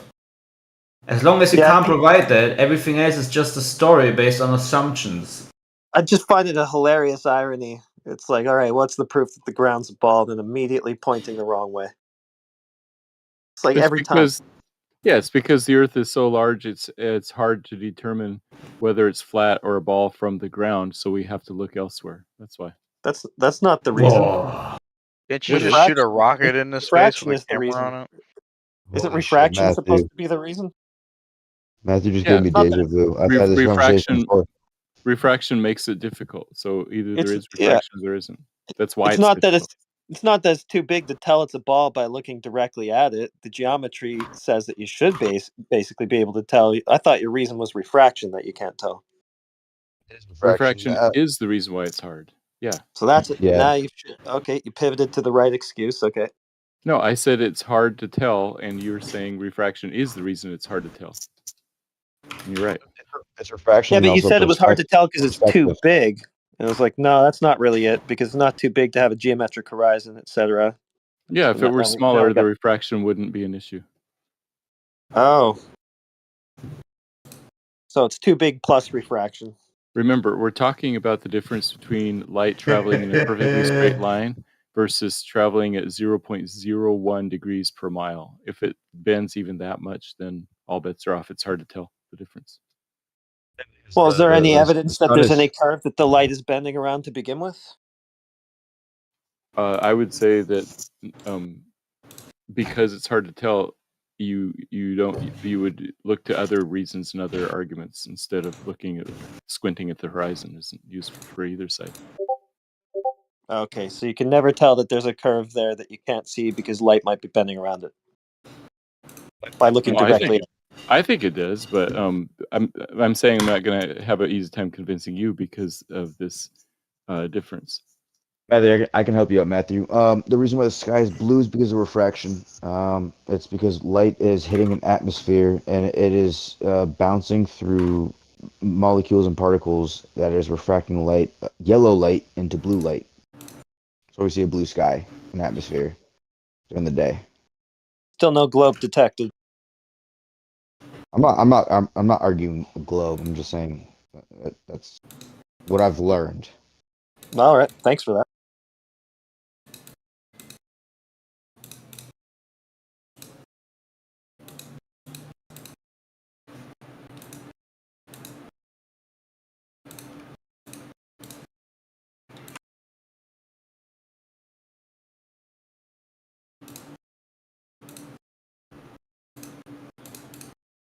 I mean, when I look at the ocean, I don't see, any reason to think that apparently flat body of water is actually a curved one with light bending around it. It just looks flat. I can sit here and I can understand where you come from. I can see both sides because it's like that concept of like what you see and what you perceive. Yes, it definitely does look 100% flat. It's fucking weird. There's a lot of shit that I've been in here hundreds of times and I've heard the arguments and it's fucking weird. The shit that you guys actually can prove. Like, yeah, the Earth is flat. There is proof. It's weird. There's no way to not acknowledge that there is that fucking proof sitting there in front of your face. But at the same time, I think a lot of people, I would say, not unlike yourself, they grew up in public schools or private schools being taught globe Earth. It's hard to turn people. You know what I mean? I was taught all that. Yeah, you know what I mean? It's hard to turn people to one side. So I think that's why a lot of people come in here and they try to argue against it. I came in here originally trying to argue against it, but you guys kind of got me in a situation where I was like, I don't know what the fuck I actually know. Yeah, fair I'm in the enough. middle. I'm in the middle. I don't give a shit. I honestly don't give a shit if it is flat or if it's a globe. It doesn't affect me either way, but there are arguments on both sides. Yeah, it doesn't matter what any of us say really on either side. I mean, you just go through the evidence and you figure it out for yourself. Mm-hmm. That's the best thing to do. Matthew, well, what happens when the sun is fading out? Is that is that refraction? If you see the sun fading out, then maybe there's too much moisture in the air or something that's not clear. I'm talking about if you have a clear view of the sun, then where you can see the edge of the sun. Yeah. Could it be that where you see the sun so big and magnified? Could it be because it's magnified by atmospheric magnification? Is that a possibility? Maybe a little bit of that, but I'm talking about when it's clear enough. Like the setting sun is about the same size as the noon sun. The thing is, if I have a sun that can fade out into the atmosphere and get smaller, saying you and I can't. have multiple videos of it, it's kind of like the black swan, right? It's like it unfortunately debunks simultaneously the confirmation bias of thinking that a physical barrier is blocking the sun where it goes down, which is easily debunked by the very fact that we have these black swans showing the sun fading out and getting smaller. So, see, maybe we just don't know. Maybe we just don't know yet how the atmospheric lensing, which I would call it, might work specifically regarding the sun. Yeah, the image I posted at 17 past the hour shows a very clear example of the bottom of the sun being blocked by the ocean. Remember, the bottom of the sun is closer than the top of the sun, so it can't be due to perspective. I can say this, Clay, you are not wrong. Due to like atmospheric pressures and like molecules in the atmosphere like bouncing around with each other. I live in a very bipolar part of America where the weather is like hot and then cold within 24 hours. And in cold weather, the moon looks a lot closer, and even planes look a lot closer. They look like they're flying like right above me, like I could reach out and touch them. But when it gets hot and humid, it's a lot further away because of atmospheric pressures. So you're not wrong in that perspective. Yeah, that's exactly what I'm talking about, right? So either way, I'm not saying I don't even want to prove what the sun is doing. I'm just saying that the sun is definitely not in any shape or form proving the notion that the Earth is rotating backwards and we are falling backwards, and it is just the illusion of the sun setting behind a physical barrier of a horizon. That is just not what can be proven through the observation that Matthew just posted, because there's so many things going against it. It's the supermoon thing, right? Whenever they say there's a supermoon and you look up, it's because a lot of the times the atmosphere, it's a lot colder above and a lot colder below, so there's less like particles or whatever interfering with the vision. It's some weird perspective. I can't sit here and describe it to you, but I know what you mean, dude. I have witnessed this in Italy once at night, like driving from in a restaurant, and there was like the moon was like blood red, and it was almost like as if it was touchable above the water. Like I would be at the ocean looking at that moon, and it was as if it was just like 10 minutes drive away. Like it was so huge, and it was like so low over the water. That I was like up to this point when I witnessed this, up to this point today, I will not make any fundamental conclusion about how the atmosphere works, because I simply don't know. It is just way too many phenomenons I have already experienced myself regarding the moon that I can't put my finger on what happened there. That was really, dude, I wish I would have photographed it, but I can really relate. There is phenomenons that are happening with the atmosphere, and it's, I don't know what the atmosphere is doing, but dude, the moon was so big and red and bloody, as almost as if I can touch it, man. It was so weird. The blood moon. It's a phenomenon where the moon looks like it's like 4 or 5 times bigger than it normally looks, and it's just straight up red. It's the weirdest shit. I've seen it before. I've witnessed it. It's a weird thing to look at because it's not the normal moon you look at. You look at the moon in the sky on a normal day, it's like small up in the sky.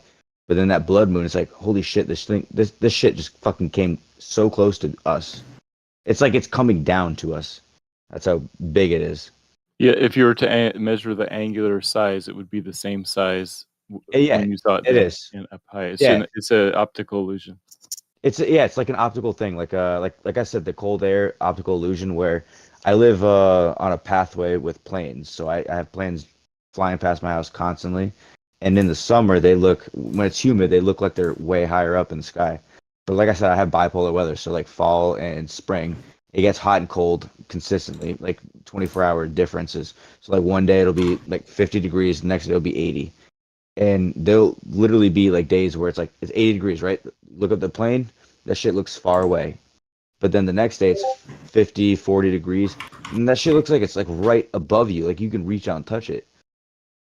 It's just atmospheric pressures and differences and changes that, like I said, I'm not going to sit here and explain it to you, because I don't know how to explain it, but I know it's true.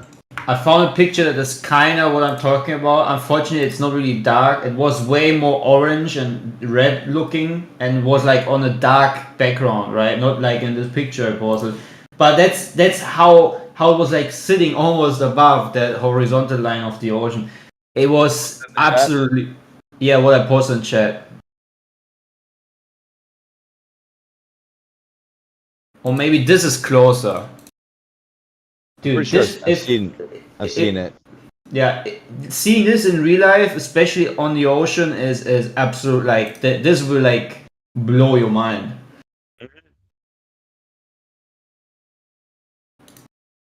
And see, as long as I don't fully understand how these phenomena function, I will not make any claim about what happens in the sky, because what is important, what it all comes down to at the end of the day, is about the ground and the measurements thereof. Oh yeah, I found it, dude. This is a picture that represents what I saw. Dude, this picture is exactly what I saw. Oh shit! Dude. Yeah, I've seen this before. I went to go buy alcohol one night after I got out of work, and I parked up in some parking spot, and I looked up and I just saw that moon. It looked exactly like that. I was like, "Holy fuck, are we about to die?" This is absolute, dude. It's beautiful. It's beautiful, yes. But also, like, crazy. It's just crazy thing. Mm-hmm. That's a fucking beautiful picture. It's like a wallpaper right there. I like the one you posted, the second one.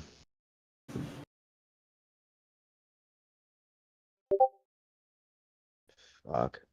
The clouds right in front, man. That one's kind of sick, bro. That second one you posted. Yep. And that's another thing, right?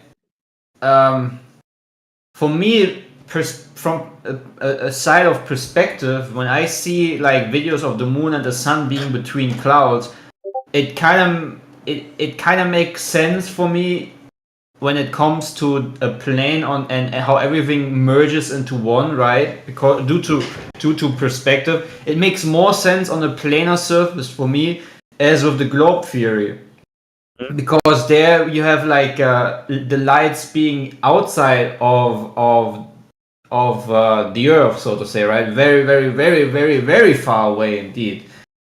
And it just, I don't even want to talk about it because there's so much, assumption and speculation. It's really not the point, right? The point is the Earth a ball or not? That's really the point. We can only just be mesmerized by this beautiful clock of the sky. Clay, I have a question. And I'm not trying to like sit here and shit on flat Earth because, like I said, I'm kind of in the middle. I just have genuine questions. I think supposedly they said it's like November 14th or 15th or something. We're supposed to get hit by solar radiation from the sun, and it may or may not. It depends on, because the Earth's gravity field it's pretty fucking good. If you've learned it from like school, you see the radiation field around us. It's good. It protects us a lot, better than most planets. But this radiation solar storm it's more like solar winds actually. It's supposed to possibly knock out internet and maybe fuck up some electronics. Would that possibly maybe sway your mindset a little bit about flat Earth theory? Because I'll say this, like scientists, they say that this is supposed to happen around this time, right? And I know you guys sit here and say, "Oh, these scientists, they're trying to push the globe Earth on us, right? Fuck these guys, fuck them, yada yada yada, right?" But if they're like correct about this, there may be some credence in it, right? Well, again, for me, it's all about the surface, and I myself have seen that the measurements falsify the very notion of the bendy surface that they propose. And if there's just all these black swans all over the place, I'm just wondering, has the Earth many flat spots, or is it maybe because the Earth is just not the ball that is being proposed mathematically by the heliocentrists? And yeah, again, it just comes down to the simple fact that the ground is not what it's supposed to be, and so everything else can be put into a state of obsolete. Because at the end of the day, it's just a story, right? Orbits and planets and all that kind of stuff. It's talking like the 8 inches per mile squared. Yes. Yeah. I've learned that here from other people. They were talking about it, and I started looking it up, and yeah, like theoretically, when you like break down the globe, right? It's supposed to be like 8 inches per mile with like drop in, like horizon and like curvature. I'm not wrong with that, right? That's what they say, right? Yeah, well, see, the thing is, if the globe squared, my bad. Oh, it's all good. If the globe can be proven, then that's good. But as long as there are all these black swans, how can it ever be a globe again, right? That's the problem. If we falsify the measurements, then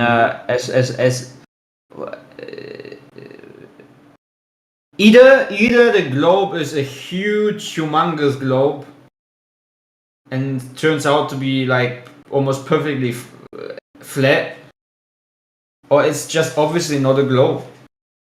Either way, but I personally tend to say it's just not a globe. The surface is just simply put a topographical plane with hills, valleys, mountains, rivers. But as a plane, like in a video game, like video games are all rendered. Like even the flight simulator I'm using right now is rendered on a flat 2D plane. But it got hills, valleys, and mountains. The one thing I learned too through school, and like I said, I'm not here to argue yes, no. The one thing I learned too is like from scientists and like researching all this shit, because I got into it a little bit and started researching a lot of this stuff. They claim the Earth is technically not a sphere because the way that the gravity works. I know the way you guys, like the flat Earth community, describe gravity. It's not the way that I understand it, right? It's a little bit different, but the way that the gravity works, from the scientific perspective that they believe, is like the fabric of space, right? It's like those coin things at like Walmart's or whatever. You put a coin down, it spins around, goes into a vortex, and then finally drops into the center. That's how like gravity works, kind of. They say that Earth is technically not a sphere because by that aspect it'd be pulled very, very hard towards the sun, where it would kind of almost egg shape itself a little bit. So it wouldn't be 100% a sphere. It'd be almost egged. But for me, that's just all assumptions, claims, and stories, right? I choose to rather not believe it because, first of all, it fills up a lot of space in my mind. Second of all, it's really not necessary. As long as if the fundamental foundation has not been proven that the Earth is a bendy ball, has a bendy surface to be a ball, right? If that fundamental foundation has been proven, then it would be a different story. Unfortunately, it hasn't, has been falsified, in fact.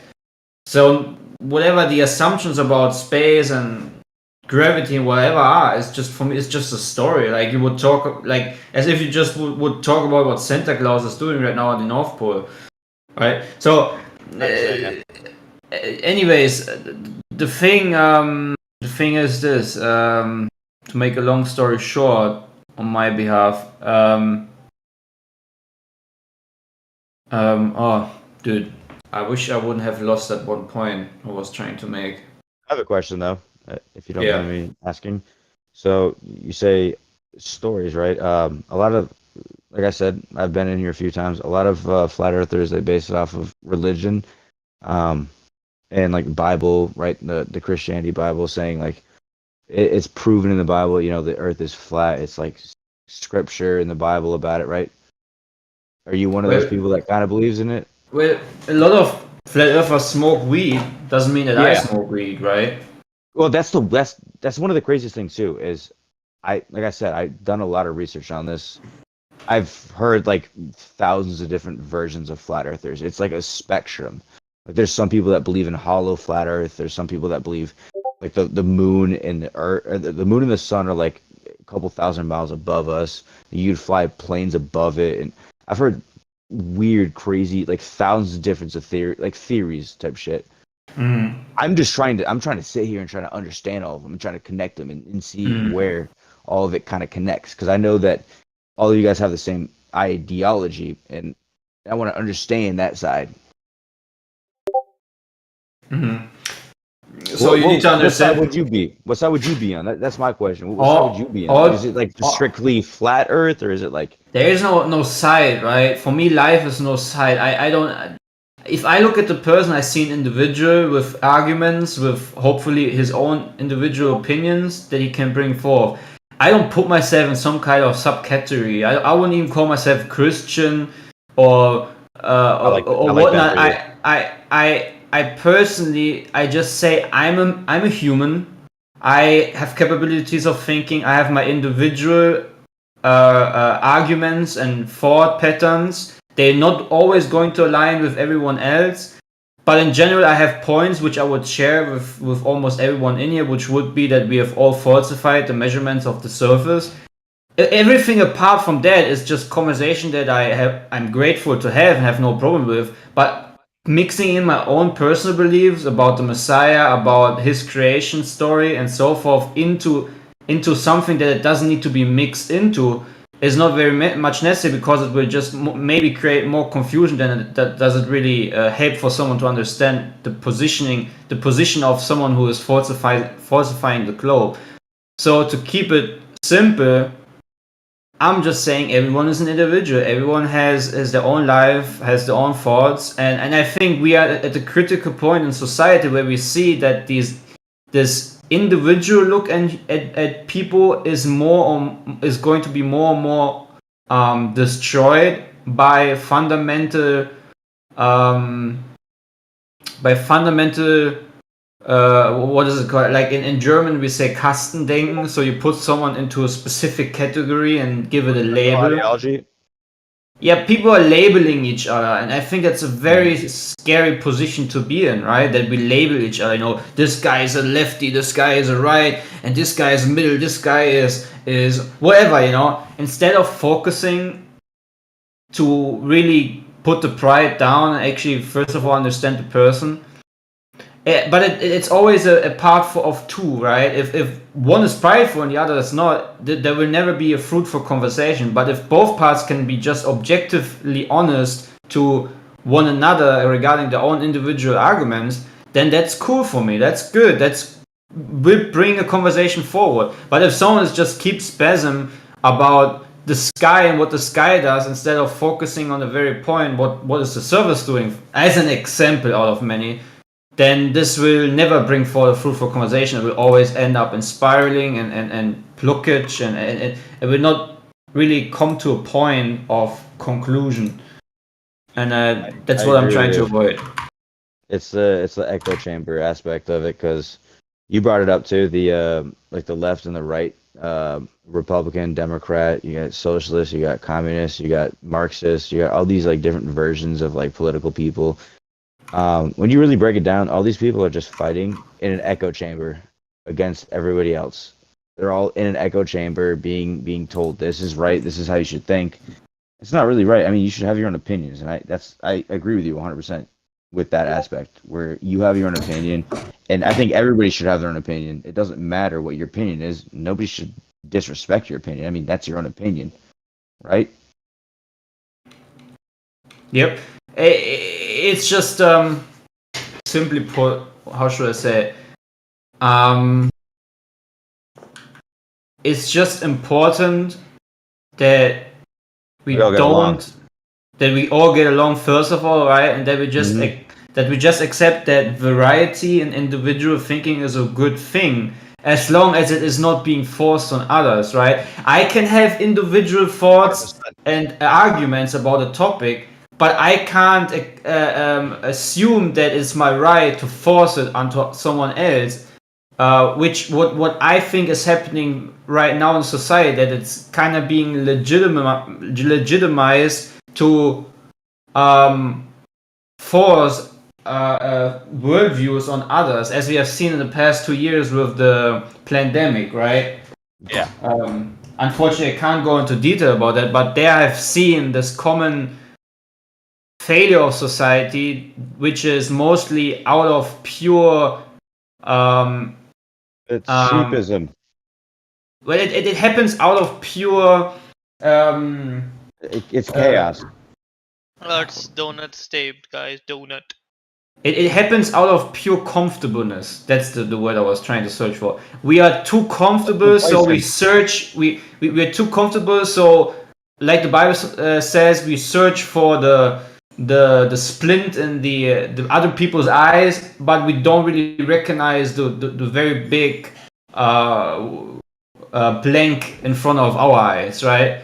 It's because we just have been so comfortable in our life that there's really no big problems or issues going on. So we just need to somehow join some football team, quote unquote, as an example, some kind of category to fight against some imaginary problem that we made up in our head. Fight. It's a human nature, right? We're animals. Right? Even though we classify ourselves as intelligent beings, right?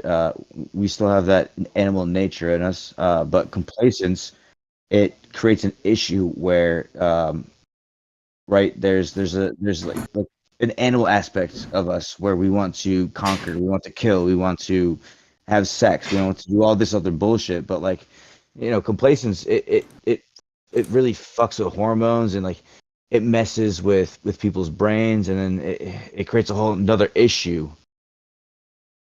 aside from everything else we deal with in our own lives.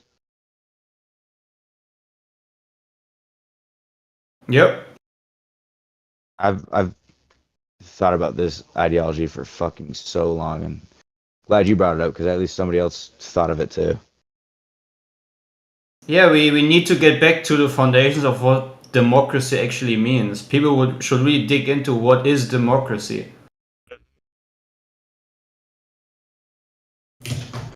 It's such a weird argument to have, because it's like talking about like going back to like monkey stages of our life, but it's like it's just inherent for any living being. We all have animalistic aspects that once you become complacent, and once you become socialized, and once you become like a governmental aspect of a society, we all lose faith of that, and there's nothing really to be feared from, right? Like you said. So we create all this like bullshit, this nonsense. Yes, we just create problems where there are none. Where anxiety comes from, right? That's right. Yeah, I mean it's just the human nature. We know it in a small scale, right? If let's say you have vacation, you are a hardworking man. I don't know. It depends on the person. But you just get bored, and if everything is just working well, sometimes we tend to just even miss the stress of work, the stress of maybe having a chance possibility to fail something, right? And that's just, the cycle.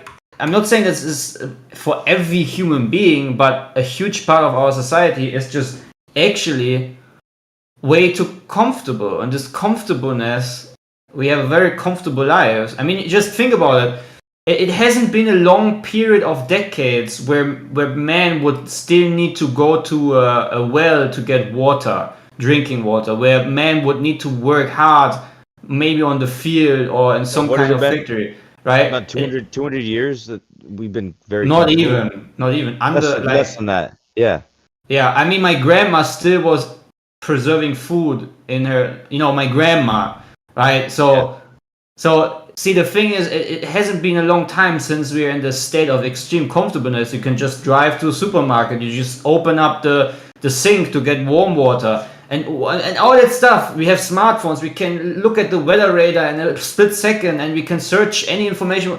And through that comfortableness, the psychological problem that occurs is that there is no problem, and then we just that's something the elites also understand. So they give you reasons to fight against some imaginary force they created in order to keep you distracted. It's just all distraction at the end of the day. Life, if there's too much comfort, life gets boring, and then you search for distraction. And most of the time, people love to have distraction be brought into the form of fighting against something. So they go on the street because they fight for their own private sexual preferences, for example. Other people do it for I don't know, whatever, right? For football. Some people punch each other because of their football team. Yeah. It's just it's fucking fuck. I'm not a football guy in America, but the Buffalo Bills and the Dolphins, they have this like deep-seated hatred, and like literally when they get together and the teams face off against each other, when you exit the stadium, like people literally nearly kill each other because they just hate each other inherently. It's such like a false like narrative. It means nothing. You're rooting for some fucking dude that's gonna catch a football. That's nothing compared to like, I'd say like what you're talking about too, like back in the day, right? Like the real threats that we had to face off against was the fucking Sabertooths, the Bears, the Mammoths, and all that shit. And we had long actual ago reasons for all the anxieties and all the stresses. We had real reasons to have all that. Yeah. Nowadays, For example, am I going to have drinking water when the well freezes up? Do I have enough chicken stock, or do I have enough stock of food, or nowadays it's do I have enough toilet paper when the COVID fucking vaccine shit hits?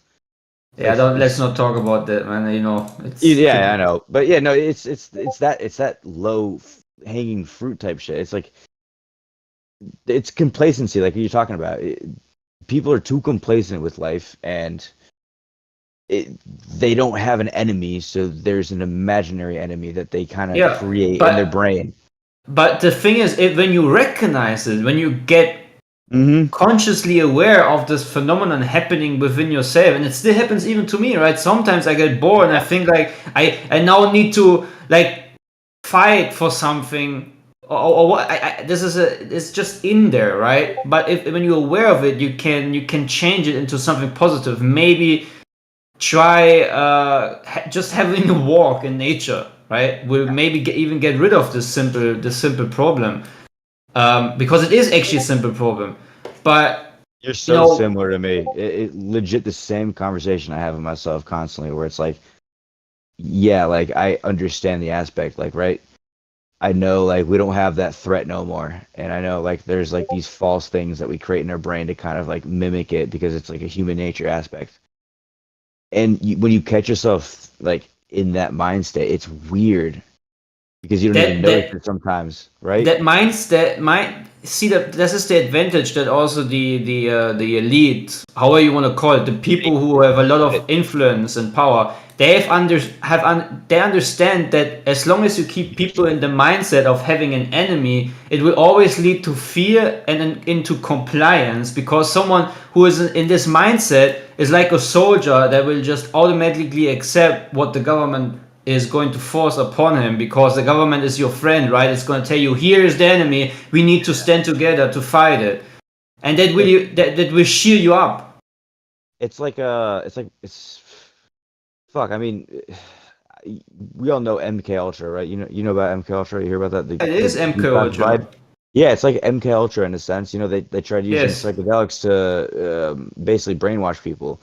I think that they never stopped that experiment. I think that they stopped with the psychedelic aspect of it. I think they ventured on to, hey, psychedelics don't work, so maybe we try like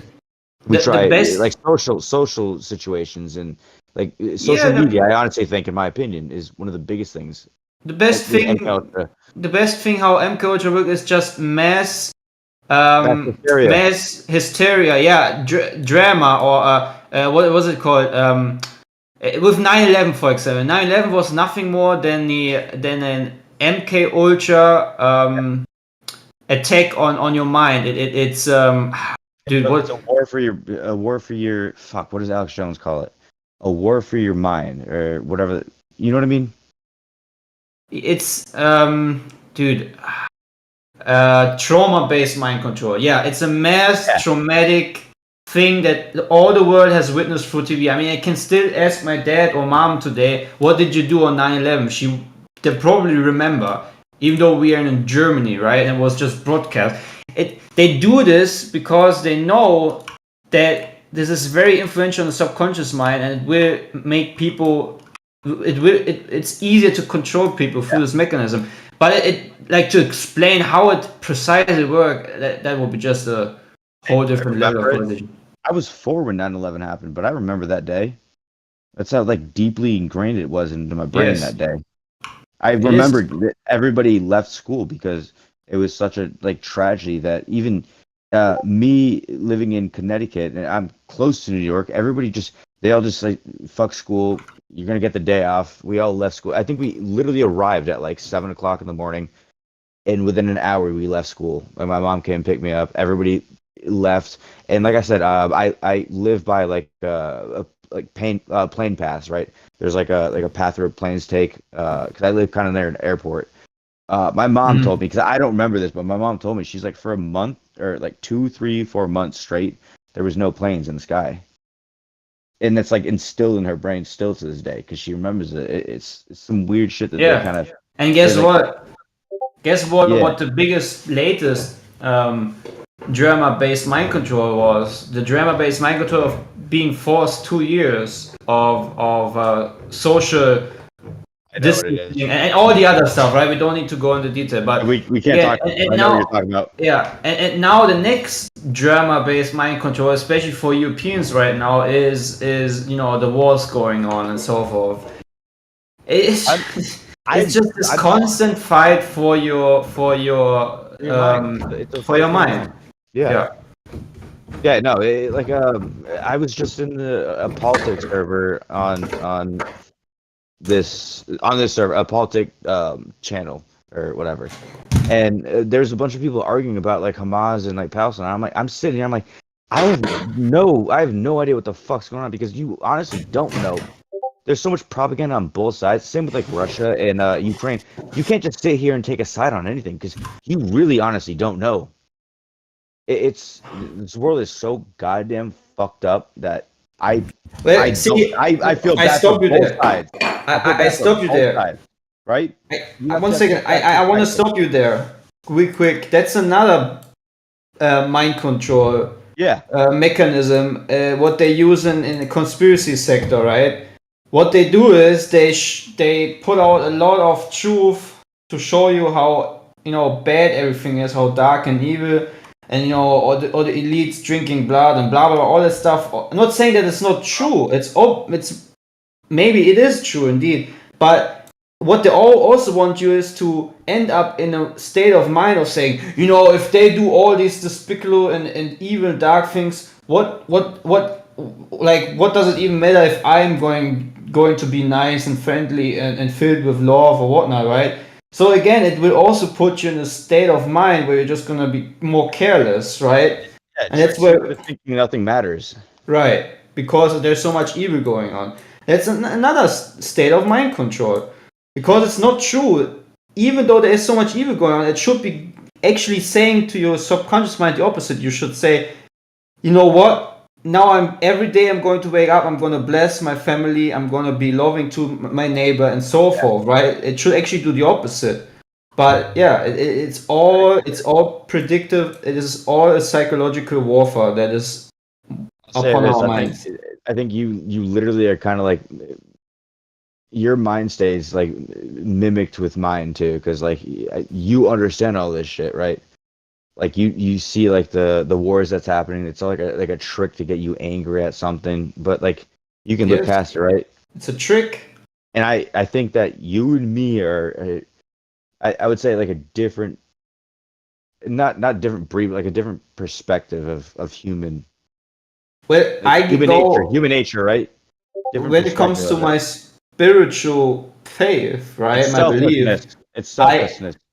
I go even further that I don't even wrestle against flesh and blood, against human beings, but it's more the spiritual fight against the evil powers of darkness and high place, right? The spiritual wickedness that is going on is, for me, caused by beings that have fallen and are in a state of trying to get humanity down the hill, if that makes sense, right? It's like the Bible says that we fight a spiritual fight for.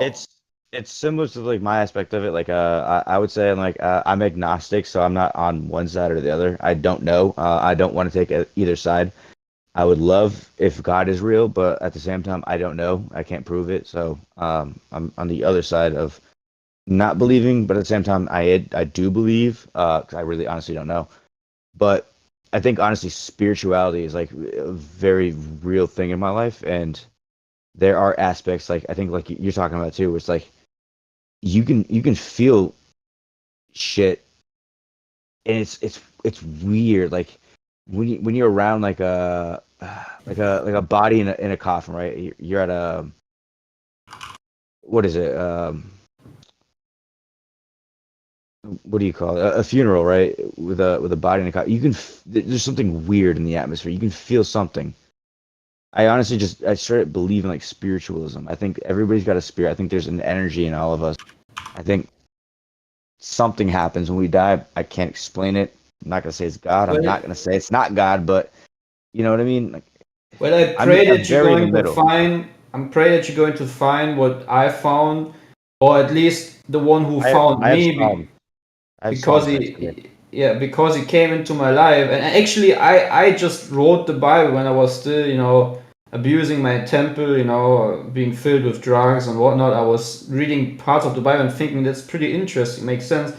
But essentially, the creator revealing himself to me was his choice. I didn't ask him to do so. He just came into my life. That's why I also personally think I can only plant seeds, but when it comes to him revealing himself and so forth is up to you personally. And that's why I'm saying I pray and hope that you will find the same amazement that I have in the relationship with the creator that made you. Because there's no sense in me just, trying to explain something that is unexplainable, a faith that is based on things that are not of this world. I'll say this: it sounds fucking sick as shit, bro. It's like just one day something comes into your life and you like it has a meaning because there's some shit. Actually, there's nothing in my life that's come into my life that has meaning. At this point, I'm just like I'm just floating meat. You know what I mean? I feel like there's no purpose right now for me. I haven't found it yet. I'll say that. As you haven't found it yet, man. Yeah, that's okay. I want to find it, man. It's fucked up. Like I'm a drug addict, 26-year-old, borderline dropped out of fucking high school, went to college, dropped out of college, alcoholic, fuck up of my life, and I want to find something that can piece me together like a puzzle, put me back, make me whole, make me human again. But at this point in my life, I don't see it. You know what I mean? See, So, the strange. Remember this, okay? And that's the only thing I can tell you because it's the truth. There's hope in the truth and the way and the life. There's hope in the Messiah, the one and only begotten, the one who gave his life for everyone else. Right? This is the truest form of love. And if you sincerely seek the truth, which he is, he said, I am the truth. I am the way and the life. Then you will find him, right? He's knocking on everybody's door. You just need to open up. That's all. And it's something that, I don't want to go much more deeper into it. But it's something between you and him. Go into that quiet place, shut the door, and just talk to him alone. You don't need a priest, don't need a religion, no nothing. Not even the Bible. Just start talking, man. Talk about all the heavy burdens, because the truth is, the promise is, if he will carry these burdens away, he wants to, he is almighty, he's all powerful. If the creator is almighty and all powerful, for him it's just a snap of the finger of just helping you getting rid of all these burdens, getting rid of your addiction. It's a burden. It's just all these chains of darkness that can be easily cut off if you just willfully want to be cut off, right? Some people just don't want them to be loosened up, so they're gonna stay in their chains. But you just confirm to the whole audience right here with your mouth that you know you want to be fulfilled. You want to be a new man, and that's only be found between you and your creator. And man, I really gonna pray for you, and I wish the best. And I think you're in a good way, man. That's all. I'll say this, right? We have a fair that comes around to our state. It's like a Big E fair. We call it the Big E. And me and my friends, we were fucking around the Big E, pretending to be deaf, fucking with like people or whatever. And then randomly, some dude, he's just standing there. He just handed me Psalms, and I started reading into it, and it's just weird, man. Like I don't read heavily into it, but what I'll do is like I'll open it, scroll through a page, stop the page, put my finger down, and I'll read a passage. And a lot of the times, my finger with that passage, it's like fucked up shit. Like it's very, very relevant to my life in the moment. It's so goddamn strange. I can't explain it. You think it's a coincidence that we are having the conversation? I think not. And you know, man, I come from a place where I literally worship the adversary. I said, you know, I talk to Satan, so to say, and I was completely like deceived, you know, like extremely addicted and all that other stuff, right? Well, I'll say this: Satan is definitely relevant as fuck right now in this world. Yep. I see it everywhere. Yeah, and he will try all he can, even right now, to tell you that there's no hope and that it's all that seeking the Lord is all just vanity. And trust me, man, just refuse to believe that lie, man. Okay, just get over it and move on, and you will I'll say find the this truth. too, Clay, and correct me if I'm wrong too. I honestly think that there is some empathy towards Satan because he was cast out of heaven by God. Sounds like a religious chat to me. What? Sounds like a religious chat to me, guys. Oh fuck. Shit. You think? You can also call me, man. Just call me real quick. Yeah, I'll call you real quick. Don't want to be rude, but if you could somehow veer it back to something related to flat Earth, that'd be awesome. No, that's okay. He's gonna call me. We're gonna talk this out, and then we come back, so we don't interrupt the thing here. No, you're not really interrupting anything. It's just you guys talking, guys. But well off topic. That's all. Yeah, obviously you remember that we are live streaming on YouTube and stuff as well. So. Oh shit! Yeah, I'm gonna call you real quickly, okay? So we can just. All right. You gotta call me first. I don't know how to answer on Xbox. I got a question for Jedi from Mike's work. What's your question, Dave? Has anyone measured the curvature of the Earth yet? Well, do you know what, mate? We've been asking for 10 years and nobody seems to have done so far. But, you know, the next minute could bring the direct measurement of Earth curvature. That would be awesome if it did. So we're ever waiting, we're ever curious, and we're always asking, mate. Maybe one day, maybe today, maybe tomorrow. Fair enough. I thought maybe a couple Globers went out, I don't know, a 10-mile stretch of water and showed the 66-foot drop in elevation, but apparently that hasn't happened, so back to you. Yeah, well, keep coming back, man. Hopefully tomorrow. Maybe later this evening, I don't know. But then again, I've only just dropped in for the last 10 minutes, so maybe if one of my colleagues can tell me if that's happened. Lulu, has that happened today? Does anyone on this call currently believe they live on a spinning oblate spheroid zipping around through nothing? Go ahead.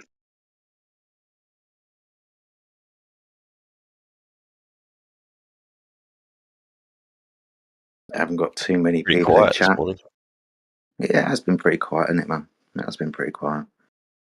I'll ask you a question if you don't mind. Yeah, what's that, man? Because I've heard you, Jedi. I think you were in when I brought up the question too. A lot of people say that there's no way that you can have atmosphere without a canister. And you can't have gas pressure without a container, yeah. Yeah. I'd like to hear that one explained to me a little bit more again, because I think that maybe went over my head because I was maybe a little too drunk. No worries, man. Can Well, I give you a quick version real quick, Jedi, then you can continue? please, man, yeah. Well, yeah, no, I know the concept of a container holding like pressurized air or a molecule. I know that concept, like a. Are you breathing air right now or are you alive? Yeah, I am. Okay, so But we have like I said, I brought it. I'll say plainly, this, right? Hold on, because I brought up the fact of and I'll say this, 'cause I'm not sitting here trying to be a flat earther or a global motherfucker. I'm just here to learn. I brought up, like, from what I learned is gravity pulls molecules down, and that's the reason why we have an atmosphere. Is there's dense molecules and there's less dense molecules, which creates this atmosphere around us and kind of holds everything together. okay, that's the claim. So we're Yeah, yet that's to the see a claim. demonstration of that. So go ahead, Jedi. Well, we understand that even if we have dense gases and less dense gases, and those dense gases will primarily be at the bottom and the less dense gases will primarily be at the top, we still need a fixed volume. If we don't have a fixed volume, then those gases can keep dispersing in an outwards direction, as we understand gas behavior to do so. So when we understand gas behavior, and Mini Techers 11, you're hot micing, bro, so you might want to stick yourself on mute because I don't want to hear you bashing your keyboard all day. Oh, my So, fault. yeah, no worries, man. Just stick yourself on mute, buddy. That'd be awesome. Cheers, dude. So we understand that by definition, gas pressure container. You need a container for the gas to press upon. Cool, awesome. It's pressure. That's the definition of pressure. Yeah, exactly that. So if we are told that the Earth is an open system, no container, and situated within a vacuum, then we understand that we've got two problems. One, there is no physical barrier for the gas to press upon to achieve gas pressure. And two, there's no fixed volume. So being as there's no barrier separating the gas from the vacuum, the gas is able to continually increase in entropy and disperse into the vacuum of space. So the story that we're told of an open Earth system inside a vacuum can't exist because it violates 1, second law of thermodynamics, 2, 6 known gas laws, and 3, kinetic molecular theory, which describes gas movement as well. So understanding this means that the vacuum of space can't exist. Well, like I said, I'll bring this up too because I'm a fucking idiot. I've done whippets before. There are different densities of gases, so I know, like, helium, it wants to naturally ascend. It's like more buoyant than air itself, than the air we breathe. So it naturally just wants to go up. I know, like, helium, it's a hard thing to capture. It's actually fucking difficult. We have a limited supply on Earth. Like I said, that's what I've learned. Nitrous oxide, it's a very, very dense gas. It actually sits below. So that's why when you breathe in nitrous oxide and you speak, your voice is lower because there's a dense gas sitting in your lungs that's preventing oxygen from actually exiting your vocal cords, preventing whatever the fuck sound wave.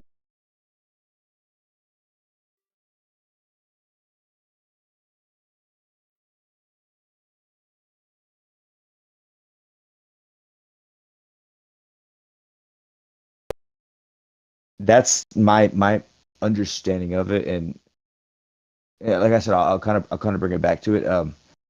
It's the aspect with, like, the gravity, right? I know we are in, they say, a vacuum of space, but from what I understand with gravity is everything kind of gets pulled to a mass, like a big mass being the core, the planet itself. So that atmosphere is kind of being pulled down, not being released upwards, even though it's not a container.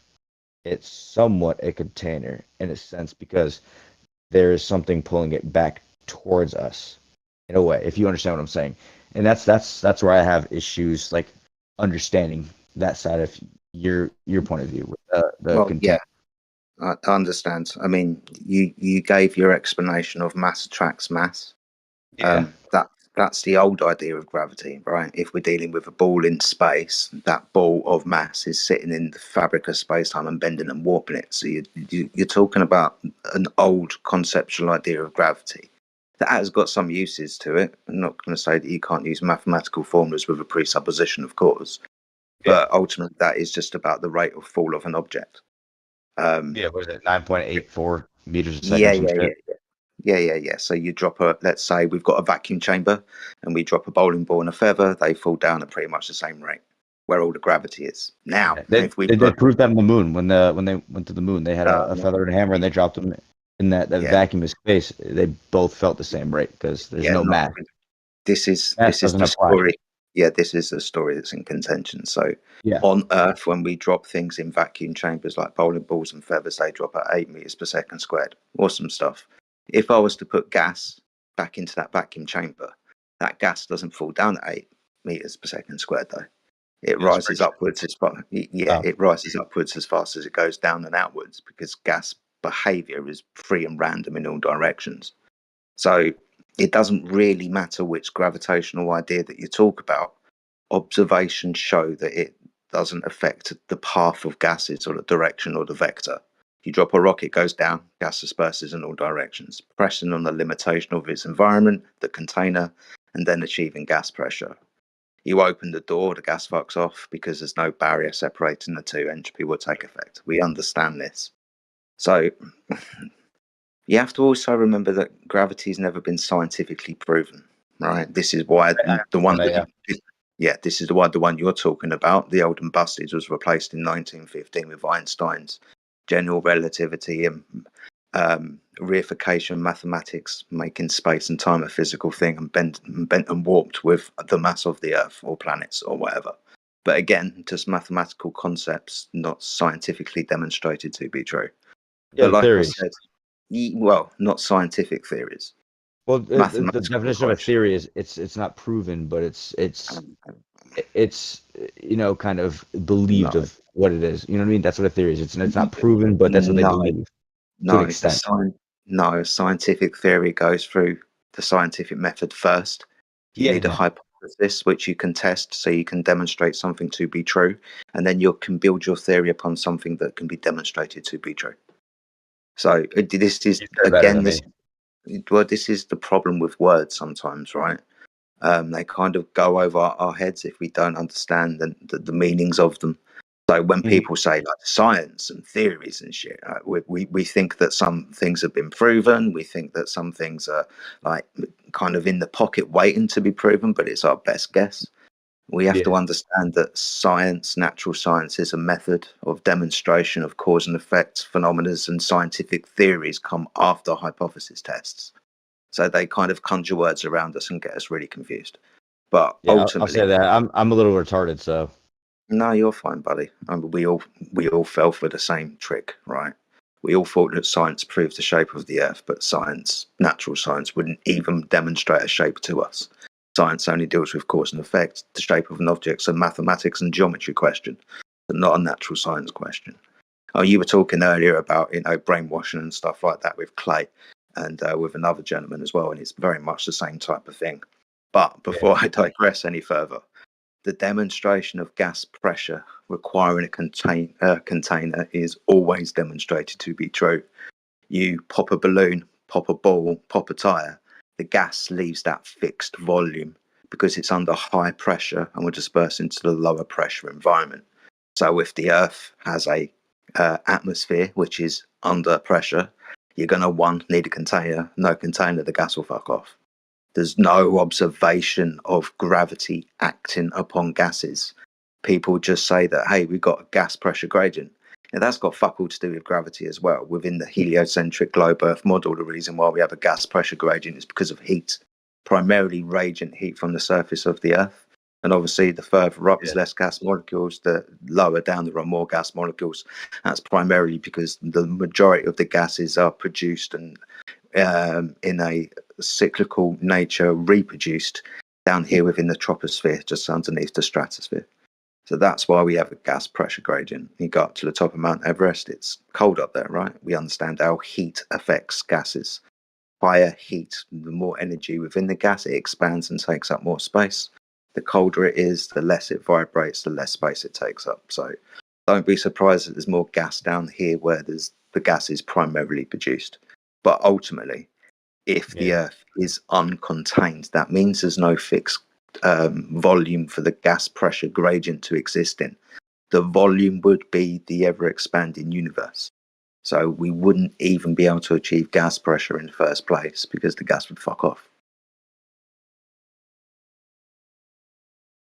I did post that 9 minutes past the hour for you, kinetic molecular theory.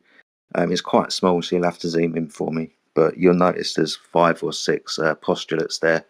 If you read them, you'll understand exactly what I'm talking about, the behaviour of gases. If, for example, we're going to say mass attracts mass and gas is mass, we understand that gas doesn't attract gas. Also, the walls of its container, which will be mass, doesn't attract mass to it. And obviously, a floor of a container would be the earth in pretty much every single example when we put things on the floor. And the floor doesn't attract gas to it, which is the very thing that is said to be attracting gas to it, but we never observe that to be happening. Gas just Camera moves off, freely please. randomly. Long story short, it's basically in order to attain pressure, you need something to push down back. Pretty much, mate. Therefore, you need some sort of wall to trap something into. It must be physical. It can't be no thing. And the vacuum of space is pretty much no thing. Because the higher up in altitude, it's like, I think it's like the magnetosphere or whatever. There's about 100. They average it out to about 100 kilometers between gas particles. That's a fucking lot of space, man. That's why they call it space, because there's a lot of space up there. It is a good Person with their explanation for camera what on, space is. turn it off, please. Please disengage your camera. Thank you.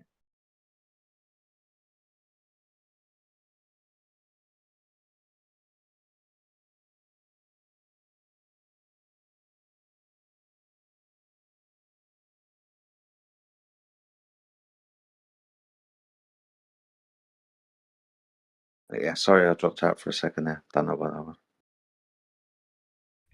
I think you explained it a little bit better this time around. I think you explained it to me last time I was in the server, and I was way too out of my mind to understand it.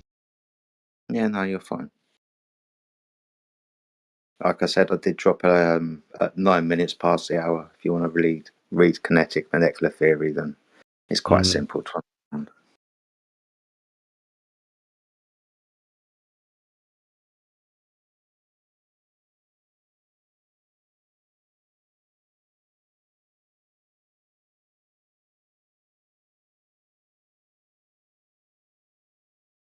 But yeah, we've got a few more people jumping into the server.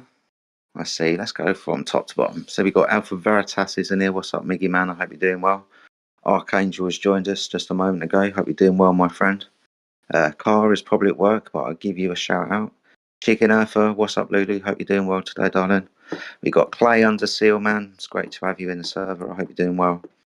Dave Hinkle from Kentucky. Hope you're doing well, my friend. You jumped in just a moment ago. I will, mate. Keep asking every day for earth curvature measurements, and if I find any, you'll be one of the first people to know, my friend. Great to have you too, man. What's up? It's great to have you too, man. I'm never able to say it, but sorry for interrupting. I just want to say it's great to have you too, man. You're a very smart guy. Cheers, man. Appreciate that. Nice, always nice to have compliments. Daz is in the house. Dr. Jordan Peterson's joined us. Brilliant. We got Ongun Slatter. One day, mate, you're gonna have to tell me how to pronounce your name so I don't keep fucking it up.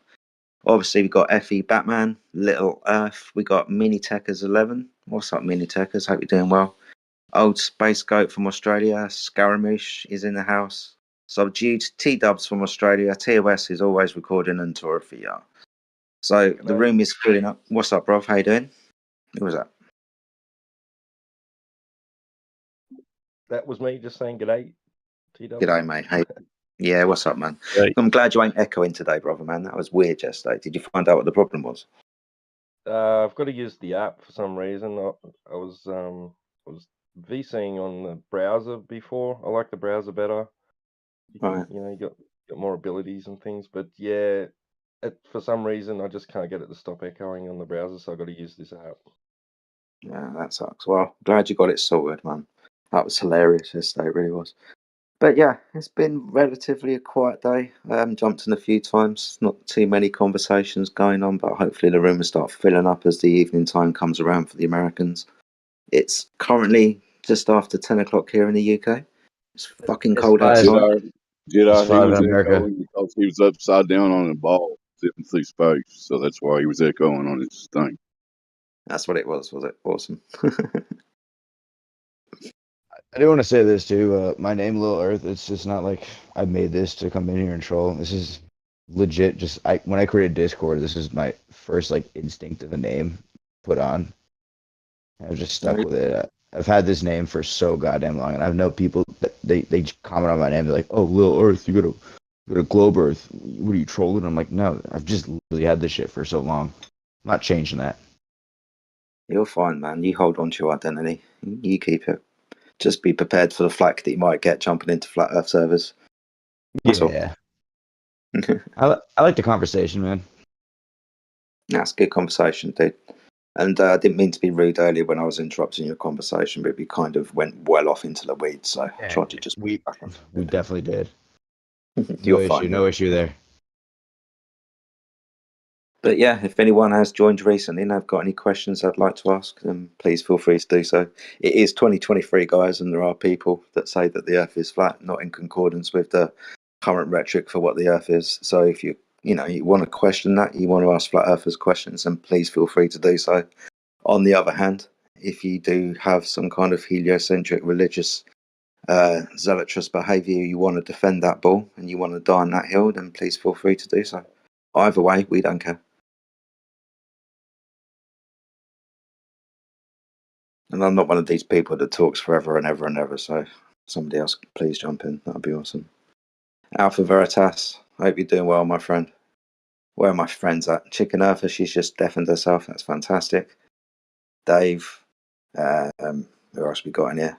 Obviously, we've got Old Space Goat and T-Dubs as well. So loads of people in TOS UK is always recording. Please remember, guys, we are recording and we are live on YouTube at the moment as well. If you want to find the channel, just search in YouTube TOS UK and you can find our live show and many of our recorded shows. And quite a few hilarious clips as well. People do say the stupidest fucking things, I'll tell you that right now.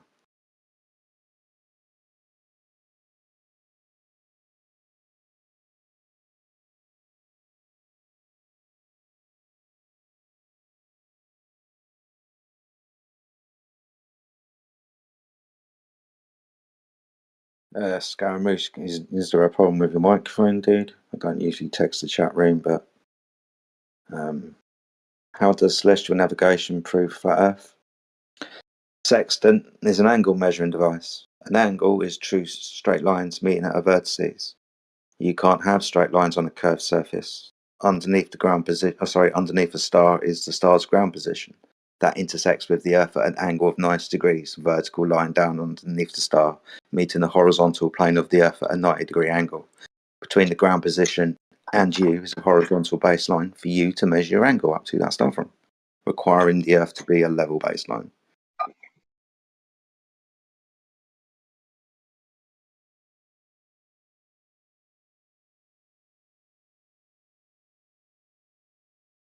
So I believe that we were not meant to understand our cosmology. We should just put blinders on when it comes to these issues. What issues specifically? The whole debate on whether the earth is flat or round. Well, within the Bible, God tells us what he created. He didn't Yeah, create but a not that every spin. word in the Bible is to be taken literally. See, this is what the heliocentric fucking ball has done to people. They can now take God at a questionable stance where God didn't mean what he actually says, yeah, I think you'll find God doesn't lie. Well, Jedi, I can if I can jump in. If from what I've learned about the Bible, right, and I'm shit on the, it's like word of mouth passed down through generations and generations and multiple people's perspectives, all written kind of, all conglomerated into like a book, right? So it's not one person's perspective. This is a bunch of people's perspectives, all kind of just clumped into a book. But it's not just their perspective; it's from what they've heard passed on from generation. It's like the whisper game, right? I mean, You don't know if it's a legitimate true. I mean, you could believe it to be true, and I have no issue with it at all. But you know what I mean? I mean, before we get off into some kind of religious debate, I will say this. Yeah, I guess I would have believed that maybe 15, 20 years ago. Hold on, how old am I? 48. Maybe 25, 30 years ago. That the Bible can't be trusted because, it's just a lot of people speculating on shit and then word of mouth and then passed down and blah, blah, blah, blah. If you were to do some biblical research, especially into the codes within the Bible, especially within the first language used, Hebrew, and of course in Greek, and again translated through the King James Version into English, you'll find a lot of codes within the Bible. Now, what I mean by codes is numerical codes, vocabulary and language codes, where things can only be matching up in this way if all of these individual people through history who wrote the Bible were inspired by the Spirit of God. Some say the Holy Ghost, whichever way that you want to put it, but a God inspired narrative throughout the whole book, which brings and ties the whole book together, which means that if, for example, we have, say, got 50 to 100 individual writers of the book, you would expect there to be quite a few discrepancies where these codes wouldn't even exist. The fact that these codes, numerical codes, and so on, do exist within the Bible is literally like having God's signature throughout the Bible, so we can be assured that the whole book was wholly inspired. Yeah, I understand. Yeah.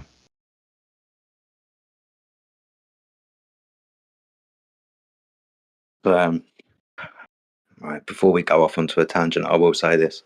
Even within the first 7 words within the Bible, in the beginning, God created the heavens and the earth. If we look at the original Hebrew text, we understand Hebrew, first and foremost, was a pictographic language where the letters, quote unquote, were basically symbols. God does say that he is the Alpha and the Omega, the beginning or the end, or in the correct Hebrew, the Aleph and Tav. When we read just that one sentence, we understand that God said the end from the beginning, because there is a prophecy called the Bereshit prophecy that I urge everybody to look into. You'll find it anywhere on YouTube and you can just Google it. But the Bereshit prophecy, which speaks about the beginning from the end, where in the first words of the Bible, in the pictographic language and the numerology language, it literally does tell the story of God will send his son to save us. It's very interesting shit. But yeah, if you think the Bible is just a random bunch of books that was just kind of put together by man and God had no inspiration on that, I suggest you look again. You might be very much surprised. But anyway, I don't think that, but it's stuff I've like heard and kind of passed down. Yeah.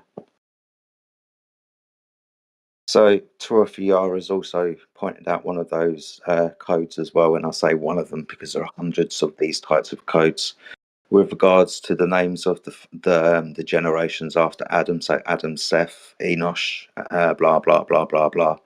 We understand that all of those names have a meaning, and if you were to read the meanings of those names, it's man appointed mortal sorrow. The blessed God shall come down teaching. His death shall be, my goodness, his death shall bring the despairing comfort, rest. So if we're talking about a Holy Spirit inspired book, you'll find many, many, many of these codes throughout the Bible, where it can only be a Holy Spirit inspired book, not a bunch of people that are separated by millennia, just writing things down, hearsay and whatnot. Yeah. Well, I said that, but as I said that, I have literally a picture of Jesus behind me and a Bible next to me. Yeah. So I guess I'm just questioning. Like I said, I'm more or less like, what do you call it? It starts with a P. Like I'm not on one side, but I'm not on the other side. No, that's Question. absolutely Yeah. that's absolutely fine, buddy. I appreciate that. I will say Yeah. this: though. This is what the heliocentric spinning ball Earth does. It makes when they look at the Bible, they then have to defend it in some way by saying, "Well, the Bible's not meant to be read literally. It's metaphor, it's allegory, it's poetry. God didn't necessarily mean that; He meant something else."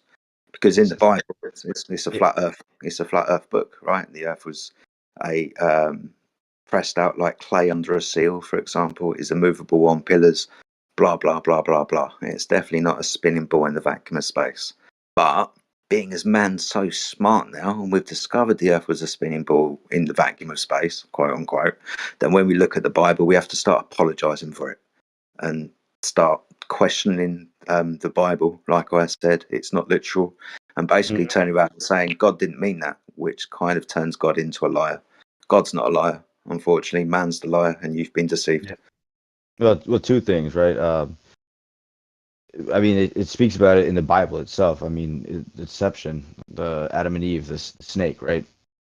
Yeah. Deception, they speak about it in the Bible. So, I mean, the pure fact that the Bible talks about deception, I mean, it's kind of ironic that people are saying, oh, the Bible is deceiving you. No, it literally speaks about deception. It teaches you about deception. It teaches you kind of how to weed out people that are deceiving you. And the Yeah. second thing, and you could akin the Bible to kind of the Constitution, like what you're talking about, where people kind of interpret it a specific way, and it's almost like a personal way, a personal level. They read a specific passage, and it's like I interpret it this way, and somebody else will interpret it a whole different meaning, like a different way, kind of like the Constitution, right? Constitution of America. It's very very interpreted. You could look at it, you could read it, and it's thousands of different ways you can interpret this shit. But I mean, that's the way it was written, right? And I Yeah. think it's intentional. I think it's intentional because it's giving you like the freedom, like what God wants, right? Freedom of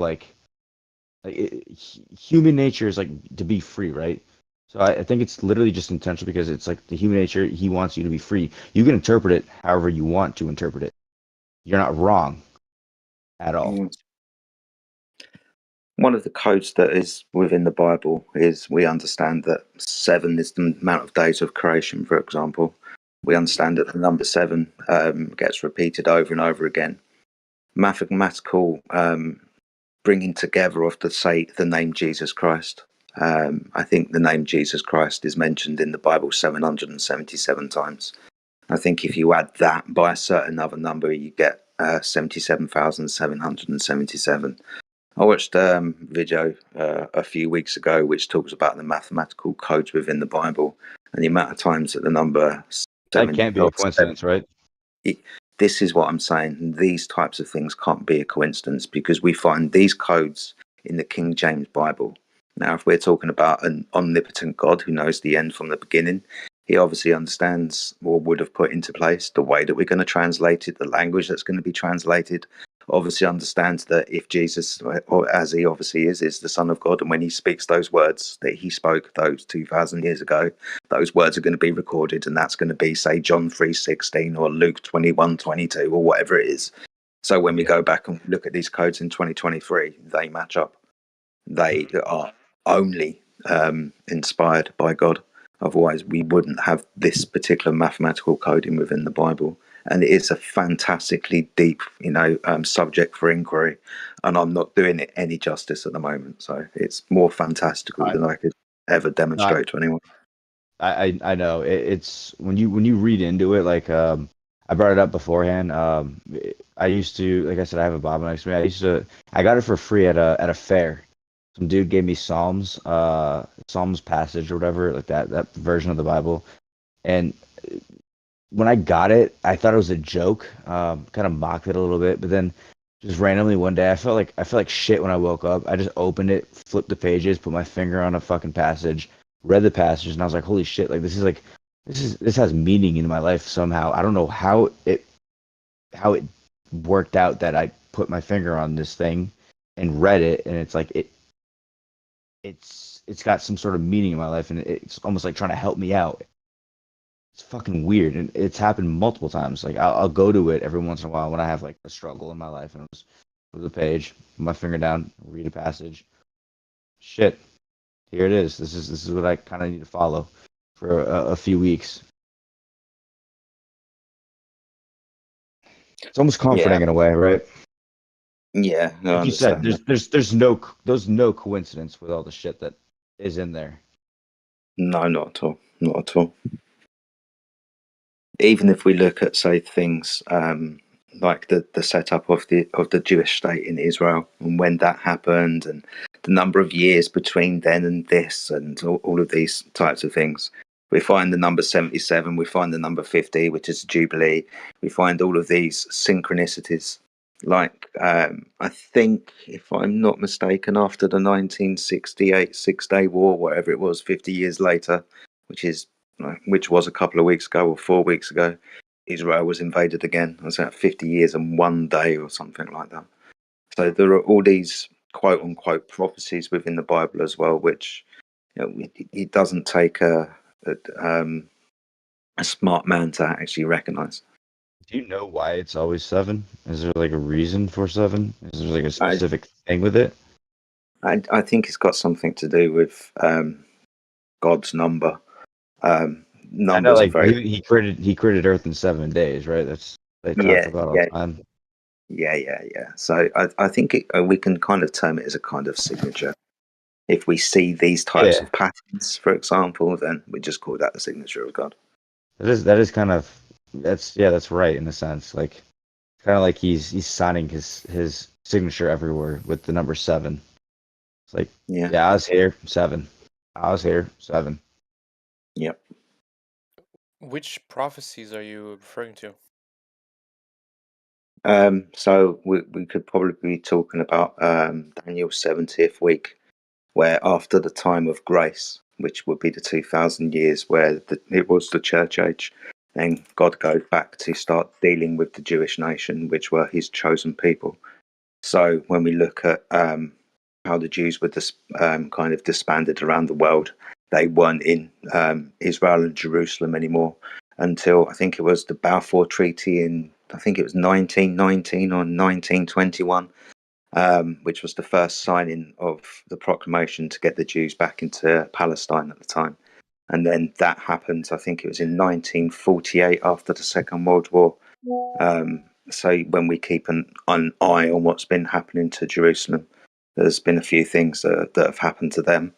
I think also from the book of Revelation, there's we understand that God uses the sun, moon, and stars as things for signs and for seasons and things like that. Not necessarily winter, spring, summer, and fall seasons, but the seasons of man, which is also described in the Bible. We've already had the Revelation 12 sign, and an actual fact that's happened twice. Happened in 2017, where we had the woman, which would be Virgo, clothed with the sun and the moon under her feet, and dressed with 12 stars. And that happened in 2017, and also happened again in August and September of this year. With a more satisfying fulfillment with regards to what was actually going on in the constellation at the time. It wasn't necessarily Jupiter that was being birthed, but an asteroid called Child, which again is a very, very deep subject. But if we're talking about prophecies like that, then these things only seem to spring around with biblical understanding. Which also fell upon the holiday in the Zeta calendar as well, of the Feast of Trumpets. Very interesting. Yeah, extremely interesting as well. But this is Jedi. What about like do you think it's all kind of intertwined with like Greek gods? You know, like Zeus. There may be it may be like an interpretation that they had. Right. Okay. So if we're going to start talking about Greek or Roman gods or Egyptian gods or any other quote unquote small g god, if we were to look at biblical references, Genesis 6, I think it is, when we're talking about the sons of God, which were the angels coming down to earth and mixing with human females and so on, then these gods would have been their offspring. If we're talking about the Titans and things like that, because obviously giants, men of renown, did exist back in ancient biblical times and so on. So this would be the gods that God, quote unquote, the big G God, is telling us not to worship, because those were they were the angels that came down to earth and slept with women. Yeah, the gods on earth were the fallen, so they had giant children, which would consume everything on the land.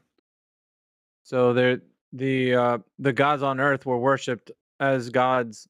So that's why there's a pantheon of gods that many different religions believe in, because that's the way it was back then. Ancient religions stem back from all the way the time where the fallen were still running amok on this earth. So they had different factions in different places. So they were ruling different parts of the earth. As it is kind of like the 7 families that are running the earth right now. I don't know if you are familiar with this, but there's a lot of evil in this world. But there's as you go higher in, like, I guess you could say the elite or whatever. All of this is like godless type of information that we're getting from the academia and all that. So the ones who are actually propagating information about the world that you and I live in has nothing to do with a benevolent creator. Has everything to do with we don't have a creator.